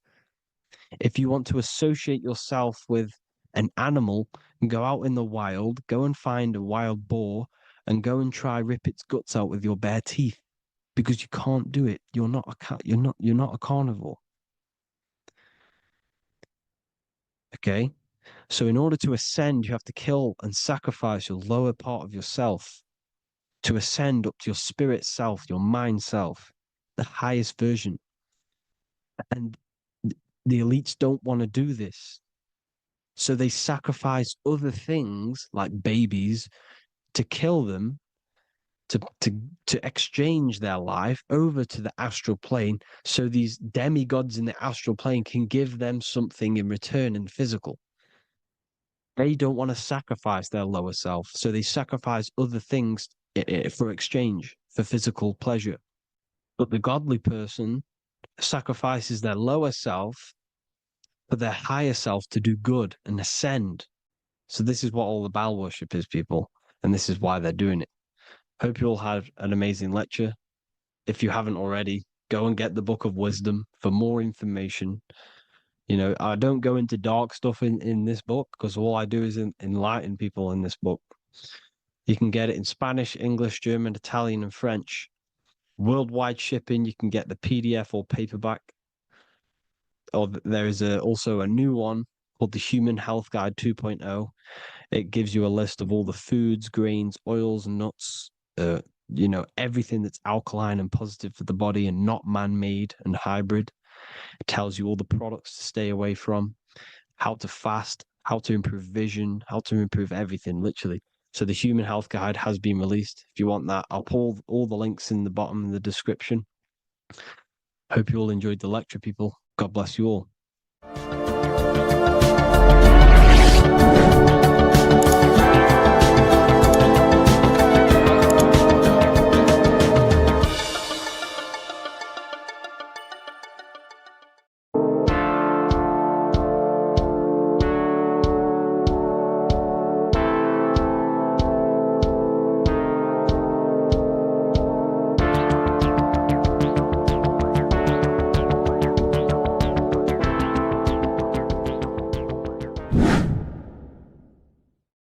What is good, people? We're back with another video, and this is going to be talking about the connection between the micro and the macro. You know, you are the universe, everything is inside of you. So the first thing you need to understand is that the law of mentalism, we are a thought in the creator's mind, everything's being thought into existence. We have a spark of this mind, this same mind of the creator, and everything is a state of mind. Particles or atoms, whatever you want to call them, are a mental thing. They're a product of the mind. Everything's thought into existence. Thoughts influence everything. Thoughts are energetic effects which send out waves into the quantum field around you. And your consciousness is actually the universe experiencing itself, expressing itself, and viewing itself. So we are the creator, but viewing itself in separate bodies. And this is why they call the material world the world of illusions, because everything's separate here, but we all forget that we are all one. We've all been brainwashed to think we're all separate, but we're all one. We're all the same mind, the same consciousness, everything. So everything's created out of toroidal fields. God created the toroidal field. That's the only thing that exists, because the atoms are toroidal fields, and it's the basis behind all creation. As you can see it in the owl's eyes, it creates the infinity symbol. And this was the apple. That apple is a toroidal field. And the toroidal field is made out of dielectricity, which is ether.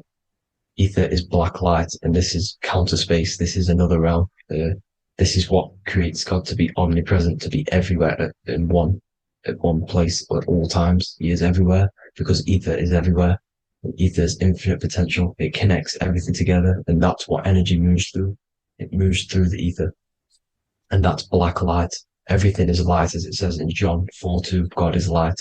Everything's a vibrational state of light. So the torus field is made out of dielectricity, ether, black light, magnetism, which is white light, which is the center of the toroidal field. And magnetism radiates, it has no vibration. And then when white light splits, it turns into electricity, which is physical material, and that has a vibration. This is the Holy Trinity, the sun, the moon, Saturn. Saturn, the god of materialism. If you've watched my videos on Saturn, you know that Saturn is crystallizing everything into physical matter. And that's why his old name was El. The ancients called him El. And this is why we get L electricity. This is where L electricity comes from. Because L electricity is only a product of the physical world, which is redshift, blueshift, Adam and Eve. And this is what creates the redshift, blueshift is what is a product of magnetism. When magnetism, white light splits, and this gives us vibration. And this what creates the toroidal field, which is the basis of all physical creation. The sine wave is created out of the magnetic wave and the electric wave. The electric wave is the blue wave, and the magnetic wave is the straight wave, which is radiation. This is vibration frequency. So the magnetic wave is straight, and then you have longitude and amplitude, which is depth, which is dimension. You see how the electric wave has depth and a dimension. This is why you get the cross. This is the cross of Earth. This is the symbol of Earth, of bondage, of physical matter, because it consists of magnetic wave and depth, which is electric wave. I mean, this is where you get the sun cross or the earth cross, whatever you want to call it. It's the cross of physical matter, and the ancients knew this. This is why they used that symbol. Redshift, blueshift, which is the toroidal field, is the basis of all creation, physical creation. And this is why you have the police siren is red and blue. The Matrix movie, red pill, blue pill. You have red blood and blue blood in your body. The Democrat and Republic, the two parties, red and blue. Like your taps on your taps, you have a red and blue tap. One's generative and one's destruction. Fire, destruction, water, generative. So this is the basis of all things. And electric wave has dimension, like I've already said, depth, material, and it's measured in hertz. It's measured in hertz because it hurts you. It decays because the electric wave has a vibration, and vibration always has to go back to a standstill point. This wave cannot go forever, but the magnetic wave will go forever. It's radiation. Magnetic is radiation. It radiates forever. It pulses.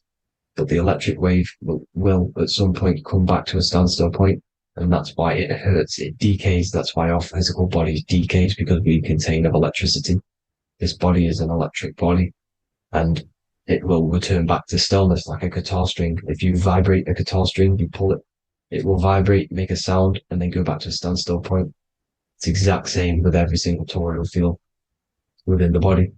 It will decay, and this is why our bodies decay, and everything in creation decays. So we're born into sin. The sin of Eve. The sin of Eve is us biting into the tree of knowledge of good and evil, which is the systems in the body. And the sin of Eve is biting into the sine wave. We bit into the sine wave. The sun moves in a sine wave. Our DNA is a sine wave. Time is a sine wave. Everything in this creation is a sine wave. This is why the dollar bill is a sine wave. Magnetism and electric waves in one. And this is the sun doing its sine wave, which creates, when you go bowling, it kind of creates that pin that you hit over. That's the pin of the sun.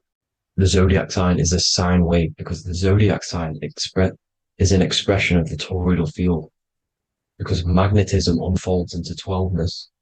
And that's why you have 12 zodiac signs, 12 systems in your body, 12 cranial nerves in your head, in your brain. So if you can imagine this, see where my pointer is.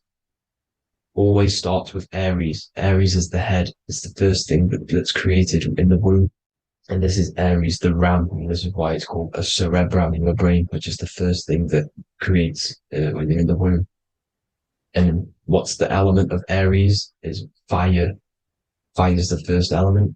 F-I-R, first, because it's the first thing on the wheel, the first expression of energy. As you can see here, my pointer, this is the center of the toroidal field. It would go Aries, Virgo, Capricorn, Pisces, Scorpio, Cancer, Then we go back to Libra. Libra would be center, but you see how the toroidal field is the expression of the 12 energies. That's what the constellations are, the energy expressions of the toroidal field. So it would go outward, starting from Aries here, all the way back to Pisces, which is beyond the bottom half. But Libra would be the center. That's why Libra is the equinox. It's the equinox. Libra is when it goes from summer over to autumn. It's the equal. It starts to transition into the winter side. Equinox, equal, which is Libra. And that's why Libra has the two scales. It's symbolized with the two scales. That's because of, the sun moving over. It's being judged. It's equal now, but then it's going to tip over into the winter. That's why Libra is here, the center of the sine wave. Like I said before, magnetic energy unfolds into 12ness. Magnesium is number 12 on the periodic table. It's the sacred number. And this is why the scientists are trying to, NASA is trying to bring in another constellation to destroy the holy science of astrology. So Aries rules the head, which is Mars. Taurus rules the neck, the lower head. Gemini, the two twins, which is your lungs, your two twins, your arms, two twins. Cancer, the breasts, the chest area. Leo, the heart, which is the sun, which is fire, the center of the toroidal field. Virgo, the belly, which is the intestines. Libra, the kidneys, the two scales, the kidneys, balancing out everything. Scorpio, the sex organs. Sagittarius, hips and thighs. Capricorn, I've missed that out, which is the kneecaps. Capricorn, kneecap. Aries, which is the ram, which is the cerebrum in your brain. And then Aquarius, the calves and the ankles, and the Pisces, the two fish, the 2 feet. So everything corresponds, as you can see here. This is an ancient way of depicting it, of the folded human. And this is everything. Each constellation rules that part of the body, gives energy to that part of the body, makes you do certain things. So magnetic energy unfolds into 12ness, electricity unfolds into 7s. That's why when you get electric, the light spectrum that we see, it consists of 7 colors. Why we have 7 planets. The 7 planets give us our 7 metals and the 7 solfeggio scale frequencies. So the rotor, this is the rotor, and rotor is an anagram for Torah. The Torah, which is I think it's the Hebrew Bible. Don't quote me on that, but it's one of the holy books, which is the Torah, the Taurus. Everything goes back to the Taurus field because it's the basis of all creation. So the chief cornerstone, it says in the Bible that the builders rejected the chief cornerstone. The chief cornerstone, you are the builder. You decided to incarnate into the physical world, into the electric world, the world of Saturn. When you are created in the womb, it takes you 9 months for you to be created. So, for example, if you went into the womb here, it'd take you 9 months. So let's say you're born in Scorpio. So you'd go back 9 months, 1, 2, 3, 4, 5, 6, 7, 8, 9. You consist of all of these 9 energies because it takes 9 months or however long you took to be born. Some people are born earlier. You'd have to find out how many months you were in the womb for. But you consist of these 9 energies, and each constellation has a cell salt associated with it. And these cell salts are vital for your health. And your cells and the optimal health of your body. So the chief cornerstone that you rejected is these 3 cell salts, these 3 constellations. So you're mineral deficient in these 3 constellations. For example, fluoride, magnesium, phosphate, and potassium sulfate. So that's the chief cornerstone. And a cornerstone, people always get it rejected with the cornerstone. The cornerstone is not, it doesn't say the cornerstone in the Bible, it says the chief cornerstone. The cornerstone is a cornerstone of a building, but a chief cornerstone is the top of the pyramid. This is where we get the pyramid of the wheel. So you're mineral deficient in whatever 3 zodiac signs you're not. You were not in the womb for. This is the chief cornerstone you rejected. So the human body is the micro. It is the universe in a physical form. It consists of everything in the universe. Just like your consciousness is the universe watching itself, experiencing itself. Your body is the whole universe. 12 systems in the body, 12 zodiac signs, 7 chakras are the 7 planets. The holy trinity of you is your temple of Solomon, the soul and the mind, the sun and the moon. You know, everything is in you. You consist of everything, all the energies, everything. Heaven and hell. Heaven and hell is a mind state. It's a state of the mind. Head, H-E-A, which is heaven, and the heel, the bottom of your foot, is hell. And the bottom of your foot is the soul. So they're basically saying, well, it's wordplay. They're saying that your soul is in hell because, you know, with the elites being in control. So they call the bottom of your foot the soul, trying to say that you're in hell. The Christ is in you. And this Christ is Greek for what? Christos. And Christos is Greek for the oil. And this oil is produced in the cerebrum, the Aries, the ram, the cerebrum. It goes down the pineal. Well, the pineal and the pituitary are underneath the cerebrum. Goes down the pingala and the ida. The pingala being the positive charge connected to the pineal gland, pin, and the ida connected to the pituitary. And this is the two serpents going down the spinal column.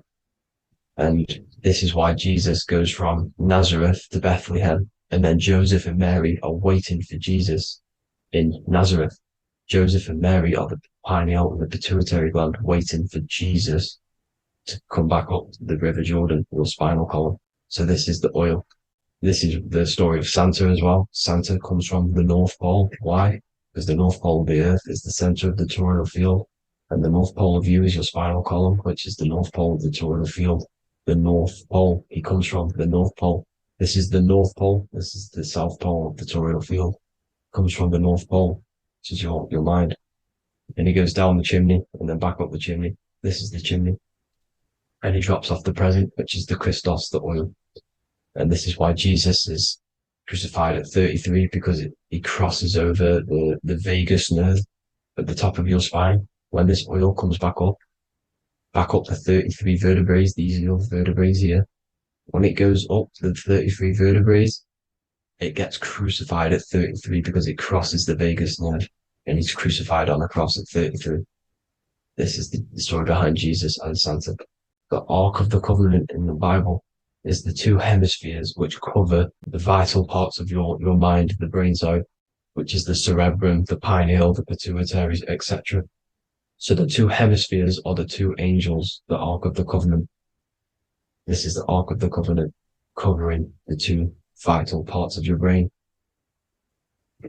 So these are the optic thalamus is another part, and it protects the Christ oil, which is inside at the center of the brain. See, the Bible is all a massive metaphor about yourself because you are the universe. You are a microcosm of the universe. Your consciousness has experienced itself, and the universe experiencing, and your body is the whole universe. Your head's heaven. So Moses crosses the Red Sea. These are the two hemispheres of your brain. This is the corpus callosum, the Red Sea.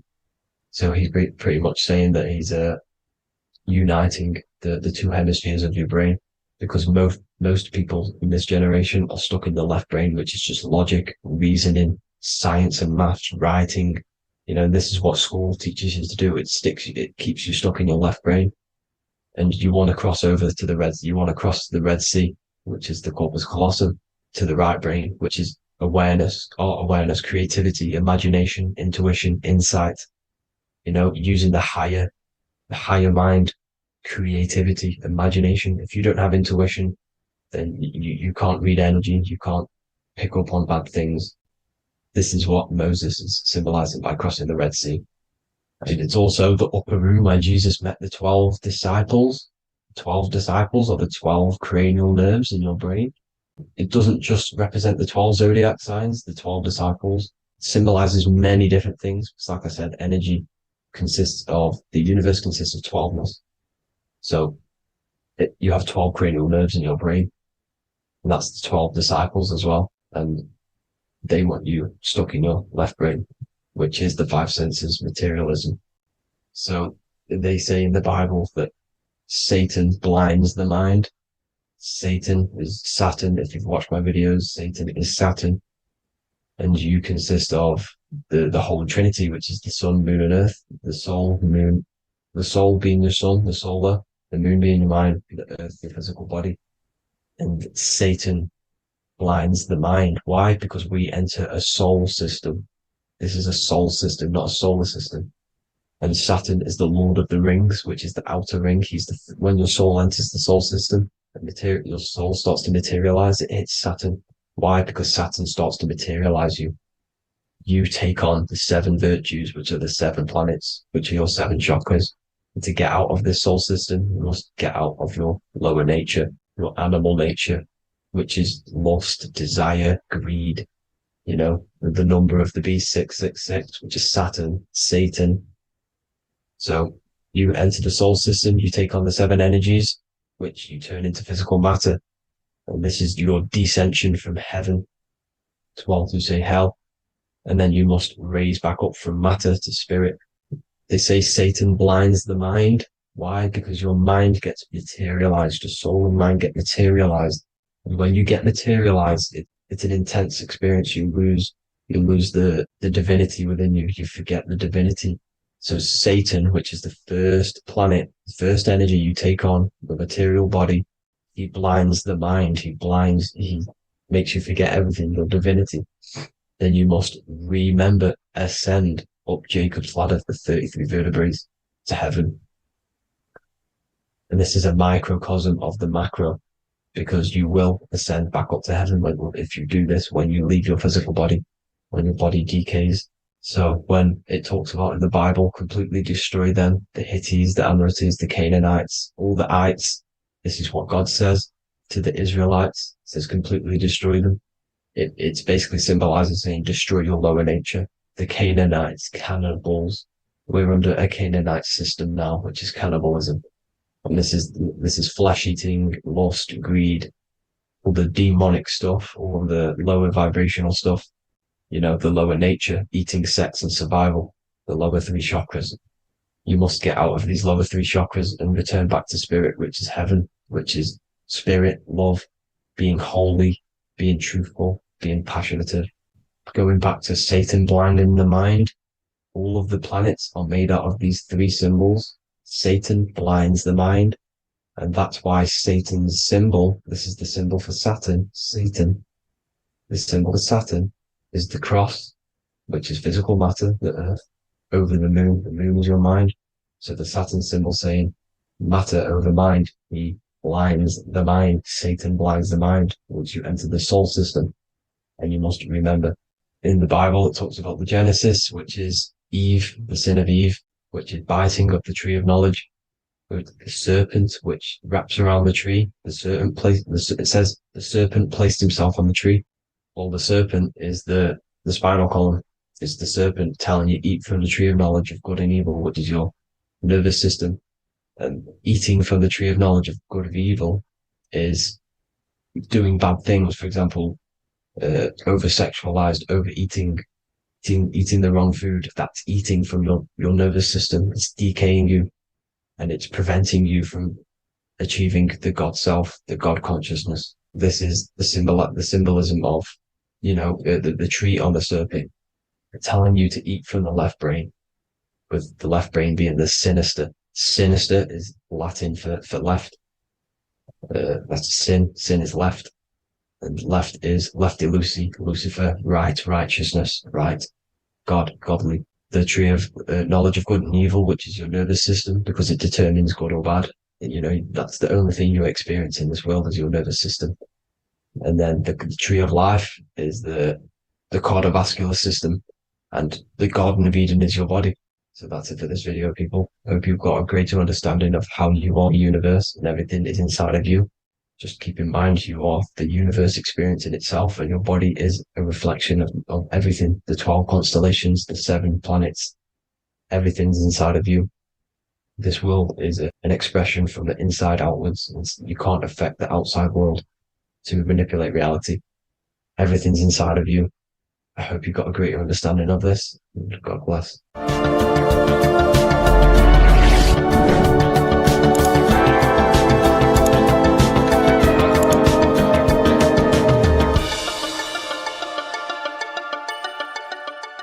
Neo is plugged into the matrix on the back of his neck. And if we look at the human brain, The back of the neck is the reptilian brainstem. And when one operates their life out of the reptilian brainstem, they are unaware, unconscious. They are consciously dead because the reptilian brain does not really critically think. It acts on instinct, fight or flight mode. This is considered in the occult spiritually dead. When one is taking actions without intention, simply very reactive to life. They're not living, they're simply experiencing. When you're walking down the street and you see someone, and in your mind you think me versus them versus me, that is an animalistic way of thinking. I used to be trapped in this way of thinking, always thinking of fight or flight, always judging people, always reacting to the world, never consciously creating and commanding with intention in the world. This could be considered the matrix, when one lives unconsciously, simply surviving in the world. Another symptom of living in the reptilian brain could be obsession, a constant need to assert your power over others to feel safe or superior. Views relationships as power hierarchies, not as mutual connections. It could be a conquest for sex, lust, seeking validation through sexual activity. Sex becomes a tool for dominance, escape, and self-worth. Intimacy is avoided. Pleasure is pursued without emotional depth. Seeking pleasure all the time. This is all to do with the reptilian brain. Seeking safety. It could be compulsive eating or food hoarding, driven by craving and not actual hunger. Eats to soothe fear or emotional discomfort, often unconsciously. This is the unconscious. Fear-based decision-making. Every choice is shaped by perceived threat or insecurity or fear within the subconscious mind. Long-term vision is sacrificed for immediate safety and gratification. All the reptilian brain. Territorial behavior overacts when personal space, possessions, or status is threatened. Acts as though survival depends on ownership or status. Addiction repeats patterns to feel safe, even if they are harmful. Avoids anything unfamiliar or unpredictable. Low empathy. No empathy or emotional care for one another and for fellow beings in the world. Sees people as threats, tools, or competitors. This is all to do with the reptilian brain. Intense jealousy or possessiveness. Sees others as rivals or objects to control. Cannot tolerate perceived threats to loyalty or status. Quick to be angry. Slow to reflect. Reacts with rage, withdrawal when challenged. Lacks emotional regulation or deep self-awareness. So this is considered, this brain could be considered the matrix, hence why Neo is plugged into this brain. He's operating the life out of this brain, unconscious, simply navigating life like an animal. I was in this state, and you can only really realize this when you come out of this brain and you start to function from the higher regions of the brain, which we will discuss very soon. And my life was chaos because there was chaos operating internally. I was never thinking about the future. I was always operating life out of fear, out of lack. Never had care for another person. When you operate life out of this brain, the matrix, things outside you, can easily control you. This is why they keep us in a constant state of fear. So we operate life out of this. So we never gain full control over our reality, over our actions, over our thoughts. So Neo is called Neo, and he works at a place called meta cortex, very symbolic of the neocortex, the higher region of the brain. Now, this brain makes you human. It ultimately allows you to hold control over the animal urges, okay? The neocortex is the brain that allows you to have self-mastery, that allows you to control your urges, your instinctual survival urges. So humans can overcome their reptilian animalistic state and start to operate their life in a conscious mastery state. And Neo is plugged out of the reptilian brain, and he starts to use his neocortex, the human brain. This allows one to learn to have self-control, allows one to create, allows one to think about others. It allows one to critically think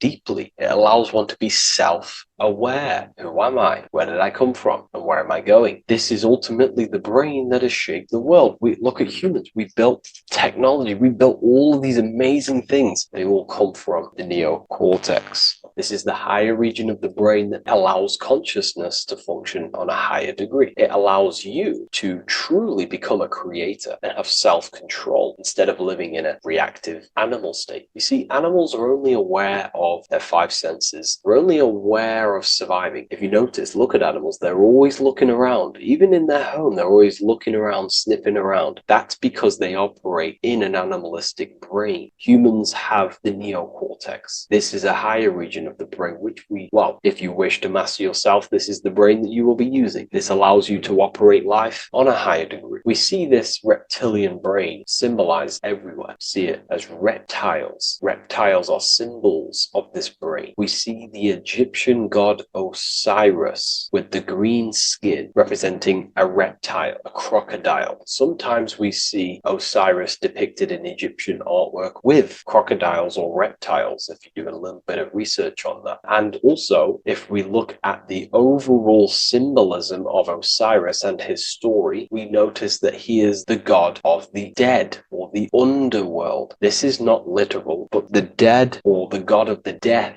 the god of the death of self, the dead of consciousness, because you are a divine being with limitless potential to create. And ultimately, to create, we have to master our reptilian brain. But when we function from this reptilian brain, we are dead to our higher powers of creation, of imagination, of actually gaining control and operating life from the higher mind, operating life as the divine being as you are. But if you operate life in Osiris, he is the god of dead. You are spiritually and consciously dead. You act unconsciously. You are dead, not physically, but mentally and spiritually. So what we're looking at here in the Egyptian artwork is the reptilian brainstem. We have the left hemisphere and the right hemisphere of the brain. Notice a curve. The feminine body is very curvy. This represents feminine. The masculine body is very liney. So if we study geometry, we know that lines are masculine, hence why the word masculine, line, and the feminine body is, in geometry, feminine is represented as curves. So this is the left masculine brain on the left side, and this is the right feminine brain on the right side, with Osiris, the reptilian brainstem, in the middle. So we're going to go deeper into some Mesopotamian artwork now. Now let's have a look at this. We're looking at the reptile on the very bottom. We see the left brain and the right brain, the Eye of Ra and the Eye of Horus on the left and right. In Freemasonry, we still see the symbolism of the two pillars, Yakin and Boaz in Freemasonry, with the two pillars symbolizing masculine, feminine forces of consciousness, also representing the masculine left brain and the feminine right brain, with the reptile down here. But if we have a little look here, right, we have a little look at these reptiles. This person is standing on top of the reptiles. When you are on top of something, you have power over the below. You are standing atop of something. You have mastery over it. You have control over it, symbolizing gaining control over the reptilian brain, the reactive actions, the sexual urges, the addictions, the territorial behavior, the fear-based decisions, constant internal tension, never being able to focus. It's symbolizing gaining control over these internal qualities that happen within us, in our mind, because the universe is mental. And if we do not gain control over this brain, it will dominate our mind, which will ultimately dominate our actions and destroy our life and live in an unconscious state. So this is basically instructions in this ancient Mesopotamian artwork of becoming self-mastery, to operate on a God consciousness level. So we have a person symbolizing your awareness, the internal you, having mastery over the reptilian urges, the reptilian brain, the reptile thinking. We have a person, a face in between, and it's standing in between these pillars, symbolizing balance of the brain hemispheres. Because the face, we see the eyes in the middle, we see the person is you, your consciousness, standing in the middle pillar. So representing seeing reality as neutral. Everything in the world is neutral. It's the mind's perception that gives it a positive or negative charge. When we adapt this mindset, this view of reality, this knowingness of reality, we see the world for what it truly is. And if you see things as neutral, it allows one to transform the situations in your life accordingly instead of simply choosing a side.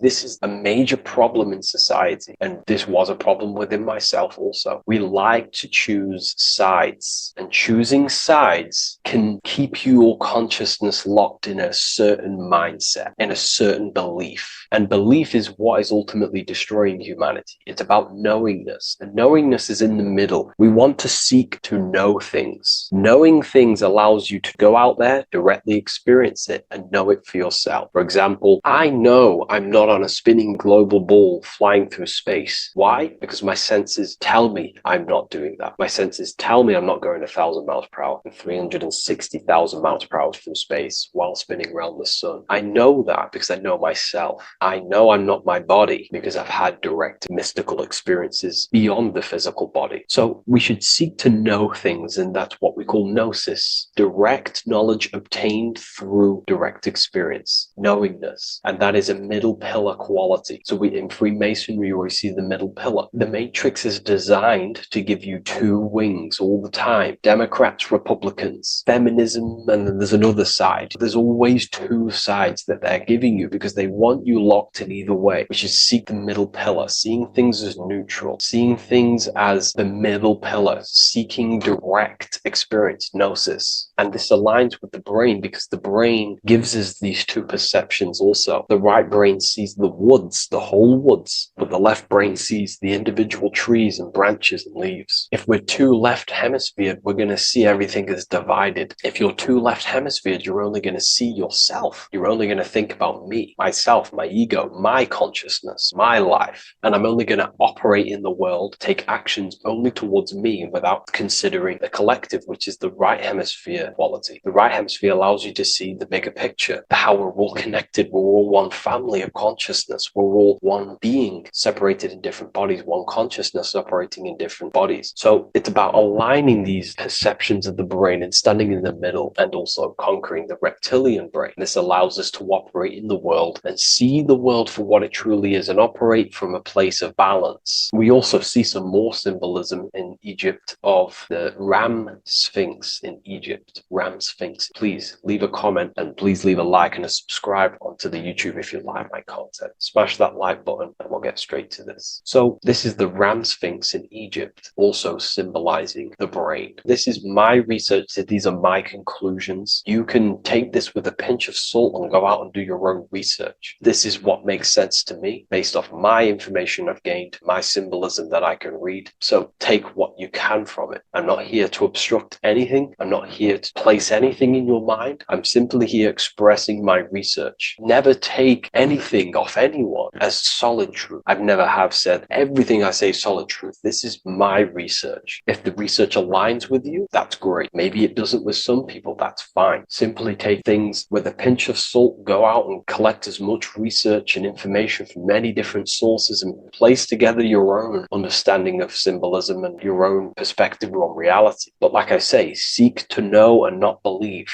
So this is the Ram Sphinx in Egypt. This is a more powerful symbolism of the brain. We have Osiris here, the god of the dead, which is the reptilian brain, and an Aries symbol here symbolizing the hippocampus in the brain. So this is the reptilian brain stem, heavily aligned with the reptilian brain stem here. We can see the connections if we look closely. So this represents the dead of consciousness. This is the dead of self, living in impulsive animalistic state, the symptoms that I listed earlier. I'm not going to go over the symptoms again. And Aries symbolizes the hippocampus in the middle of the brain. It's the hippocampus. And Aries is a symbol of a state of being. Why? You see, ancients and the ancient Egyptians, according to my research, Freemasons still use this symbolism today. So what they do is they use the path of the sun to symbolize a state of consciousness or a journey in consciousness. So what do I mean? So Aries here is the transition from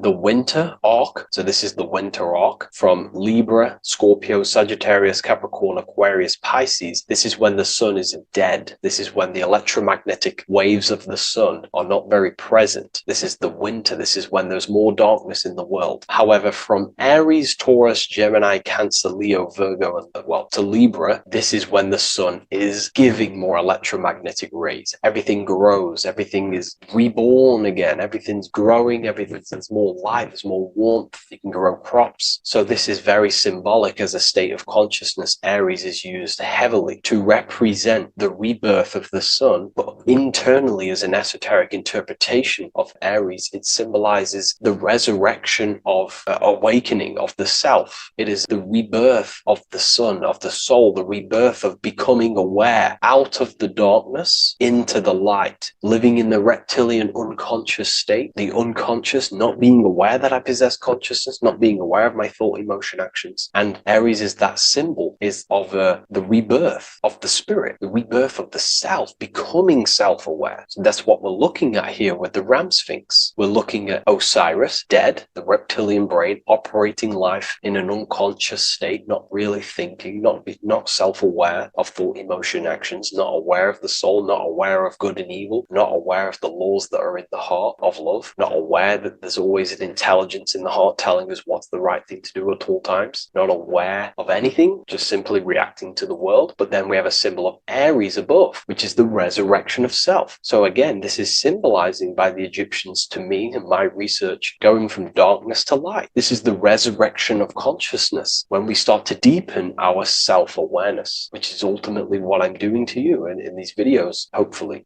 I can awaken some people's minds and make people think deeper. And that process of internally what's happening within you that's what Aries represents when you're starting to say, wow, my mind's going deeper and deeper into the self, and I'm realizing more. That is what Aries symbolizes. When the sun returns, it's also a symbol of a sacrifice, because obviously when the sun returns back to Aries, we're sacrificing the winter, when we're transitioning, and all transitions require sacrifice. So in Aries, the Jews celebrate the Passover. It's the Passover of the sun, and what do? They eat lambs in the Passover Aries, because it's all symbolic of this internal process. In Aries, Christians celebrate with Easter, which is the resurrection of Jesus, the resurrection of the sun. Remember, it goes deeper. There's deeper layers to this. It's the resurrection of the self and the mind deepening into a deeper awakening. So again, we're going from the lower regions of the brain, and when we start to critically think and become self-aware, we're starting to use the mid part of the brain, and the mid part of the brain then expands into the neocortex, which is the resurrection of the self. The mind is no longer functioning in just the reptilian brain, but then it's going into the light of the higher brain, the neocortex, and this is the reptilian brain. This is the midbrain, what we're looking at here with the Ram Sphinx. Yeah. So this is the resurrection. It's the transition point of going from the reptilian brain into the midbrain, into the neocortex. We're now resurrecting ourselves. Now, this is not putting anything negative on the reptilian brain. Without the reptilian brain, we wouldn't be able to live. We need the reptilian brain, but it's an abuse of the reptilian brain that can keep us in a very low state. It keeps us stuck in an unconscious state. But the reptilian brain is what's allowing you to breathe, to eat, to scan the environment for any threats. If there are threats, we do need the reptilian brain. That's not to say it's evil, but what I'm saying is an abuse of this brain, which is what most people are stuck in. They're operating their life out of this brain. And this is what the Egyptians, I think, are symbolizing, trying to tell us to resurrect ourselves, to become self-mastered, to become the highest version of yourself, to actively create in the world. Because when we are only operating from this brain, we're unconscious, well, then other people can use you as a vessel to create their reality. This is how the world is at the moment. The ones who know how to use the mind are controlling the other ones who do not know how to control the mind. So I hope this makes sense to you. Let me know if you have any video recommendations, and I'll see you inside Ethereal University. If you wish to take your research to the next level, I have things inside of there that are very powerful. We happily invite you. I'll see you inside of Join. If not, I'll see you in the next YouTube video. Welcome to Revival of Wisdom. Today we're going to be breaking down Saturn worship and how the occult are linked in with Saturn. Okay, so first of all, let's start with the celebrities. All these celebrities are doing 666. Okay, covering the one eye, which also symbolizes the all-seeing eye, which is another occult symbol. But we're focusing on the 666, the 6 with the 3 fingers. Also, We have CERN with the 666 within their logo. Also Disney, okay, as you can see here, 666 within their logo. Pepsi, Coca-Cola, and even Cadbury's. Monster Energy with the 666 in Hebrew numerals. Unleash the beast. So what is 666 to do with Saturn? Because on Saturn, there is on the north pole of Saturn, there is a six-sided hexagon, okay? So Saturday is named after Saturn Day, the sixth planet. It is also the sixth day of the week, and has a six-sided polygon on its north pole, 666. Not only that, when you create a star out of the hexagon, you will create a six-pointed star, okay, with six triangles within the star, and a six-sided hexagon, which all adds up to 666. Okay, so this is why all these symbols contain 666. So why do they worship 666? Saturn.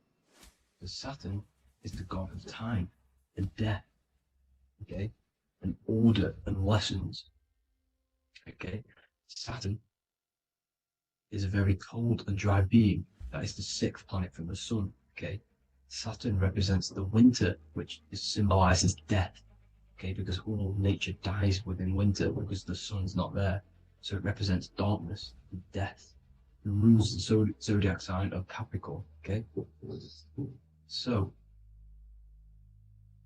in the celestial cycle, Saturn is always opposite the sun. So it's the opposite of the sun. So they're worshipping this energy which is death-like. Okay, this god which is death and does not bring life. Okay, also is the god of time. Okay, also in the Roman and in Greek it's called Chronos. Okay, which is just a translation for time. It's also known as the Father Time, aka the Grim Reaper. Okay, the Grim Reaper. Keep that in mind. We'll come back to this. Here are some more logos with Saturn. Okay, NAG, Internet, Wi-Fi. Okay, all these occult logos all worship Saturn. They are a satanic occult. They worship this death god, this evil god. Okay, this is where the cube now comes in. Okay, because what color is associated with Saturn? It's black, because it's the absence of light. It's opposite the sun. So black is the color associated with Saturn. Each planet has its own color associated with it. Okay, so when you make the cube, okay, as you can see here, the cube out of the polygon, it creates what? A black cube. Okay, and the Kabbalah, okay, Kabbalah means cube, Allah means the god, the cube god. These religions are secretly worshipping this cube god, the god of death, Saturn, Satan. It's the same entity behind it all. Okay, so also we have these black cubes in Australia, Denmark, all around the world, these black cubes, because this occult is worldwide. It's Saturn, Satan taking over this realm. Okay, also with this black cube, they walk around it like the rings of Saturn. It's around the black cube of Saturn with the rings, they walk around in circles. What are circles? Cycles. What is a cycle? Time. The time god. This is why it has a ring around it, because it represents time, cycles. Okay, and this is another depiction of Saturn, always depicted with this Reaper staff. Okay, keep in mind this staff, just like we associated with aka the Grim Reaper.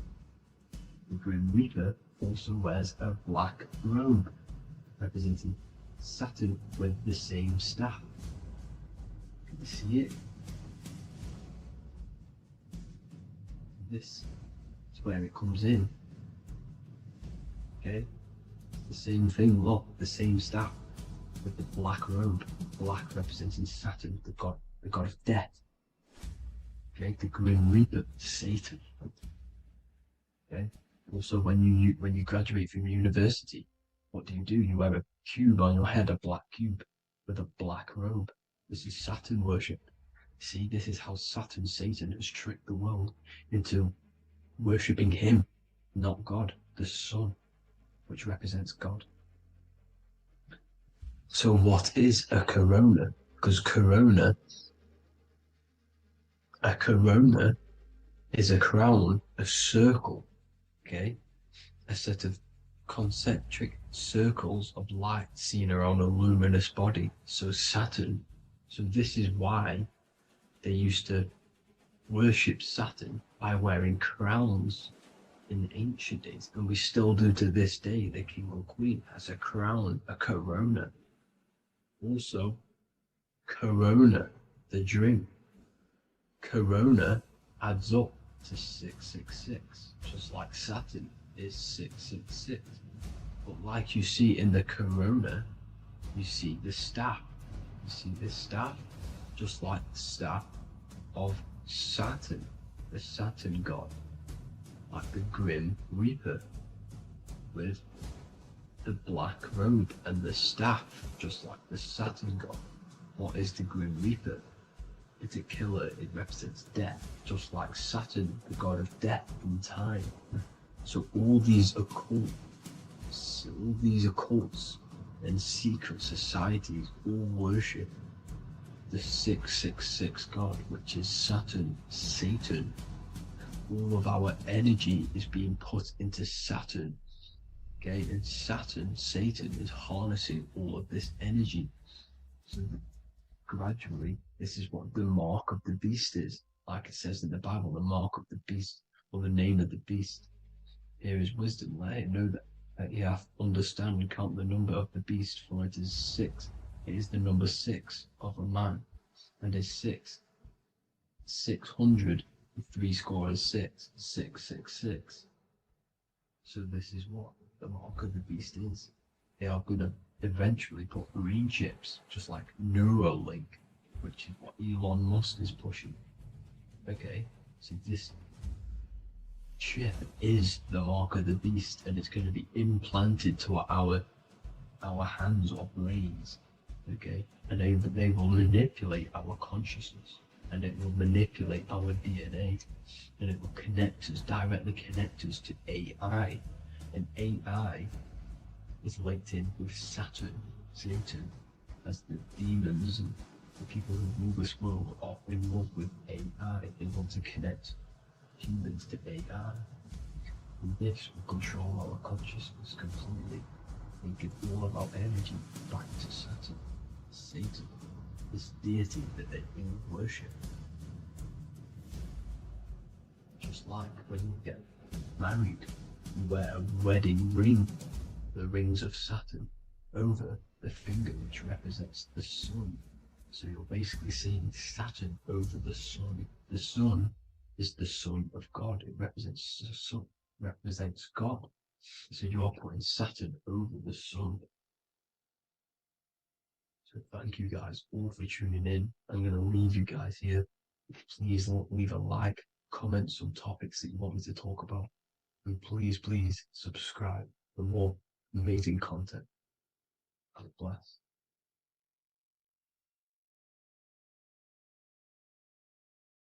There is a secret meaning behind the number 666. 666 is 3 sixes. The number 3 in occult and esoteric numerology represents the 3 aspects of human consciousness. We see this symbolism in the all-seeing eye with the light and the triangle. The triangle is the number 3. The eye represents consciousness, observation, and the light represents the light of consciousness, because consciousness is pure light. The 3 aspects of our consciousness is thoughts, emotions, and actions. Every thought creates a feeling, and the feeling creates the action. All physical manifestation is driven from these 3 aspects of our consciousness. All physical manifestation comes from thought. Every object you see around you, this screen, the phone you're on, the laptop you're using, or the iPad, was a thought in the invisible realms of consciousness. Then it was brought into physicality through feeling and action. This is because man is made in the image and likeness of God. We are all mini creators. We are all extensions of God's creative consciousness. Therefore, the number 666 represents 3 sixes. 3 is thoughts, emotions, actions. The number 6 represents the cube because cubes have 6 sides. This material world that we experience, everything has 6 sides. Everything's created by cubes. We can move forward, we can move backwards, we can move left, right, up and down. This is the cube that we are stuck in. Therefore, 666 represents our 3 aspects of our consciousness, thoughts, emotions, actions, all contributing towards our physical self, material world, material pleasures, completely cutting ourselves off from our spiritual, true, divine self, which means 666 is representing a state of consciousness. A state of consciousness where we only operate from a place of material needs and survival things. As humans, we possess a physical material body in the physical material external world, but we also possess an invisible inner world, which is what we call spirit. When we disconnect ourselves from our inner world, we become lost in this materialistic way of thinking and acting, which can lead to no life purpose, a feeling of emptiness and voidness in our hearts. Humans possess the ability to transcend our animal instinctual natures and turn to the divine mind, to the spiritual inner world. It is our inner world that is projecting our outer world. The outer world is just an effect of our inner state of consciousness. It's important as we go through this human life to not lose ourselves and look for our validations outside of ourselves. The external world is simply just a mirror, mirroring with mathematical precision what happens inside our consciousness. When we change our inner world, we produce effect in the outer world. To get back on track about this number, this represents when we are lost in our material self and we are completely cut off from our true divine self. The devil is always having goat horns, which represents a ground animal. This is the lower animal self of man. He's always red. The frequency of red is the lowest vibrational color, and it also represents the root chakra. This is all to do with survival mode and our physical needs and physical self. Red represents chaotic and intense emotions like hatred and anger. This is why the devil is always red, because it represents anger and an uncontrolled state of emotion and consciousness. You see, we've been taught in the church and all through religion indoctrinations that the devil is an external deity which influences humans. And in fact, this is nothing but a metaphorical story. The devil is a character which represents an aspect of the human mind, the lower aspect of the human mind, a facet of our own consciousness and psyche. The voice that we have in our head that tells us to do these negative things is not an external deity pushing us to do something bad. This is an aspect of our own mind. Jesus and Satan are just 2 characters which represent the 2 voices that we have in our own consciousness. In fact, the word devil was never present in the early Gospels. Instead, what was mentioned was a spirit of evil. A term spirit of evil was not meant to denote a specific deity or being, but rather any force of negativity, whether it manifests as a destructive thought, emotion, or action. The spirit of evil represents the darker sides of our mind, the part that leads us astray and brings forth negativity in our lives. The reason why they want you to believe in a devil is because they don't want you taking responsibility for your creations. They don't want you to realize that the external world is truly a mirror of your inner state of consciousness. Instead, when something bad happens in your life, you blame it on some external devil or Satan who tempted you. Everything is your creation in your life. When you realize this, you take full control and you begin to reshape your external world by changing your inner state of consciousness. What if the word Yahweh is proof that God is embedded in our very own being? Stay with me, because what I'm about to show you might change the way you see yourself forever.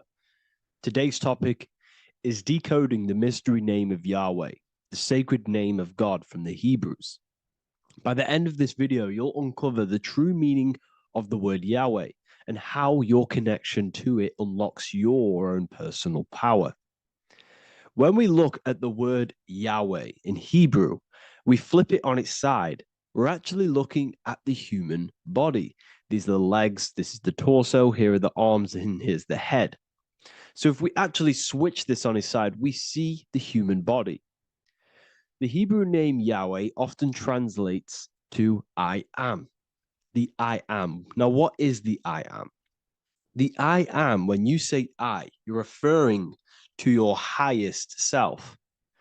Everything with the letter I in the beginning, most of them words are referring to our inner self, inside, intelligence, internal, in. The I represents the inside self, the invisible self. You cannot see the I am because this is the spirit, this is our consciousness. It's the intelligence controlling the human body. When you say I, you're not referring to your name, your job, your reputation, your ego, or your thoughts. You're referring to the observer who is beyond the thoughts, the one who's observing the thoughts. That's the soul. Look at the word Yahweh, Yahweh, the sacred name of God. Yahweh can be observed in the natural rhythm of the human breath. When inhaling, we subtly hear Yah. When exhaling, we hear Way. Do this yourself. Breathe in through your nose, you'll hear Yah. Breathe out, you'll hear Way. And in fact, the letter H, H, when it's pronounced, it carries the soft sound of wind or breath, a gentle exhale that mirrors the very essence of life, giving air. Breath is the spirit of life. It's what connects us with consciousness. If we stop breathing, we lose consciousness. The body shuts down. We're breathing the spirit of breath. We're breathing in the spirit of life. It's the very essence that gives us physical existence, and we're constantly staying connected to this breath at all times. Now let's look at Yahweh. 1, 2, 3, 4. There are 4 letters. The Tetragrammaton is the 4-letter Hebrew name for God. Okay? Tetra meaning 4. We have 4 gospels of Jesus. Jesus is depicted with a cross with 4 sections. Jesus has the 4 sacred animals around the side of him, always depicted with these 4. A bull or an ox, an eagle, a man, and a lion. These are the 4 fixed signs of the zodiac. Aquarius, the man, Scorpio, the eagle, Leo, the lion, Taurus, the bull or the ox, which are related to the elements. Leo is a fire sign. Aquarius is an air sign. Taurus is an earth sign. Scorpio is a water sign. These are the 4 elements. And the 4 elements correspond to the 4 bodies of consciousness, as we see here. This is fire. This is air. This is water. This is earth. So we are made out of the 4 elements, which represent the 4 bodies of consciousness: mind, emotion, spirit, and body. The soul is incarnated into 4 sections. Hence why Jesus has 4 gospels. Hence why Yahweh is a 4-named word, because we are tetraform. We have 4 bodies of consciousness. There are 4 pillars to reality: the mind, emotion, spirit, and the body. So what we're actually looking at here is the name of the very essence of the self. Yahweh represents the universal consciousness that we're all tapped into, because the body is like a radio. The body is basically a radio antenna, which is picking up the stream of consciousness, and we're all the same consciousness, just experiencing it in a different body. And Yahweh is the name for this intelligence that we're all acting out, that we're all manifestations of. So now let's look at the word Yahweh, where we read it this way in Hebrew, which is 10565. 10565 in the Hebrew letters and the numerical values. And the DNA is made up of 4 bases. These 4 things which create the DNA. This basis is the genetic code for all living things. Each DNA strand is held together by sulfur bridges that appear in a repeating pattern of 10, 5, 6, 5. This pattern matches the numerical value of the Hebrew letters of Yahweh, Yod, He, Vah, He, which are 10,565. This means the structure of DNA, the code of life, follows the same number sequence as the sacred name of God, Yahweh. This is a factual observation. So we're looking at 10,565. So let's look over this one more time. Yahweh represents the breath, Yahweh, inhale, exhale. It translates to I am. It's written in our DNA. The word Yahweh on its side looks like the human body. Now, this is where things get a little bit deeper. 10,565 adds up to 26. The number God, well, the word God adds up to 26. Allah adds up to 26. There are 206 bones in the human body, 26. 26 adds up to 8. 8 is the number of infinity. We are all the infinite consciousness. Consciousness will never die. It's immortal. It's infinite. We are all infinite. We are not these skeletal structures. We are Yahweh, the universal consciousness. The creator of all things is our essence. We're all God with individual identities, but the highest versions of ourselves is God. The ego is our own personal experience of God. Does this make sense? So in conclusion, Yahweh is not the name of a separate God from us, but rather the reflection of the divine consciousness manifesting through the human form. The human body is like a receiver acting as an antenna that tunes into the infinite intelligence and life force we call consciousness or God. This means that rather than being external, the divine presence is within us, expressed through our very existence. It's very interesting when we look into this, and what religion has done has flipped all of this knowledge. All of this sacred knowledge has been externalized. They've externalized God so that we worship God and we view God as something separate from the human experience. They do this so that we don't find the God within us, so that we don't find that we have the power of creation. The mind is the creative force of God. The body is the will to act out that thought. They don't want us to figure out that we are creators and we're all creating our own earthly experience. We're all projecting this reality. And they don't want us connecting with the divine intelligence within us because they want to be the creators. They want to keep this knowledge. They don't want the masses to wake up to this powerful knowledge. So what they've done is that they've taken the scriptures, they've externalized it so that we start worshiping and giving away our power to these external things. And when God is external, we start to fear God because we start to think that God has power over us. He can send us to hell or heaven. So this is what's going on. They've been externalizing this for thousands of years to keep us in a suppressed state. Okay? Humans are very advanced because we possess self-awareness. We possess the ability to move our awareness and our thoughts outside of the instinctual nature. For example, a cat or a dog. These things can only live in their instinct. They live based on instinct. They smell, they eat. That's pretty much what they do. But humans, we have the ability to rise above that nature and turn to our infinite selves, our higher selves. We can move beyond our instinctual nature and create very advanced things. That's why humans are made in the image of Yahweh. We are literally God in human form. So this is what we all need to realize. And I hope this video has helped. Please leave a like, a comment on inside of the description. I'll have some links to my books and my university. The people who have read them have just absolutely changed their lives. You could probably see that in the comment sections if someone leaves a review of the book. We also have Trustpilot. But yeah, I thank you all. And I'll see you in the next one. Hello, everyone, and welcome to another lecture inside Ethereal University. In this lecture, you will learn about the death process and how to prepare for it. and why that preparation is so important. So let's get straight into this. You must understand, as a spiritual creature that you are, you have a visible nature and an invisible nature. You never truly die.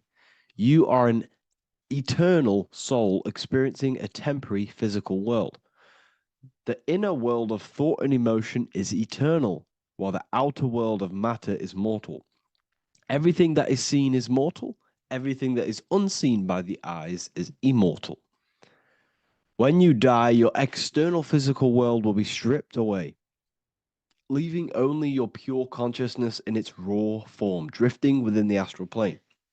So here you see your physical external body and your internal world. And your internal world is your state of consciousness. It's your state of consciousness. Your thought and emotion is one overall state. Okay? So you must understand these planes.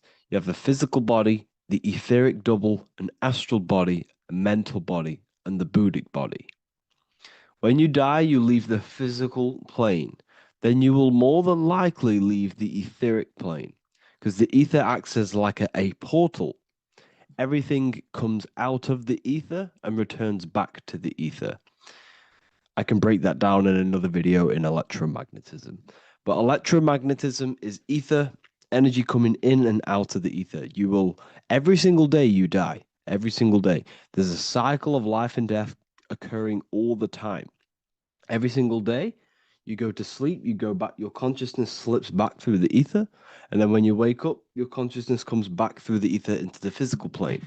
Death is just a bigger macrocosm of the microcosm cycle of life and death. So you will return back to the astral, which is the realm of imagination, infinite possibilities. And this is where thought forms start to manifest.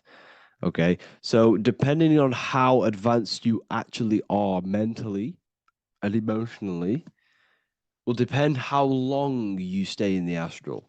Now, what we must understand is that there is many different components to the astral.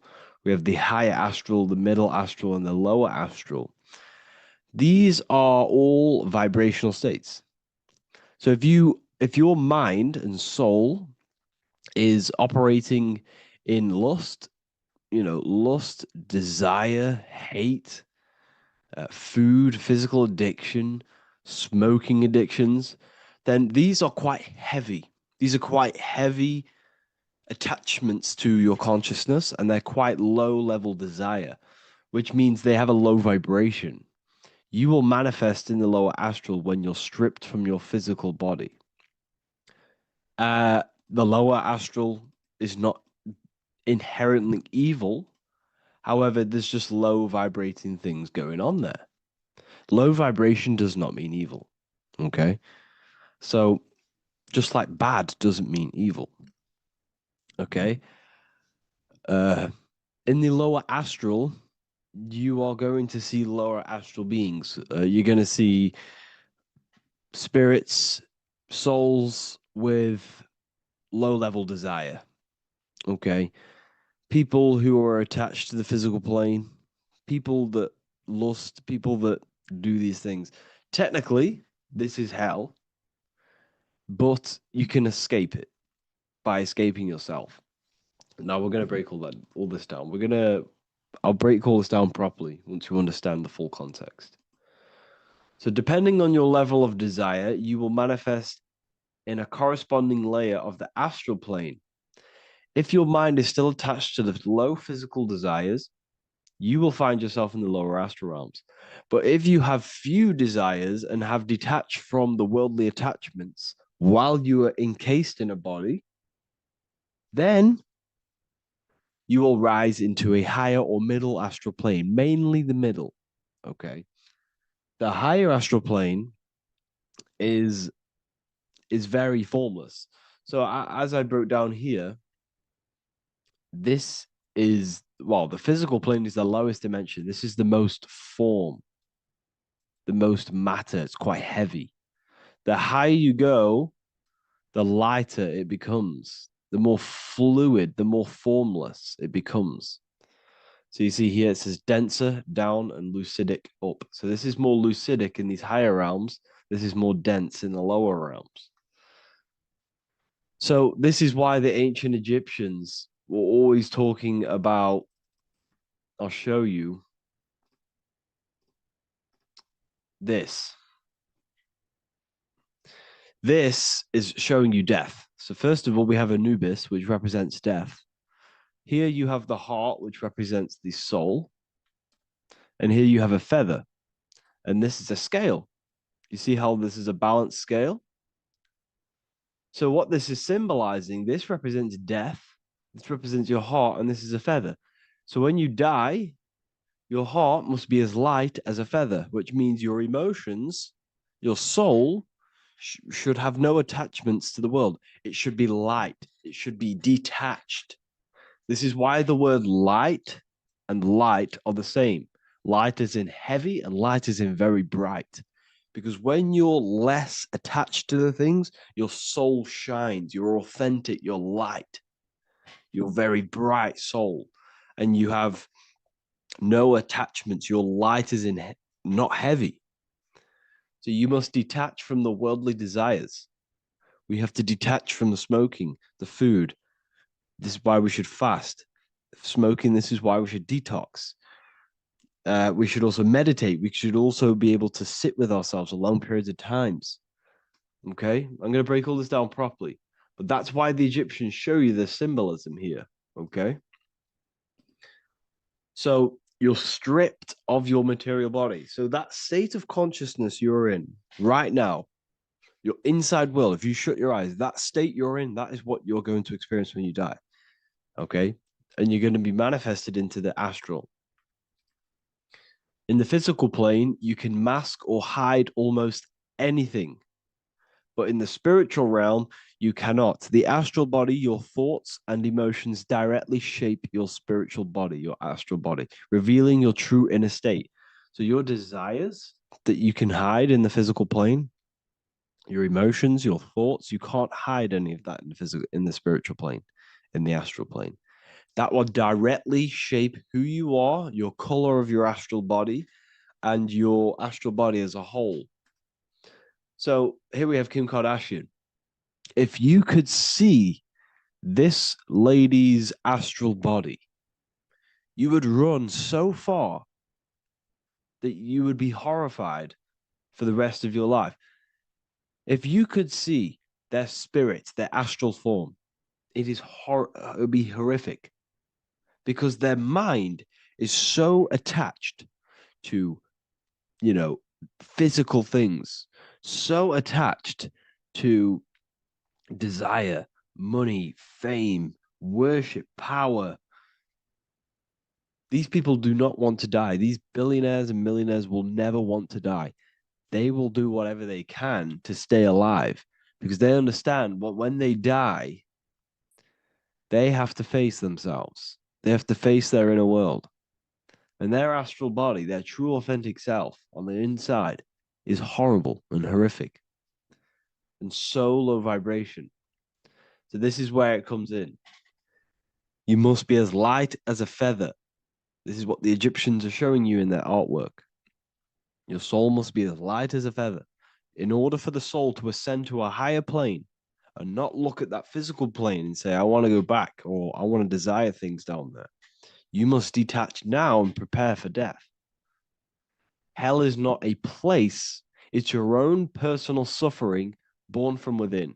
If your mind and soul are deeply attached to mental fixations, emotional wounds, and physical addictions tied to the material world, that pain will follow you into the astral. This is your true judgment day. You judge yourself when you die. You see your authentic self. There's no hiding. Right. Imagine right now that you that everything you cling to was stripped away. No matrix, no electricity, no food, no TikTok, no phone, no possessions, no distractions, no one else. Could you sit alone with yourself for just 1 hour? Could you sit alone with your thought and emotion? That moment of truth is what you must begin to prepare for? Could you sit alone with yourself? Can you sit alone for long periods of time and just think?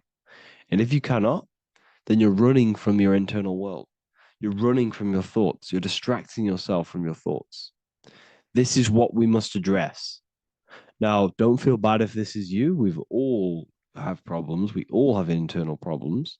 But this is what we have to face directly in order to prepare for life after death. We must meditate for long periods of time. Not even meditation. We should be able to sit with ourselves with no distractions and just think. This is what the people of the past used to do when we had no technology. People would sit and think for hours. This is what we need. Because if you cannot sit with yourself, imagine sitting with yourself with no physical body. That's the level that's going to happen. And we need to prepare for that. The soul and mind must become as light, as weightless, as radiant as a feather to ascend to a higher plane and move beyond the physical life. To rise, they must release heaviness, attachments, burdens, fears, and desires. The lighter and brighter your inner being becomes, the more freely it can rise into a higher state of existence. Ascension is not about going somewhere, it's about becoming something pure, clear, and luminous. Okay, this is very important. Very, very important. We must detach from the worldly things. So enough of that. How do we do it? How do we attach? How do we prepare? Number one, you must detach from the material things. Start loosening your grip on things, possessions, titles, even identities. They are temporary. Appreciate them, but don't let them define you. Let nothing outside of you define you. Nothing. Your name is not you. Your job is not you. Your reputation is not you. Your bad past is not you. Your good past is not you. Your business is not you. Everything outside of you is not you. Now, what I'm saying is, I'm not saying go full right-hand path and never care about anything physical, never care about your family, don't love your family. I'm not saying that.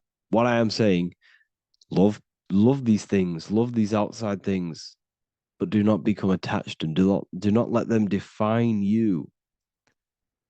You must be okay with losing anything that is outside of you. You must be okay with that, because you must understand the physical plane it's promised that everything is temporary.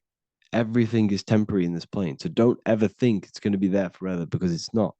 And you must remind yourself, not remind yourself, but I think about this sometimes when I start becoming a bit attached to work and stressed. I just remind myself that this is temporary. I'm going to leave this world one day and I'm not going to care. So you must have the balance. Okay. The balance is key. You can go down that right-hand path and just fully cut off from the world like a monk and shave off your hair, and disconnect from the physical world. You can do that. That's not wrong. There's different paths in life. You have the left-hand path, purely physical.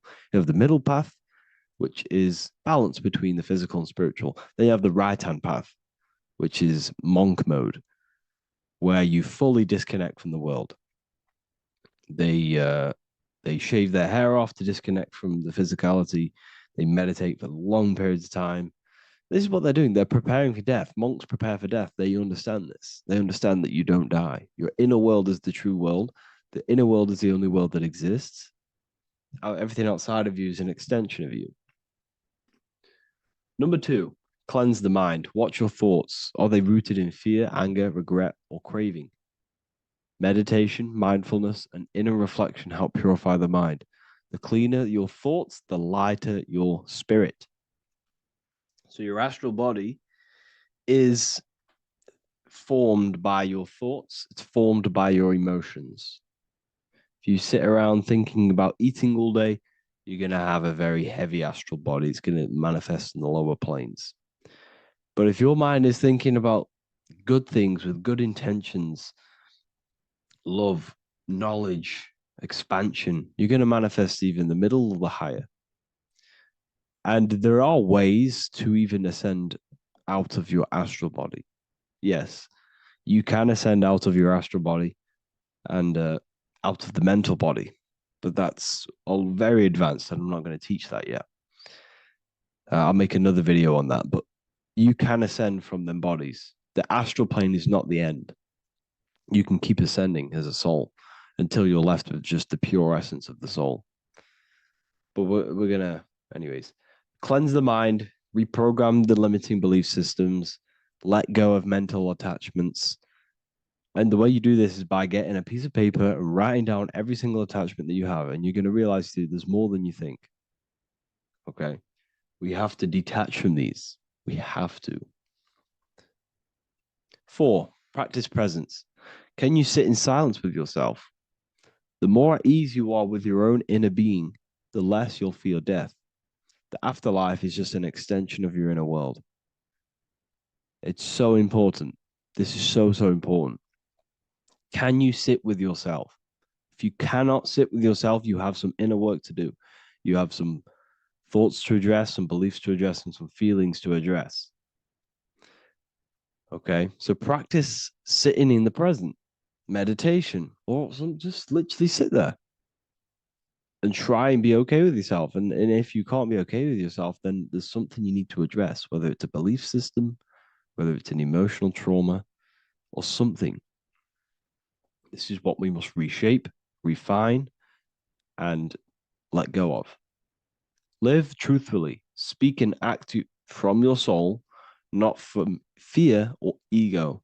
The more authentic you are, the more aligned you become with your true self, which carries beyond this life. The ego is your mind's perception of itself while being incarnated in this world. It's been shaped by your experiences, your thoughts, your beliefs, and your emotions. So your ego is basically this false thought form that you've created. It's a false layer of yourself that sits on top of your true authentic self. It's basically your physical character. When you were young, you had no ego. You were pure. You had a pure consciousness. But then as you grew older, your ego started to grow, and it still is growing because it was shaped by experiences, things you've gone through, things you said, things you believe, things you think. It's created by you, by your mind.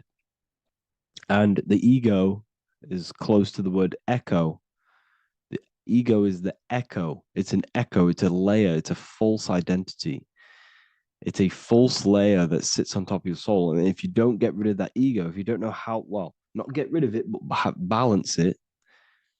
If you don't know how to rise above that ego and you die, it's that ego that's going to be pulling down when you die. It's that ego that's going to be your suffering. Okay.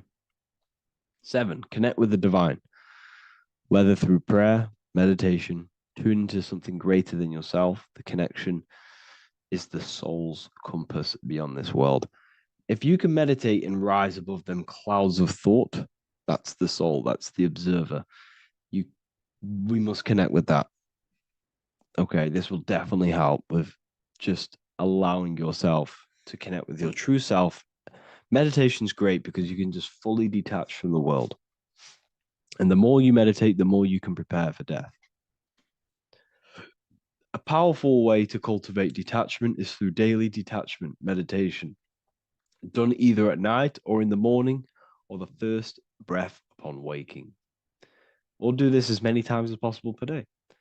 Start by physically grounding yourself in the present moment. Say out loud, I am here right now, nothing else matters. Let that phrase draw your awareness into the now. Just keep saying it until you're present. Then begin to slowly list everything you identify yourself with, one by one. I am not your body. I am not my body. I am not my name.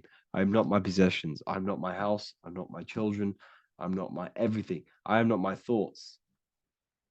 Release each layer gently. Imagine, if you want to, if you have a good imagination, imagine placing these things into a big box. Placing your body, placing your name, placing your possessions, placing your house, your car, your thoughts, your beliefs into a box, and then shut that box. If you have a good imagination, do that. That can help. And you'll be left with yourself. And you're not even that. It goes even deeper. Eventually, you'll reach the mind itself. Detach from the language that the mind is even using. Now, that's very difficult. And not many people have ever thought about that. And they've ever even been there. Detach from the language that the mind is using.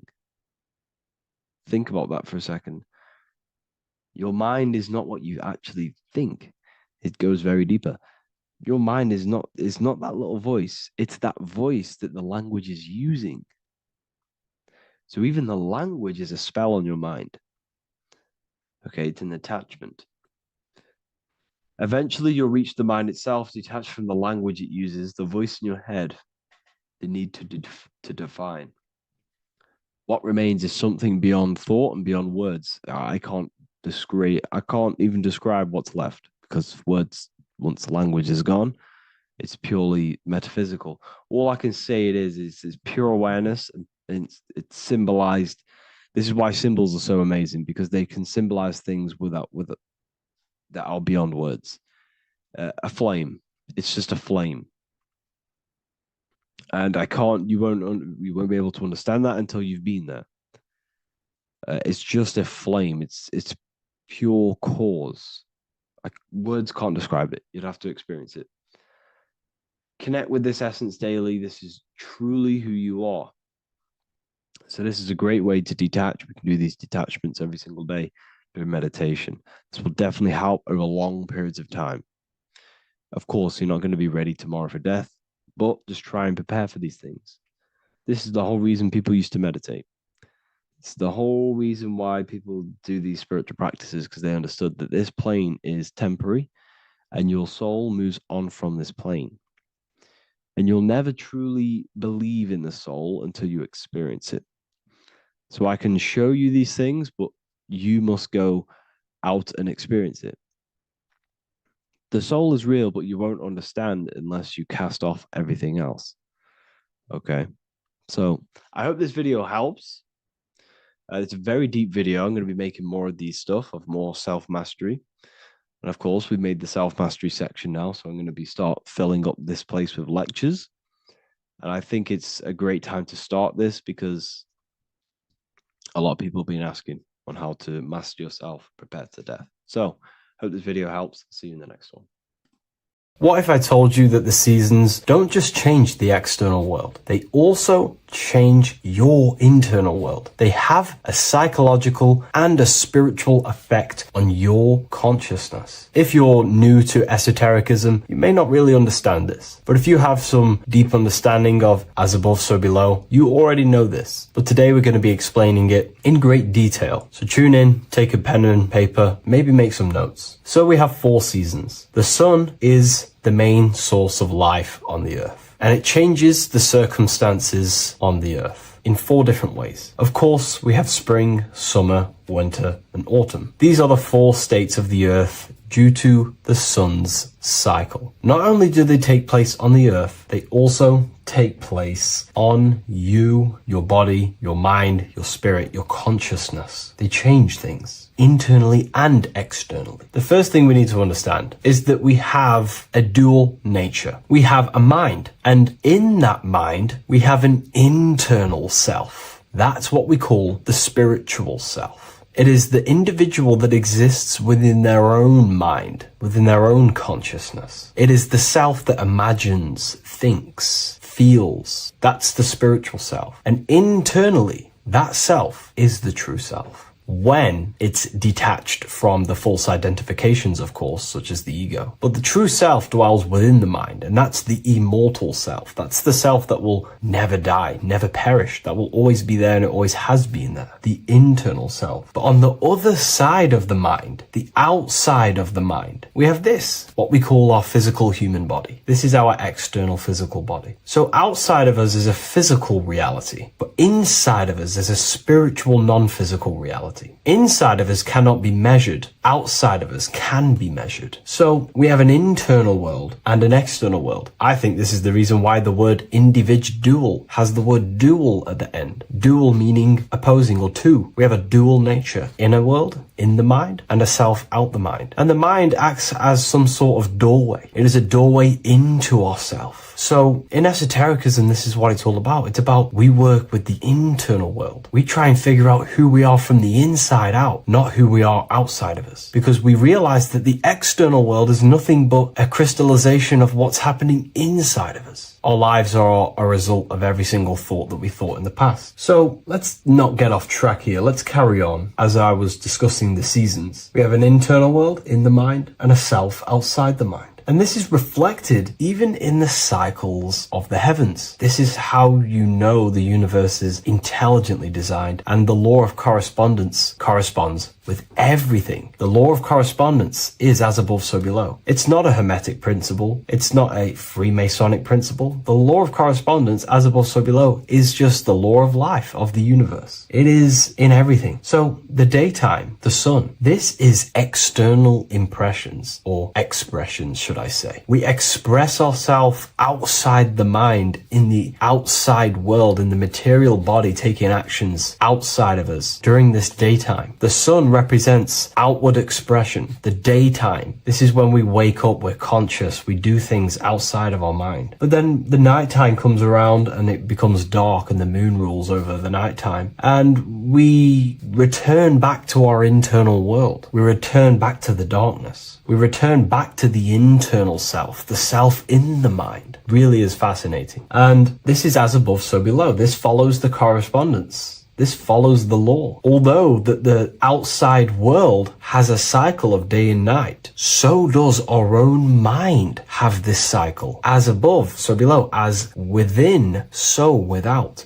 What's happening outside of us is also happening inside of us. The mind is also going in a cycle. Because in the daytime, the mind wakes up and we express things externally. But when the sun goes away and the electromagnetic rays of the sun are not very strong, our brainwave decreases, our body activity decreases. It slows down and we return to the internal self. The body switches off and we return to the internal self in the mind. We enter in the doorway of the mind and return to the internal, the spiritual self. And when the body is less active, this is when we are more connected to the internal world, our spiritual true self. So as above, so below corresponds with the day and night, the sun and the moon. The moon represents our internal world, the world inside our mind, the self inside the mind. And the sun represents the external self in the external world. So not only are these cycles happening in nature, the darkness outside of us when the sun goes away is the same darkness that we go within ourselves when we go to sleep. It's the same cycle. Our bodies are in the cycle of the external world also, as above, so below. But then we can even take this even further. This fractals down even further. If we look at the cycle of the yearly cycle of the sun, which is what we call the 12 zodiac signs, we notice that these 4 seasons also take place in every single cycle of the day. So a yearly cycle can be seen as a big version of a daily cycle, or a daily cycle can be seen as a smaller version of a yearly cycle. For example, if we look at Aries, which is spring, this is when the sun springs everything back to life in the spring. This is when the crops start to spring up and start to grow again. But we could see that at 6 a.m. in the morning, when the sun rises and just cracks over the horizon and starts to bring light into our day. Aries is associated with the morning time also as spring. Morning time is a smaller version of spring. Then we look at the summertime. The summertime is midday, when the sun is at the top of the middle of the sky. This is when the sun is most powerful, most radiant in our day. This could be seen as the summertime. Then when the sun starts to set, this is associated with autumn. Autumn time is the sunset. Then the winter time is associated with the nighttime, the midnight, when everything's very dark. So a daily cycle is basically a smaller version of a yearly cycle. And just how I explained how the cycle of the sun outside of us also happens inside of us with our consciousness falling asleep when the sun goes away, is also happening to us on a yearly cycle also. So the daytime is associated with the summer and the nighttime is associated with the winter. The winter is like the inhale. The summer is like the exhale. It's the breath of the universe, just like like how we breathe in and out of our lungs. Everything takes this rhythm and polarity, okay? So winter is associated with the self and the world inside of ourselves, inside of our mind, the spiritual self, the internal. Because the winter is when the sun's rays, electromagnetic rays, are not very powerful. And this decreases brainwave activity, making us more connected to our internal world, inside the mind. But the summer's the complete opposite. The summer is when the sun is very, very powerful.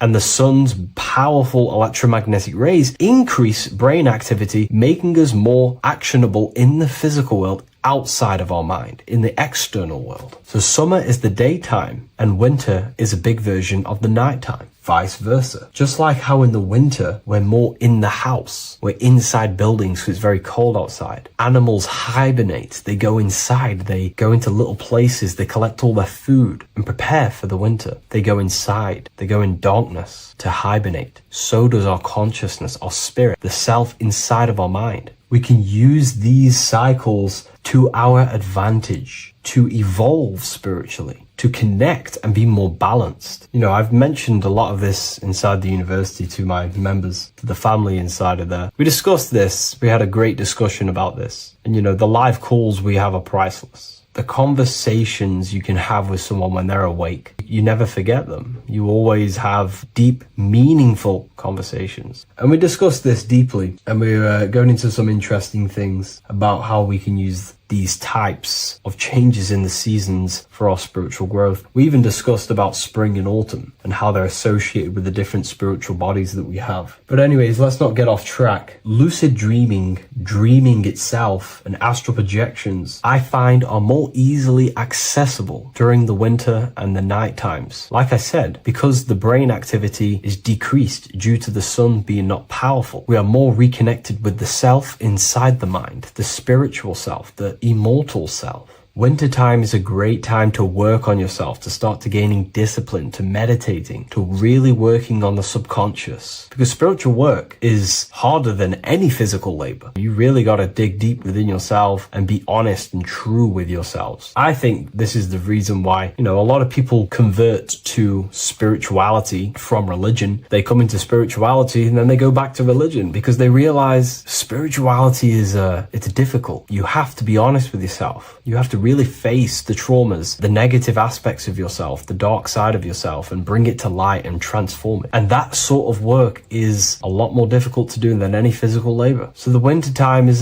the time that we go inside ourselves. We reflect a lot more. We need to work on ourselves, on our mind, on our negative habits, on our dark traits, on our things that we have been pushing away and not controlling. The winter time is that time we can really start to connect with the internal self, work on our imagination, work on our mental willpower, work on all of these things like lucid dreaming, astral projections, and purifying ourselves, removing any mental barriers, any negative belief systems that may be subconsciously holding us back. It's easier to access the subconscious in the nighttime and in the winter, especially the winter. That's why I made this video, because we're in autumn now. We're transitioning into the winter. So I thought I'd share this with you all. And it's important to understand that you are a microcosm of God. Like I said, the law of correspondence associates with everything in the universe, people. Everything. And that's the best thing with the law of correspondence. And I've been using this for the past 3 to 4 years, right? The law of correspondence has determined and filtered out so many lies that was given to me, that's given to you, that's given to everyone in the world. The law of correspondence is like a filter. If someone gives you a piece of information, for example, gravity, and it does not apply with the law of correspondence, then you know it's a lie, because it's a universal thing. What happens inside of me also happens outside of me. What happens in my astral world happens in my material world, more than likely. As above, so below corresponds with everything. The same structure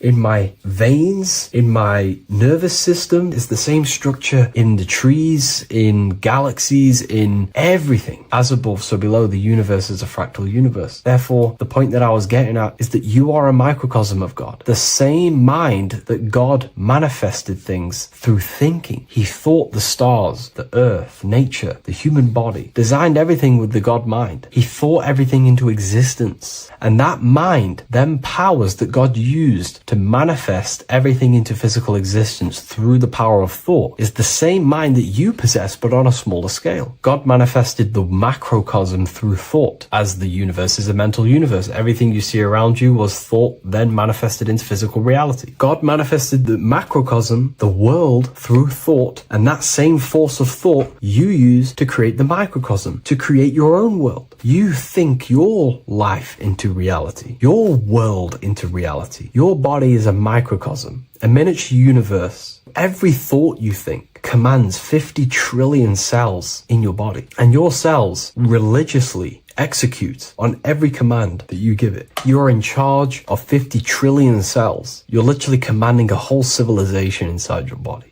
And this is how you are a reflection of the divine. The God mind created the macrocosm, the world, and you create your own world inside that world using the same power as thought. Very powerful. So everything that happens outside of you is also happening inside of you. The law of correspondence is the most important, the law that you could possibly learn, because it makes everything so clear for you in the universe. Makes life so clear. You see the reality for what it truly is. It's a reflection of the higher dimensions. Just like how reality right now is a reflection of what's happening inside of people's minds and consciousness. We can't blame the elites for all the negative things that's happening in reality, because all the negative things that's happening in reality is the negative things that's happening in people's minds. We need to take control of ourselves. So with that being said, thank you all, everyone. If you wish to read more, 90% of you watching this video have already got this book. I want to say thank you for your support. It means the world to me. It makes me research more and write more books, and the book of symbolism is coming very soon. So thank you, everyone. I'll leave a link in the description for the university, for the live calls, and for the book if you wish to join. Have an amazing day.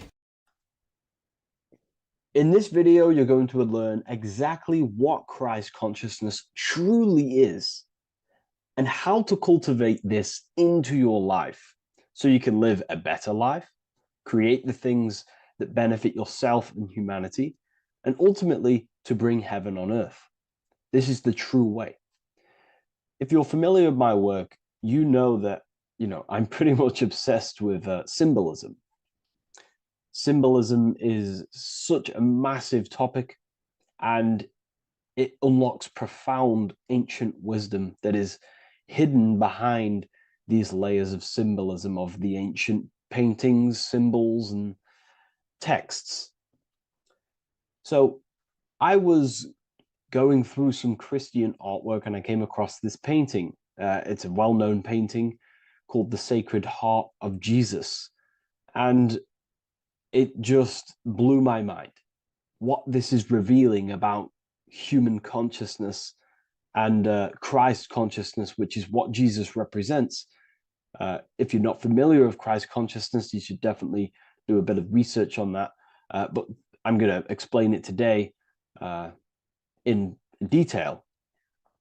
So when we look at this painting, we are looking at symbolism.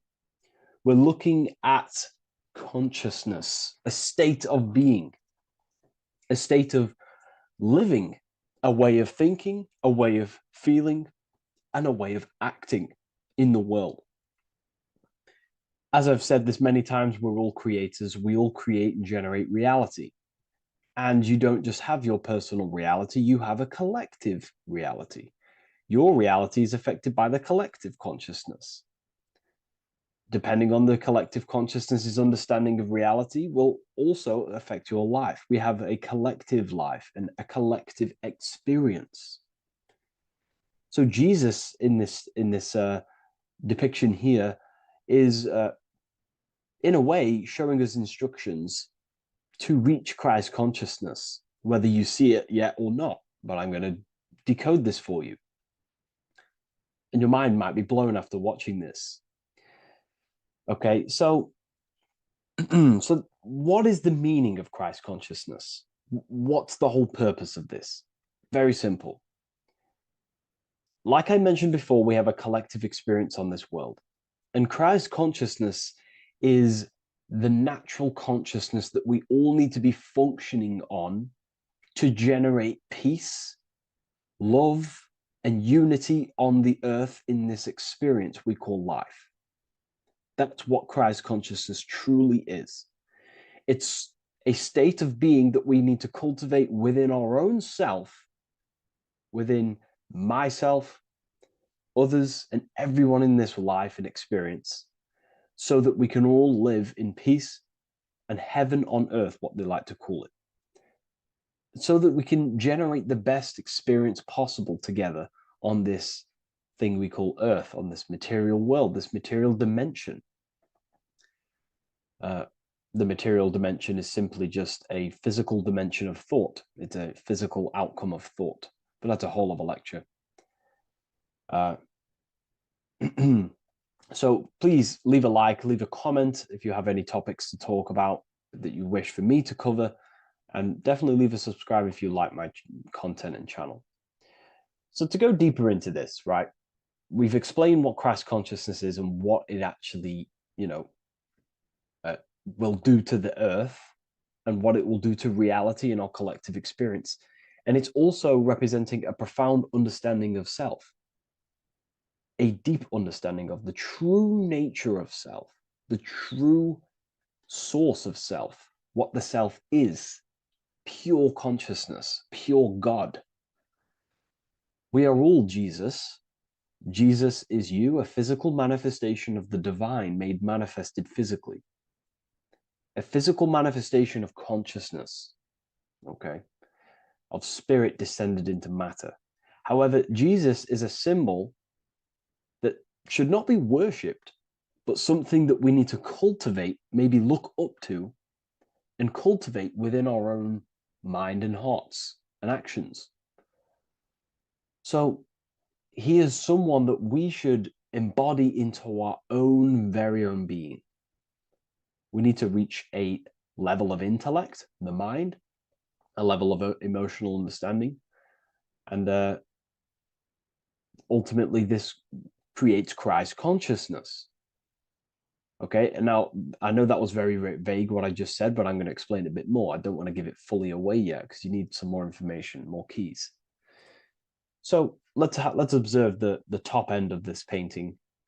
Jesus with this circular light emanating around his head is symbolic of the mind, of the our thinking aspects of consciousness, the way we generate thoughts, ideas.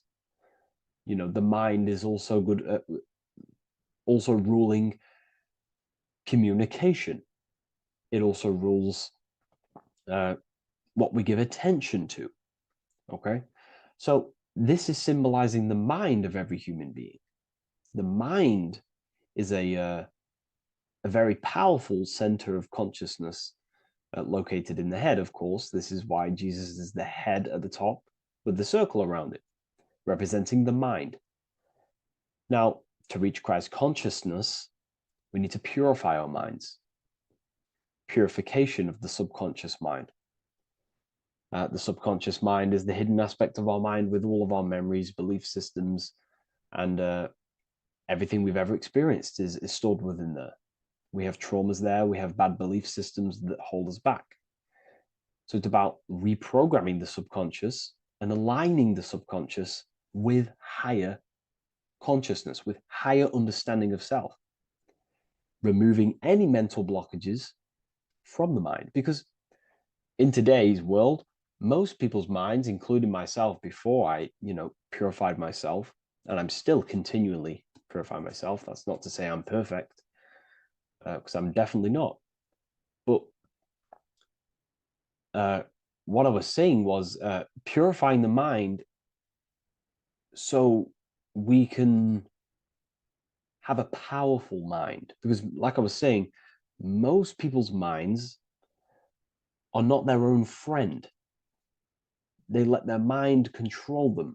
They let their thoughts create negative influence on them, negative emotions. They let their mind destroy their confidence, destroy themselves. We do not want a mind like this. We need a mind that is our best friend, that receives powerful thoughts, that gives someone power. We do not want our mind taking away our power. Okay, so in this specific image here of Jesus, this represents a light mind, a powerful mind, enlightenment. The word enlightenment means light and ment. Ment coming from mental or mind. Light in the ment. This means a powerful mind. Light is also symbolic of knowledge, information. When someone's very intelligent, you call them a bright person. It's a bright mind. It's knowledge of self. So the mind is conscious of self. That's another thing. We need to be conscious. A lot of people are not conscious, including myself before I did this, before I woke up.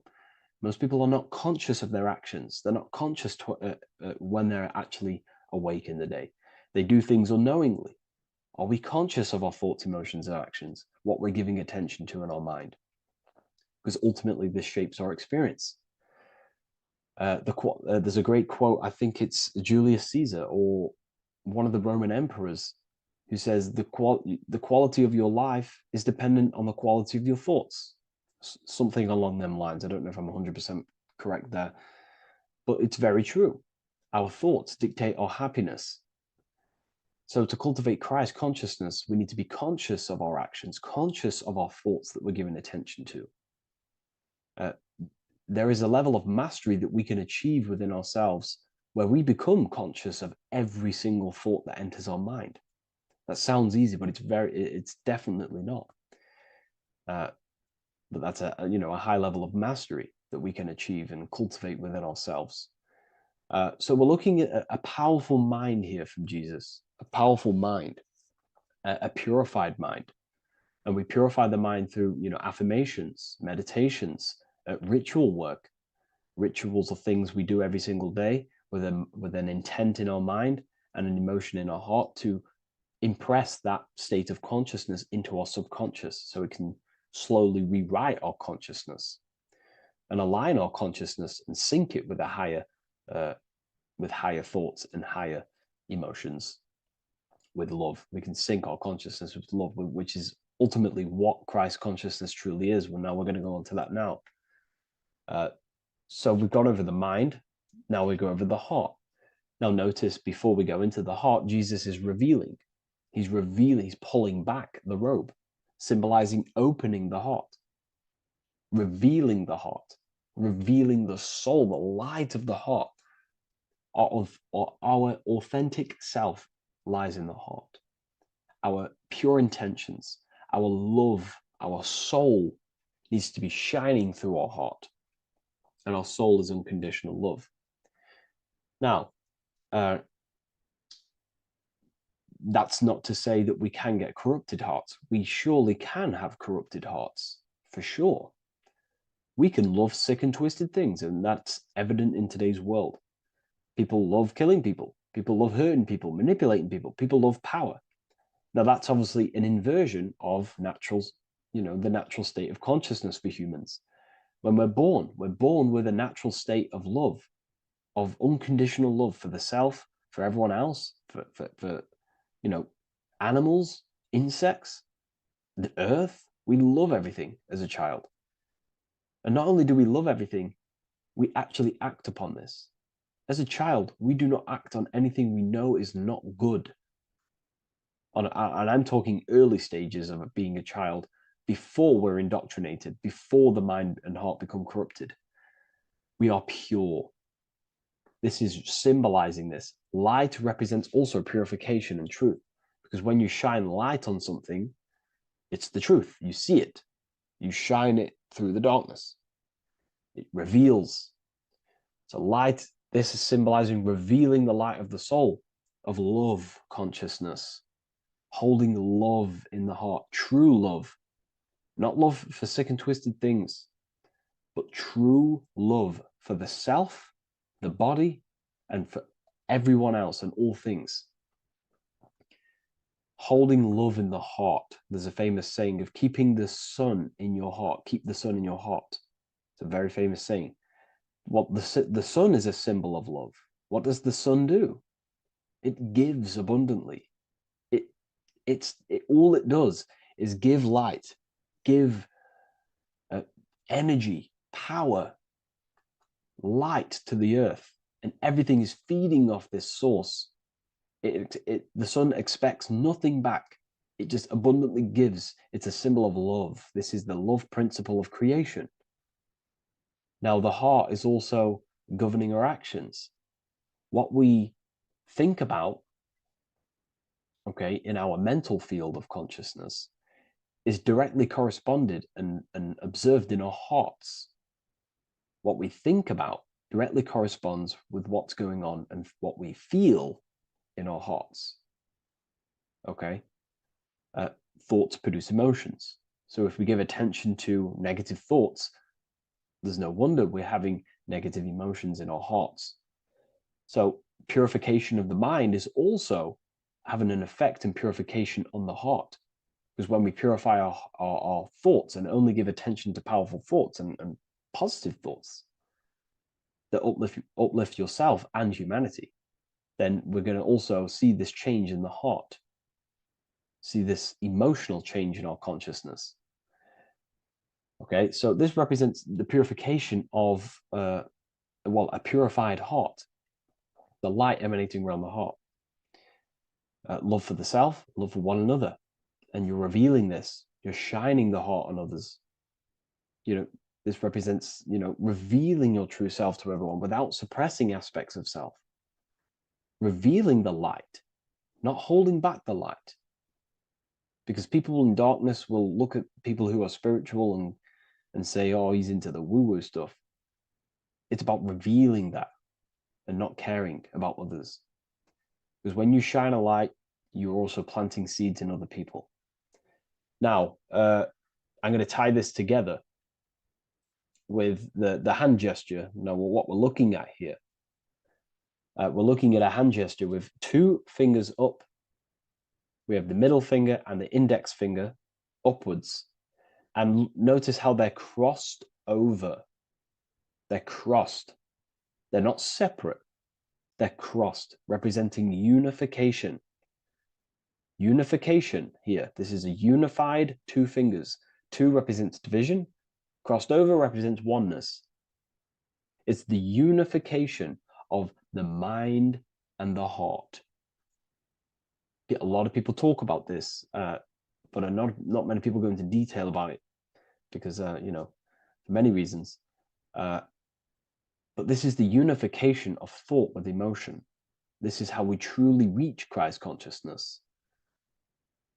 And ultimately, when we do gain the love in our hearts and we do slow, it's a gradual process of cultivating love for the self and everyone else in the world, because we're so programmed to be divided, but it's a slow progress. But when we do cultivate love in our hearts for the self and one another, love is a very, very nurturing and growing force. Like I said, the sun earlier, that is pure love energy. It makes everything grow on the earth. While love in your heart grows connections with people. It grows care. You go out your way to do things to people and give people things. It's a very nurturing and growing energetic force. And me personally, I think the whole universe is built upon love. The whole thing. Without love, without the love, there is nothing. Nothing is, love is the only true emotion that truly exists. Everything else is either an opposition of love or a different degree and branch of love. Love is the only true emotion, and everything is built upon that principle. Okay, love is what guides us to a higher consciousness. When we cultivate love in our hearts, we become a vessel for light, more energy, more vibration. Our electromagnetic field expands, or biofield, when we hold love in our hearts. It's a very powerful force.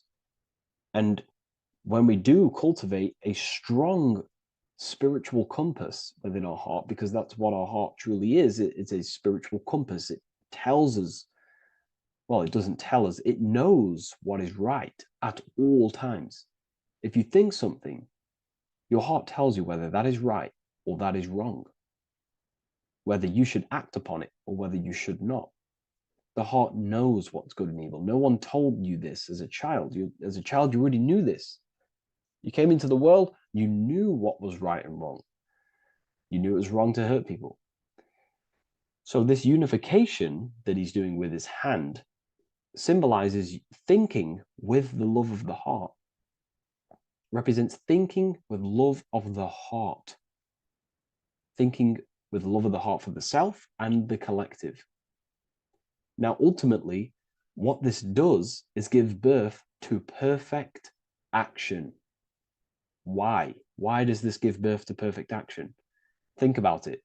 Every time you've taken an action, why did you take the action? You probably, well, you would have thought about it, you had a feeling towards it, a care energy, and you took action. Why do we go to work? We care about paying the bills and staying in our house. We go to work to earn money. We think, we care, we act. Everything you see in front of your reality, on the screen that you're seeing right now, you called your eyes, everything is in front of you because you care. It's the heart energy that leads the body. Okay? And that's even present in the body. Have a look at the body. We have the head, thought, then emotion, then our feet is at the bottom, and our feet take action. Thought, emotion, action. Thought, emotion, action. So even the body is basically a blueprint of how creation is manifested. So we receive thoughts from the divine planes, from the higher planes of consciousness. We receive them. That's another thing that I missed. If we purify our minds, we're basically attuning our mind to a higher part of the mental plane, and we will receive higher thoughts. We will receive thoughts that are more genius, what we like to call today, or better quality thoughts. We receive good ideas when we attune our mind to a higher consciousness. Okay, so we are like a radio. We receive thoughts based on what our mind is set to. That's why we call it a mindset. So, like I was saying, we receive thoughts through the head, we feel the emotion, then our feet take action. Thought, emotion, action. So the body's a blueprint of creation. It's beautiful when you really notice this. So this unification is about thinking with the love of the heart, which gives birth to perfect action in the world. And this is the state that we need to cultivate within myself and everyone in the world so we can give birth to heaven on earth through action. Because ultimately the world is molded through action, physical action. And them actions are molded from thoughts and emotions. Now,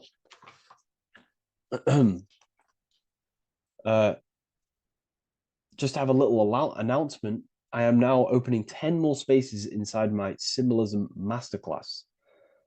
We have 10 more spaces. You're going to learn about a lot more about symbolism. It's very affordable. I'll leave the link in the description if you wish, if you care about gaining more information and learning the ability to read symbols. So what is the inversion of this? What is the inversion of this consciousness? Well, that's what we call satanic consciousness. Satanism. Satanism on its true level is the opposite, the opposing the natural state of consciousness that we are born into. It's about thinking with no emotion, thinking and acting. This is what the Skull and Bones represents here. So the Skull and Bones Secret Society, this is their main logo. Again, we have the skull, which represents thought, and the bones, which represent action. The bones take action in the physical body. We're looking at thought and action with no emotion, no empathy, no love for one another, only love for the self, the inverted love. Okay? We're looking at gray. Gray is a symbol of dullness, death.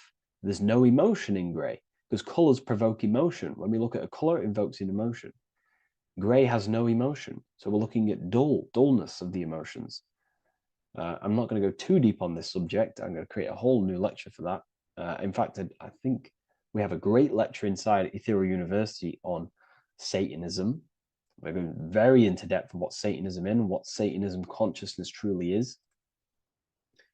And again, it's just the cross inverted. Satanism is just it's the invertation of, I don't know if that's a word, but it's the inverse of natural law, natural consciousness, of love consciousness that we are born into. Okay, so ultimately the message in this video was to create love in our minds, love in our hearts. Think with the love of the heart. Think with the care for one another. And that gives birth to perfect action. And when we align, when we do truly act out what our heart is telling us, and I know this from first-hand experience. This is what happened to me. I woke up, I started to follow my inner guidance. I always took action on it. I was saying yes to it every single time. And it led me, this is, I'm getting goosebumps actually saying this. It led me to where I am. Like that action, me saying yes to my heart, to that knowingness of goodness within me, was like a domino effect. And that domino effect, every time I did it, it was just opening more and more doors, not physically, but mentally. I was receiving more information. I was receiving more opportunity physically.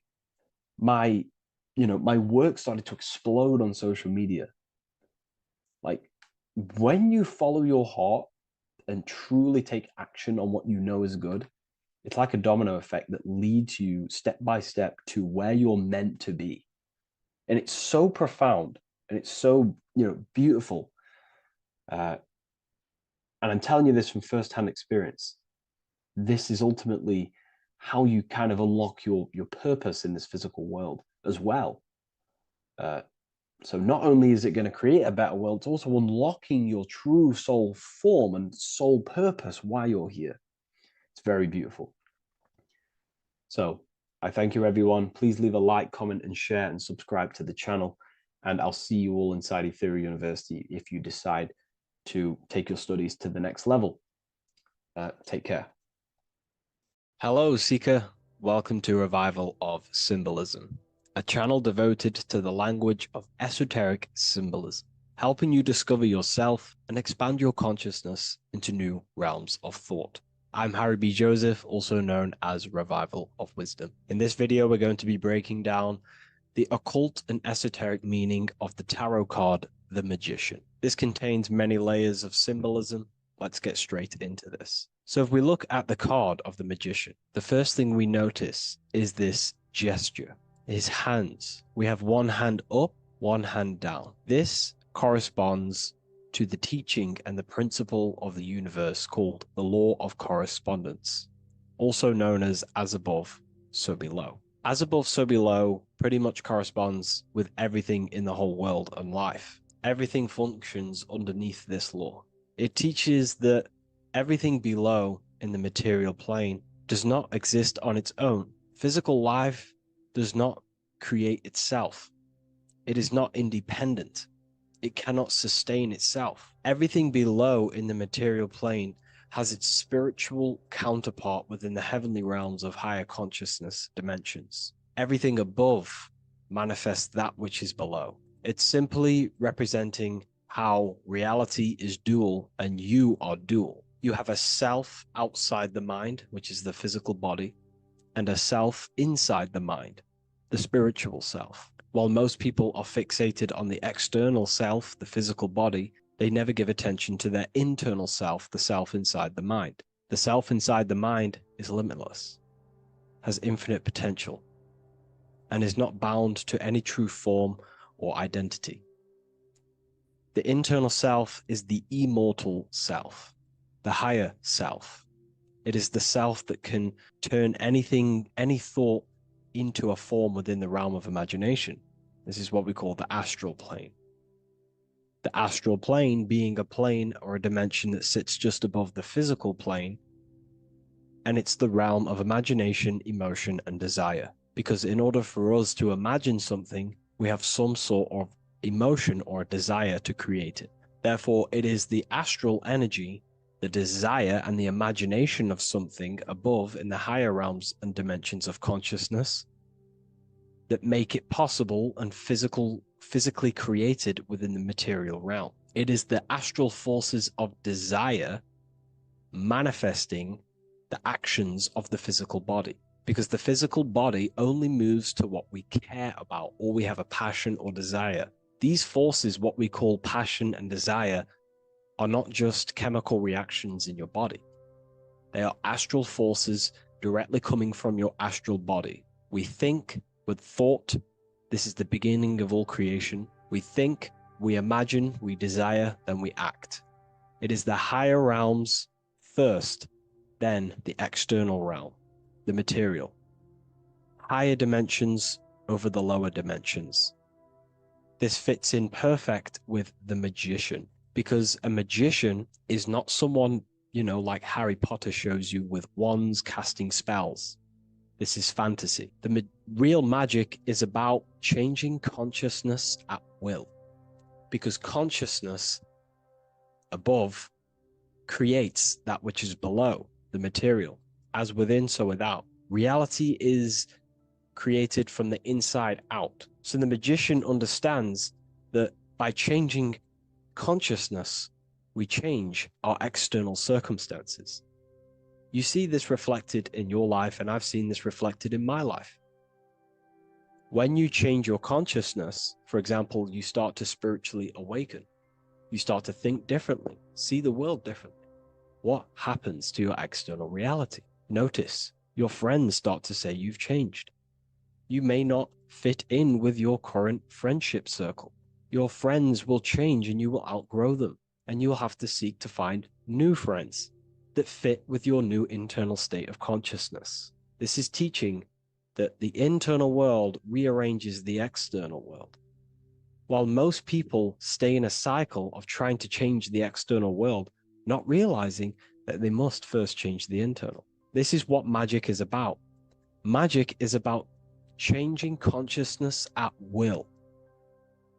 Because when a magician holds the ability to direct all forces of their consciousness to a specific reality within them, to create that form and reality within the internal self, they can actually start to produce change in the external reality. We have masculine forces of consciousness, feminine forces of consciousness. The feminine forces of consciousness are imagination, intuition, emotion. The active masculine forces of consciousness are willpower, actions, and intellect, thinking. When we combine the imagination, seeing the reality within our mind, forming the reality within our spiritual vision, the internal vision of the soul, because imagination is the expression of the soul. It is creating with astral light, astral vision. Freemasons, occultists call imagination spirit vision. When we see that reality with our spiritual vision, this is why we have to increase our ability to vividly see within our imagination or the astral plane. If we do not develop these faculties of consciousness, we will struggle. This is what the esoteric is about. We have to increase and develop every part of our consciousness to develop spiritually, to try and reconnect with the internal world, while our whole past life we've been focusing on the external. When we combine the soul's vision of imagination with a feeling and a desire of creating that reality, that's then the internal world pretty much sorted. Then we have to combine that with willpower and actions. The masculine and feminine come together to give birth to a child. The masculine and feminine come together in your consciousness to give birth to a reality. It's about changing what's inside the self to produce change below. This is what true magic is. Look at the word magic, magi, and the word imagination, imagination. Imagination is about working with the forces of the soul and the forces of consciousness, producing change in consciousness at will to produce change in the external. This is what this represents. Changing above so we can change below. No point trying to change the external world, because the external world is already formed. It is a form, it is an effect. So to produce true change in the external world that lasts long term, we must first gain control over ourselves and produce change internally. This is why the magician is called to gain mastery in every element of their being. They have to gain control over every aspect of consciousness and develop every faculty of the soul. This includes developing strong imagination, developing a very strong willpower. We can do this through exercises such as imagination exercises, holding one specific vision for a long period of time, meditation, thinking on one specific thing for a very long period of time. This will increase the willpower. It's also about gaining control over the subconscious impulses, the subconscious thinking patterns that seek to control us. It's about gaining control over every aspect of our consciousness. This is what a true magician is. And this is what the true spiritual path is. Developing every faculty of consciousness. It's a never-ending journey of self-mastery. If we look at the magician, we see this infinity symbol rising just above his head, symbolizing the mind being filled with higher knowledge. The mind aware of higher dimensions. You see, the mind is the cause, physical reality is the effect. We need to raise our consciousness from effect consciousness to causal consciousness to truly become a magician and a master of our reality. What do I mean by effect consciousness? Most people live in the realm of effect and reaction. Their consciousness, their mind, emotions, and imaginations are constantly thinking, feeling, and imagining the things that have happened to them. Instead of doing this, we need to change this state. Instead of reacting, we need to become the cause. Instead of thinking and imagining and feeling the realities that's already gone past and things that have happened to us, we need to change this so we use the powers of the soul, the powers of consciousness as imagination, emotion, the intellect, as causes and not reactions. This is how we truly become a magician and apply this principle of as above, so below. We need to think, feel, act, imagine, and use all the faculties of consciousness and the creative powers of the soul to cause things, to create a better future, to imagine a better outcome, instead of dwelling in reactivity, because reactivity will create a constant cycle of negative manifestations. If we sit around and moan, complain, think, imagine, feel the things that have happened to us in the past, the mind is the cause. And if the mind is in that state of reactivity, it's just going to constantly create more negativity in your external reality. This is what it's all about, as above, so below. You can see the sword here. The sword cuts through the air.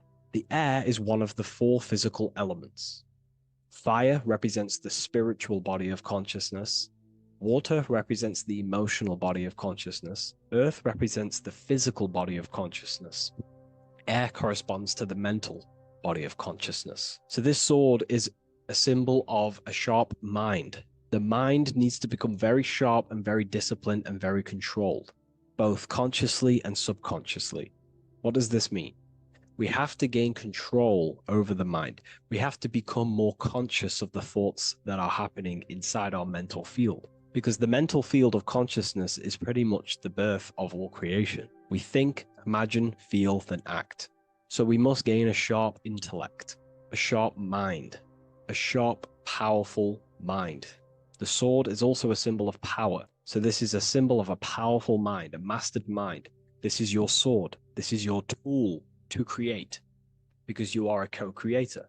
As above, so below literally tells you that you are God itself. The same powers God used to think everything into existence, such as nature, the stars, the human body, the macrocosm, the world.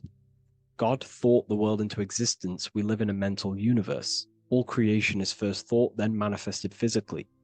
The same powers of thought God used to create the world is the same power that you use to create your world. You are cut of the same fabric of God. You are a microcosm, as above, so below. God is the macro, you are the micro. What is the wand?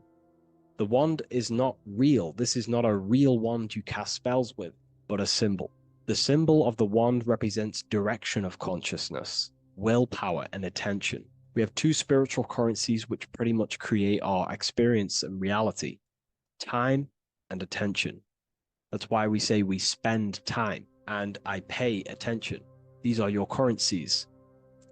These are how you create and generate reality. Moving on to Jesus and Satan, we see there's an exact same symbolism within the ancient paintings. Jesus pointing up, Satan pointing down. Satan is the egoic force within one's consciousness. He is a symbol. Satan is not a real identity or being or entity. He is a symbol of a personality and a force within one's consciousness. Satan represents the negative forces of the ego that tells you to do things that is wrong. In your heart, you know what is morally right and wrong. Let's say you're thinking, you get a random thought of stealing an old lady's purse. You, in your heart, know that is wrong. But Satan is the force inside of you that says, do it anyway. Don't listen to the heart. Get the personal gain. I want the money. That's Satan. Jesus is the higher mind, the aspect of our consciousness that dwells above the ego. It's the part of our heart that desires the spiritual. Our heart is the generator of our reality. And whatever we desire is what we generate. You only take action and generate your life on what you care about or what you feel. If someone's talking about something you don't care about, you say, oh, I don't care about that. But if you care, you will listen. If you care about something, you take action towards it. If your heart desires the material, you have been taken over by the egoic force of Satan. Not a real entity, a part of your consciousness, a part of your nature, the dark side of yourself. Jesus represents a heart that desires the spiritual wisdom, the things that cannot be seen.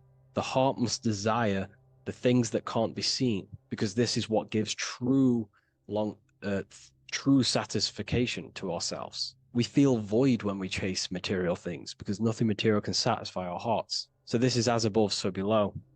Jesus is the higher mind. Satan is the lower mind. We must place our hearts on the higher things and give our hearts and desires to knowledge, the things that we cannot see, because this is what gives us true fulfillment. We also see this symbolism in the Baphomet. As above, so below. The material realm below and the fire up here. The fire symbolizes spirit. The spiritual made manifest in the physical. This is all the same symbolism. It corresponds to everything. You can use as above, so below to determine truth. If someone tells you something, tries to make you believe it, and it does not correspond with the law of correspondence, then you know it's a lie. You can use as above, so below to manifest things. You can use as above, so below to see the world as a reflection of God. We are in God's kingdom. This is God's world, and you are creating in the world through the same powers of God, thought. You are a small version of God, co-creating a world and reality in earth. You yourself are an earth. Your body's the earth.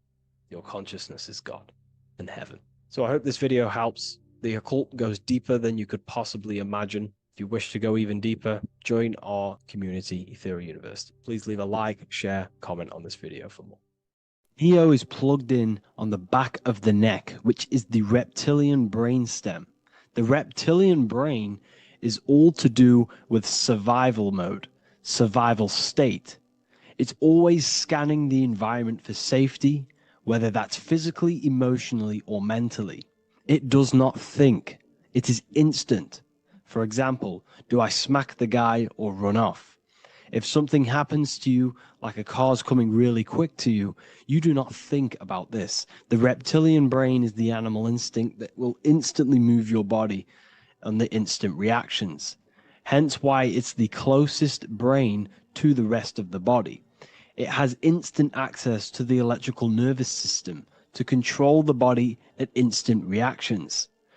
Now, Neo is plugged in on the back of the neck, which is the reptilian brain.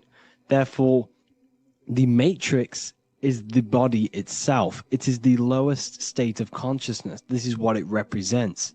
The word matrix means womb. It translates to womb because your body is a womb. Your body is a vessel for universal consciousness, for God consciousness.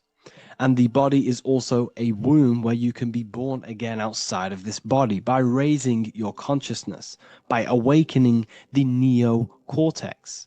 This is why Neo is called Neo, because it represents the neocortex. This is the higher aspect of our brain. This is all to do with new things, higher reasoning, higher thinking, new learning. You see, the brain is a receiver for universal consciousness. Now, what do I mean? It is a radio receiver. Think of it like this. You have a radio tower which emits frequencies, and each little frequency, 00.1, 00.2, 00.3, each 00 point is a different person. We are all the same universal consciousness encapsulated inside of a different vessel. This is why our body is the temple of God inside of the Bible. Your body is a sacred temple of the divine essence of the universe. However, consciousness is controlling this physical body. And I'll show you this diagram here. Consciousness consists of imagination, emotions, thought, and memory. All of these things are not physical. They're not made out of atoms. You cannot think with atoms.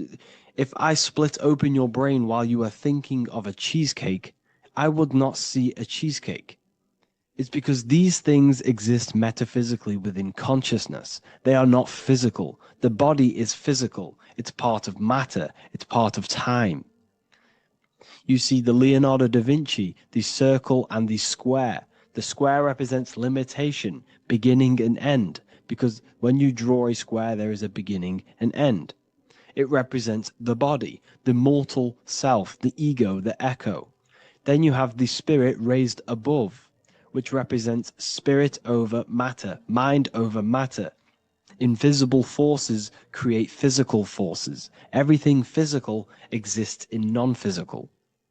This is also the Freemasonic square and compass, why the square is below the compass, because the compass creates the circle, which is spirit or mind. Then you have the square, which is matter. Mind and matter are the same substance. Mind creates matter through thought.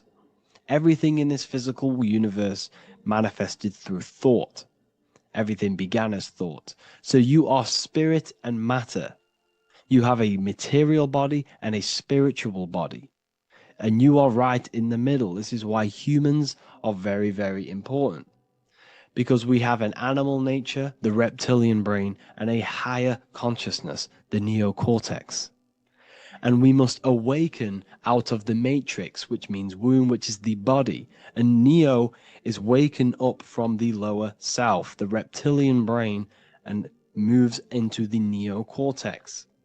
Because the brain is a radio receiver for consciousness. Now, what do I mean? I went over this before. Your consciousness is controlling the brain. The brain is a computer.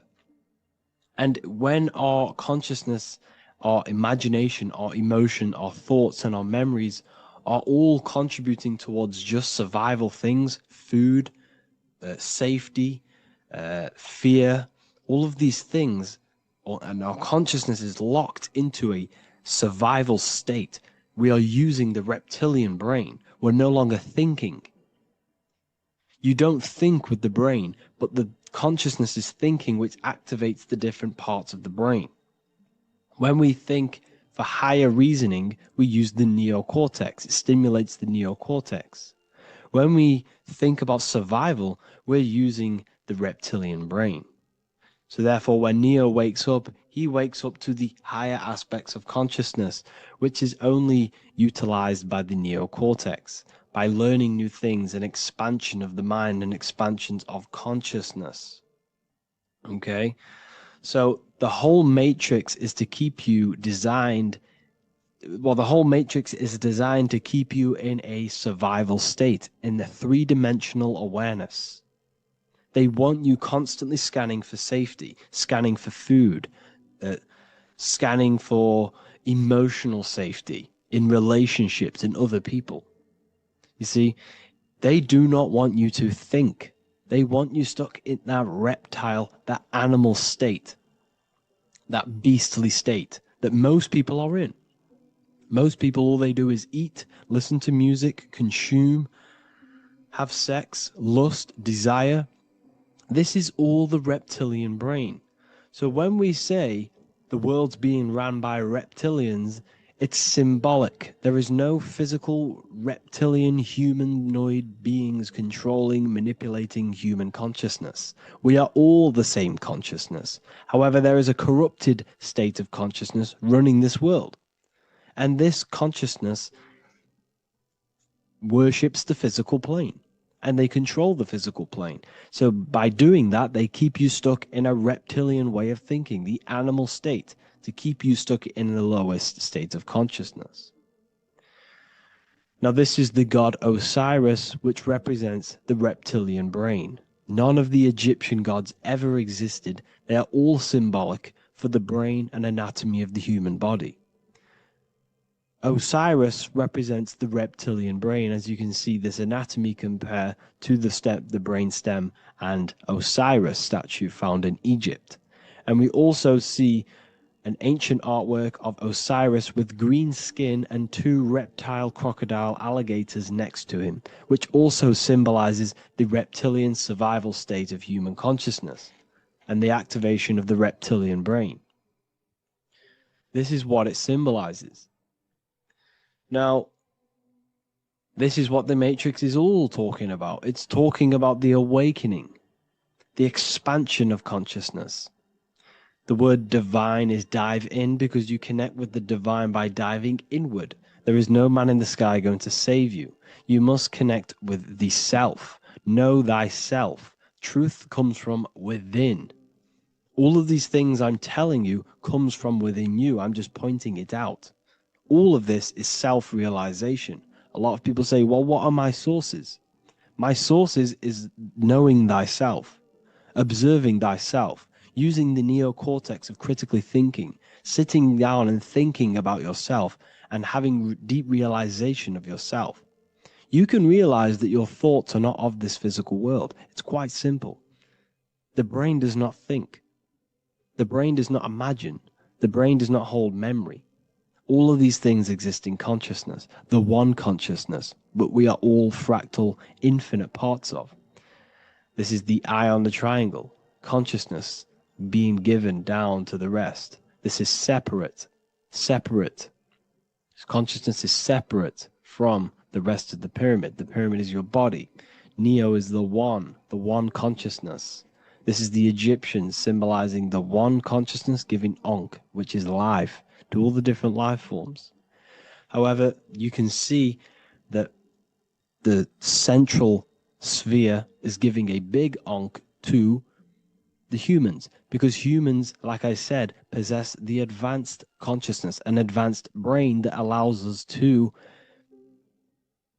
turn above our reptilian animal self. For example, we can go against our reptilian lower animal nature and turn to our godly nature. Animals cannot do that. They are stuck in instinct. They are stuck in a reptilian animal way of thinking and operating. Everything they create is to survive. We can turn against our lower nature and create for amazing things like buildings, architecture, technology. We can use our creative consciousness for anything we wish, not just survival needs. And it's the same with your spiritual journey. You can raise your consciousness beyond this animal state that they try to keep you in through fear, consumption, food, and the reptilian brain. We must awaken, start to think critically, and awaken to our divinity. Because the mind, the consciousness within you has infinite potential to expand. There are infinite fields of knowledge that you can explore. The mind can never be filled. It can never ever be full of knowledge. It always expands, and that's why you are alive. That's why you are part of this universe. That's why the science always says the universe is always expanding, because the universe exists in your mind, and the mind is always expanding into new fields of thought, new fields of knowledge and information. And that is your whole sole purpose, of expansion of mind and expansion of consciousness, and the exploration of the mind of God. We are living in the mind of God. You are a thought in the mind of God. You must awaken out of this body. This is why Jesus says you must be born again to see the kingdom of God. You must be born again. You must raise your consciousness beyond physical limitation and awaken to your divinity. And this is pretty much it for this video. I hope you all understand this, that this is all symbolic for consciousness.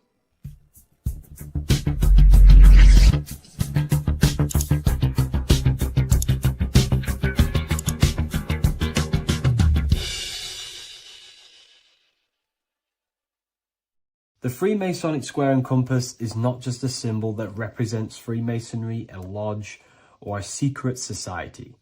It is a symbol of gaining your own personal power.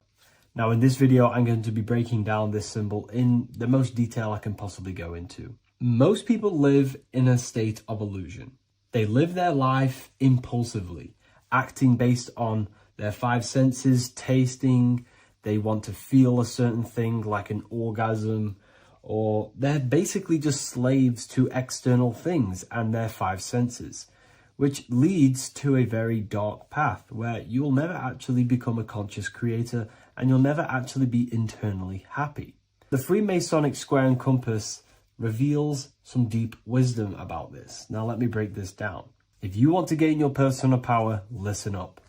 The Freemasonic square and compass is a compass which is used to create circles.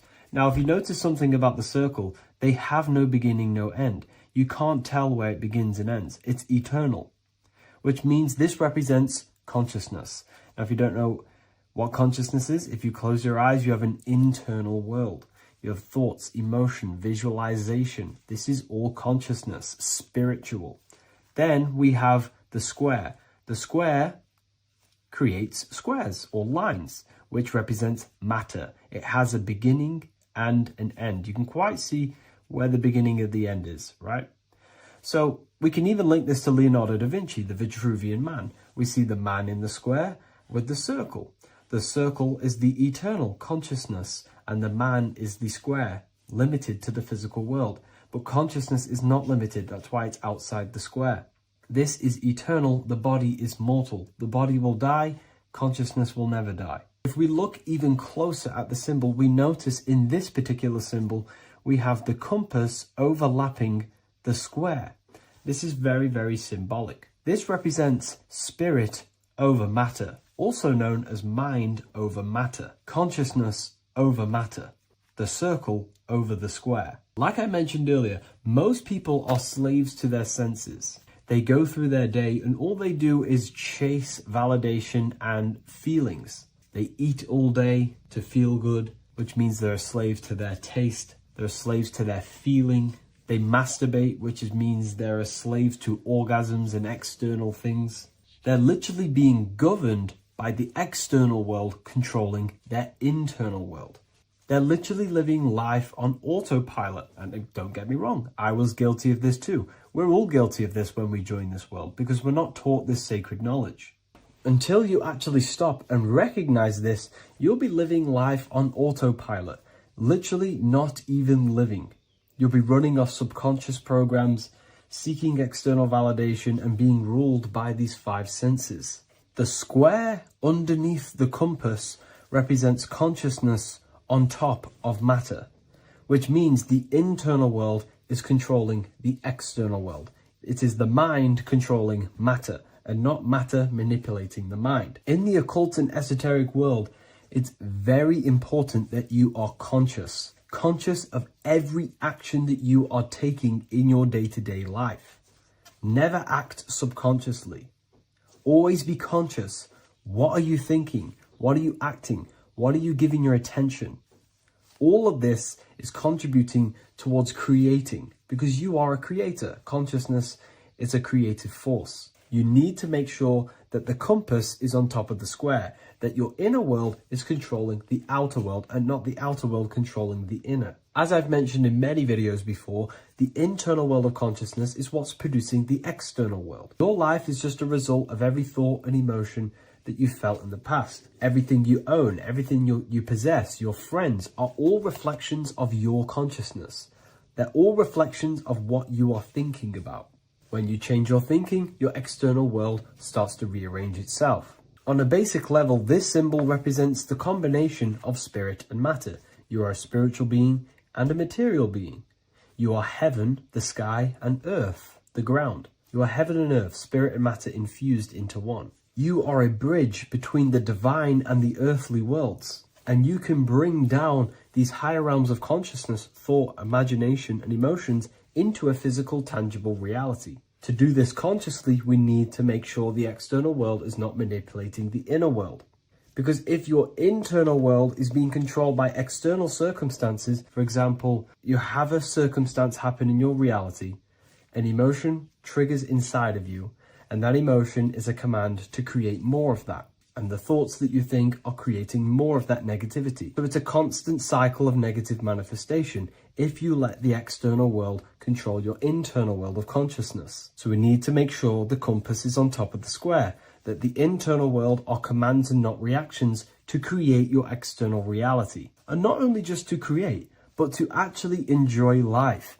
If we let the external world bother our internal world, this means that we have some sort of mental or emotional attachment to the external world. We need to detach from the external world. Why do I say that? Because it's temporary. It's an illusion. We are going to die one day, and none of this will matter. You need to understand that everything in this world is temporary. You have to be okay with losing things, losing family, losing things in this world, because it's guaranteed to be temporary. We need to make sure the internal world is order and not chaos, commands and not reactions. Now, at the back of the Book of Wisdom, Volume 2, the book that I've wrote here, I go over the different meanings of the different arrangements of the square and compass. Sometimes we see the square overlapping the compass, which is the opposite of what we've just broken down. Or sometimes we see one leg of the compass on top of the square and one leg of the square on top of the compass. These are all highly symbolic. When we see the square overlapping the compass, this pretty much represents the beginning of the Freemasons' journey, when their internal world is being controlled by the external. They have a lot of spiritual growth and a lot of learning and inner work to do. Now, when we see half and half, one leg of the square on top and one leg of the compass on top, this represents the Masons' gradual emergence from the material realm into the spiritual. This interplay of symbols reflects the process of gaining greater light and knowledge as the Masons ascend from material concerns towards spiritual enlightenment. And of course, we've just broken down what this means. This represents spirit over matter. They're not chasing external physical things anymore. They're actually chasing and gaining validation and happiness from spiritual growth, more knowledge and deeper understanding of consciousness and themselves. Most people chase external material things, which actually don't make you happy in the long run. You could be given £1 million today. In a week's time, you would be back to the same original state of consciousness and actually chasing more and more millions of pounds. It's because nothing physical in this tangible world will ever satisfy your internal world of consciousness. So through spiritual growth, we can actually become happy and seek higher understanding, higher consciousness, which actually satisfies us eternally. So when we see the compass on top of the square, it symbolizes the triumph of spirit over matter. This arrangement not only signifies the mastery of spirit over the material realm, but also represents the resurrection, ascent, and dominion of spiritual principles over all earthly conditions. It's all about gaining personal power and spiritual growth. It's all about spiritual evolution, going from matter to spirit. The external world controlling the internal world to the internal world ruling over the external world, where the mind becomes a powerful tool to actually create and command reality. The mind cannot create and command reality if it's being governed and tossed all over the place by external circumstances and thoughts. Here's a quick tip on how to know if your mind is controlling you. If your phone notification goes off and you're working on something and you instantly go to reach and pick up the phone as soon as the notification goes off, that is an indication that your mind is controlling you and you are not controlling it. The mind is the direction of consciousness. The direction, it directs the flow of your attention, your energy, your consciousness. So to practice to gain mind over matter is simply just meditation, allowing the mind to sit still and focus on one thing for long periods of time. And over time, this will gain mastery over your attention and your mind. If you are on your spiritual path, this should be your goal, your internal world becoming the master. The mind becoming a vessel for you and not a vessel controlling you. It needs to become a command center and not a reaction. Please like, share this with a friend, and subscribe to the channel if you're new. Leave a link in the description for the Book of Wisdom Volume 2. What if I told you that the pentagram can unlock the secrets of creation and make you manifest any reality you want? Hence why the pentagram is used heavily in magic and witchcraft. We have to understand that the pentagram has been heavily demonized. Religions, churches claim that this symbol is associated with Satanism and witchcraft. I personally believe this was intentionally done so that people do not gain their personal power over reality and their life. The pentagram reveals so much about you, and it is one of the most important symbols to understand inside the occult studies. It is one of the most common symbols that you will see across all occult esoteric orders and different occult traditions, such as Freemasonry, Kabbalah, Rosicrucianism, alchemy. You will see this symbol everywhere. And in fact, you even see this symbol, the pentagram, on old church buildings, statues of Jesus next to church buildings. You will see this symbol used by Christianity itself, which is very contradicting about the church. But I'm not here to tell you to think anything. You can simply take this information with a pinch of salt and see if it benefits you. The pentagram used by the early Christians was said to symbolize the 5 wounds of Jesus on the cross. But this goes much deeper in an esoteric explanation. The pentagram ultimately represents the 5 elements of creation. All creation falls within these 5 elements. We have spirit on the very top, then you have air, water, earth, fire. This is the correct placement and order of the elements. Air is always on the left, water is always on the top right, earth very bottom left, fire bottom right, and spirit placed on the tip point of the pentagram. It's a 5-pointed star drawn with one continuous line. But this actually reveals much deeper things, and we're going to be going into how to use this symbol for magic and creating your reality towards the end of this video. But now we're going to give you a basic understanding of the pentagram. It's showing you the 4 physical elements symbolized as triangles and spirit symbolized as a circle. The 4 physical elements are made out of the base element, spirit, or what the ancients call ether. Ether is the underlying base of all physical matter. This is the substance that animates physical matter with life force. All physical matter has its origin in the etheric substance, or spirit, what we want to call it. It is simply the life force that animates the physical thing.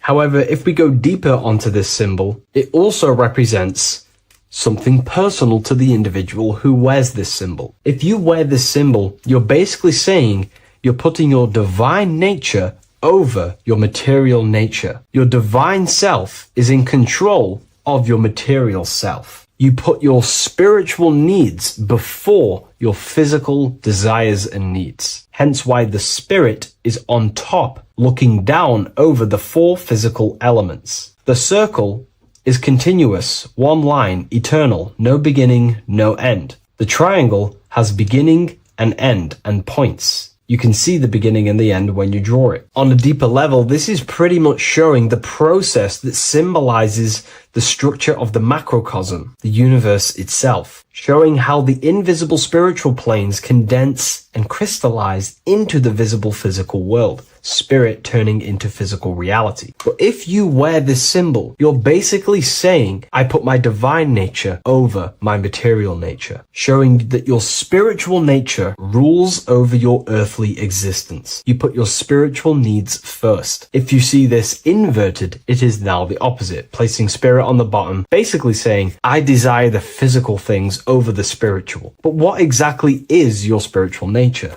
Well, your spiritual nature is simply your internal self. You chase things that are immaterial, such as knowledge, love, experience, expansion, gnosis. These are the qualities of spiritual things that the spiritual person likes to chase and desire, instead of desiring the things that are temporary in the material world and never actually lead to fulfillment. True fulfillment is by chasing spiritual things: God, the nature of creation, the self, gnosis, knowledge. But if we go even deeper, this symbol ultimately represents how reality is created. Hence why this symbol is heavily used in Kabbalistic magic and so-called witchcraft. We are all magicians. Each one of us are creating reality. There are just certain ways you can actually create reality: by becoming conscious of them, by becoming conscious of the elements and the qualities of the self that actually create your experience in your life in the present moment. If we look at the pentagram, we see that when you draw a pentagram, it is one continuous line. It is one expressed in 5. The order of the elements are very important. Spirit at the bottom, fire at the bottom right, and so on and so on. Because this is showing you the descent of the spiritual into the material, the invisible crystallizing into a material reality. As you can see, when you start to draw the pentagram, you see spirit at the very top. You're descending down to fire. Fire is the closest element to spirit. Hence why in magic and witchcraft, people like to use candles. So you're descending first into fire, then into air, then into water, then into earth, then back into spirit. Because of course, the cycle of creation unfolds itself. When you die, you return back to spirit, and then you reincarnate yourself back into physical reality if you wish and desire to. Everything is under this process of matter spiritual. In the daytime you wake up, you're in your material body. When you go to sleep, you enter your astral spiritual body. Everything's in this continual process, renewing itself in spiritual, then material. But the reason why this is associated with magic so heavily is because each one of these elements corresponds to a different body of consciousness, a different vehicle of consciousness. Consciousness has many different vehicles it uses to create the tangible self, the physical reality. For example, consciousness has a spiritual nature. The spirit element in this case symbolizes the emanation, the descent of the one power, the one force that we are all using. Each one of us is using this one power, the power of the source consciousness,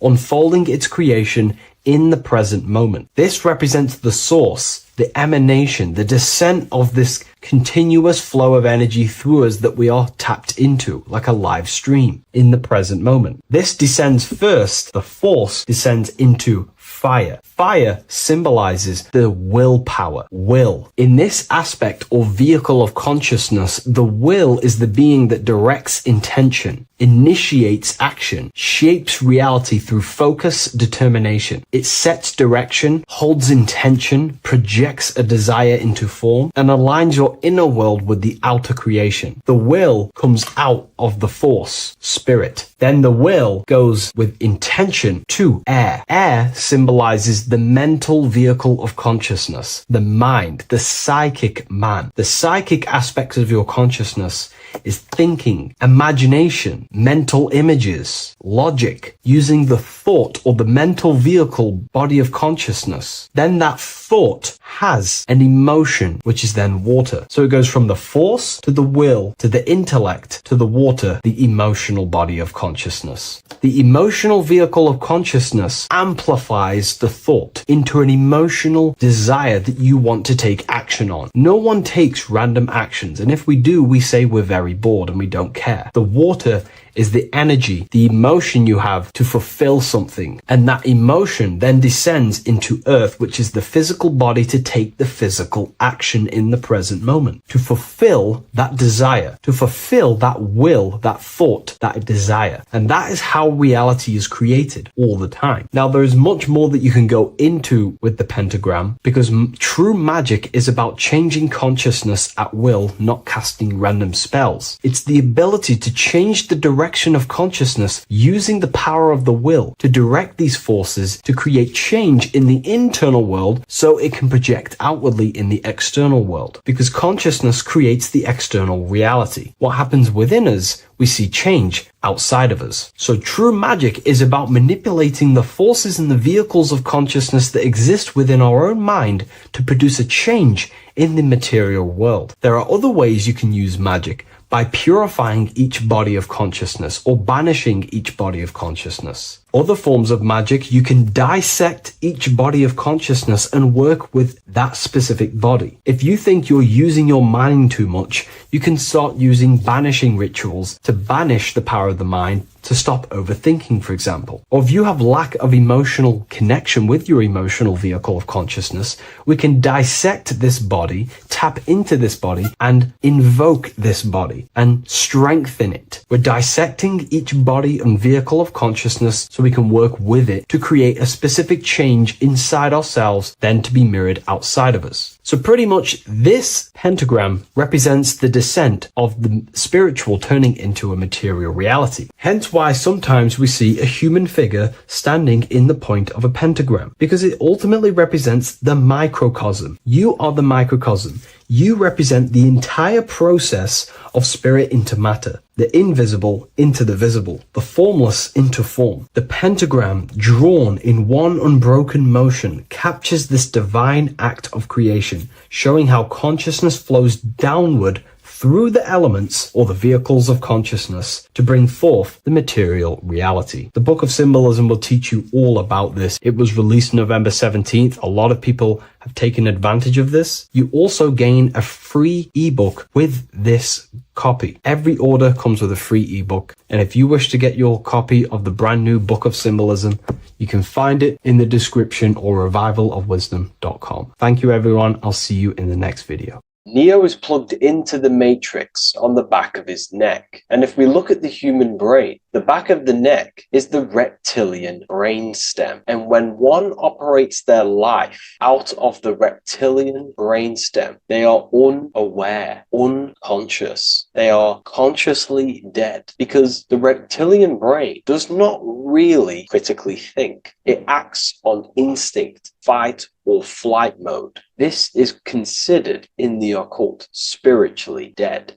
When one is taking actions without intention, simply very reactive to life. They're not living, they're simply experiencing. When you're walking down the street and you see someone, and in your mind you think me versus them versus me. That is an animalistic way of thinking. I used to be trapped in this way of thinking, always thinking of fight or flight, always judging people, always reacting to the world, never consciously creating and commanding with intention in the world. This could be considered the matrix, when one lives unconsciously, simply surviving in the world. Another symptom of living in the reptilian brain could be obsession, a constant need to assert your power over others to feel safe or superior. Views relationships as power hierarchies, not as mutual connections. It could be a conquest for sex, lust, seeking validation through sexual activity. Sex becomes a tool for dominance, escape, and self-worth. Intimacy is avoided. Pleasure is pursued without emotional depth. Seeking pleasure all the time. This is all to do with the reptilian brain. Seeking safety. It could be compulsive eating or food hoarding, driven by craving and not actual hunger. Eats to soothe fear or emotional discomfort, often unconsciously. This is the unconscious. Fear-based decision-making. Every choice is shaped by perceived threat or insecurity or fear within the subconscious mind. Long-term vision is sacrificed for immediate safety and gratification. All the reptilian brain. Territorial behavior overacts when personal space, possessions, or status is threatened. Acts as though survival depends on ownership or status. Addiction repeats patterns to feel safe, even if they are harmful. Avoids anything unfamiliar or unpredictable. Low empathy no empathy or emotional care for one another and for fellow beings in the world, sees people as threats, tools, or competitors. This is all to do with the reptilian brain. Intense jealousy or possessiveness, sees others as rivals or objects to control, cannot tolerate perceived threats to loyalty or status, quick to be angry, slow to reflect, reacts with rage, withdrawal when challenged, lacks emotional regulation or deep self-awareness. So this is considered, this brain could be considered the matrix, hence why Neo is plugged into this brain. He's operating the life out of this brain, unconscious, simply navigating life like an animal. I was in this state, and you can only really realize this when you come out of this brain and you start to function from the higher regions of the brain, which we will discuss very soon. And my life was chaos because there was chaos operating internally. I was never thinking about the future. I was always operating life out of fear, out of lack, never had care for another person. When you operate life out of this brain, the matrix, things outside you, can easily control you. This is why they keep us in a constant state of fear. So we operate life out of this. So we never gain full control over our reality, over our actions, over our thoughts. So Neo is called Neo, and he works at a place called meta cortex, very symbolic of the neocortex, the higher region of the brain. Now, this brain makes you human. It ultimately allows you to hold control over the animal urges, okay? The neocortex is the brain that allows you to have self-mastery, that allows you to control your urges, your instinctual survival urges. So humans can overcome their reptilian animalistic state and start to operate their life in a conscious mastery state. And Neo is plugged out of the reptilian brain, and he starts to use his neocortex, the human brain. This allows one to learn to have self-control, allows one to create, allows one to think about others. It allows one to critically think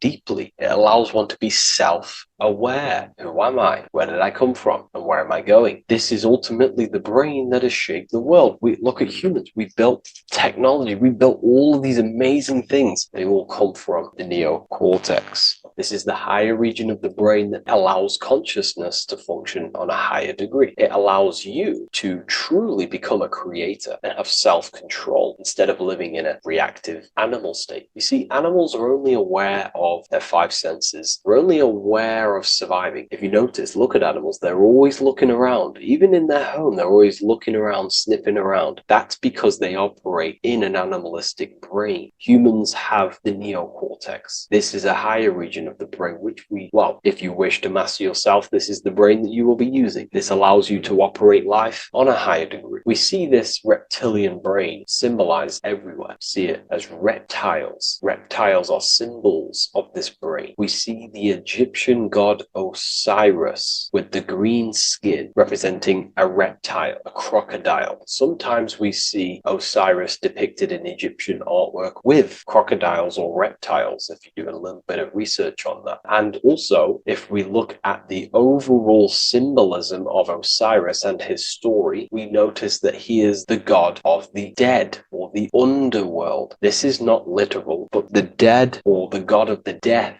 the god of the death of self, the dead of consciousness, because you are a divine being with limitless potential to create. And ultimately, to create, we have to master our reptilian brain. But when we function from this reptilian brain, we are dead to our higher powers of creation, of imagination, of actually gaining control and operating life from the higher mind, operating life as the divine being as you are. But if you operate life in Osiris, he is the god of dead. You are spiritually and consciously dead. You act unconsciously. You are dead, not physically, but mentally and spiritually. So what we're looking at here in the Egyptian artwork is the reptilian brainstem. We have the left hemisphere and the right hemisphere of the brain. Notice a curve. The feminine body is very curvy. This represents feminine. The masculine body is very liney. So if we study geometry, we know that lines are masculine masculine, hence why the word masculine line, and the feminine body is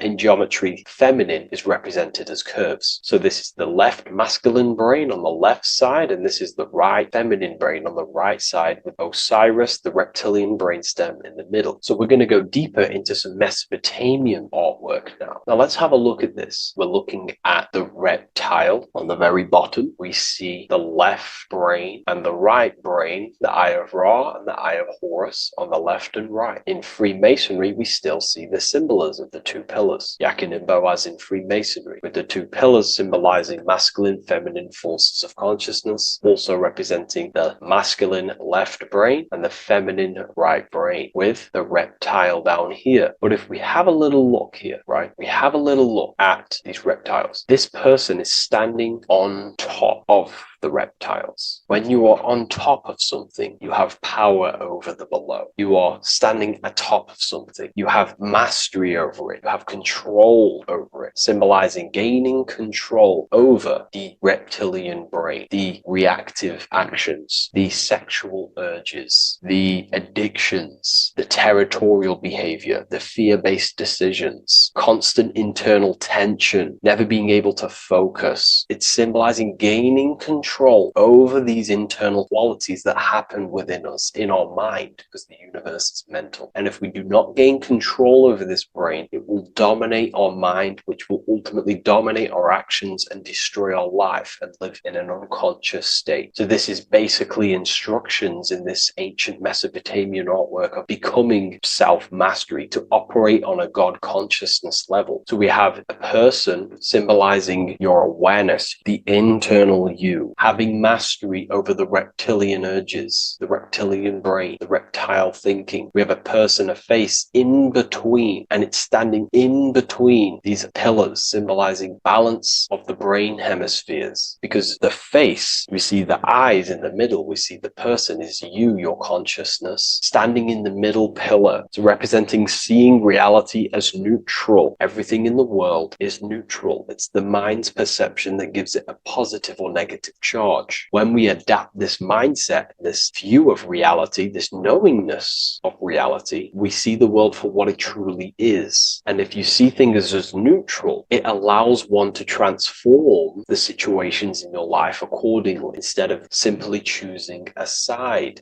This is a major problem in society, and this was a problem within myself also. We like to choose sides, and choosing sides can keep your consciousness locked in a certain mindset, in a certain belief. And belief is what is ultimately destroying humanity. It's about knowingness, and knowingness is in the middle. We want to seek to know things. Knowing things allows you to go out there, directly experience it, and know it for yourself. For example, I know I'm not on a spinning global ball flying through space. Why? Because my senses tell me I'm not doing that. My senses tell me I'm not going 1,000 miles per hour and 360,000 miles per hour through space while spinning around the sun. I know that because I know myself. I know I'm not my body because I've had direct mystical experiences beyond the physical body. So we should seek to know things, and that's what we call gnosis, direct knowledge obtained through direct experience, knowingness. And that is a middle pillar quality. So in Freemasonry, we see the middle pillar. The matrix is designed to give you two wings all the time: Democrats, Republicans, feminism, and then there's another side. There's always two sides that they're giving you because they want you locked in either way, which is seek the middle pillar, seeing things as neutral, seeing things as the middle pillar, seeking direct experience, gnosis. And this aligns with the brain because the brain gives us these two perceptions also. The right brain sees the woods, the whole woods, but the left brain sees the individual trees and branches and leaves. If we're too left hemisphered, we're going to see everything as divided. If you're too left hemisphered, you're only going to see yourself. You're only going to think about me, myself, my ego, my consciousness, my life. And I'm only going to operate in the world, take actions only towards me without considering the collective, which is the right hemisphere quality. The right hemisphere allows you to see the bigger picture, how we're all connected. We're all one family of consciousness. We're all one being separated in different bodies, one consciousness operating in different bodies. So it's about aligning these perceptions of the brain and standing in the middle, and also conquering the reptilian reptilian brain. This allows us to operate in the world and see the world for what it truly is and operate from a place of balance. We also see some more symbolism in Egypt of the Ram Sphinx in Egypt. Ram Sphinx. Please leave a comment and please leave a like and a subscribe onto the YouTube if you like my content. Smash that like button and we'll get straight to this. So this is the Ram Sphinx in Egypt, also symbolizing the brain. This is my research. These are my conclusions. You can take this with a pinch of salt and go out and do your own research. This is what makes sense to me based off my information I've gained, my symbolism that I can read. So take what you can from it. I'm not here to obstruct anything. I'm not here to place anything in your mind. I'm simply here expressing my research. Never take anything off anyone as solid truth. I've never have said everything I say is solid truth. This is my research. If the research aligns with you, that's great. Maybe it doesn't with some people, that's fine. Simply take things with a pinch of salt, go out and collect as much research and information from many different sources and place together your own understanding of symbolism and your own perspective on reality. But like I say, seek to know and not believe.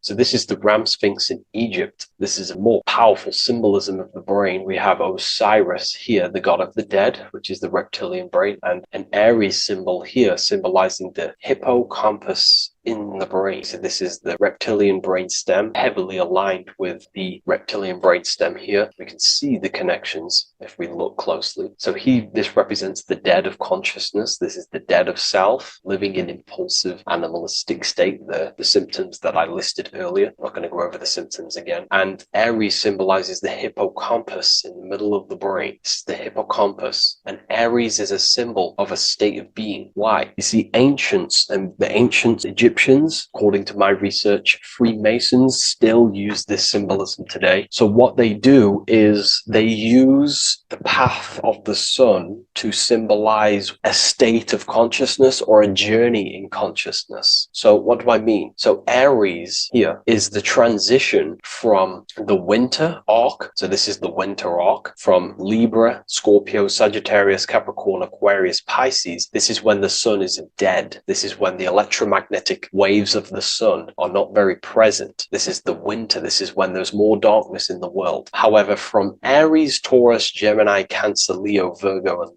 to Libra, this is when the sun is giving more electromagnetic rays. Everything grows. Everything is reborn again. Everything's growing. There's more light. There's more warmth. You can grow crops. So this is very symbolic as a state of consciousness. Aries is used heavily to represent the rebirth of the sun, but internally as an esoteric interpretation of Aries, it symbolizes the resurrection of awakening of the self. It is the rebirth of the sun, of the soul, the rebirth of becoming aware out of the darkness into the light, living in the reptilian unconscious state, the unconscious, not being aware that I possess consciousness, not being aware of my thought, emotion, actions. And Aries is that symbol of the rebirth of the spirit, the rebirth of the self, becoming self-aware. So that's what we're looking at here with the Ram Sphinx. We're looking at Osiris, dead, the reptilian brain, operating life in an unconscious state, not really thinking,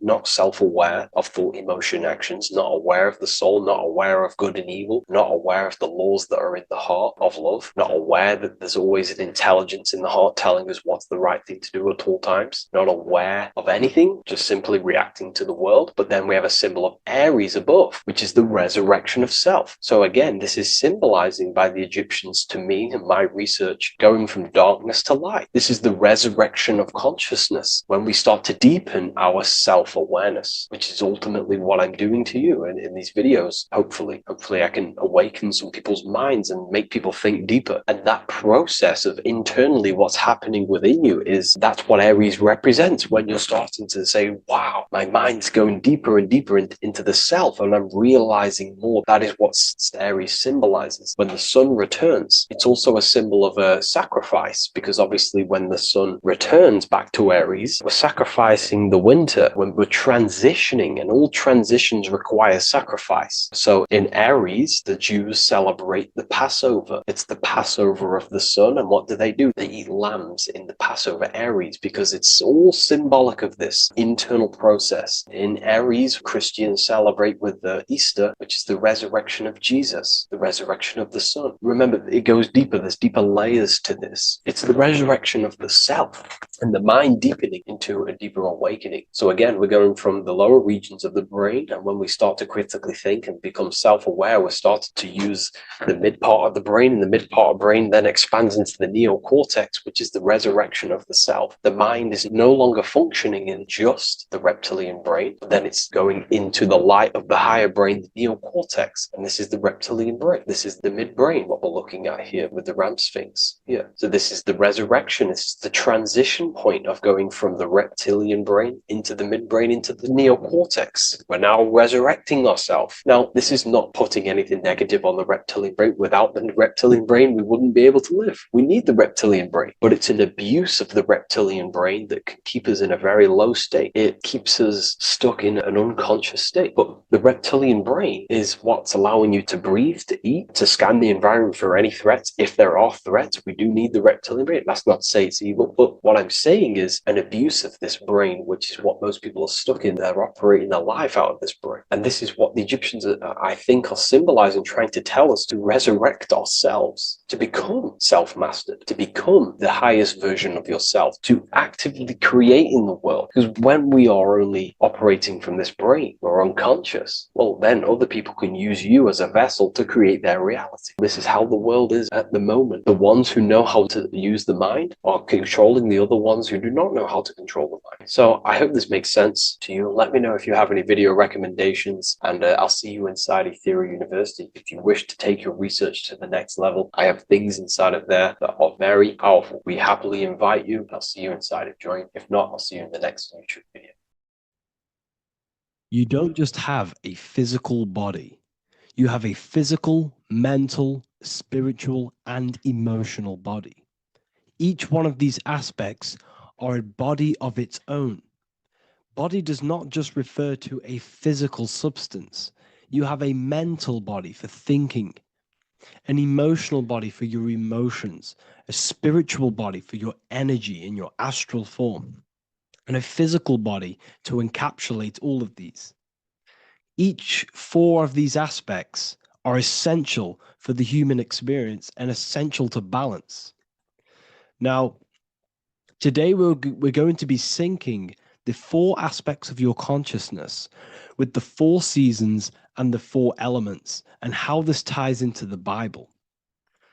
So we have four physical elements. We have 5 elements in total, spirit being the most important, but spirit is pure invisible. We have 4 physical elements. We have air, fire, earth, water. Earth and water are feminine. Air and fire are masculine. Air and fire are active. Water and earth are passive. The air corresponds with the mental body of consciousness. This is where your intellect, this is where your communication, this is where your thoughts, intuition all comes from. This is the mental body of consciousness that allows you to think, allows you to process, figure things out, and have intellect and gain knowledge. This is your intellectual aspect of your consciousness, located in the head region. We have a fire nature, a spiritual nature. This is our astral body.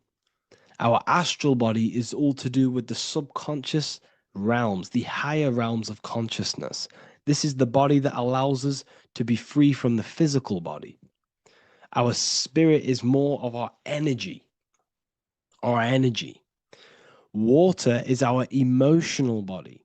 This is what allows us to feel things, that allows us to gain intuitive feelings of conscience. So emotion allows us to understand what is right and what is wrong.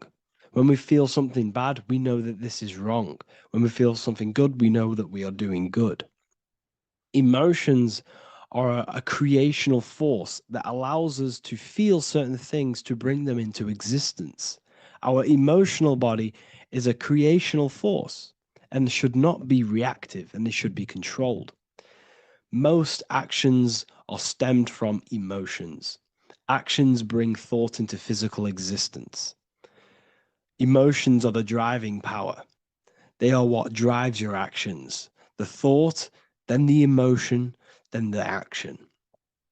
Earth is your physical body.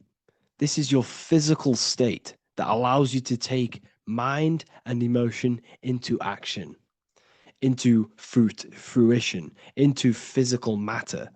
This is what your physical body allows your consciousness, your soul, to interact with the physical world and bring things into physical existence. The physical body, the physical world, is an outcome and an effect of the thinking mind. All physical substance comes from the thinking mind. The pen, the phone you're holding, the microphone I'm speaking into, all began as a thought in the thinking mind, then it was brought into physical reality. Earth is the most dense. So it goes in this order: body, emotions, spirit, mind. The higher you go up, the more lucid and fluidic it becomes. The lower you go down, the more dense and dull it becomes. Air is the mind, fire is the spirit, water is the emotion, earth is the physical body. So this is why you are a microcosm. You have these four things within you. You contain of these four elements, which correspond to the four bodies of your consciousness, the four bodies of the soul. You are the soul. You are the spirit. So this is why in Theologians 4:17 it says, "Caught up together with them in the clouds to meet the Lord in the air." You don't meet God or the Lord in the physical air, in the clouds. This is clearly a parable. A human being cannot go up to the clouds and meet a mystical man in the clouds. This is obviously a parable, a metaphor. The air is your mind. You must raise your consciousness beyond the body, beyond the emotions, beyond the spirit, and enter in the mind during meditation, turning the mind inward to connect with the Lord. The Lord is the highest aspect of your consciousness, the one that exists beyond the physical body, beyond your emotions, beyond the thought. So you meet the Lord in the air, in the mind. The mind represents the air. This is why in America there's a saying called an airhead. You're an airhead. This means that you are stupid, or you don't think, or you have nothing in your mind. You have nothing in your head. When someone's very stupid, you call them an airhead, because air represents the mind. The air is elevated. The air is invisible. The mind is totally invisible to the human eyes. It is a metaphysical substance. In fact, it's not a substance at all. It's so fluidic. It's everywhere. The mind can be everywhere at all times. It can be anything. Nothing is impossible within the mind. Now, this is synced with the four seasons. The four seasons represent the four aspects of human consciousness, the four bodies of your consciousness, the four bodies of your soul. The sun is your soul, okay? And the sun travels around four seasons. Summer, when the sun is the most hottest point. Autumn, when the sun starts to move away from the hottest point. Things start to die. Then it goes to winter. This is when everything dies. This is when things enter in within itself. This is when darkness occurs. Then spring. This is the reignition of the sun. This is when the sun starts to bring back the warmth back to the summer. You have four seasons which correspond to the four bodies of consciousness. Fire is the spirit. This is when you are passionate. This is when you are taking action. This is when you are fiery. The sun is blazing. You're taking action. You're very passionate. You're very spirit. You're in the spirit. Autumn is water, emotion. This is when you start to become very reflecting. This is when you start to feel emotional, because in autumn there's lots of water. This represents the emotional body of consciousness. Winter is the mind. This is air. Winter, what happens in winter? Everything enters within itself. The leaves die, the trees die, everything dies and goes within. This is the mind. The mind is the darkness, remember. You close your eyes to enter within the mind. The winter represents meditation. In the winter, what do people do? They stay inside of their house. They research more. They read more books. They become more intellectual. They think more in the winter because we are so we're stuck inside. So we're more reflective. We're thinking more. We're more communicative. We're more intellectual. In the spring, this represents the earth, the body. This is when we start to come out of the mind and we awaken to the body, and things start to grow again. The plants start to grow. The earth is growing again and reborn again. This is the body. This is when you become more active in the spring. And then the summer, back to the summer, we then take action on these thoughts and these thoughts that we gained over the winter. Essentially, this is just a massive cycle. And this is a daily cycle also. The nighttime is the winter. The morning is the spring. The midday is the summer. And the evening time is the autumn. This is a microcosm. We have 4 bodies of consciousness. You are the sun, you are the soul, and the soul has 4 bodies: summer, autumn, winter, spring. Emotion, air, body, spirit. Sorry, emotion, mind, body, spirit. So you are the soul. You are the pure essence of consciousness. The sun is your soul in the heart. And the seasons are inside of you because you are a microcosm. Okay? You are a microcosm. The word sun is son. The Latin word for sun is sol, which is soul or solo, because the sun is solo. It's on its own. You are the soul, and the soul has the 4 different bodies of consciousness. So before we move on any further, if I've blown your mind, please, if you can, leave a like, a comment, a share, and a subscribe. Let me know what videos you want me to make in the future. Please drop a like. It definitely will help me. You are a microcosm of the macrocosm. Man is a miniature universe that goes through its own cycles. The seasons of the summer, winter, spring, and autumn do not occur merely outside of him, but within him as well. The summer is within you. You feel different in the summer. You feel different in the winter.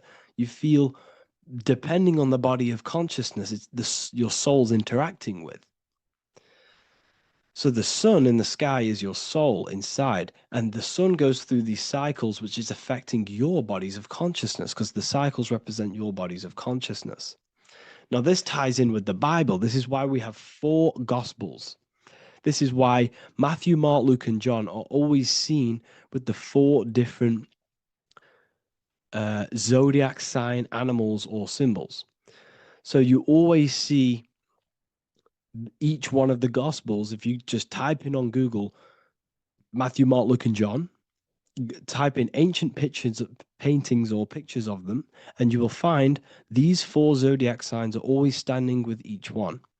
Taurus, the bull; Leo, the lion; Scorpio, the eagle. An old symbol for Scorpio was the eagle. And a man for Aquarius. Here you see very, very ancient paintings and artwork. Here we see Matthew, the man, Aquarius. Here we see John, the Scorpio. The same here. We also see it on the tarot cards, on the world card. We see the 4 fixed zodiac signs.